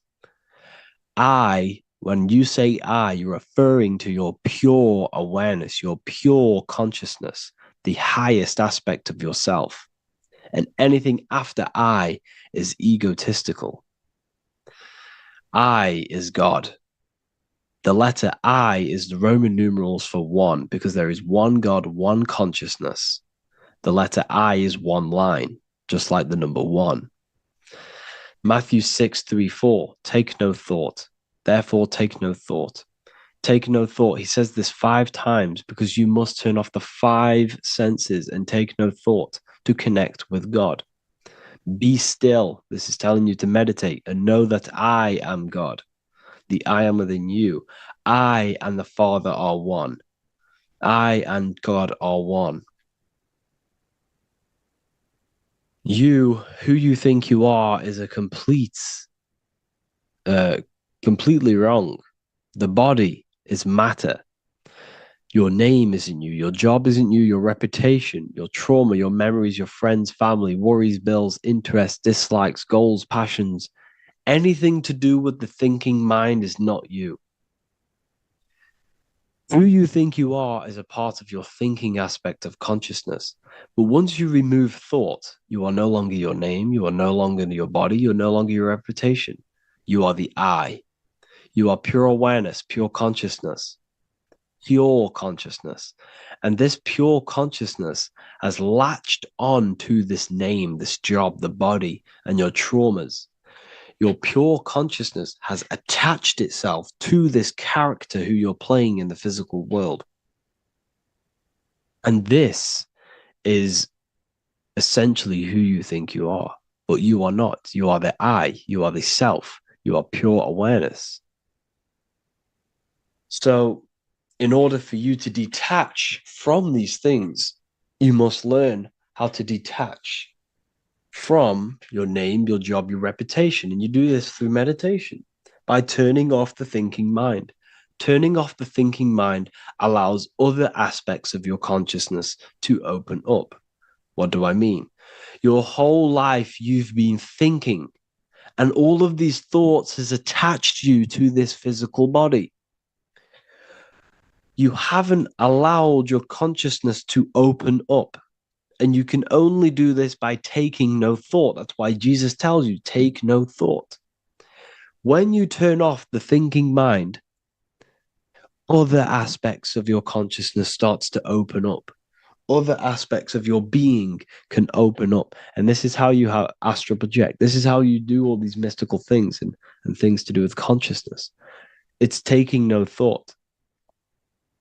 Imagination, emotions, thought, and memory are all to do with consciousness. These things are not physical. You can't touch thought. You can't touch emotions. You can't touch these things because they are not a physical thing.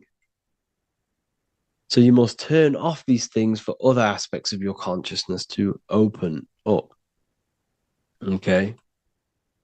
So essentially, the Bible is a metaphorical, astrological, numerological, metaphysical, spiritual, encoded text that talks about human anatomy, spirituality, and the true nature of the human experience. Everything they teach you in school is to make you think that you are this body. Everything they teach you in church is the externalization of the true teachings of Jesus. Jesus was telling you to meditate. Jesus was telling you to practice the single eye. Jesus was telling you to look within yourself and find God. He wasn't telling you to pray to him. Mark 16:19, he was taken up to heaven and sat at the right hand of God, the right hemisphere of your brain. John 21:6, cast the net onto the right hand side of the boat and you shall find fish. Fish is understanding. The boat is your body, your brain. cast your awareness into the right side of your brain and you will find understanding, because the right side of your brain is all to do with the creative aspect and the intuition and the spiritual sides of your consciousness. This is why God is here. This is why Michelangelo depicted God in the right hemisphere of your brain, because this is all human anatomy. And I speak about all of this in the brand new Book of Wisdom, Volume 2, which is now available. The start of the revolution has begun. This book is truly going to change the way people see the world. It's got so many more topics than the last one. It's truly a revolution. It's written in so much detail. It's very practical. I cannot wait to share this one with you. I just want to say thank you for the opportunity for me to create this book, because without you, I couldn't have created this. And I just love sharing my work with you. And I thank every single one of you for the support, the watch, like the views and the likes, everything, especially the people who have joined the university and stuff like that. And for people who have joined the university, you do get a free Book of Wisdom paperback if you just go to the general chat and follow the description, follow what the instructions that I gave you in the chat, and you'll be able to order a free Book of Wisdom if you are inside of the university. Plus, you get all of my other books, 2 books, and over 45 occult books on occult and esoteric things. You get lectures, live calls, a community, a manifestation mastery course, and a whole library and reoccurring updates every month, every week. So yeah, I hope you all enjoyed this video. Thank you all. Please leave a comment to help the algorithm, and leave a comment on what videos I should make. And yeah, I'll get to uploading on the YouTube a lot more now. The second book is now released. I have a lot more time on my hands. No longer using my energy to create the book. I'm now going to redirect this mental energy into the YouTube. So there will be a lot more content coming. So I need some content ideas. So feel free to comment some ideas, some YouTube videos that I can create. Thank you all, people. Have an amazing day.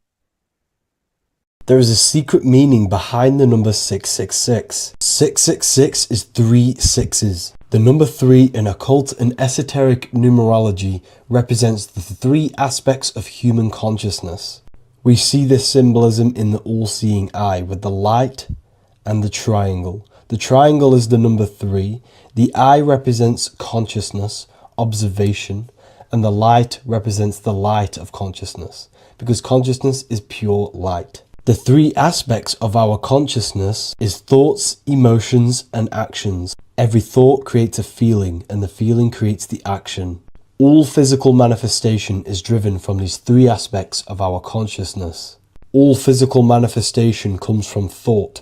Every object you see around you, this screen, the phone you're on, the laptop you're using, or the iPad, was a thought in the invisible realms of consciousness. Then it was brought into physicality through feeling and action. This is because man is made in the image and likeness of God. We are all mini creators. We are all extensions of God's creative consciousness. Therefore, the number 666 represents 3 sixes. 3 is thoughts, emotions, actions. The number 6 represents the cube, because cubes have 6 sides. This material world that we experience, everything has 6 sides. Everything's created by cubes. We can move forward, we can move backwards, we can move left, right, up and down. This is the cube that we are stuck in. Therefore, 666 represents our 3 aspects of our consciousness, thoughts, emotions, actions, all contributing towards our physical self, material world, material pleasures, completely cutting ourselves off from our spiritual, true, divine self, which means 666 is representing a state of consciousness. A state of consciousness where we only operate from a place of material needs and survival things.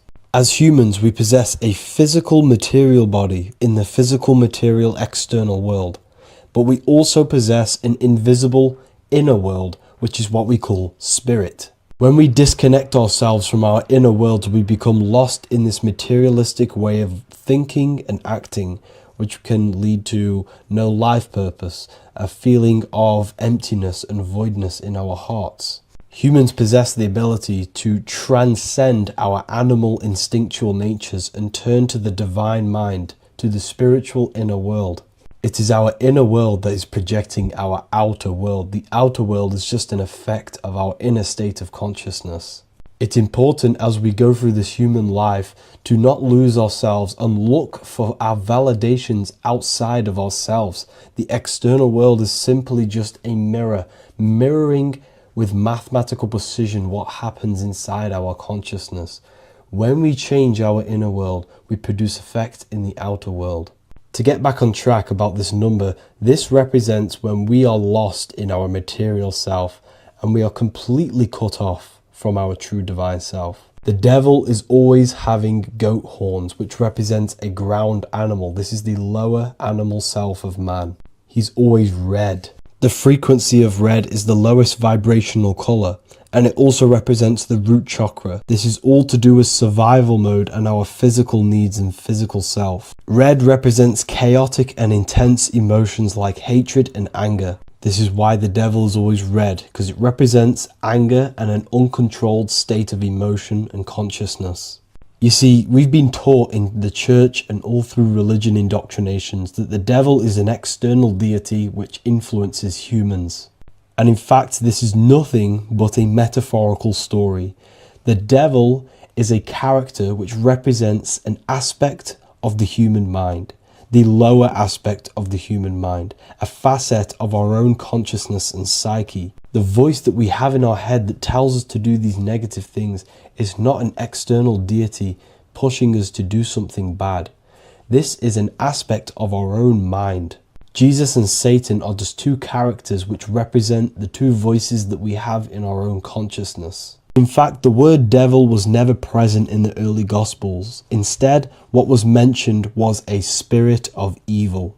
A term spirit of evil was not meant to denote a specific deity or being, but rather any force of negativity, whether it manifests as a destructive thought, emotion, or action. The spirit of evil represents the darker sides of our mind, the part that leads us astray and brings forth negativity in our lives. The reason why they want you to believe in a devil is because they don't want you taking responsibility for your creations. They don't want you to realize that the external world is truly a mirror of your inner state of consciousness. Instead, when something bad happens in your life, you blame it on some external devil or Satan who tempted you.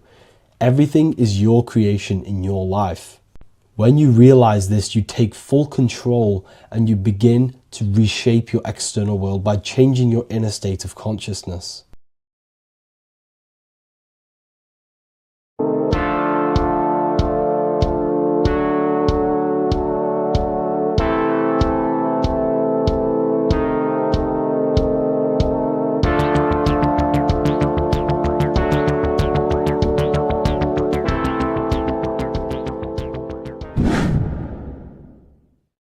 What is good, people? We're back with another video, and today we're talking about the chakras.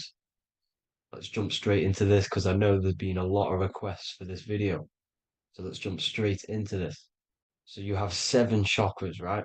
7 chakras, and these chakras are feeding off your electromagnetic field, known as your aura. This is both positive and a negative pole, male and female, right? This electromagnetic field is made out of electric and magnetism, and together they come as electromagnetic. Now, your chakras, the word chakra just means wheel, spinning wheel, because that's what they are. They are spinning wheels of energy. They do not exist on this physical plane. They exist on the etheric plane. Okay. Now, these energy centers are known to regulate your emotions, and each energy center controls the organs and cells in that particular area of the body. So, for example, your sacral chakra will control the cells and organs of your sexual reproduction area. Okay, the navel chakra or solar plexus will control the digestion in your body. Same with the heart, same with the throat, right? So they are like mini brains for each center of your body. they run along up the spine, but notice the crown chakra exists outside the body. It's just above the head. Now, this process of the chakras is obviously the 7 colors of the rainbow, starting from red, which is the lowest vibrational color, all the way to violet, which is the highest vibrational color. This, like I said, these energy centers are feeding off your electromagnetic field. So if these chakras are unbalanced, they are taking too much energy from your electromagnetic field, making it weaker. Now, this is the North Pole. As you all know, the Earth is flat, and we live inside of a giant torus field, and the North Pole is the Earth's heart chakra. And this is why the aurora borealis, or the northern lights, whatever you want to call them, that's why they are green, and they are being emitted from this center point of the Earth, because it's symbolizing the heart chakra, which is green, right? Now, you do work your way up to these. However, this is a torus field. You are a torus field. You have different layers of this torus field, right? And you need to balance all of these chakras, but you can't move up these chakras until you open the one below it. So it's like a stairway. You can't go to your solar plexus without going through your sacral. You see? So you have to work up these. However, you have to work up these and then live from the heart, because the heart is the center of the torus field. It's the balance between male and female poles, positive and negative poles. So you have to balance all of these chakras and then bring them all into one, which is the heart chakra. Now, they exist on the etheric plane. They exist on the etheric plane, and the etheric plane is a layer of the material plane. It's the one higher than the material plane. And then after the etheric plane, it melts into the astral plane. So they exist just between the physical and the astral aspect. Now, this is the yin and yang matter, which is the lowest root chakra, physical matter, and then to spirit, because high vibrational matter turns into spirit, low vibrational spirit turns into matter. So they're interchangeable. This is the yin and yang. Now, when you see ancient paintings with the halos, you see this is like a toroidal field coming out the top of his head, you see, with a halo. This was symbolizing in the old days, in the ancient days, that they've aligned their chakra, they've reached Christ consciousness, which is God consciousness, right? Now, this electromagnetic field is the apple that we bit out of in the Bible, because you see that apple is a torus field. So they were metaphorically or personifying the torus field. That's what the Bible is. It's a massive personification. It's all metaphors. You have to read it properly. It's got a greater meaning behind it. Now, when we bit from the apple, we ate from the tree of knowledge, which is good and evil. Our lower mind took over, so we materialized to feed our physical bodies. We materialized through Saturn. That's what Saturn does. Now, if you don't understand that, go and watch the video previous to this one called Occult Secrets of Saturn. And that will show you how Saturn is the materializer. Now, this is one of the secrets behind the Masonic compass, electric and magnetic, male and female, duality, positive and negative. Now, like I said, they teach you about the torus field, about a magnet in school, but they don't teach you about your electromagnetic field. Everything alive has a torus field. It is the building block of this creation. Absolutely everything has a torus field. There's not one thing without it. And as you can see here at the center of the apple, that's where the seed is. That's where the life is. The reproduction of that organism. As you see, this is where the most electromagnetic energy is stored, in the center, because this is where the two duality. This is where the field meets at the very center. This is why the seed is at the very center. Now, your spine is a elongation of the brain. The brain is heaven, and the bottom of the spine is hell. So this is Saturn, which is the root chakra. The 7 planets are associated with each chakra. Moon equals mind. Okay. Now Saturn is physical matter, as I've just explained.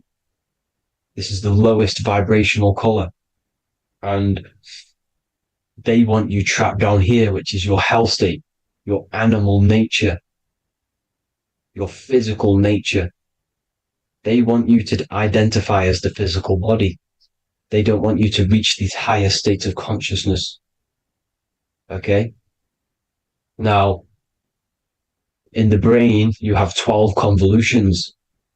Now, this is what they were symbolizing in the Bible with the 12 disciples.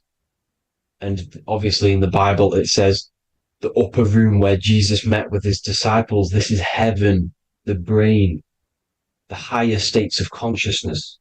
Now, this is your North Pole. This is Jacob's ladder.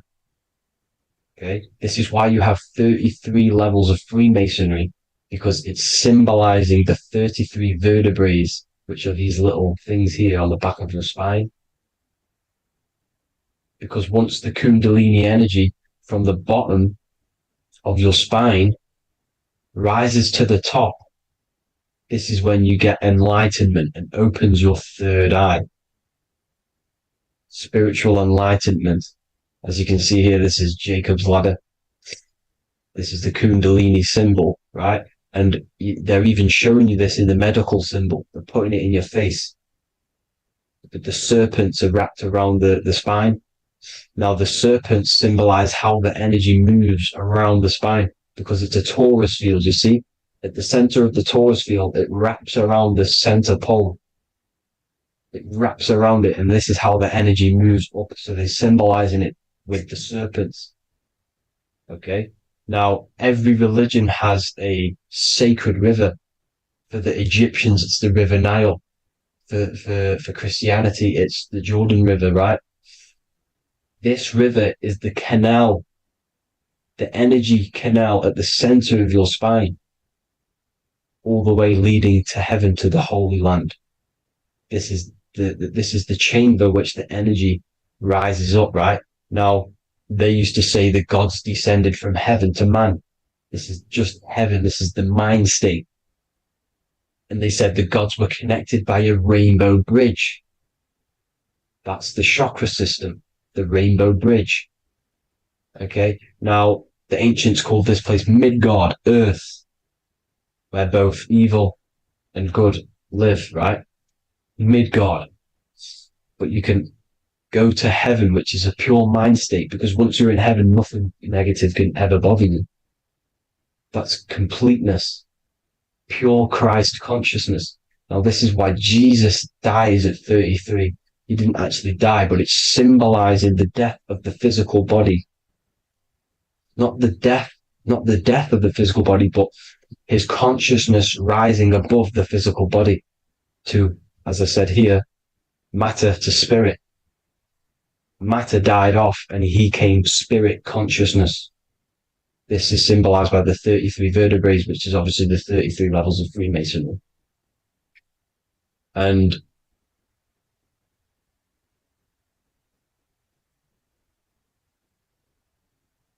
now the pineal gland, which is at the very top of this Jacob's ladder, or the River Jordan, the canal, your 33 vertebrae on your spine.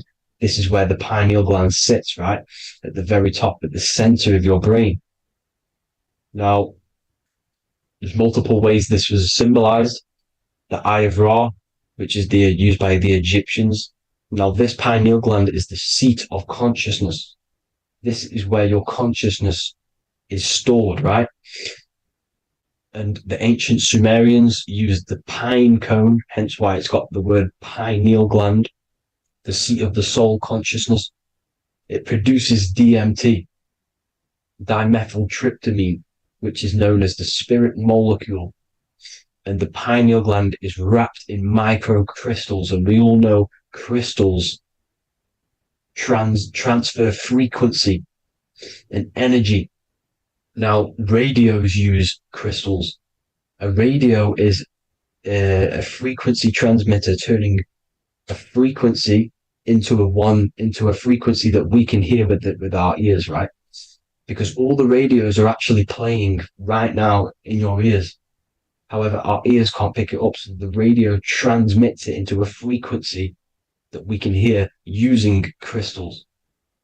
So this is the power of crystals, and this is what our third eye is wrapped in, crystals. Now, this third eye is not actually your third eye, it's your first eye. When you're being materialized in your mother's womb, this is the first gland that is produced, and everything's built around it, because it is the consciousness. It is your consciousness. Your consciousness never dies, ever. It's an eternal essence. It lives forever. You never actually die. Only the mortal body dies. Now that's what we call life. Life is abided by time, and time is change. And change is what we call life, because everything's constantly moving and transforming into different things, right? Now let's not get off track. The pine cone is obviously, this is in the Vatican here. The pine cone is symbolized as the pineal gland, pine. And this is the opened pine cone. The opened pine cone means, or symbolizes, the awakened man, the awakened third eye. But the ones here, which the Sumerian gods are holding, these are shut pine cones, symbolizing the unawakened man. But let's not get confused, people. These gods were not gods. They are human beings just like you. They reached Christ consciousness. They are nothing more special than you. They just had the ability to reach Christ consciousness. And obviously their knowledge was far more intelligent than ours, far more advanced than ours. They knew the truth about this reality to the depths. Now, the ancient Hindus had a goddess called Kundalini, which is said that she descended by the means of a ladder or a cord from heaven, which is symbolizing the spinal cord. Now, this is what hickory, hickory dock, the mouse went up the clock and came back down. This is all these stories, like Santa as well. Santa comes up and then down the chimney. This is symbolizing the Christ oil. There's an oil which is produced in your pineal gland, right? And this oil travels down the spine. And once it's down on the spine, you must have to raise your consciousness, just like I said, with the chakras. You have to raise your consciousness, raise your vibration to heat up this oil and turn it into a gas. And it travels back up the spine through like the serpents up the spine, and this awakens the third eye once it's coming back up the spine and hits the pineal gland. This is the secret behind Santa and hickory hickory dock, because Santa comes down and feeds the presents and goes back up the chimney, and he lives in the North Pole, the positive pole. This is the North Pole, people, and the presence is your sacred oil. This oil, your physical body is the furnace. It's the spiritual furnace, which you have to heat up this oil by raising your frequency and turning it into a gas to rise up this chamber, the River Jordan, to your third eye, right? Now, this is an alchemical process. Your body is the alchemical furnace. It says in the Bible, if therefore thine eye be single, thy whole body shall be filled with light. I shouldn't have cut that out, but that's what it says. The light of the body is thine eye. If therefore thine eye be single, thy eye shall be filled, their body shall be filled with light. This is symbolizing the pineal gland, enlightening the body, the spiritual body, filled with light. Now, as I said, they want you kept down here, which is the root chakra, which is your animal nature, which is obviously matter over mind. This is the symbol of Saturn, right? As you say, we're built of body, mind, and spirit, the Holy Trinity. That is the sun, moon, and earth. The sun's your soul, solar. Moon is your mind. Earth, which is the cross, which is your physical body, the 5 elements, right? So body, mind, and spirit. So the Saturn symbol is actually made out of the cross on top, which is the earth, and the moon on the bottom, which is symbolizing matter over mind, because earth is physical matter. You don't want to be matter over mind. You need to be mind over matter. See, they want you identifying as your physical body. They don't want you to realize you're an eternal consciousness. You're an eternal essence of consciousness which never dies. They want you trapped in your animal nature. And this is why the Baphomet has a goat head, because it's symbolizing your animal nature, which is evil. Not evil, but you're more likely to do evil things, right? Which brings bad karma. That's your animal side. This is why the Baphomet has an animal goat head. As you can see here, he's got the Kundalini energy here. So when you see the inverted cross, the cross is your body, as you can see here. The inverted cross means your chakras downwards, down here. Your head's down here. Your mind is down here. But your mind needs to be up here, which is the upwards cross, which is Christ consciousness. And as we all know, 7 colors of the rainbow, 7 planets, 7 chakras. Red light is low frequency and long range. This is why Saturn is the slowest moving celestial body. And it's the lowest chakra, because it's low frequency, long range. The moon being the crown chakra, which is high frequency. This is why the moon moves around the quickest. The moon is your crown chakra, which moon in mind. See, so there are multiple ways of your chakras becoming blocked. Now, each chakra has a specific intelligence. It has a specific thing that it's doing for the body, right? Now, this can be overused. It can be abused. For example, masturbation. That keeps you down here in your sacral chakra, because you're abusing that energy center. You're abusing your sexual energy, which is then becoming unbalanced. So this is how energy, this is why these centers are pulling more energy out your electromagnetic field, because these centers are wheels. The chakras just mean spinning wheel of energy. So when you're abusing these certain centers, you're pulling energy out of your electromagnetic field, which is making your field weaker, which is making your frequency lower, which makes you prone to diseases, prone to lower negative energy, right? So you need to align these chakras. You need to unbalance them. And as you can see here, you can screenshot these to see how they're blocked. I'm not going to go over each one because it'll take me forever, but have a little read yourself. This is why they're blocked. Now, the ancients used to say Aum when they meditated. Now, these are the 7 vowels. There's not 5 vowels, there's actually 7. Now, when they say Aum, they're aligning all their chakras by saying this when meditated. This is where the Aum originated from. Now, emotion is energy in motion. So if you're feeling a certain way, that's the energy you've put in motion. It's a reflection. We live in a mirror reality. Everything's mirrored. Everything's mirrored. As within, so without, as above, so below. Everything's a reflection of some sort.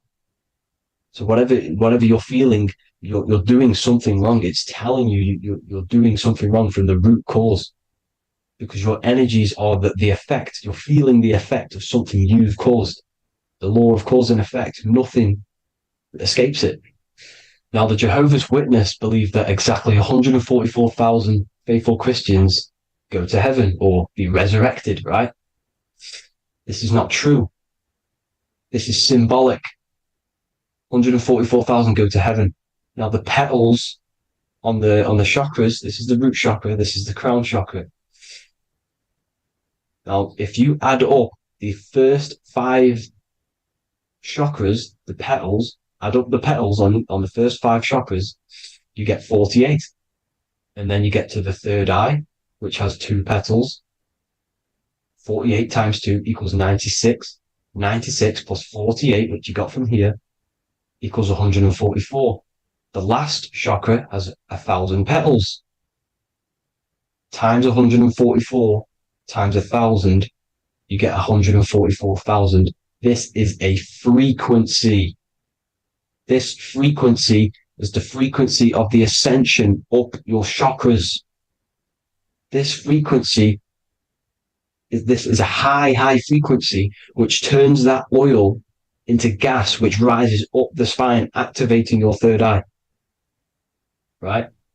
So this is all the religions are all symbolic for this sacred secret of Christ consciousness. As it says in the Bible, the kingdom of God is within. It's not out there, people. You must look within yourself. You are God. You are a spark of his consciousness, infinite consciousness, right? So 144,000 is a frequency, and you must achieve this. Like I said, these people in the past, they're not gods, people. These were just humans. Nothing special. They just reach Christ consciousness. Now, they keep you in these lower vibrational states with the food, right? And as you can see here, all of these fast food restaurants are mainly are red and yellow, which are these lower states, these lower two chakras, lower vibrational colors, because they want you trapped down here in matter. And these foods are so low vibrational, they will keep you down here, because your gut produces, I think it's like 80% of melatonin. Melatonin is your feel-good hormone. These foods will not make you feel good. This is very low vibrational. Meat. It's not meat, it's raw flesh. These animals are stripped from their family, put on a conveyor belt, watch their friends be tortured, and then get slaughtered in a slaughterhouse.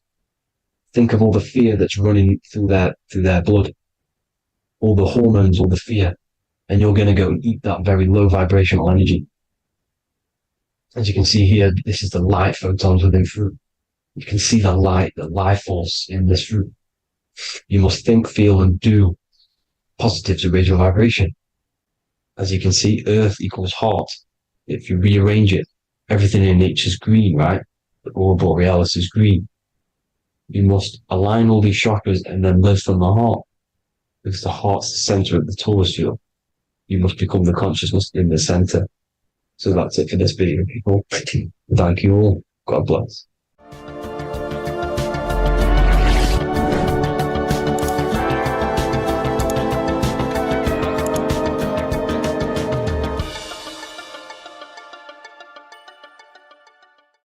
So depression doesn't actually exist, and in this video I'm going to show you how depression is actually a choice. And I'm going to give you some solutions on how to deal with it. And this is probably going to change your life forever just by doing this alone. Okay, so the first thing you need to understand about depression is that it exists in your conscious mind. It exists in your thinking mind. So what is inside your thinking mind? You have your body, your name, your reputation, your trauma, your memories, your family, your worries, your interests, your bills, your passion, dislikes, goals, right? Most people identify their lives with this. They identify their lives with their thinking mind. They think they're their name, their job, their reputation, their memories. But this is not who you actually are. Who you actually are is the observer of that. What happens if you stop thinking? What is left? You're left with unconditioned consciousness. You're left with the self, which is what we refer to as I. We are the consciousness, not the thinking consciousness. You are not these labels. You are not your thoughts. You are not your job, your name, your reputation. Okay? And the reason why I'm telling you this is because it's very important, is that we are something beyond this body, beyond this name, beyond our thoughts. We are the consciousness. So depression exists inside of the thinking mind, the conscious mind. Okay? So if you want to get rid of depression, you must learn how to escape the thinking mind. And not only just escape, but that's step one. In meditation, you do meditations, right? We sit still and we have to learn how to control the mind and turn off the thoughts. And when we turn off the thoughts, depression goes out the window, because there's no thought present in your mental field of consciousness to be depressed. Okay? You must understand, who is the one suffering from the negative thoughts? Who is the one suffering? Your mind is not suffering, because the mind is producing the thoughts. Your body's not suffering from the negative thoughts. You are suffering. And who is you? You are a soul. You are that feeling. You are that person beyond the thoughts, beyond the feelings, beyond that. You are the one experiencing. You are that. Meditation gives us the ability to turn off the thinking mind. This allows us to escape our thoughts. Okay? And it gives us, over a long period of time after meditation, you'll be able to turn this switch. And this switch will be able to turn off your thoughts. And by doing this, we will be able to control our conscious mind directly by the hand. So when you notice yourself gaining them negative thoughts, we can then turn off the switch of turning off the conscious mind and rising to our authentic self and knowing the thoughts are just illusions. Now, let me tell you something that's very powerful. Most of your thoughts are coming from beliefs. Most of your feelings are coming from beliefs.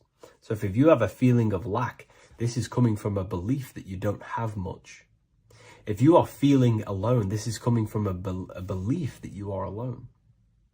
So what we must do is restructure ourselves. We must restructure the subconscious mind, and we do this in many different ways. We can do this with meditation. We can do this with visualization, visualizing our desired reality as if we are living it. We can do this with affirmation. Now, a lot of people think, oh, I'm trying to speak something into existence with affirmation. No, you're not using vibration to try and change reality with what a lot of these new age people will teach you. Vibration, your words will not have much an impact on reality. That's the truth. But what they do have an impact on is reprogramming and recrafting and refining your mind.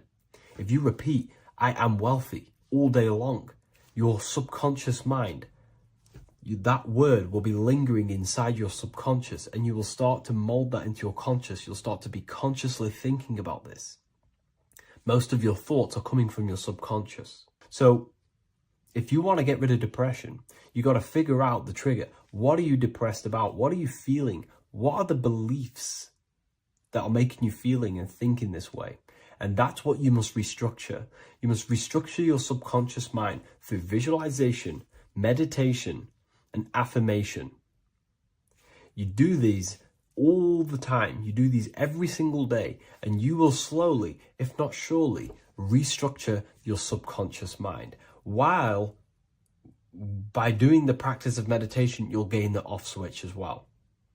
Sometimes depression comes from not living in your authentic self.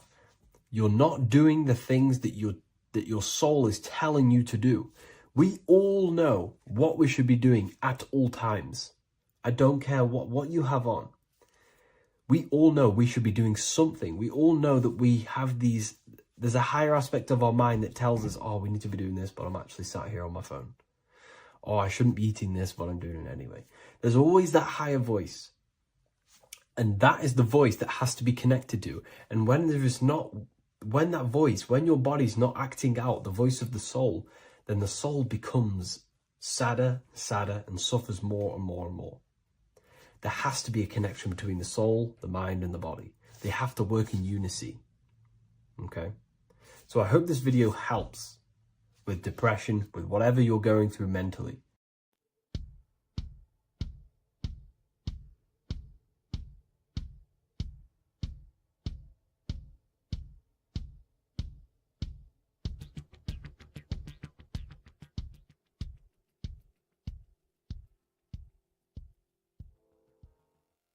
Welcome people, we're back with another video.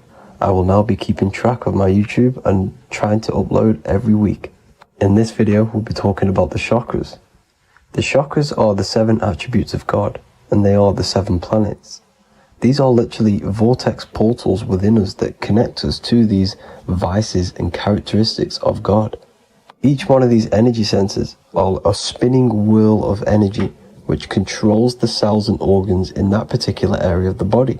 For example, it's literally a mini brain for that area of the body. Each chakra has a vice which you need to turn to a virtue in order to climb up through the system. They work like a stairway system. You have to go through each chakra in order to unlock the one above. This process is turning matter into spirit as you descended from spirit to matter. Saturn is Satan, that's why it's the lowest chakra, and that's why the devil is red, because red is the lowest vibrational color. When you are in these lower states of consciousness, you are in your animal nature. This is your physical side of your nature, and you are mainly being driven by your animal instincts or your ego. Moving back to your higher self or your spirit self is not an easy process. It takes a while. However, with discipline, consistency, and motivation, you can achieve this, and this is what the ancients called Christ consciousness. Once you have achieved this, it is basically a state of mastery of the mind. You no longer lust for the lower animal nature things. Now, let's start with the root chakra. This is located at the base of your spine, and you can feel this chakra by tensing your anus. This energy center is in control of your survival needs, your vitality, stability, and security. Now, if this chakra is unbalanced, you will feel insecure, fear, anxiety, unstable, low self-esteem, anemia, over or underweight, and constipation. In order to balance this chakra, you need to feel grounded, embodied, stable, calm, centered, a sense of safety, and trust in yourself and the world around you. The next chakra is the sacral chakra, which is located around the belly button area. You can feel this chakra just by sucking in your belly. This chakra is to do with relationships, self-worth, creativity, empathy, and most importantly, sexuality. This is the most important one in order to start to raise your vibration overall, is giving up the over-sexualized nature. In order to balance this chakra, you need to come into harmony with all the toxic relationships that you have. Get rid of the fear, the anxiety, the isolation, and 100% get rid of the over-sexualized nature. Lust is one of the most lowest vibrations you could possibly feel. It is literally manifesting hell. In order to work on this chakra, you need to feel self-worth. You need to do creative things, empathy, healthy relationships, and 100% being confident. The next chakra is the solar plexus. This is to do with personal power, will, metabolism, eating, happiness, and your self-esteem and self-identification.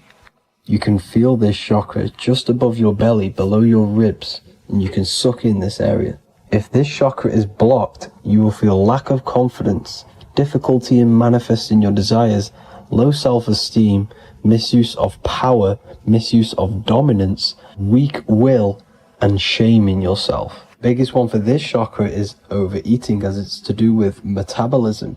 If you are overeating, you are literally unbalancing a lot of your lower chakras, not just the solar plexus. In order to work on this chakra and balance it, you want to have a positive self-identification. You want to feel happy, a happy self-esteem, effectiveness to people, not overeating, and a strong willpower.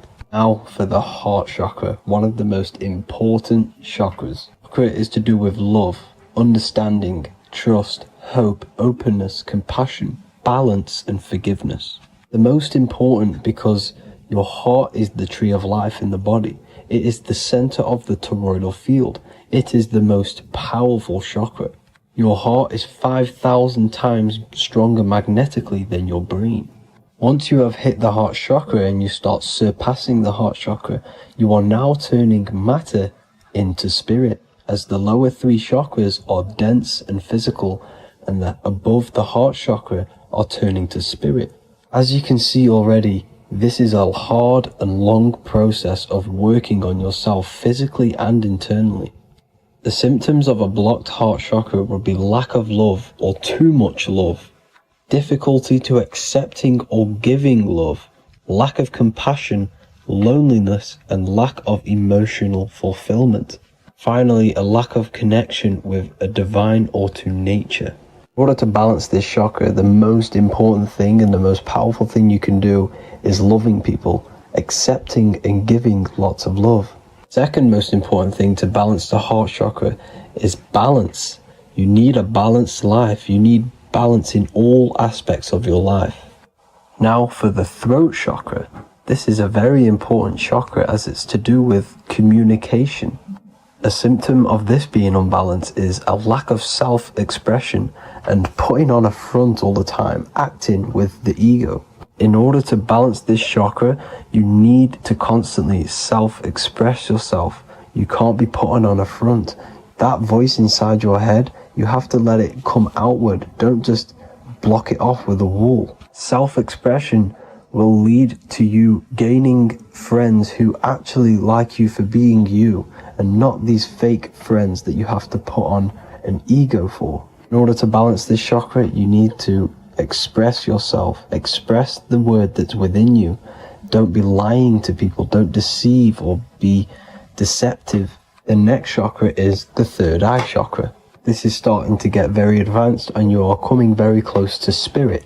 Just before we head on, I want to announce the PDF is now available, containing all the presentations I've ever made, all into a condensed 38-page PDF. The link will be below this video for you to access. And if you want to learn how to create reality using your mind, how to attract your desires, how to get out of the situation you are in, the link will also be there for the Manifestation Mastery course. Now for the third eye chakra. The third eye chakra controls the pineal gland, which is your first eye.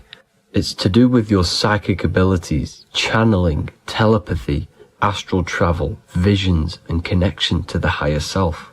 You need all of the chakras aligned to get the full potential out of your third eye or pineal gland chakra. For example, if you're astral traveling and you fear something, you will be instantly shot back to your body. So you need to master all of the chakras before you go on and try and do these higher spiritual activities. Symptoms of the third eye chakra being blocked is lack of imagination, lack of vision, lack of concentration, blocked or clouded intuition, can't see the big picture, and especially overly reliant on logic and intellectual thinking. A good way to work on this chakra is imagining things, vision things. Trust your intuition at all times. Always follow that inner voice. Cut out the tap water which contains fluoride. Fluoride blocks the pineal gland. And cut out all junk food because all of this is affecting your pineal gland. When in meditation, you want to focus your eyes and your attention to the center of your head between the two eyebrows. This is where the pineal gland is located. This will help and awaken the pineal gland over time when you keep doing these meditations. Finally, for the crown chakra, this is to do with universal consciousness, all-knowing, enlightenment, cosmic connections, the God source. This chakra is blocked by being cut off from spirituality, plagued by the senses, being tricked into the five senses and being tricked into thinking you are the body. In order to work on this chakra, you need to feel grounded. You need to know yourself, your real self, the voice within you. Have common sense, have specific decisions that you're making, be very direct. Now we've got out of the way all of the chakras, I can now introduce methods and meditations which will help you unblock them spiritually. When meditating, you want to get into the present moment in a nice, comfortable position. Bring yourself to the present moment by saying, I am here right now, nothing else matters. Keep repeating this over and over with your eyes open or closed. After a couple minutes of bringing your attention to the present moment, you can now start to breathe in through the nose deeply and breathe out through the mouth slower than you breathed in. Place your attention on the chakra that you want to balance. Think of a high vibrational emotion like love and think of this while placing your attention on that chakra. You can do this exercise every day for 10 to 20 to 30 minutes. The longer the better. Another practice you can do is by chanting the Bee Gees for each chakra. They are here starting from the root chakra all the way to the crown chakra. Or you can chant the 7 vowels. There are not 5, there are actually 7. A, E, A, O, U, M.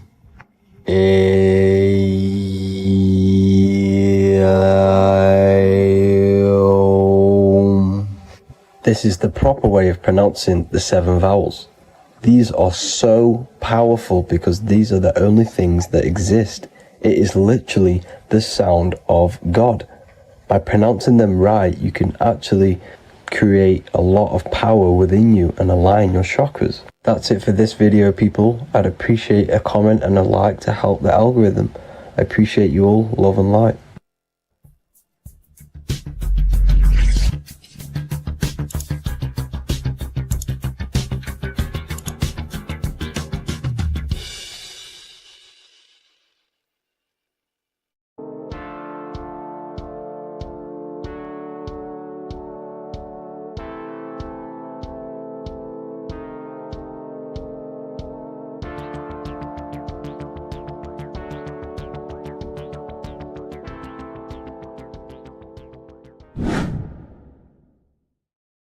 How are we doing, people? It's Revival of Wisdom. We're back today talking about sun worship. Okay? And please enjoy, sit back and enjoy the video. First thing we need to understand is that the sun is the risen savior. It's the light of the world. Without the sun, we have nothing. Now, the sun is the Son of God. We didn't make the sun. No one owns the sun. But who created the sun? Obviously, the Creator created the sun. Therefore, it is the Son of God. And that is what Jesus is symbolizing in the Bible. The Bible is a metaphorical story. That's why it's called the greatest story ever told, because it is a story about the sun, the zodiac. It's about you, the systems in the body. It's about everything that is sacred in this creation. Now you can see the suns behind Jesus' head in all of the ancient portraits, even the ones that are more modern. You still see a sun on the back of his head because he is the sun. He's the light of the world, our risen savior. And this is what Christians are lost because they don't realize it's a symbolic story and they think Jesus was a historical person. He's not a historical person. Okay, this is what we need to get out of our mind. This wasn't a historical person. It's the Son, our risen Savior. The Son is the soul. It's the soul of this creation. Because what is a soul? A soul is pure life force, pure energy. Whatever a soul inhabits, it gives life to. Like our soul feeds our body. The sun feeds the earth because the sun is a soul, and that's why the ancients called it Sol. Because it's the soul and it's in you and it's the light of the world. It's the light of everything. It gives life to all things. Here's Jesus and his 12 disciples. The 12 disciples symbolize the 12 zodiac signs. Aries, it rules the head region because the 12 zodiac constellations rule specific regions of your body. Aries, the ram, you have a cerebrum in your head. This is Aries on the head of the table. His Gemini rules the arms and the lungs. The two twins, Gemini. He's holding up 2 hands for the 2 hands and arms. The twins. Cancer has a knife in his hand. It's not so clear, but he has a knife in his hand. Cancer is the crab. Crabs have claws. And he's pointing at Virgo's Adam's apple, saying there's no Adam's apple there. It's a woman. Who's the 6th sign? The 6th sign is Virgo, the Virgin, the only woman in the painting. Now notice how there are 3 people in 4 groups for the 4 seasons and for the 3 months and 3 zodiac signs in each season: spring, summer, fall, winter. Matthew, Mark, Luke, and John with the suns on the back of their heads, because it's the 4 states of the sun. The 4 states of the sun. Now, sixth sign, Virgo, the virgin, the only woman in the painting with no Adam's apple. Then we have the sun, Jesus, red and blue, red shift, blue shift, electromagnetism. The ancients knew this. He's got one hand open, one hand down, because the sun gives and retrieves. The sun rises and it falls. It gives, then pulls away. That's what the sun does, and that's what he's doing. His arms are out, symbolizing the rays of the sun, casting down onto the earth, giving and then receiving. Libra, his two hands are equal, he's holding his arms out equally, because Libra is the two balanced scales. Libra is when the sun is balanced between the summer and the winter. It's being judged. The sun isn't balanced. That's what Libra is, the two scales. Capricorn is the goat. Goats have two horns, and you can see the two horns on his head here. See? So this is astrology. This what Leonardo da Vinci is depicting here. It's astrology. He knew the story of the Bible is all astrology. It's all based on astrology. The Son of God, the real sun. Now here are some Bible verses. I am the light of the world. Obviously, that's the sun. What other light is there that lights up the world? The moon can't do it. It's the sun, the one and only sun, our risen Savior. Because if the sun didn't rise, we'd all be dead. So it's our risen Savior. And it dies for our sins every night and then gets reborn every day. Now, Jesus calms the storm. Mark 4:35-41. The disciples are all on a boat and there's a heavy storm. But Jesus is asleep. The disciple says, Jesus is asleep. We need to awake him. They wake up Jesus, and Jesus got up and rebuked the wind and said to the waves, quiet, be still. Then the wind died down and it was completely calm. Well, when Jesus was asleep, this is the sun not being risen. It's not risen yet. Because in the night times, that's when the storms happen on the sea, in the ocean.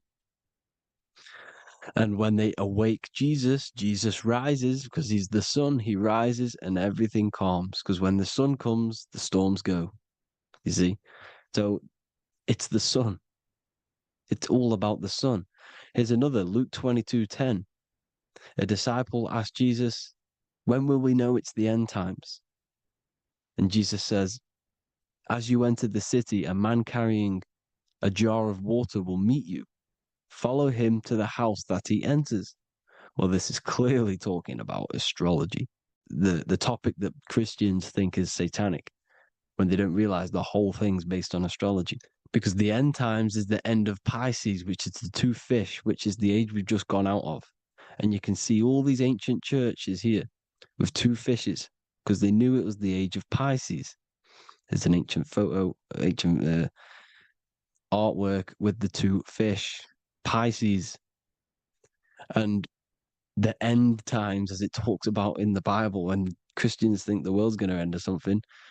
But no, it's just the end of Pisces. As you enter the city, a man carrying a jar will meet you. Follow him to the house. The house is the zodiac sign that he enters. And the zodiac sign is Aquarius, because that's what it is, a man carrying the water. We know this is astrology because a woman, that is a woman's job in the ancient times. In the ancient times, the woman used to get the water. You would never see a man collecting water back then. That was the woman's job, whilst the man builds the houses, for example. You see, so we know it's talking about astrology because astrology is the man holding the bucket of water. It's the end of Pisces. Now we are in Aquarius. And of course, Luke 24:36, the risen Savior, the sun.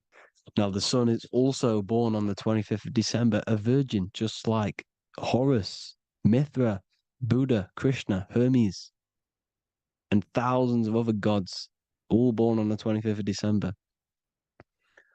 Well, it's because the sun moves 1 degree northward on the 25th of December. And on the 22nd to the 24th, it stays in the same degree because it's moving south. But then on the 22nd, it stays in the same degree on the Southern Crux constellation, and the ancients called this the sun dies on a cross, because the cross is the crux constellation, the Southern Cross. And it stays on that same degree for 3 days on the cross. The sun dies on a cross, and then on the 25th moves 1 degree northward, bringing back the summer, the light, the warmth, the growth of crops. And this is the sun being reborn again, a virgin, because it's pure.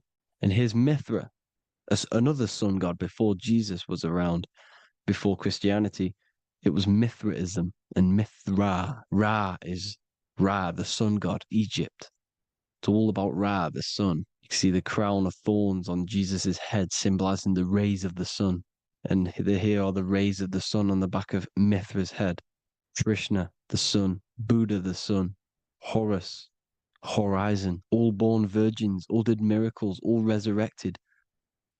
Dead for 3 days. Well, here he is, dead for 3 days on the cross. And resurrected. Because it's the most ancient religion ever been on the face of the earth. The worship of the sun. And we should worship the sun, because without the sun we are nothing. The sun feeds us, feeds the earth, feeds everything. Without the sun we are nothing. It's been reversed, and now we're worshipping man. When we're worshipping a man called Jesus, was never real. It's all about the sun, the most high, the most powerful, potent, celestial body in the sky, the orb that feeds us every day. It dies for our sins and rises every day. It's the sun. Now on the Holy Communion Day, it's the worship of the sun. They give out many suns. It's Jesus holding a sun. And they raise the sun on Sunday, because they go to worship their sun god on Sunday. Not Saturn Day, not Moon Day, Monday, but on Sunday when the sun is exalting. And they hold suns up above their heads because the sun rises. They're symbolizing the sun rising above their heads as Savior. It's the sun. It's the Holy Communion Day. And here's Jesus giving a piece of himself to the children. It's the sun, the light. Judas was known as a backbiter, a backstabber, because he stabbed Jesus in the back. He betrayed Jesus. Well, this is just another astrological story about the constellation Scorpio, because the Scorpio is the J, looks like a J. J for Judas, the scorpion, the backbiter. Scorpions backbite, they bite with their back. And what does Judas do? He betrays Jesus by kissing him to let the warriors know who they need to get. So he kisses Jesus, and Jesus gets stabbed in the back. Well, when you get stung or bit by a scorpion, they leave like a kiss. So Judas kisses him and gets betrayed. Well, this is because the sun, when it hits Libra, it's balanced. The sun is balanced because it comes through summer. Now the sun's starting to die. The sun's starting to die. It hits Libra. And then as soon as it hits the Scorpio, it gets betrayed, because now the sun has to fall to winter. And Saturn is there waiting to take over the darkness of the winter.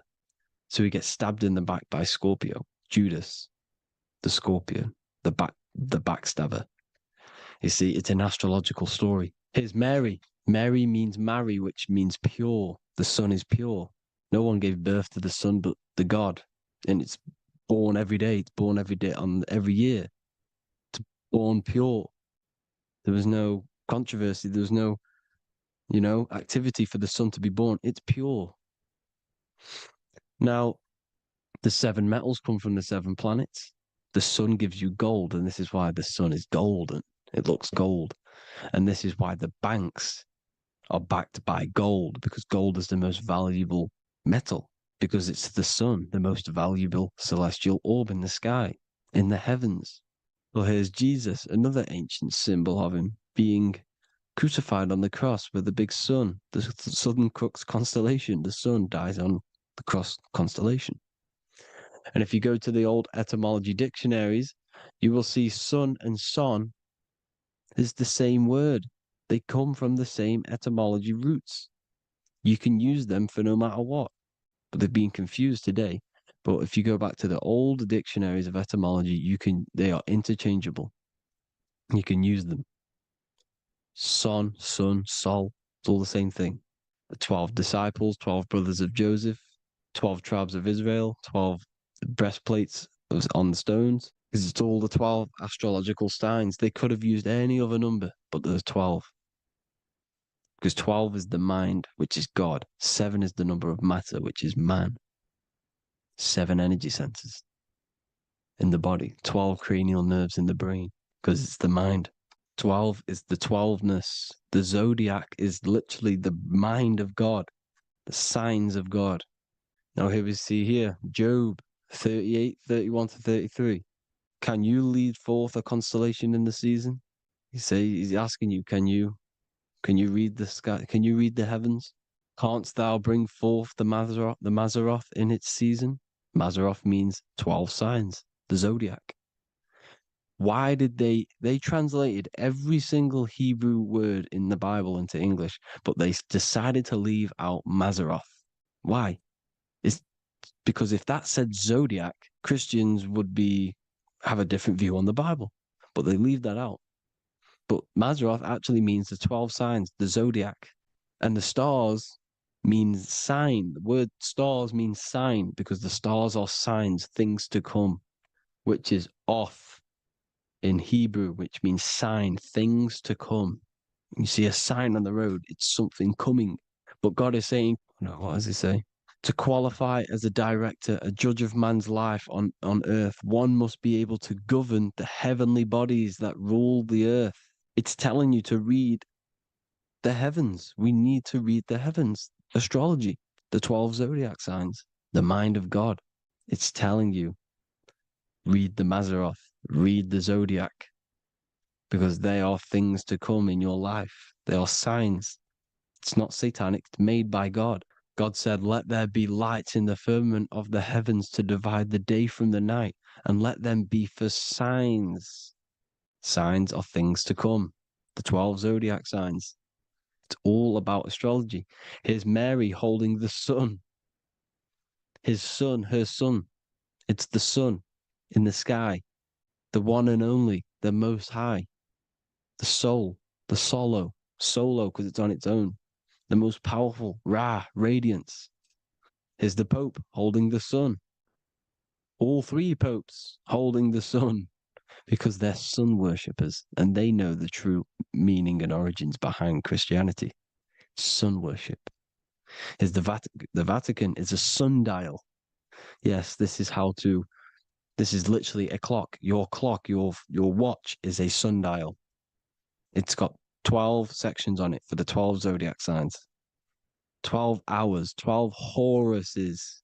Now here you see Jesus walking on water. Well, it's the sun, and here's the beard of the sun. Here's the pyramid of the sun, the illuminated one, the all-seeing eye, the sun. Here's the Ankh. The sun creates these symbols. The ancients knew this. Now, when you see these headdresses, these are actually the days of precession of the sun. Aries, Cancer, Libra. It's all about the sun. Here's some more sun worship going back to Egypt. Ra, Horus, Osiris, and Set. Jesus and Satan is Horus and Set. The sun and Saturn. Saturn rules the winter, Satan. Jesus, the sun, the light of the world, rules the summer, rules the day. Satan's the night. Saturn's the night. The sun is the day. The evil brother, Satan. Well, Horus this is where we get the word hours from. There are 12 Horuses. The sun moves in 12 Horuses, 12 hours. Where's Horus? What hour is it? Where's Horus? His Ra, 12 noon, Ra, radiates, powerful, the most high sun. That's why he has a sun on the top of his head. These are the 4 states of the sun. Set, sunset. This is why we say sunset, because the sun is setting. His sunset, his Horus, horizon. The Horus is rising, Ra radiating, and the sunset. Then midnight is Osiris. Here's another ancient symbol for the sun, the scarab. Ra, the sun. Scarab. It's got the word Ra in it because it's the sun. And here's the sun on top of the scarab with the wings. Because scarabs roll dung up hills and then they'll let it fall down the hill to gain more matter, to gain more bigger, like a snowball effect. And this is, the ancients saw this as a process of the sun, because the sun climbs up the hill and then it falls. So they used the scarab to symbolize the process of the sun. The sun climbs and falls. Here's an ancient Egyptian cat cutting off the head of the serpent. Well, the cat is cutting off the head of the serpent, symbolizes the sun cutting off the nighttime. When the sun rises, it cuts off the nighttime. It cuts off the serpent. The serpents represent darkness or evil. Oh, there's some more symbology of the sun and the heavens, the arch, the royal arch, the firmament, the sun inside the firmament. These are all ancient churches, and they all depict the firmament with the sun inside. Is the ancient cosmology, you see, because it's all about the sun. Everything's about the sun, because the sun is our orb made for us to sustain life in this, inside of this creation, inside of this firmament, the royal arch of heaven. Here's the Freemasons depicting it. Here's the Masonic royal arch. But you can even see the zodiac signs. Here's Cancer, the checkered board. It's the royal arch of the firmament. Obviously, they don't want to tell you that. You live in space, apparently. Some more sun worship. Here's the beard of the sun on the water. They all have this long beard. And why do they say amen? Amen at the end of every prayer. Amen is a sun god, a creator god. It's all about the sun. So thank you all, people. Hope you all enjoyed. Hope you all gained some knowledge and insight. Please give me a follow, drop a comment, drop a like. Have a good day. Love you all.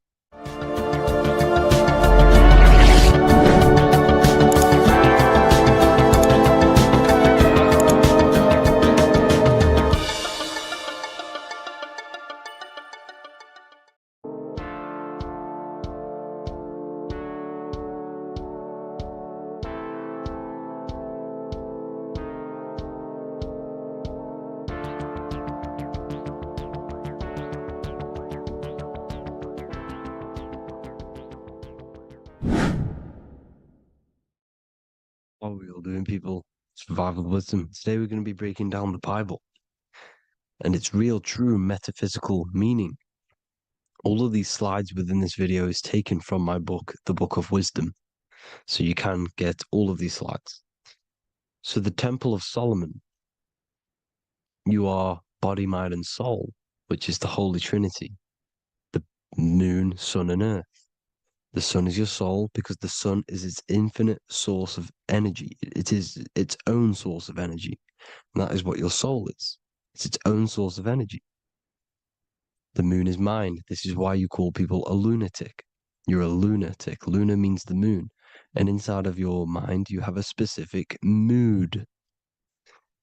Mood is moon. And mind in German is Mond. And the word Mon means moon.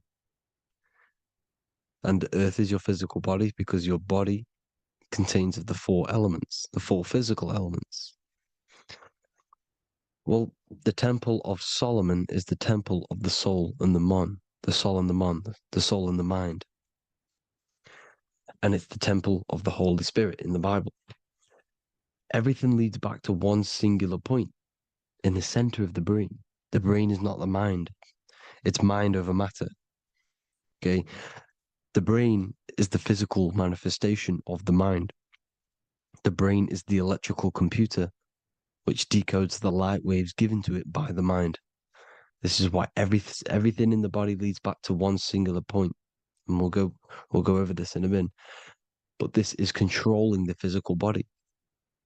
This is the within. If you rearrange within, it spells high twin because within you is your twin, your true self. and it's just an entity in the center of the mind. And if you shut your eyes, you can feel it. Your awareness is in the center of the brain. So there's just an empty chamber in the center of the two cherubs, the two brains. They are two separate brains. They're two hemispheres. And the empty chamber, when scientists chop it up and see it's just an empty chamber, well, because you can't see in that plane of reality, you cannot see the mind. You cannot see thoughts. It is invisible to the human eyes, to the visible light spectrum, to the two eyes. The reason why we call it the third eye in the center of the brain, it's not the third eye, it's your true self, it's the mind and soul. It's an eye because it does see. It's the all-seeing eye that you always see here. There's some Masonic artwork showing the two pillars, the two cherubs, the two hemispheres of the brain, and the inner eye. This is the eye that sees all things. What do I mean by seeing all things? Not physically. It sees the mind. It's what, because your soul is watching the mind. You can observe the mind. You are not the mind. And if you meditate deeply enough, you can go beyond the mind. It's the all-seeing eye. It sees the mind. It sees what emotions you're feeling. It sees what you're thinking. It sees what you're seeing with the two eyes. It's the all-seeing eye. It sees all things. It's omnipresent. It's everywhere.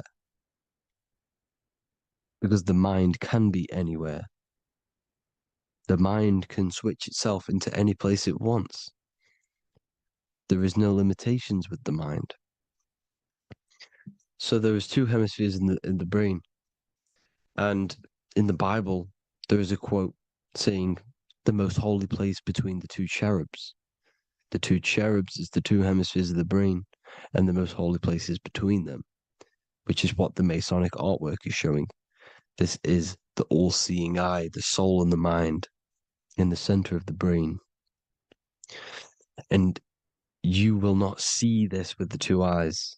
So when scientists come to seeing the empty chamber in the center of the brain, they wonder because they do not understand the occult side of the world. They do not understand the layers of reality. How the two eyes, everything physical comes from the unseen.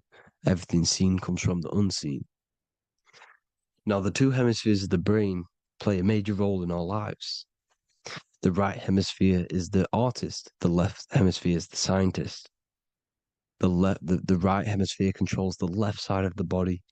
The left hemisphere controls the right side. So there's a crossover.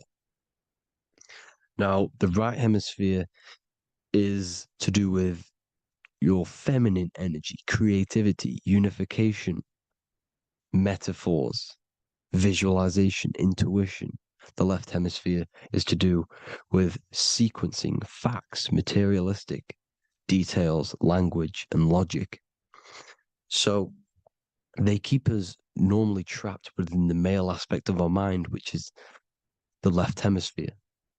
You know, if you listen to Spotify, Apple Music, and radio, they're all tuned to 440 hertz, which shuts down the right side of the brain, makes you left brain dominant.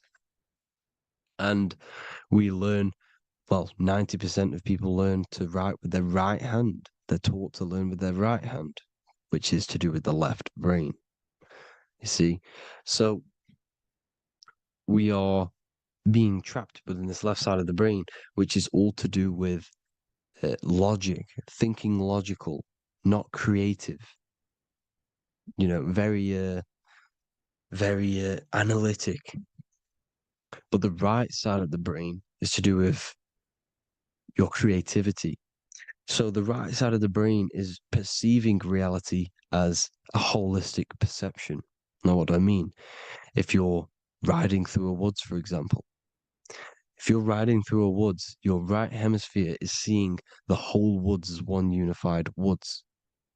The left hemisphere's job is to break down the perception given to it by the right hemisphere and break it down into individual trees. So what am I saying?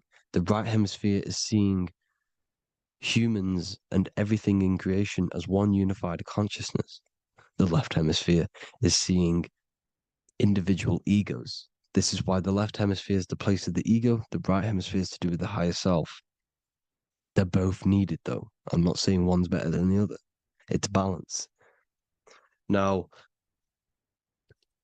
they don't want you to see the unified picture, perception of creation. They want you to think everything is individual, everything doesn't come from the one, because all things come from the one.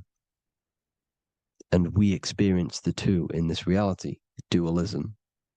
In order to understand the one, we have to experience the two to advance. So, anyways, let's get away from the two hemispheres. The right hemisphere, like I said, is to do with the higher self. And this is why in John 21:6, it says, cast the net onto the right-hand side of the boat and you will find fish. Meaning, cast your energy, cast your perception into the right hemisphere of the brain, and you will find God, unification, and higher self. You will see things from a unified perspective. How we are all one, because we are all the same consciousness. The same spark that is in me is in you. This is why I am you and you are me. We are all the all-seeing eyes of God, just split up into individual bodies. We are all made up of the same essence, consciousness. And that consciousness, that mind and soul, is in the center of the brain. You are just in different avatars. And until we see this, we'll forever be divided and conquered. Until we figure this out as a collective consciousness, we will forever be divided and conquered and ruled over. This is why the Bible says, ye are gods. You are the sons of the Most High, because we are. We are the Word made flesh. We are God made flesh. Mark 16:19. So then after the Lord had spoken unto them, he was received up into heaven, head is heaven, H-E-A, and sat on the right hand of God. God is the consciousness in the center of the brain. Heaven is the head, and the right hand of God is the right hemisphere of the brain, meaning he sees things in unification, creativity, intuition, the higher mind, the higher brain. When Moses crosses the Red Sea is the corpus callosum, moving from the left to the right hemisphere of the brain to see unified perception of reality. Head, H-E-A, heaven, same root word. This is why the ancients always depict God in the center of the brain. Here you see ancient Christian artwork showing God in the center of the brain, the light. Here you see it here. Here you see Ganesh, an Indian god, which is the brain. Here you see the Father, the Son, and the Holy Spirit in the dome, the brain. This is the brain, because you are God made flesh. That's what consciousness is. The upper room where Jesus meets the 12 disciples. It's the upper brain on the upper room. The upper room is the chamber, the empty chamber in the center of the brain. That's the room. And the 12 disciples are the 12 cranial nerves in the brain, which pretty much rule the body, all the cranial nerves. The tree of life, the cardiovascular system. This is why in Genesis it says the tree of life was in the midst of the garden. Midst meaning middle, because the middle of the body is the cardiovascular system, which is controlling all of the systems in the body. The tree of knowledge of good and evil is the nervous system. It's the spine and brain. This is what's detecting good and evil.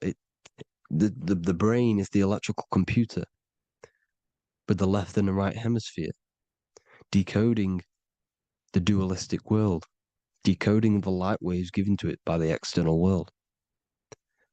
It is an electromagnetic computer. It is artificial intelligence. It is very intelligent, the brain and the nervous system, the human body as a whole. But the tree of knowledge of good and evil is the nervous system, because it is the tree that detects good and evil, makes you learn good and evil in this dualistic reality. Here you see Adam and Eve. around the tree of knowledge of good and evil. Adam and Eve, male and female energies, with the serpent in the tree, and the tree of knowledge of good and evil. Well, this is the spine, the brain, and the serpent is the kundalini up the spine. The serpent is the S. That's why S, serpent, S, the letter S is the serpent. Sex and serpents make an S noise. You know, the Bible cursed the serpent. So we don't figure out the true religion. The true religion is raising the kundalini and becoming God-man and reaching our higher states, our true God self. Because once the kundalini is saved and hits the pineal gland, it activates 100% of the brain when we're only using around 20 to 10% as of right now without the kundalini awakening. So when you use it, you're activating 100% of the brain. You're activating all the dormant brain cells. You're regenerating the body. And this is the serpent in the tree of knowledge of good and evil. This is the spine, brain. This is Adam, Eve, the male and female energies. The light of the body is the eye. Therefore, if thine eye be single, thy whole body should be full of light. Matthew 6:22. This is the single eye in the center of the brain. It is not the pineal gland. It is what's inside the pineal gland. You have to go beyond the physical world, and there are no words to describe things that are not physical, metaphysics. And the whole body should be full of light. Well, this light is the same pyramid that you see. You are the pyramid with the all-seeing eye on top. This is why the ancients built the pyramids with the stairs in the middle symbolizing the spine, because once you open all the chakras and balance them and raise the kundalini, you activate all of the brain, which gives enlightenment. The word enlight in ment. Ment means mind, light in the mind. Enlighten the mind. And this is enlightenment. We are the temple. And Jacob called the name of the place Peniel, for I have seen God face to face. Within spells high twin. Within you is the God self, which you need to manifest into the external world. And he's seen God in Peniel, the consciousness. He's seen his true self, consciousness in the pineal gland. Genesis 28:10, Jacob's ladder. Jacob, he took a rock there and laid his head on it to sleep. Jacob had a dream. He dreamed there was a ladder that was on the ground and reached up into heaven. Head is heaven. The rock he fell asleep on is the sacrum bone, because he's symbolizing the oil that comes down the spine, hits the sacrum bone and rests there, falls asleep, and it looks up and it sees the ladder to heaven. Because when you raise this oil, you become God-man. You become God in heaven. You can leave the body at will. Do you not know that your body is the temple, that your body is the temple of the Holy Spirit? Corinthians 16:19-20. Or do you not know that your body is the temple of the Holy Spirit within you? Your body is the temple of the Holy Spirit, the soul and the mind within the center of the brain, the temple of Solomon, temple of the soul and the mind. Romans 8:10. Christ is in you. It's not external. When you give where attention goes, energy flows. When you give your energy to external things, your attention, your worship to external things, you're giving energy, meaning it's draining you, and you're feeding something within the astral plane, a mental thought within the astral plane. So with you realizing that the Christ is in you, that you don't have to worship anything outside of you, this means that you're internalizing your energy. You're not giving your energy. because where attention goes, energy flows, which means you become more present. You become healthier because you're not giving off all of your special electromagnetic energy that's charging you. This is why the religions run by the Vatican is all external. They're exoteric. Exoteric means external teachings. The esoteric is the internal, the hidden teachings. In Psalms 82, I have said, ye are gods, and all of you are children of the Most High, because we are the Most High, split up into individual bodies. That's what consciousness is. Consciousness is the Most High, and we have to raise ourselves to the Most High. Brahma, Vishnu, Shiva, the Father, the Son, and the Holy Spirit. Why is it always a trio? It's a trio because it symbolizes us, the soul, mind, and body. The mind is the bridge for the soul to be in the body. What is the soul? It's the life force. It's the watcher. It's the all-seeing eye. The soul sees into different realities, and it gives life to the body of every reality it goes in. This is why you always see light around the all-seeing eye, because it is the energy, the life force, the light, life, L-I. Life is light, and it's the eye because it sees into the different realities. It sees into the dream world.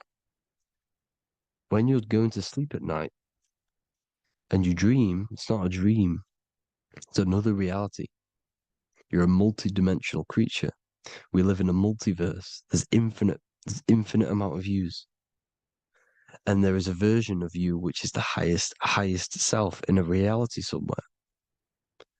And this I has the ability to switch realities, which is exactly what astral travel is. Astral travel is the ability to switch reality beyond the 3D construct of this world. The Father, the Son, and the Holy Spirit, Brahma, Vishnu, Shiva. Brahma, the soul, inhabits different bodies. This is why they have different heads.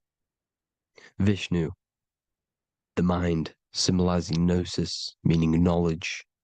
This is the serpent. The serpent symbolized knowledge. Shiva, the body. Father, the Son, and the Holy Spirit. The bird, the soul, because the bird symbolizes the soul. This is why you have here the Egyptians showing you the soul leaving the body. Here you see here with the twin head, the same head, and it's a bird. This is the soul self. This is the ego self. The Egyptians knew this. They knew all of this. Of course they did. Now the whole story of Jesus is all metaphorical for the process which goes on within your body. Your neck and head is the Holy Grail, which the sun and the moon creates. Sorry, the sun and the moon creates the fluid within the Holy Grail, the brain, the skull. And the moon creates the milk. Sorry, the moon makes the milk. The sun makes the honey, the land flowing with milk and honey in the Bible. The land flowing with milk and honey is the center of the brain in the Holy Grail. Here you see the Masonic artwork showing you the sun and the moon creating the fluid in the spine. Here's the serpent. Serpent symbolizing the two Kundalini channels, the Ida Pingala up the spine. Here's the furnace raising the Kundalini, raising the oil, heating it up, and rising it to the crown. You see? So here you see more Masonic art, seeing the sun and the moon creating the holy fluid in the brain, in the cup, filling the cup. This is why it's a cup, because it's the Holy Grail. This is the holy oil in the center of the brain that gets released down the spine, which is Jesus coming down from heaven. It comes down the spine, down the River Jordan in the Bible.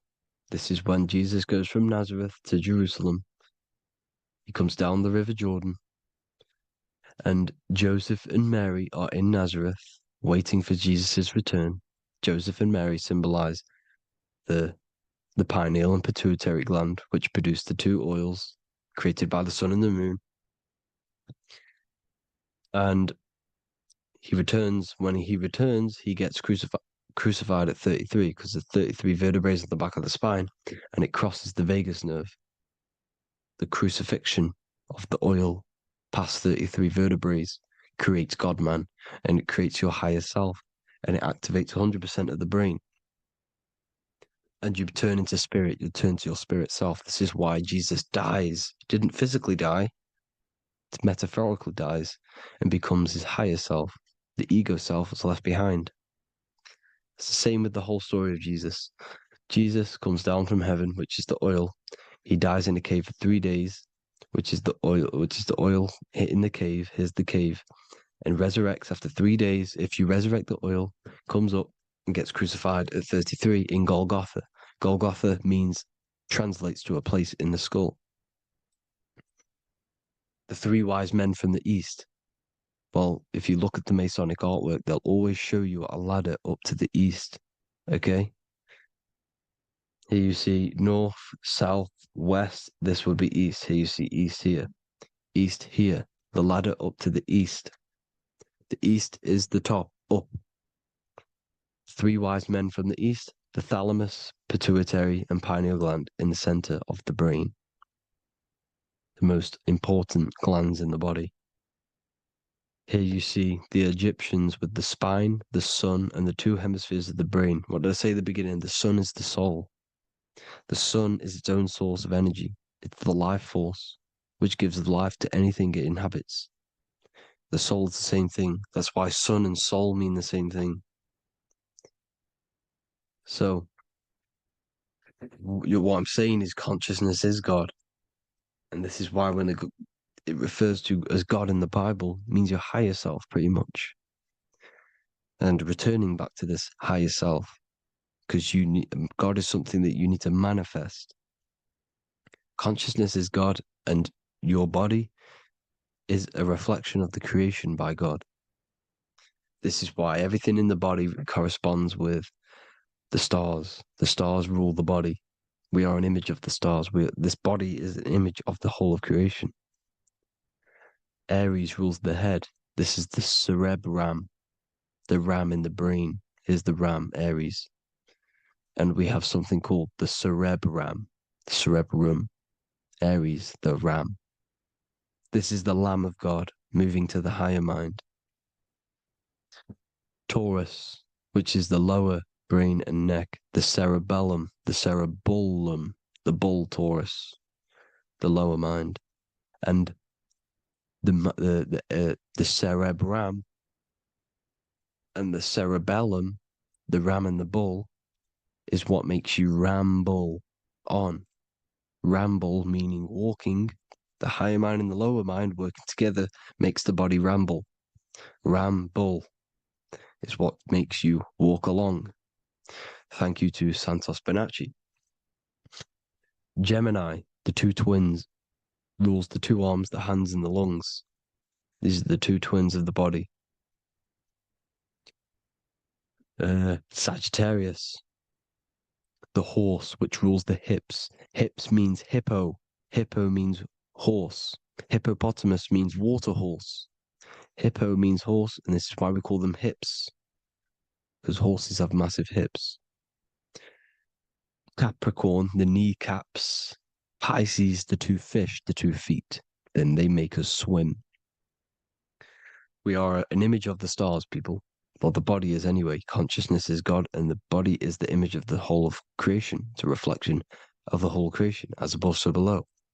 12 systems in the body, 12 cranial nerves for the 12 constellations, 12 cell salts. The body's made out of 12 cell salts.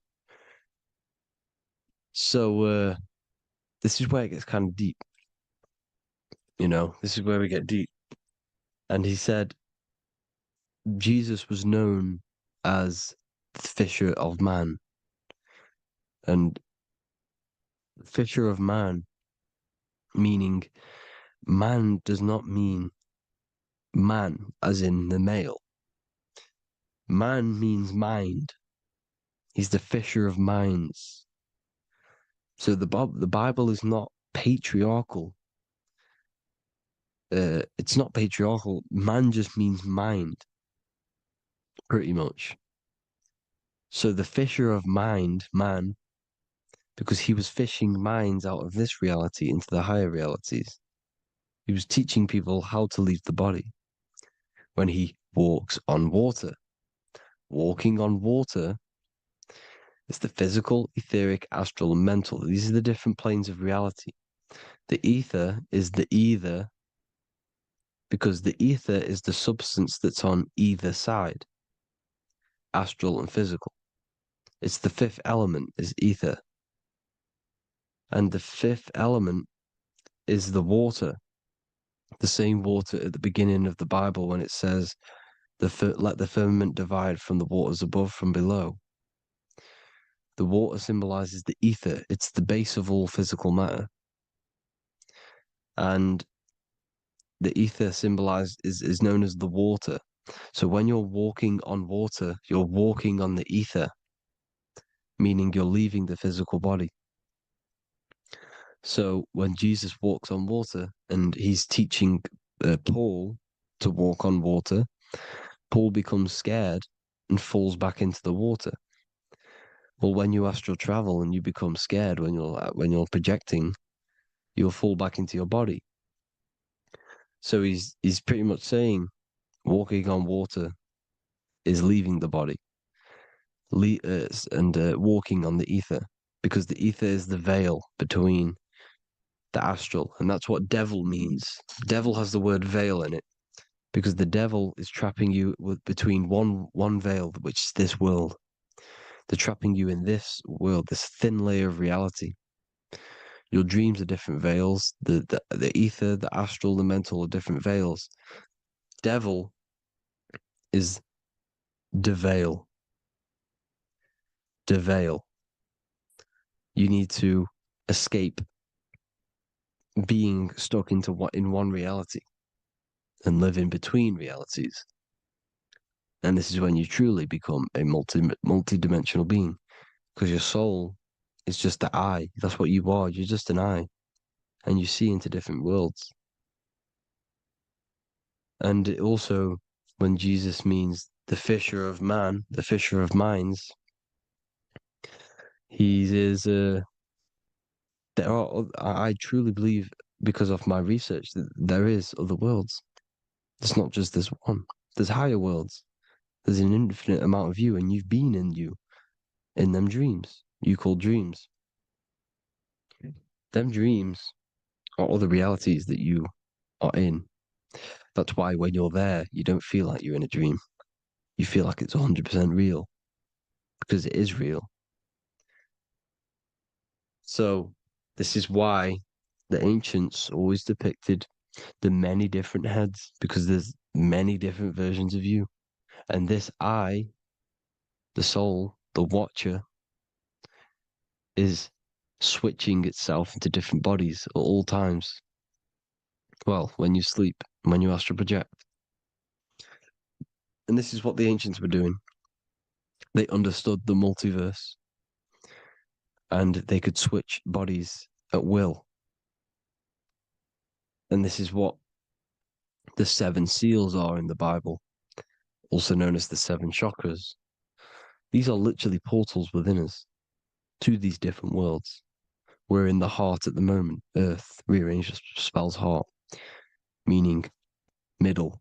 This is where good and evil exist. It's the middle point, the midpoint of realities. So I hope you all enjoyed the video. All of this knowledge that I've give you in this video is inside of my book, the Book of Wisdom. The Book of Wisdom gets updated every single month with new pages. It's a one-time payment for a lifetime worth of research and knowledge by me. So if you do want to get it, the link will be in the description. But I hope you will gain some amazing insight. Please like, comment, and share to help the algorithm, and drop a subscription. And for more lectures, every 2 days, I drop lectures and knowledge within the Patreon. If you want to support the channel, join the Patreon. Everything's in the description, because we are not monetized. on YouTube. Thank you all. Have an amazing day.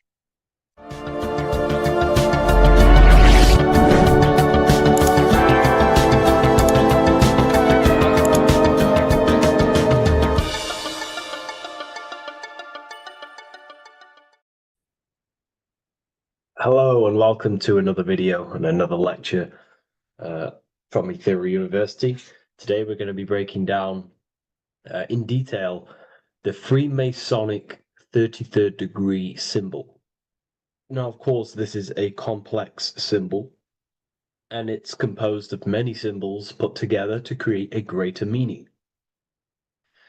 So, as you should know from my previous videos, a bit of context behind Freemasonry, what it particularly is, and I will give you a brief overview before we go into this. It's definitely important to know what Freemasonry is before we break down this symbol, okay? Because without the knowledge of Masonry and what it is, it's difficult to understand what the symbol truly means. So Freemasonry is all about building. The word Mason means to build. And we're either building with light or we're building with darkness. So that we have good Freemasonry, we have good Masons, people who want to spread the truth, people who want to help people awaken their mind and liberate them and bring them up to higher consciousness. Or we have Masons who want to divide, keep the knowledge to themselves, create walls, build walls in people's minds, construct illusions in people's minds for their own personal gain. Okay, so we're either building with light or you're building with darkness. You're either building with light or bricks, spirit or matter. God and the devil, same thing. You're either uplifting people or dividing people. Each and every single one of you is a Freemason. Well, a Mason. Not a Freemason, but a Mason. You are a builder. And you're either constructing division in you and other people, or you're either creating oneness. Everyone is doing this. Everyone is building. Everyone is contributing towards the world and building our reality. So Masonry is a craft, and that craft is to craft a better mind and heart, a higher consciousness, a higher understanding of the self, building a higher perception of yourself, getting to know who you actually are, why you are here. Every action, behind every single action, behind every single cause is choice. You chose to be here. Whether you know why you are here or whether you do not know. You chose to be here in this time, in this period of life on the earth, on this physical dimension. You chose, the mind of yours chose to be here in this body at this specific time. You are playing a role, you are building in this world at this specific time. So Masonry is all about getting to know the self, to know what you actually are through gnosis. Gnosis is direct knowledge obtained and extracted from direct experience. Knowledge extracted from direct experience. Knowingness. You know you have hands. You don't believe you have hands. You know you have hands. That's what knowing thyself truly means. To go within the self.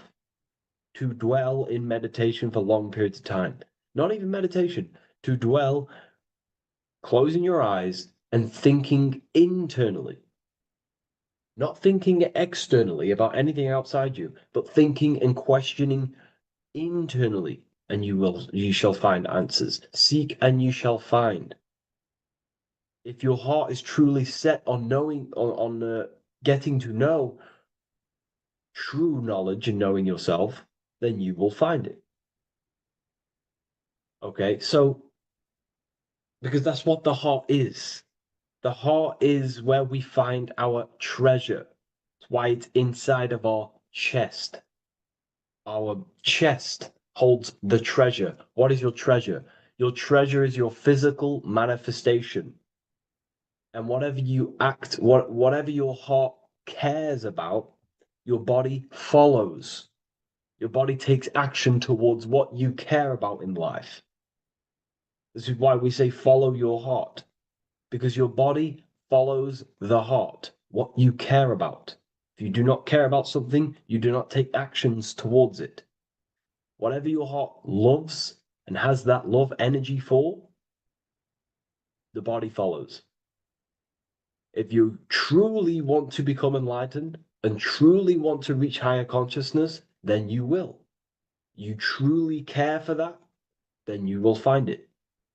You have to go within.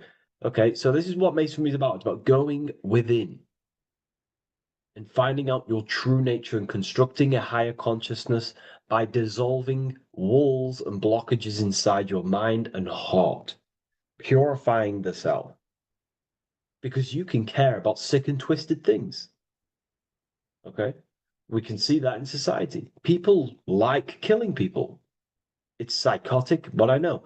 So we can be corrupted. Okay, so going into this symbol, what does this symbol mean? What is it trying to portray? Okay. Before we go into this symbol, particularly, we're looking at the Scottish Rite Freemasonry. So we have the the first degree all the way up to the third degree is Blue Lodge Masonry. Then from the fourth degree of Freemasonry to the 32nd degree is what we call Red Lodge Freemasonry, the Red Lodge degrees. So again, that is that symbolism of that red and blue, the left and right, masculine, feminine, water, fire. It's that symbolism again of the two polar opposites of reality, of masculine and feminine qualities, solar and lunar, the left and right hemispheres of the brain, the inner and out world, inner and outer world, the brain and the heart. These are all polarities, okay? Spirit and matter. We have to unify these. But we're looking at the 33rd degree. This is the end of the Scottish Rite of Freemasonry, and it's considered the illuminated degrees. Illuminated.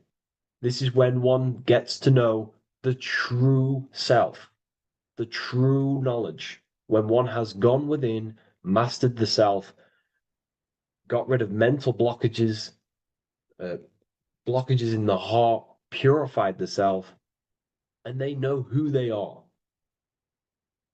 They have higher consciousness. And in this breakdown today, I'm going to show you how they have higher consciousness through this symbolism. Okay, so I was going to say something, but I totally forgot what it was. But anyways, we'll move forward with this symbol. Oh, that's what it was. Water melts, well, ice melts at 33 degrees, symbolizing ice represents solid matter, ego, the physical body, left brain thinking, physical reality identification, identifying self with the ego, the name, the job, the reputation. That's the ice, that's solid, that's ego thinking, left brain thinking. When we identify ourselves with the body, our ego, our name, our job, our reputation, our family, that is ego. That is pure earthly survival base level consciousness. This is the degree, this is the level of state of mind that we need to rise out from and figure out what we are, what you actually are inside you. When you turn off your thoughts, what are you then? If you do not think, you are not your name, your job, your reputation, your family, your beliefs. Because when the mind is turned off, there is still something left. That is you. And that is the substance that we have to get to know through gnosis, through going within and thinking internally and dwelling within. Okay.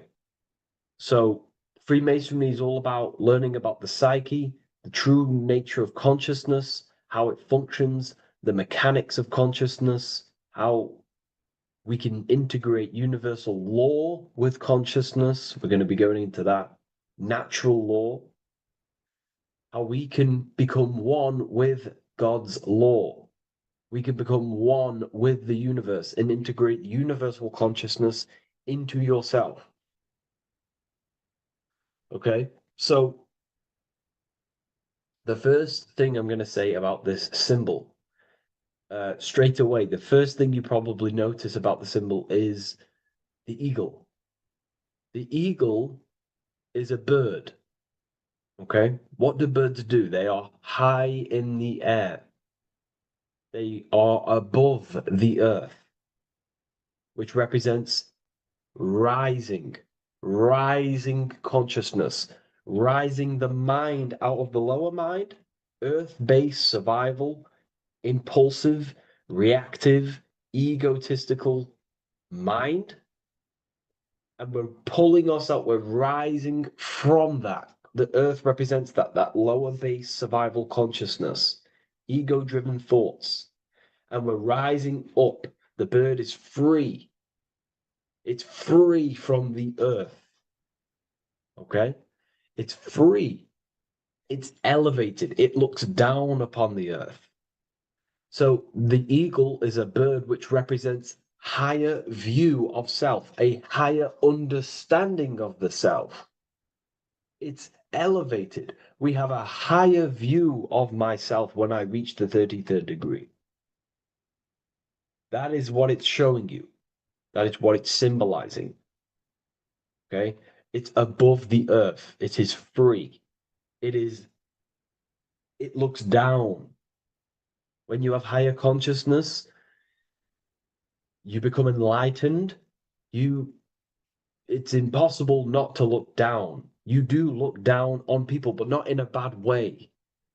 Not in a bad way. That sounds bad. I understand if that sounds bad, but that's not a bad way. I don't mean that in a bad way or a bad-hearted way. I mean that as when you have higher consciousness, you can see people who are living and dwelling in zombie mode, low-level earth-based consciousness. They think they're the body, they think they're their name, their job, their reputation, their family. So it represents looking down because I have higher awareness of myself. I know what I truly am. The water is flowing at the 33rd degree. The water melts at the 33rd degree, representing the flowing of consciousness, the flowing of the mind, flowing of light energy entering the body. Because when we reach higher consciousness, when you raise your consciousness, which is just an easier way of saying mastering thoughts, mastering yourself, we no longer give attention to negative thoughts because we understand what thoughts are. And why would you let your own mind take away your own power? So again, Freemasonry is about gaining personal power, not in a bad way, while it can be used for bad. Gaining mental power, a strong mind. Most people have very, very, very weak minds in this world. Very weak minds. This world is a mental world. We have to gain strength in the mind. It's a mental universe. The stronger the mind, the better your reality. The less affected you are by external things. Nothing external should ever bother you. Okay?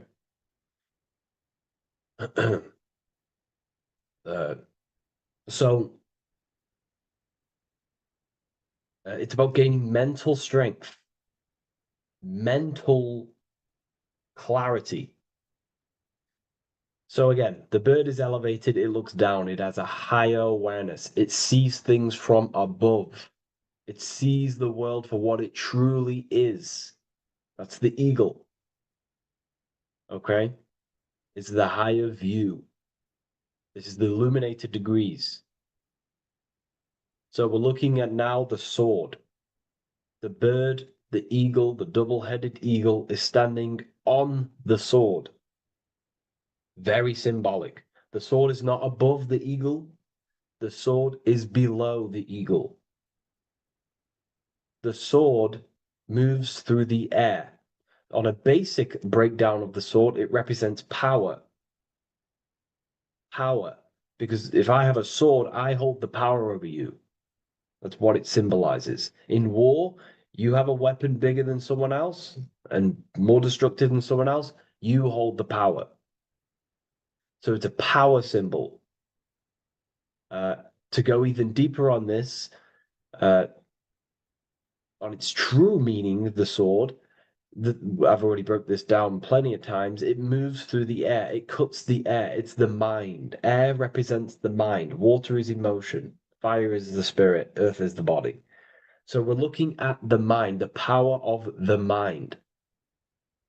And the eagle is standing on top of this, representing, I am conquering my own mind. I am conquering my mind. My mind does not conquer me. My mind is truly mine. I hold the power over it. I stand on top of my mind. The mind does not rule me. Thoughts do not enter my mind that take away my power. I think it, I feel it, I act towards it. It's unity. My mind is the monarch. It is the command center. It is mine. I'm above the mind. That's what it's showing here. I hold full control over this mind. I hold the power. Okay? And I have an elevated view of the mind. The eagle is elevated. It looks at the earth from above. It's the higher perception of the mind. The mind has a higher view of the self. It is conscious. Most people are not conscious. Okay? Most people walk around, they act unknowingly, they don't even know they exist. They don't realize they have consciousness. They think they grew from a monkey. They're born on a spinning ball in the middle of space, and they think they're the body. That is the level of earth-based consciousness. And it's saying, I hold the power. I hold my mind to what I want to direct the mind's forces to. I create with my mind. I carve reality. I shape my reality with my mind and thoughts and my intellect, my communication. Okay? That is what we're looking at here with the sword. It's on top, meaning I control it. When you stand on top of something, you are the top. You are on top of it. You hold the power. You rule over it. When you are the boss of your business, you rule the business. That's what we're looking at here. The sword needs sharpening. It always needs sharpening. You can't use a sword forever. You need to sharpen it. The mind will not stay powerful and strong and and aligned with what you actually want unless you continuously refine the sword. The mind needs to be refined or reminded. If you stop doing affirmations, the mind will fall back to old ways of thinking. If you constantly meditate, you constantly implant the messages into your subconscious mind, you constantly visualize, you are keeping the mind sharpened with what you want in life, what you are trying to create. And the mind will continue to think with that power, with them words, with them visualizations. If you fall off, if you stop meditating, you will lose control of your own mind. Okay? This is symbolizing you have to keep on top of the mind. You have to keep control. This is what the world is. The world is like Minecraft. You ever played Minecraft? You're a builder. Okay? What do? You control the man in the world. That's what you are. You need to control this body in the world. It's all about control. You are in a game. It's like Grand Theft Auto. You don't know how to use the buttons. You're going to create chaos, and you're not going to have that much fun in the world in GTA if you don't know how to work the buttons. Same with this world. You are in a world, and you need to learn the buttons of the body, the mind, the soul, the heart.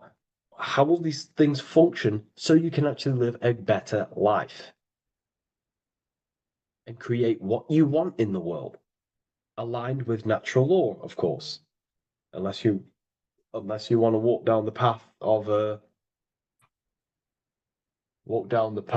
of Satanism. So this is what we're looking at with the sword. Now, moving on, we're looking at this little banner here. This says "God and my right" in Latin. God and my right. What is your right? Natural law is your right. What is natural law? You already know the natural laws. We all intuitively know the natural law. What is natural law? Do good. We all subconsciously, on a soul level, we know to do good. We know to do right. It is wrong to hurt people. It is wrong to control people. What is your natural law?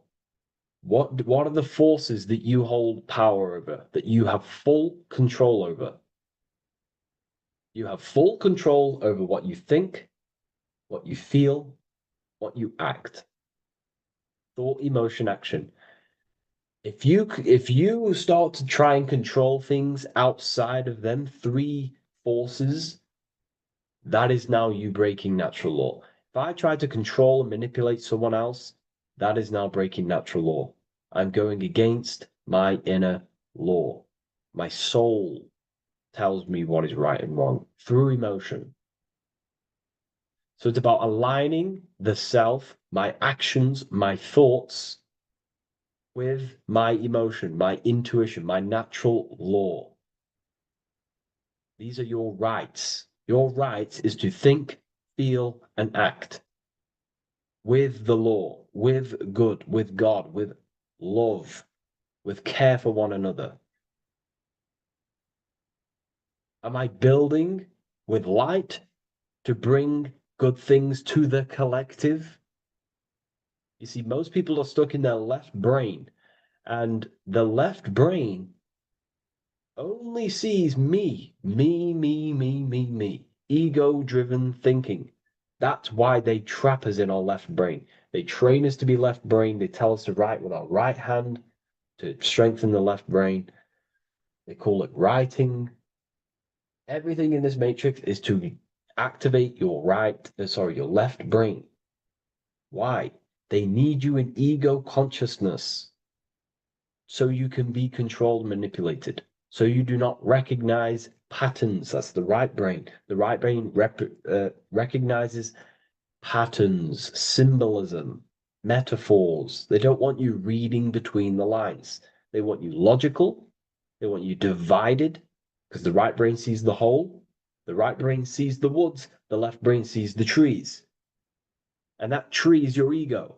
And the woods is the collective consciousness. They want you only thinking about you, because that way you are divided from the collective consciousness. And we're all one consciousness family. We're all God.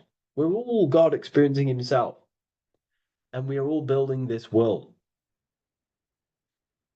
So it's about aligning the self with my right,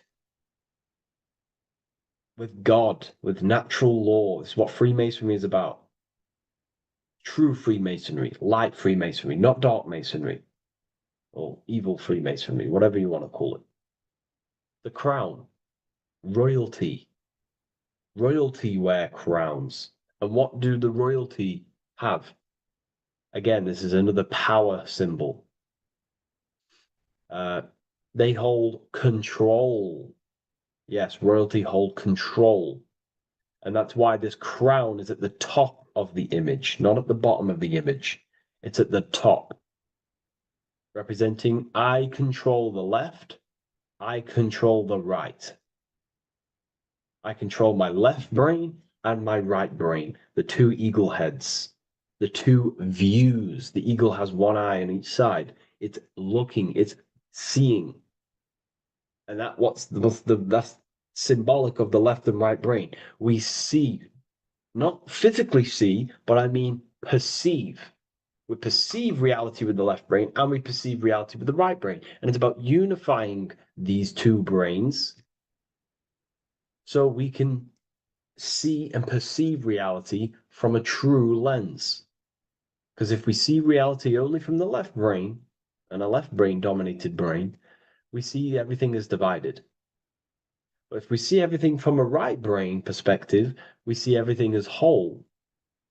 When everything is in the middle, you need to see reality from the middle. Yes, I have my own personal consciousness, and yes, there is a collective consciousness. So I need to balance between that. I need to see reality between the line, between the left and right brain, and align this worldview, and align my thoughts, align my actions with this. Because if you're left-brained dominated, you're only going to take action on ego. You're only going to take action on me. You're only going to think about me, me, me. But if you're right hemisphere brained, you're only going to take action for the collective, which is, yes, that's good, but you also need to think about yourself. Why did you come here? Your life has a meaning as well. It's not just about the collective, it's about you as well. But we need to balance this. You see? This is what we're looking at. The crown is in the middle, representing the balance, the power over the two. Okay? It's the balance, it's mastery, it's control. Royalty hold control over society, royal families. So it's about controlling the self. It's control over the eagle, control over the sword, over the mind. It's about personal power we're looking at here, self-control. Now we're looking at a upright triangle, which represents the element of fire, which is masculine. Masculine is all to do with action, the physical body. We're looking at fire, which represents spirit or transformation. Fire is a very transformative element. It transforms things. Okay, so we're looking at self-transformation through action. This is what we're looking at here. Fire is a very, very masculine force, a very penetrating and transformative force. So we're looking at transforming the self, not through knowledge, but through action. We have transformed the self, 33rd degree. I've reached the 33rd degree and I have now fully transformed. Now, there are higher degrees than 33rd degree, but we're just breaking down the symbol. That's a whole of a lecture. But this represents full transformation. 3, another, if you watch my video on numerology, you know 3 is all about what? Transformation. Thoughts, emotions, actions. These are the transformative forces that turn and create reality. Jesus dies and dies and resurrects after 3 days. Transformation from dead to the awakened. Brahma, Vishnu, Shiva. God is threefold. 3, 3, 3, 3, 3, 3. Electricity, magnetism, dielectricity. The 3 forces that pretty much create physical matter. Transformation is 3. So we're looking at transformation through action. Action is a very transformative force. There's no point learning this knowledge if you're not going to act upon the knowledge. A lot of people join the university, they learn a lot, but they leave because they don't want to take the action. They don't want to do the hard part. They don't want to act towards higher consciousness. They want to dwell in their lower mind. That's fine. That's your path. That's their path. But if you truly want to raise your consciousness, you have to act upon it. You have to actively not take the action. It's about what you do and do not do, because not doing something is also an action. If you are not participating in the low-level pleasures like sex, casual sex, masturbation, going out and getting blind drunk. These are low-level pleasures. It's going to keep you on a low-level frequency and a low-level consciousness. That is also an action, not doing that. It's about what you not do as well, which is very important.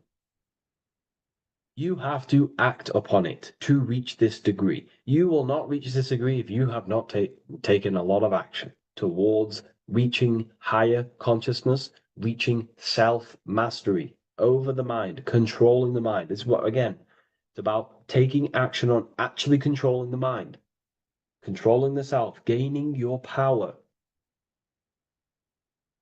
Okay? Okay. This is another fascinating part about the eagle head and wings. It also represents the past, present, and future. The crown is, again, symbolic of the crown chakra. This is all to do with knowledge. So we're looking at knowledge of the past, the eagle on the left looking behind, and the eagle on the right looking forward.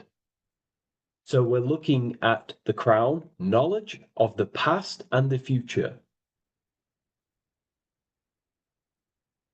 Looking at your past is very powerful. What has led you to this very point in your life? What actions have taken you to this point? And not only you, remember, there is a collective. Remember, you always have to keep that in mind. Every action you take, you have to always align it with the collective consciousness. It's not just you in the world. We have a collective. So how did you and how did the collective get to this point in life, in this present? How did we get here? How did we get into this mess? Humanity is in a mess. A straight up chaotic mess. And if you think everything is perfect and everything's divine and everything's just, there's some people out there in the spiritual community saying, everything's divine, everything's meant for this purpose. No, there are people actively manipulating and using mind control methods to control this reality. How have we got into this mess? So we have to look into the past to analyze patterns so we can take action now in the present to change the future of the collective and your personal life. That's what we're looking at here. So the eagle looking left is looking in the past, representing analyzing the past, analyzing the actions in my life and the collective life. The actions that led to this mess now, to this state now. And what can I do now with my knowledge to change the future to a better future, aligned with, again, natural law, aligned with goodness, aligned with God, aligned with care and love for one another and the self. So it's all about knowledge of the past and knowledge of the future. And what I can do now to take action, the triangle pointing at the middle, which is the present, what can I do now to change the future? To create a better future, to transform the world. 33, transformation. To transform the future. Okay, this is what we're looking at here with the two double-headed eagles as well. Again, this is more art. This is a lot more complex symbolism here. But again, we have the Earth hemisphere here. And what? The eagle above. It is raised above the earth, above material pleasures, above the material thinking self, above the ego. Not to say to get rid of the ego. We need the ego, but balancing, control, power over the ego, power over the two hemispheres of the brain, power over my past and my future, power over time. What am I using my time towards? Time is your spiritual currency. Okay? It's elevated. It sees things from a higher perspective. It is higher consciousness. We're also looking at the astral body. Birds on a deeper, deeper level represent the astral body. So symbols have layers of meaning. The deeper you get into the occult. So when you join the first degree, you get, a good interpretation, and the higher degree you go, the more deeper the symbol reveals, as the more deeper you know yourself. So we're looking also at the astral body, the light. What is the light? Light is a massive symbol in Freemasonry. It's knowledge, gnosis. When you're very intelligent, you call someone, they're a bright child. They have enlightenment, light in the mind. Looking at light, a lot of knowledge, a lot of self-knowledge of the self, of the psyche, how I function, what I am, knowledge of the astral body, rising above the earth, astral projection, exploring your true nature, exploring consciousness. This is what we're looking at here. And in order to explore your astral body and explore the astral realm, you have to control the sword, the mind. And you can then explore. You are free like a bird to fly. This is all symbolic of rising consciousness. All symbolic. So I hope this video has gained a bit more clarity on this symbol and giving you some insights. And I will see you in the next one. Thank you for tuning in today.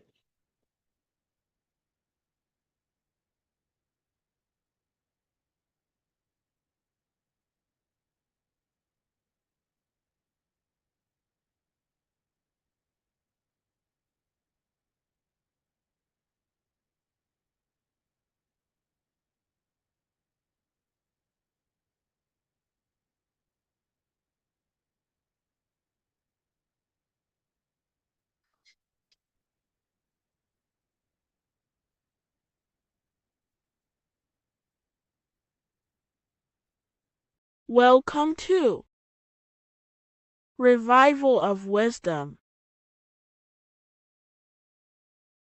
Today, we're going to be talking about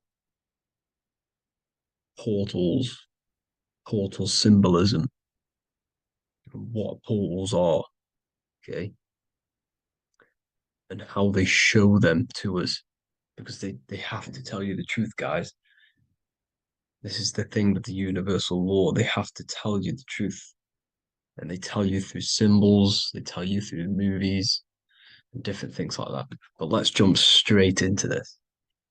So first, I want to talk about the Freemasonry symbols.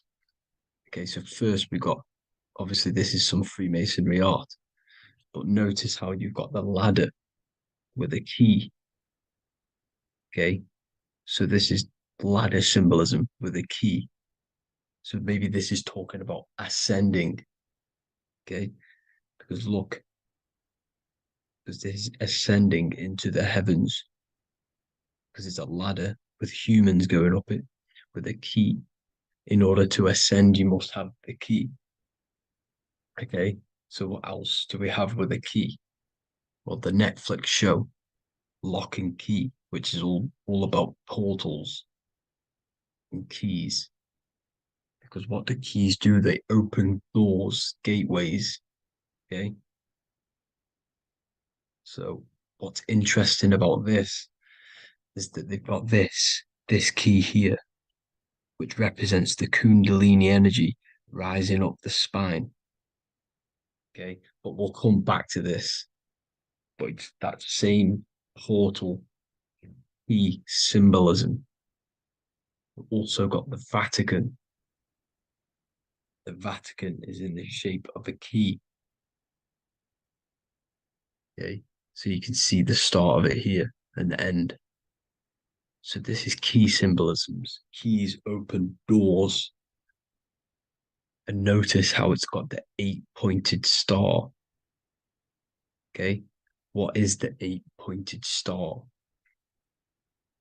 Okay, we'll come back to this. This all ties in, guys. I'll break it all down for you. But then you've also got the god Janus. Janus, okay, is known as the god of the doorways. He's an ancient god of Rome, and they worshipped him. However, he's not a god, he's more like a high level ranked demon. Because he is the god of the doorways. And notice how he's got two faces. Because doorways always have two sides. You're going into somewhere, there's always two sides of a door. And he's always depicted with two sides of a face and a key, because he holds the key to the doorways, to the portals, to other worlds and realms. Okay, as you can see, he's always got two faces and a key. Okay, so now we have the Sumerians, the Anunnaki, and they are always depicted with the two faces. Why do they have the two faces? Because they're symbolizing doorways, and the Anunnaki come to Earth through doorways and portals. So these are what these gods are symbolizing in their artwork. But they always have the 8-pointed star. Okay, what is the 8-pointed star? You see how they always have. Look, let me try to find another one. It's the 8-pointed star. This 8-pointed star is Polaris. Okay, Polaris, just like the Vatican has the 8-pointed star with a key. Polaris is the center star. Polaris is a fixed star, it doesn't move. Okay, so the Anunnaki's symbol is also the 8-pointed star.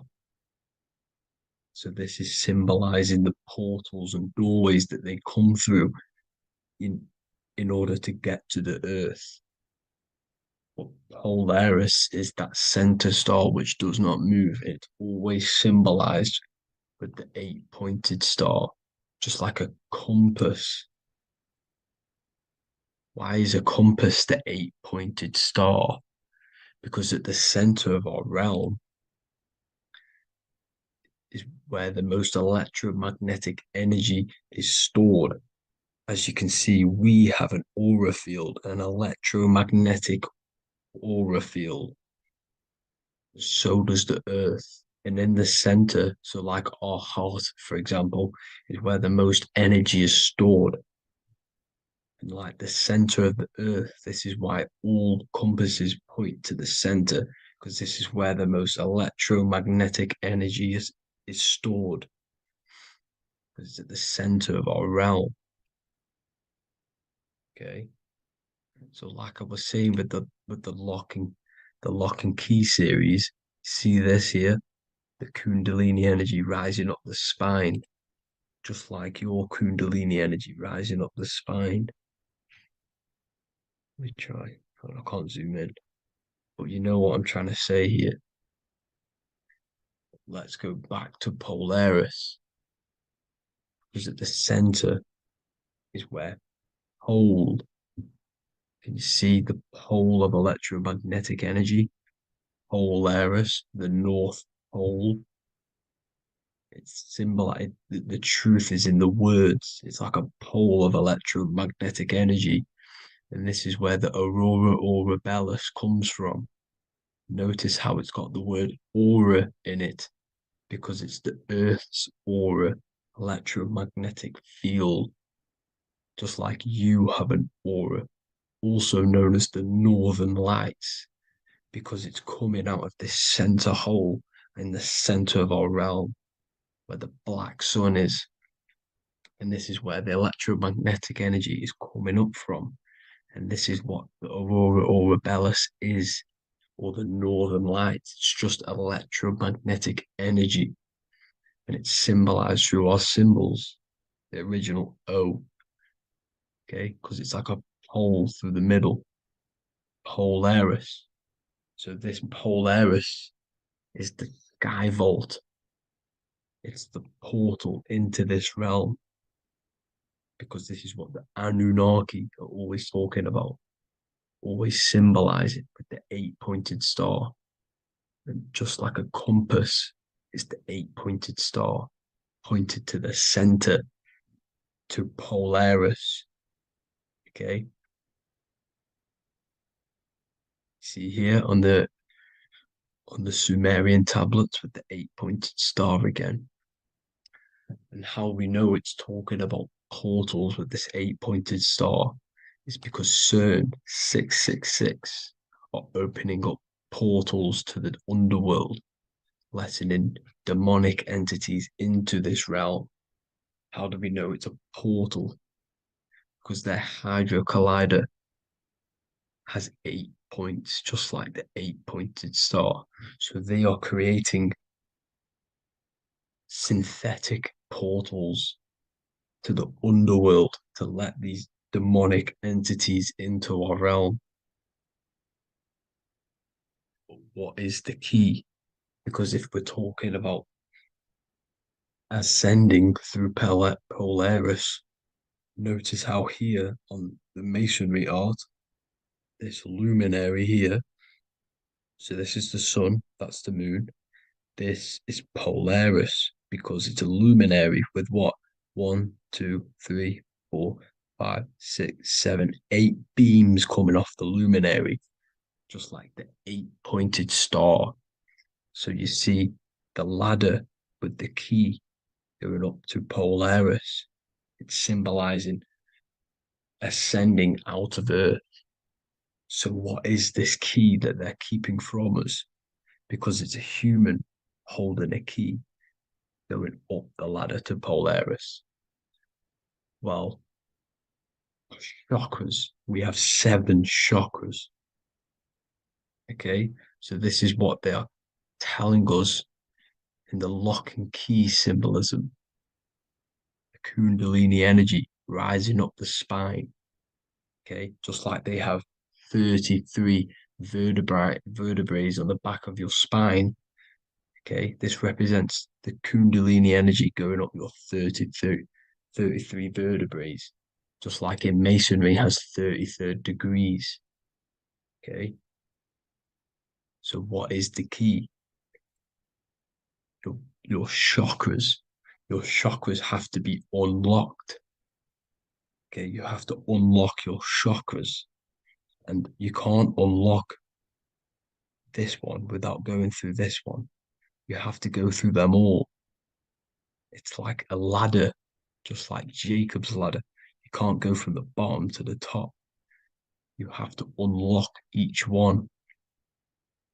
Okay, just like you have 7 chakras, you have 7 layers of your aura.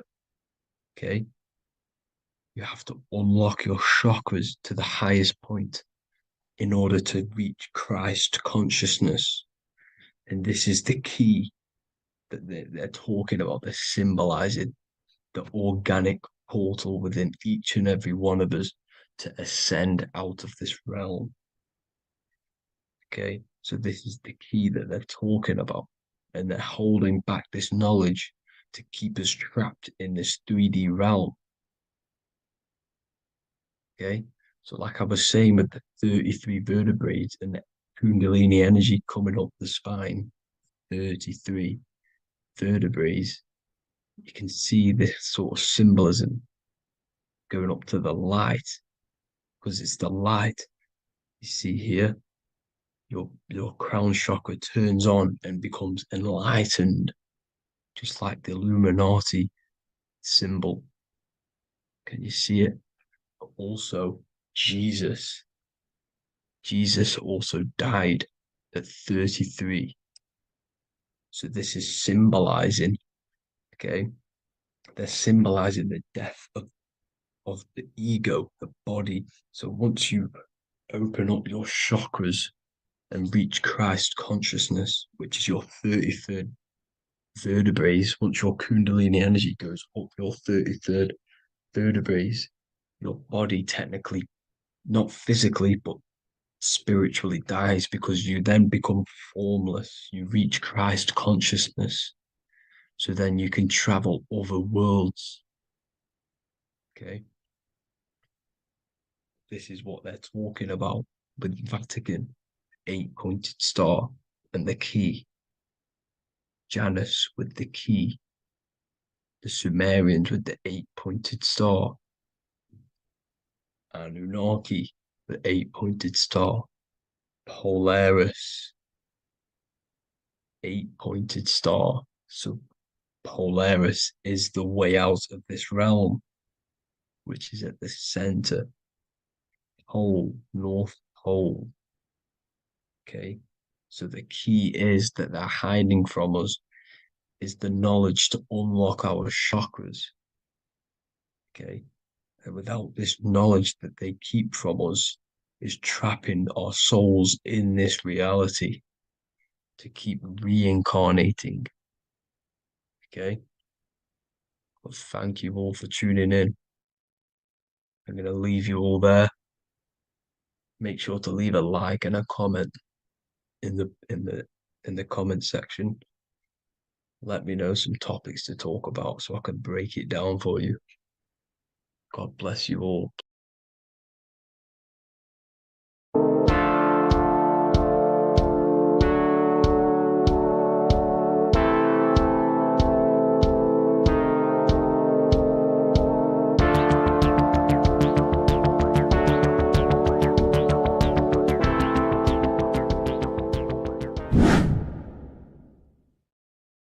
What's good, people? We're back with another video.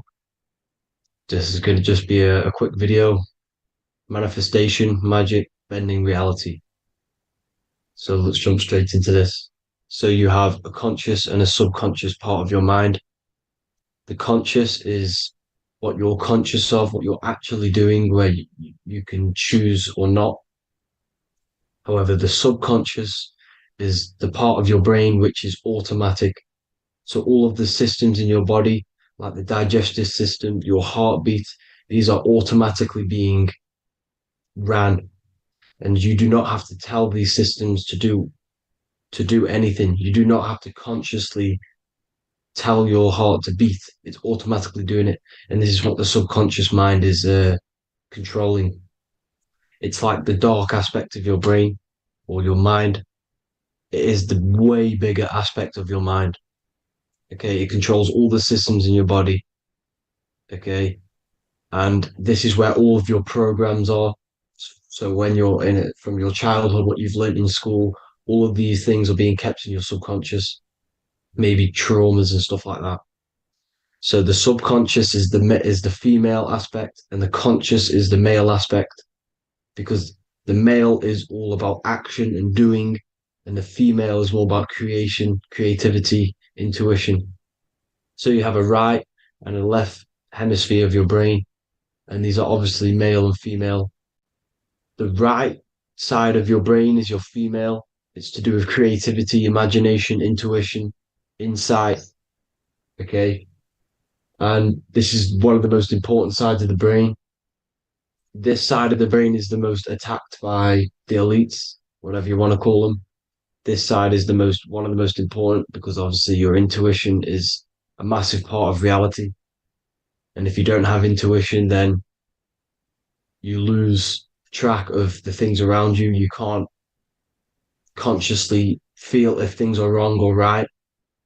They don't want you to have intuition or creativity or imagination. They want you in they want you in the left side of your brain, which is just reasoning, logic, and basic things. So they just want you to tell you what you want, tell you what to learn, and then that's it. They don't want you thinking for yourself, which is the right side of the brain.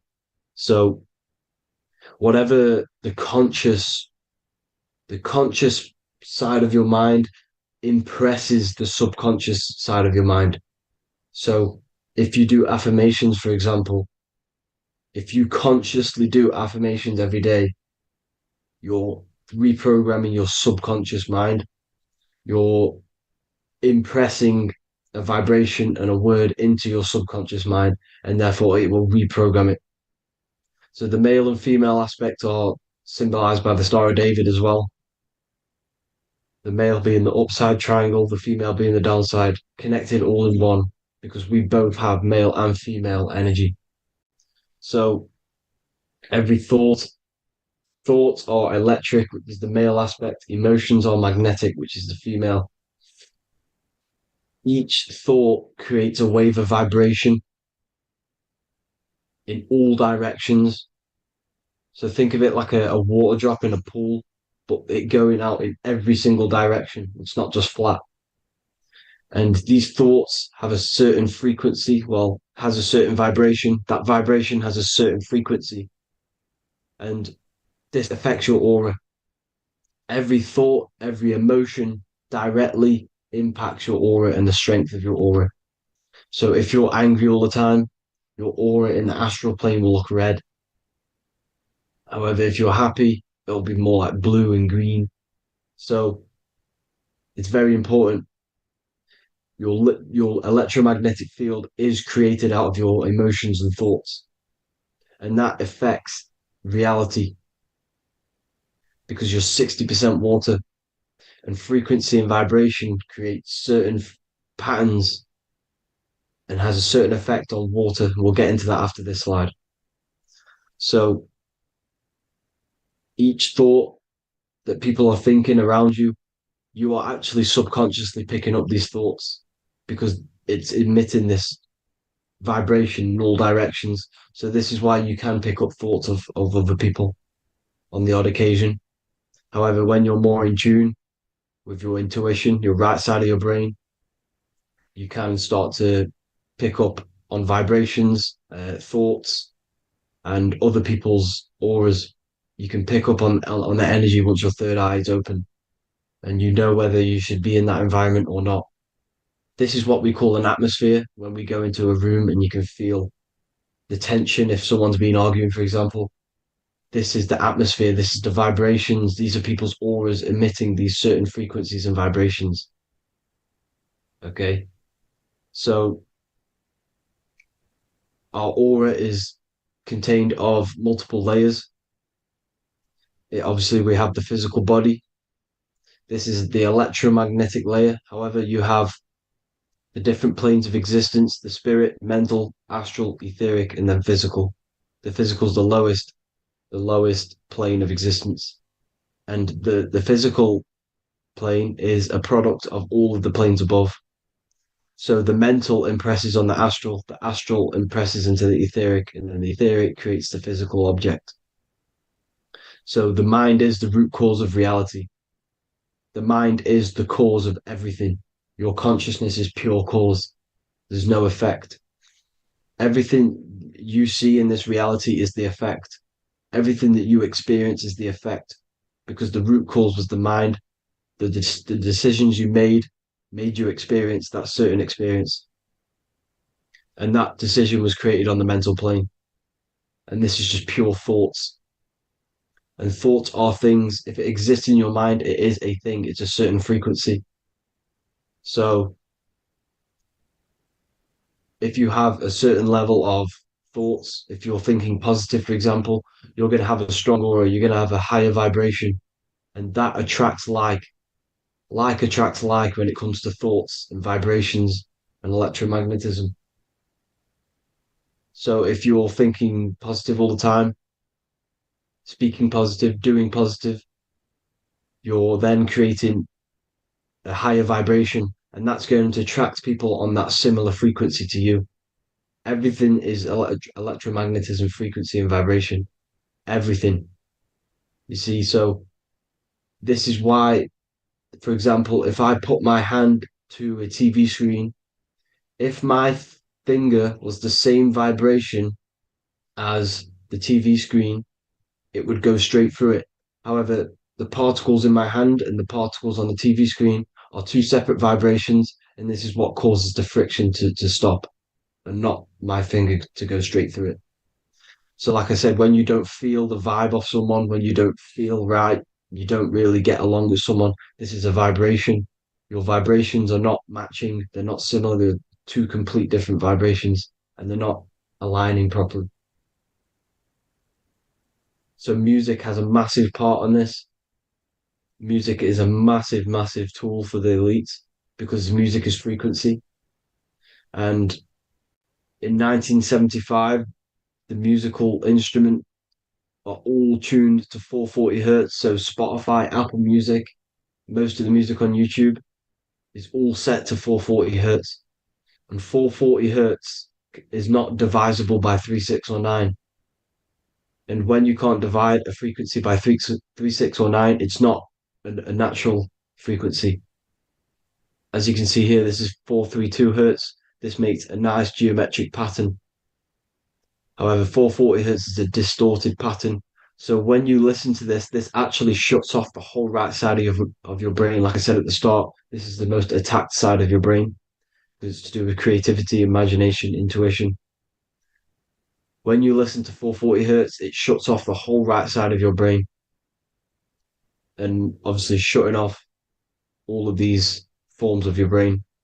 Music is a very, very powerful tool for the elites because it's the only thing which can enter your soul or your ears without consent, your body without consent.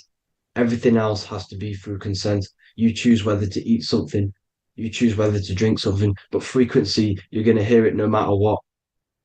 This is why it's so powerful. And music influences the body in many different ways. It's the most powerful imitator of everything. It directly affects all listeners. It directly affects intentions, gestures, movements, and actions. It stimulates your mind, and certain songs, certain catchy songs, can reprogram your subconscious mind, invoking certain emotions. This is why when you listen to slow beat songs, it makes you feel more sad. When you listen to upbeat songs, you feel more energetic. This is because these frequencies have a profound influence on reality and on how you feel. Because, like I said, you are 60% water. And as you can see here, each frequency creates a different geometric pattern. And inside of you is 60% water. So, like I said, 440 hertz is going to make a distorted pattern in your water. And this is going to have a profound effect on your emotions and your reality. So, like I said, health is not just the body. It's you are made of body, mind, and spirit. You need to look after what you put in your body. You need to look after your spirit and look after your mind. It's very important to keep all these in balance because once one of these are unbalanced, it affects the other two. So if you're eating wrong, it's going to affect your spirit and mind. If you're thinking wrong, it's going to affect your body and spirit. These are all interlocked. You have to look after them all. So it's very important you understand music. Stop listening to low vibrational music. To be honest, you want to listen to music without any sort of speaking inside of it.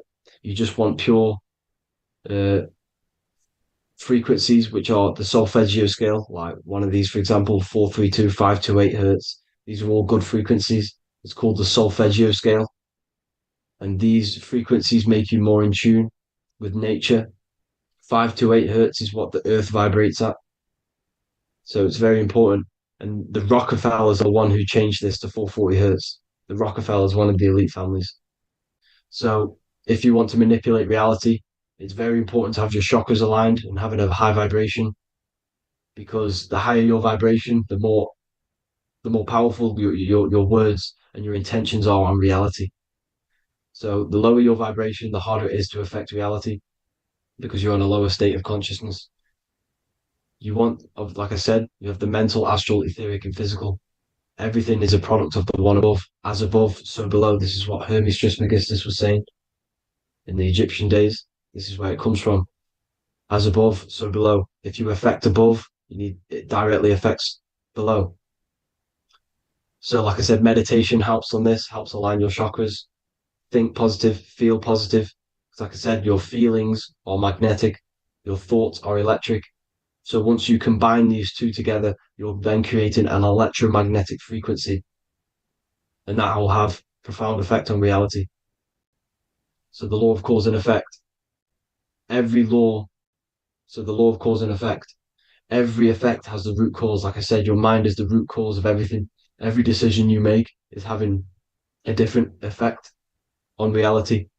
Everything happens for a reason due to the root cause, which is your mind. You choose everything that happens in your life. Okay.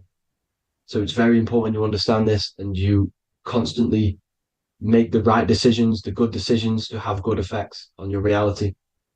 You have to be very conscious of this law, because nothing escapes this law. This is the law of all consciousness. So think about it. Imagine a massive ball of consciousness.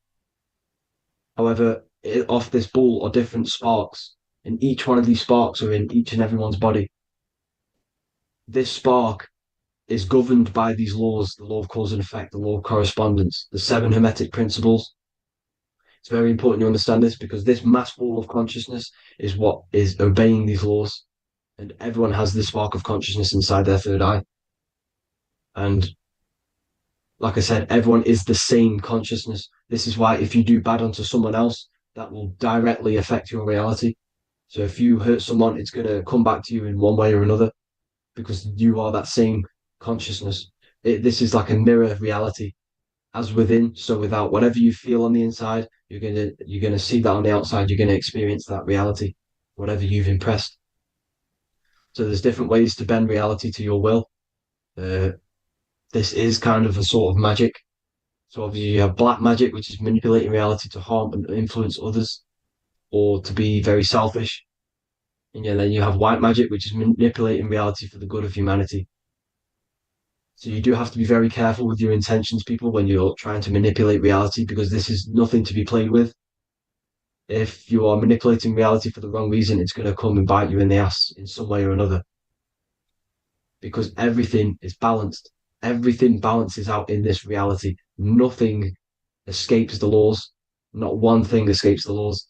So if you're stealing from yourself, because it's just going to come back in one way or another. Inside of everyone's heart, you know whether you're doing good or wrong. You can feel it when you do something wrong. You can feel it when you do something good. The heart is the center of the torus field. It's balance. And this is why you say follow your heart, because it's the center of the torus field. It's very important to listen to this inner voice inside of you, because that is telling you the right things to do, the good decisions to make. And when you keep following that voice, that good voice inside of you, it takes you to your life path. Very important to follow that voice. However, don't let the ego get in the way of it. Don't care what your friends are going to say. It's very important to understand this. So you have different ways of manipulating reality. You have sigil magic. This is where you create your own sigil or symbol. You create your own sigil and symbol, and then you charge it. You behind that symbol, you have an intention. So, for example, if you want to manifest wealth, you create a sigil which represents what you want.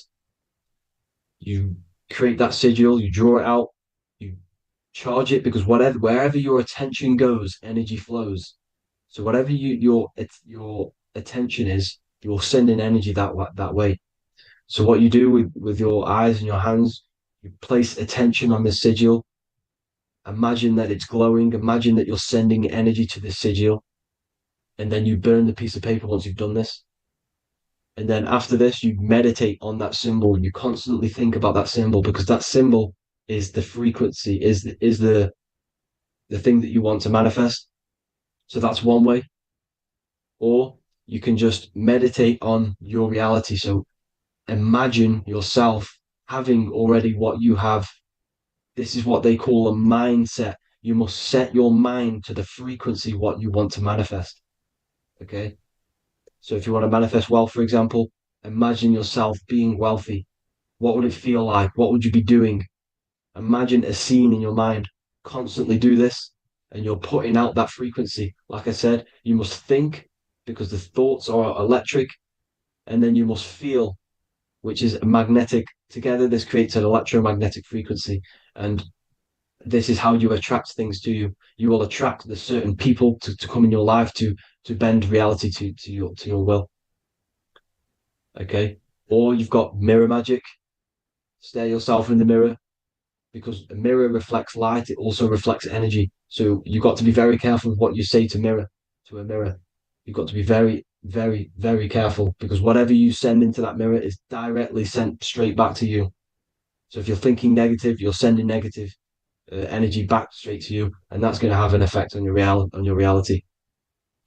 Affirmations are very important, because your words are frequency, your words are vibrations, and each word you say has a certain frequency. If it's if it's positively charged, it's going to affect you positively. If it's negatively charged, because like I say, your brain and your mind is like the director of energy. That's what your brain is. And it directs energy into certain things. You can either positively charge it or negatively charge it. And this brain is creating your reality constantly. It's manifesting your reality constantly in the present moment. So this is what the government knows. The government know your mind is the root cause of reality. This is why they call themselves a government. Government. The New World Order is not being manifested by them. They are controlling the information. They are controlling your perception of this reality. And they know the mind is the root cause of reality. Therefore, if they control your perception of reality and your information, what you believe, you're going to manifest that information, that perception. So we, the people as a collective consciousness, are the ones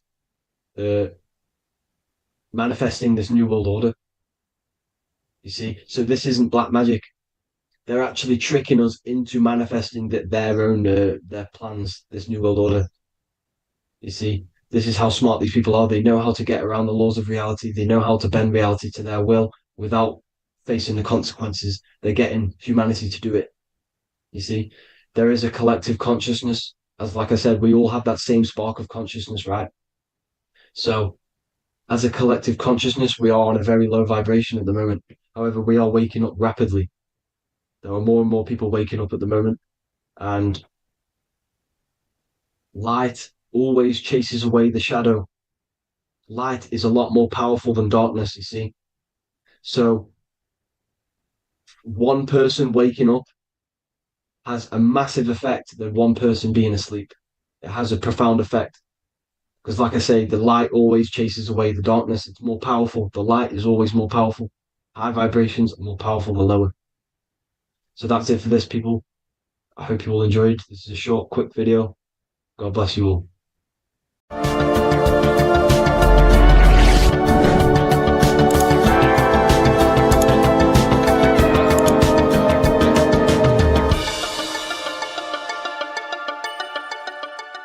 By the end of this video, you will understand the 3 expressions of consciousness, how to use them to create the life you truly want. You'll discover the hidden meaning of the word God, the secret power of the number 3, and how consciousness itself is the key to your reality. We have 3 main expressions of consciousness. We think, we feel, and we act. God is 3-fold. It stands for generator, operator, destroyer. The generator is the mind. This is what thinks, generates ideas. This is the beginning of all creation.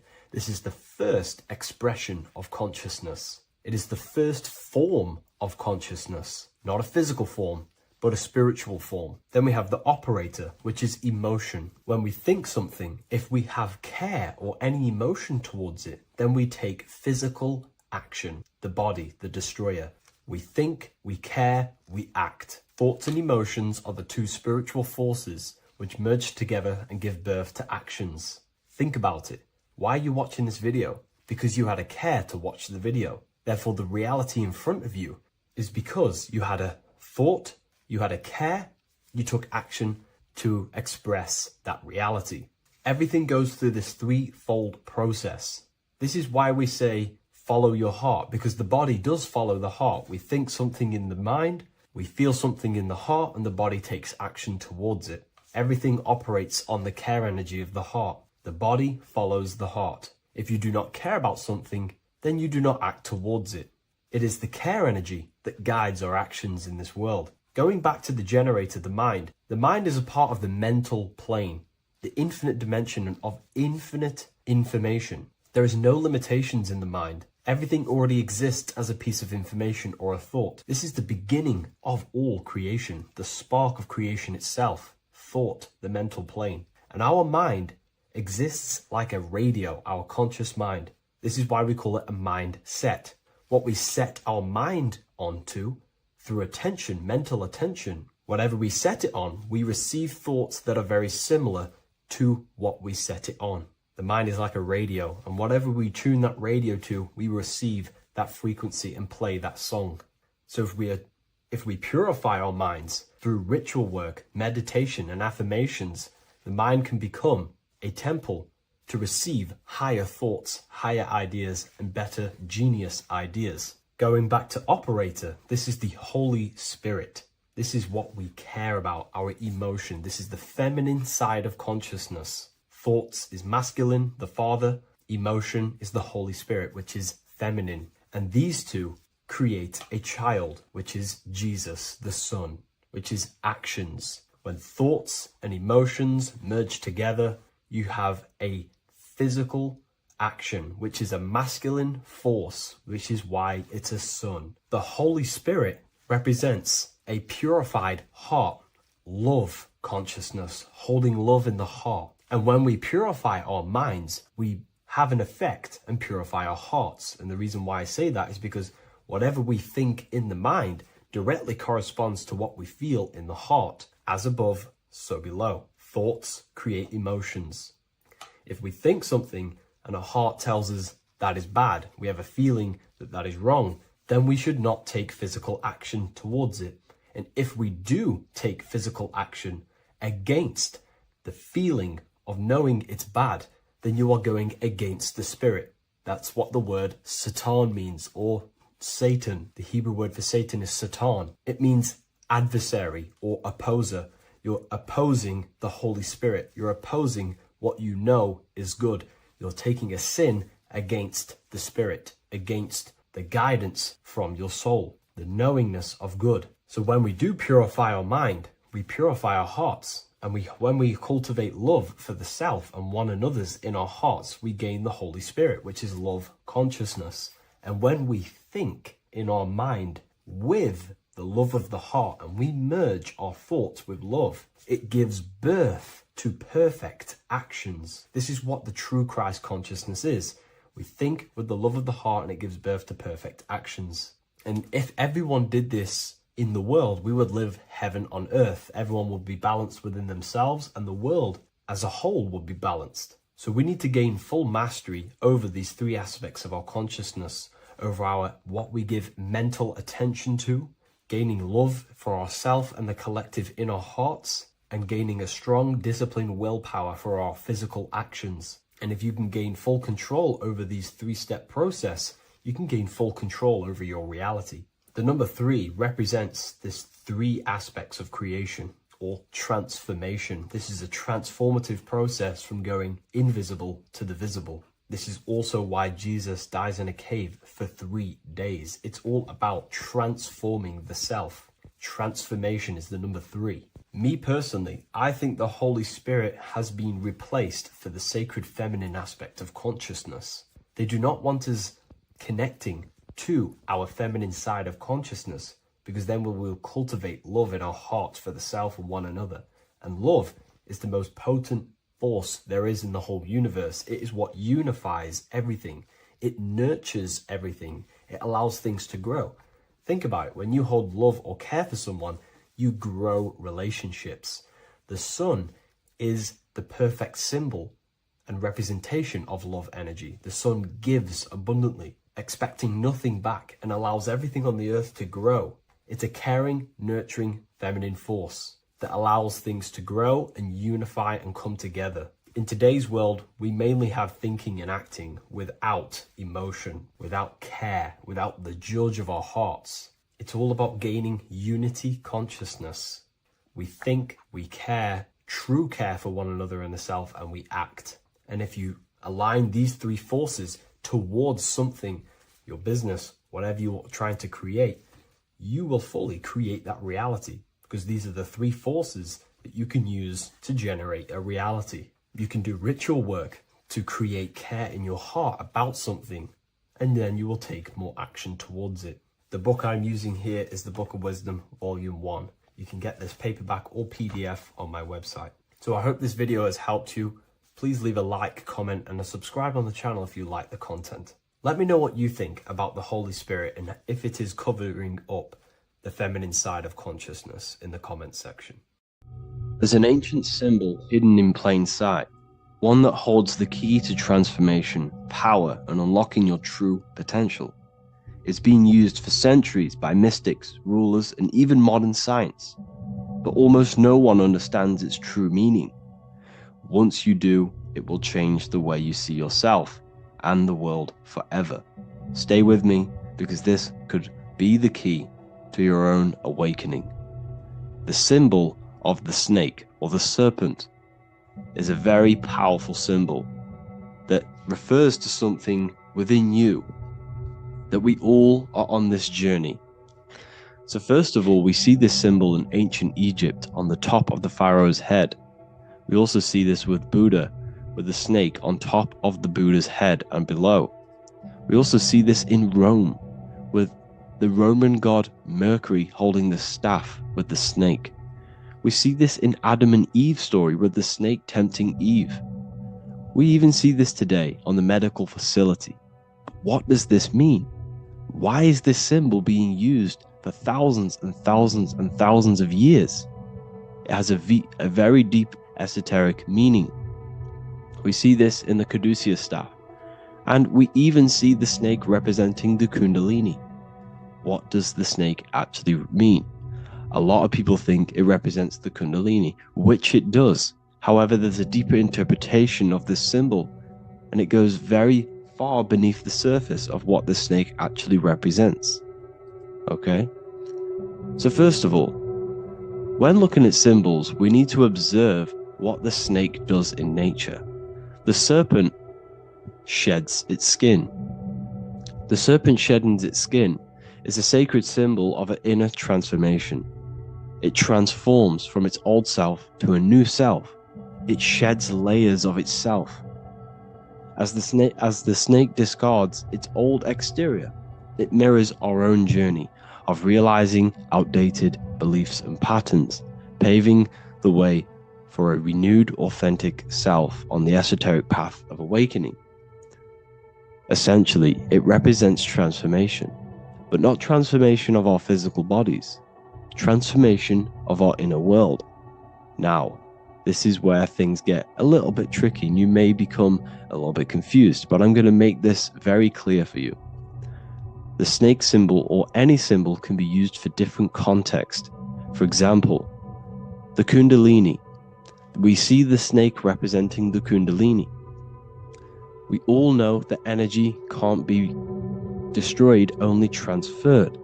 Like I said, this is a transferring of energy. It's a changing, a transforming, shedding its skin. It represents transformation. Sexual energy is energy, and we can transform the sexual energy into a kundalini awakening to activate dormant brain cells in our brain, and to activate the human light body, which is the spirit. We can cultivate, save, and retain our sexual energy, transmute it up the spine to activate the brain. This is a symbol of transformation, of energy in this context. However, when we go to the emergency services, this does not mean the same thing as the Kundalini. The snake in this context represents transformation of health. When we are picked up by the emergency services, we are looking for a transformation. We are unwell and now we need to transform to well-being. This is why they use this symbol. It represents transformation, especially with the pole and the snake climbing. It's climbing, it's transforming from the bottom to the top, shedding its skin, shedding old layers, transformation.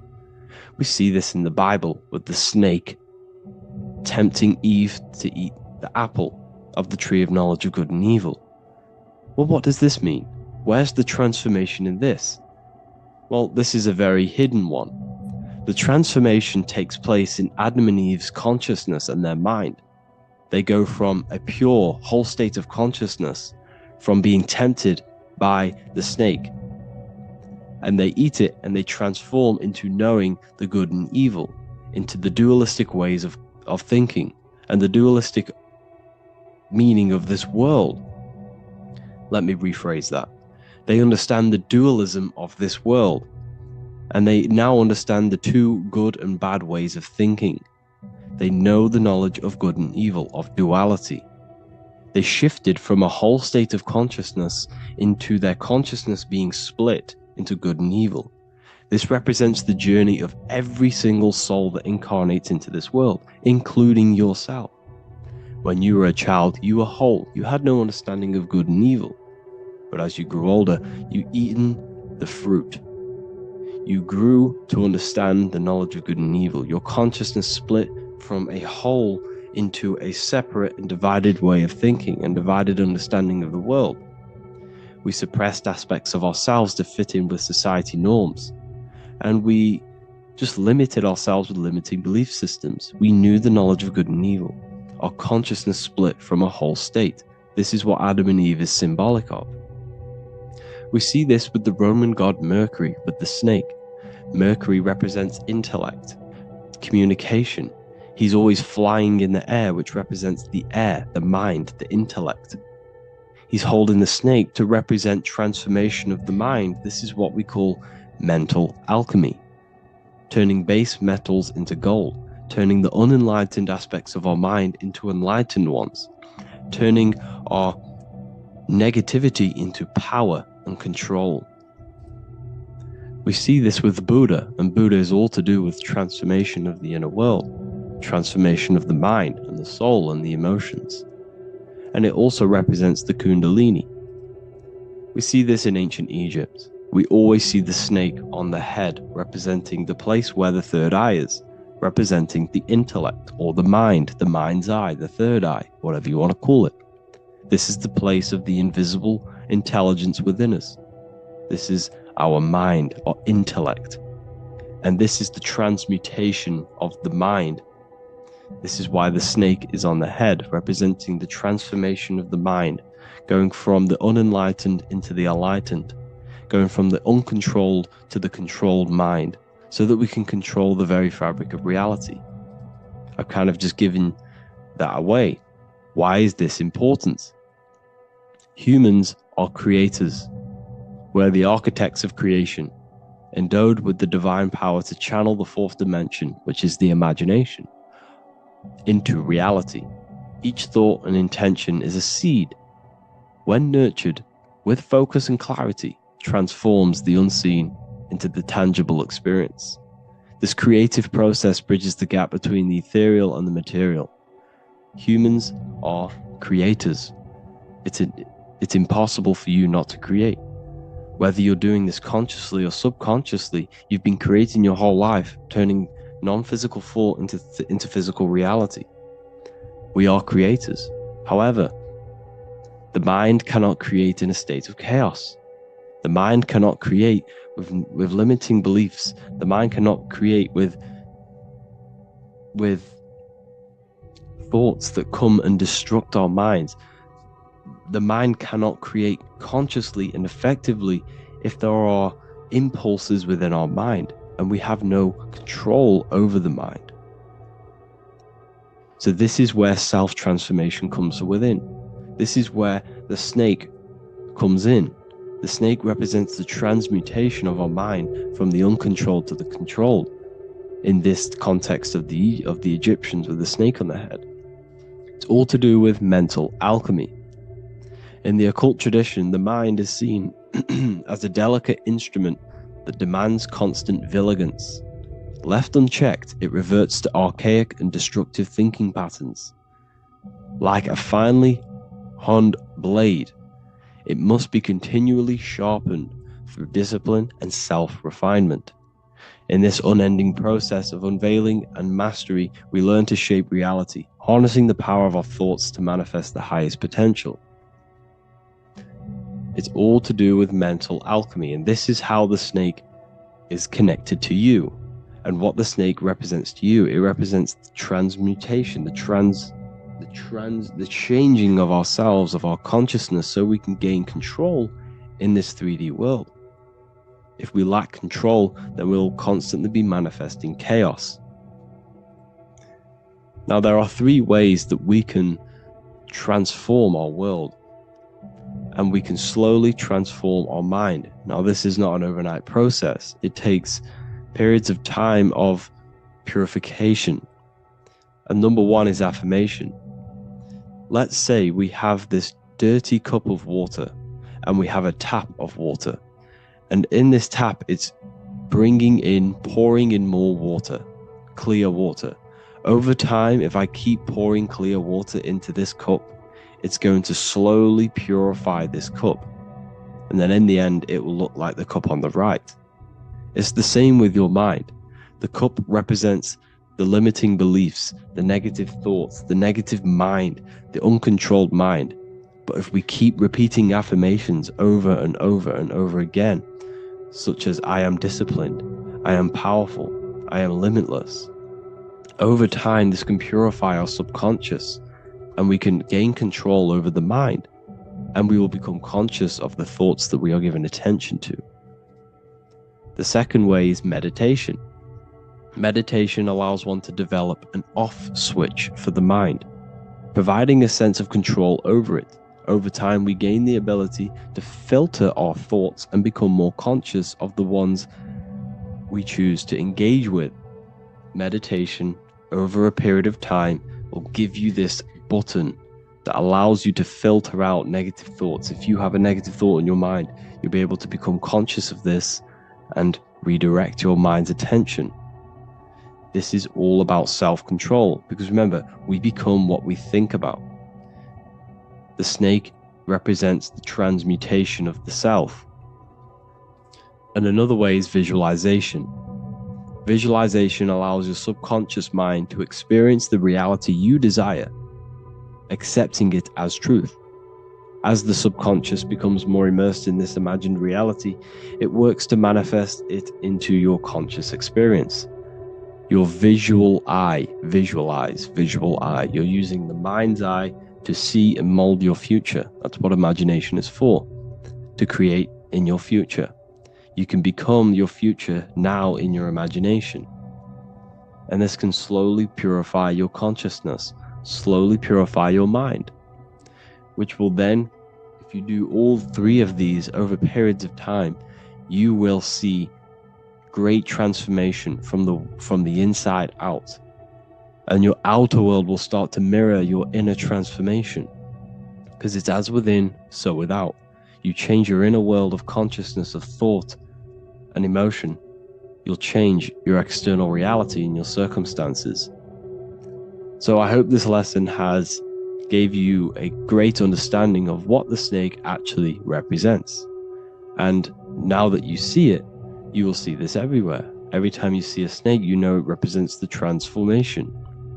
So please, if you can, leave a like, comment, and subscribe, and turn on the alerts to make sure you never miss a video. And if you have any video suggestions, feel free to make a comment and I can make a lecture on it. I appreciate you all watching this video today, and I'll see you all inside my university if you're inside, and I'll see you all in my Telegram if you join. and I'll see you in the next video, of course. Thank you and take care.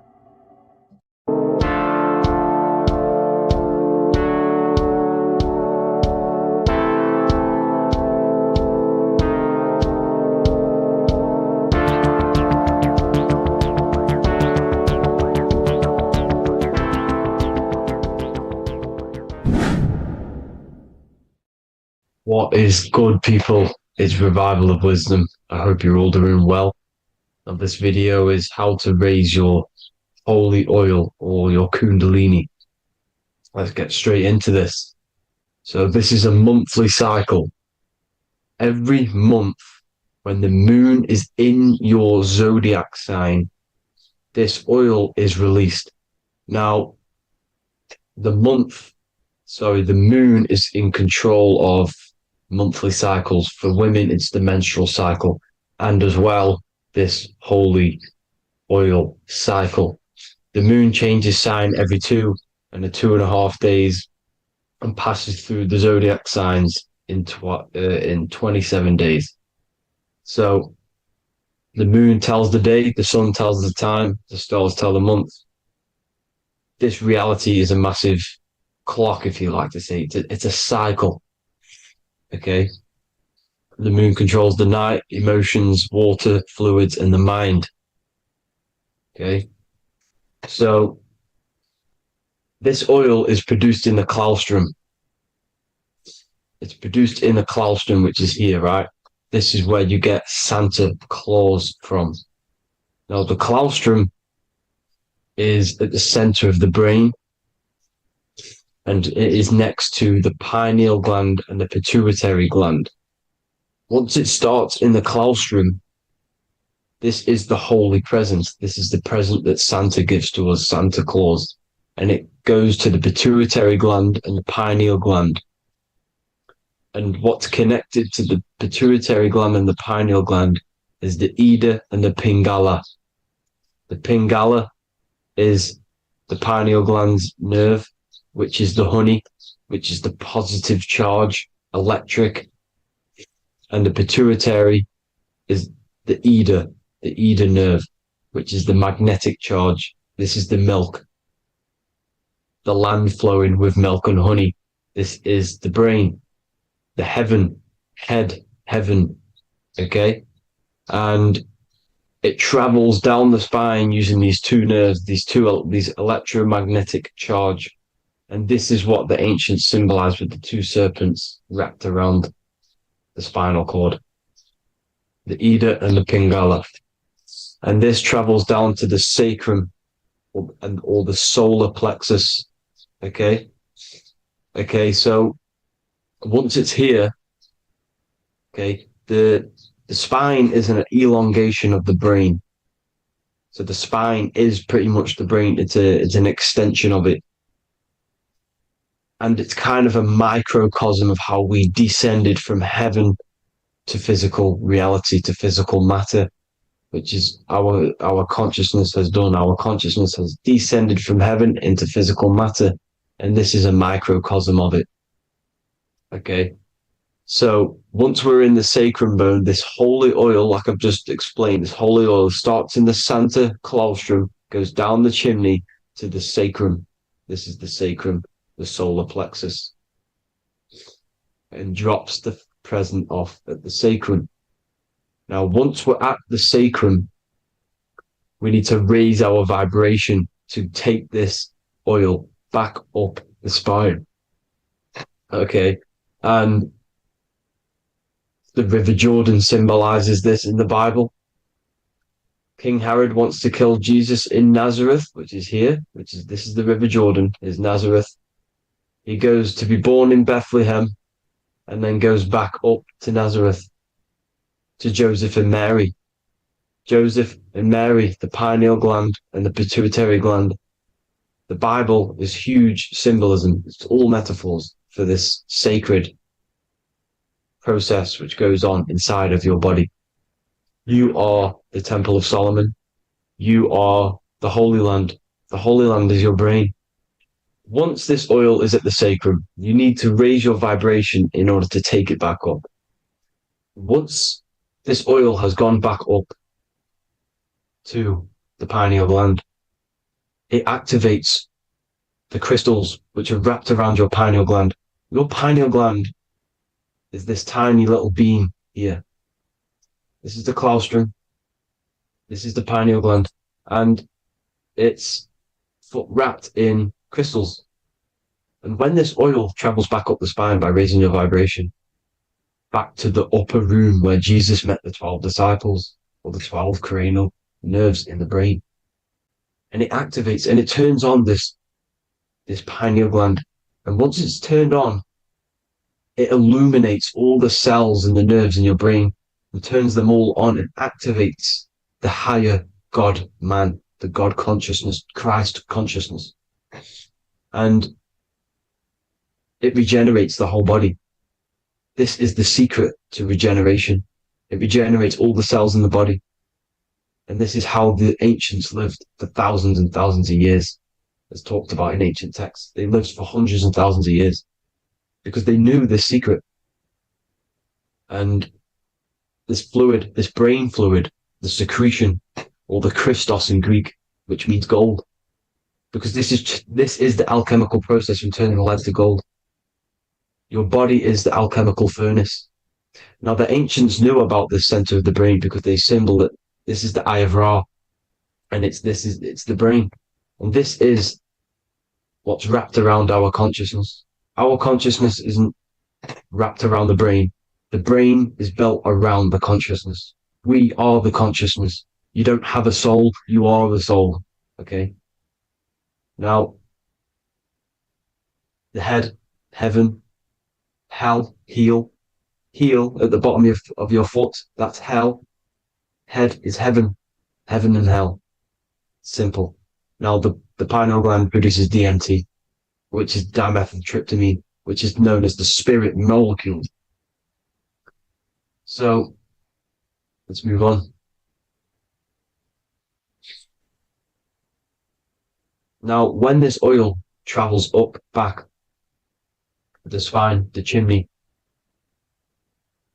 it crucifies at the top, which is called the vagus nerve. So when it reaches here, the optic thalamus, it crosses and crucifies once it's raised back up. And this is why Jesus dies at 33. He was crucified at 33. Because you have 33 vertebrae on the back of the spine. And then it's crucified by the cross of the vagus nerve. When this oil crosses the vagus nerve, this is the crucifixion at 33. And it symbolizes the death of the physical consciousness. You then become spirit. You then become God consciousness, activating the Kundalini, regenerating the body and the mind. Okay. The Garden of Eden. You are the Garden of Eden. The land of milk and honey is upstairs. The pituitary, which is the milk, the pineal gland, which is the honey, which is DMT. It even says this in the Bible. As he brought us into the place, and he has given us this land, a land flowing with milk and honey, which is also symbolized as the sun and the moon. The Bible also says, the light of the body is the eye, not the eyes, the eye. If therefore thine eye be single, thy whole body shall be full of light. This is the activation of the pineal gland by raising this oil back up to the pineal gland, to the center of the brain. Neither shall they say, see that here, or see there, for behold, the kingdom of God is within you. So he's saying, don't look out there. Nothing is out there. It's all inside of you. Everything's inside of you. You're the universe. Now, how to raise this oil back up to the pineal gland? Every month, like I said. The moon controls the cycle. The moon controls monthly cycles. When the moon is going into your zodiac sign every month, this oil goes down the spine and you must raise your frequency to get it back up. You must retain your seed. This is the most important. Your fluid, your secret, your holy fluid, your life force. You can't let that go. That life force is the reason you're alive. This holy oil is the reason you're alive, because it feeds all of the systems in your body. It feeds all the systems in your body. You have to retain your seed, alkaline diet, positive thinking, and meditation. Okay? When you retain your seed, you will live longer. The moment you release it, you're killing yourself. You're killing a piece of yourself every time you release your seed. Every single time. You're killing a part of yourself. Okay? Now, this could be why this could be the illumination, the single eye on the Illuminati's symbol, the Freemasonic symbol, the illuminated eye, the triangle, which could symbolize the body, mind, and spirit, but the eye illuminated. Now, in the Bible, it talks about the two trees, the tree of knowledge and the tree of life. The tree of knowledge is the tree of good and evil, which is the most important system in your body, which is the nervous system. The nervous system, the most important. The tree of good and evil, and the tree of life, which is the cardiovascular system. Now, this oil, when it's released every month, feeds these two systems, and these two systems feed everything. Now, it's important you understand that. Okay? The ancients knew all of this knowledge. The Bible's telling you this knowledge. But it's in a metaphorical way. You have to understand the context behind it so you can read it properly. Now, eating of the tree of life, which is when it talks about in the Bible, eating from the tree of life is actually symbolizing a bad diet, ejaculation, because you're eating from these two systems. You're killing yourself with a bad diet. You're killing yourself with an ejaculation. Okay? So, that's important to understand. Now, this is Jacob's ladder in the Freemasons. Jacob's ladder, which is the spinal cord, it's the stairway to heaven. And this is Jack and the Beanstalk when he goes up the beanstalk and finds the golden egg in the grey clouds. The grey clouds symbolize the grey matter in your brain. Now, the Garden of Eden talks about the 4 different rivers in Garden of Eden. As we see here, the North Pole map, the ancient North Pole map, because the center of the earth is the center of the torus field. Everything's the torus field. Atoms are torus fields. Everything's torus fields. You are the universe. Everything is within you. The North Pole is your spinal cord. This is why they say Santa Claustrum comes from the North Pole. This is the North Pole. And the Santa Claustrum is the center of your brain. Now, there's 4 rivers which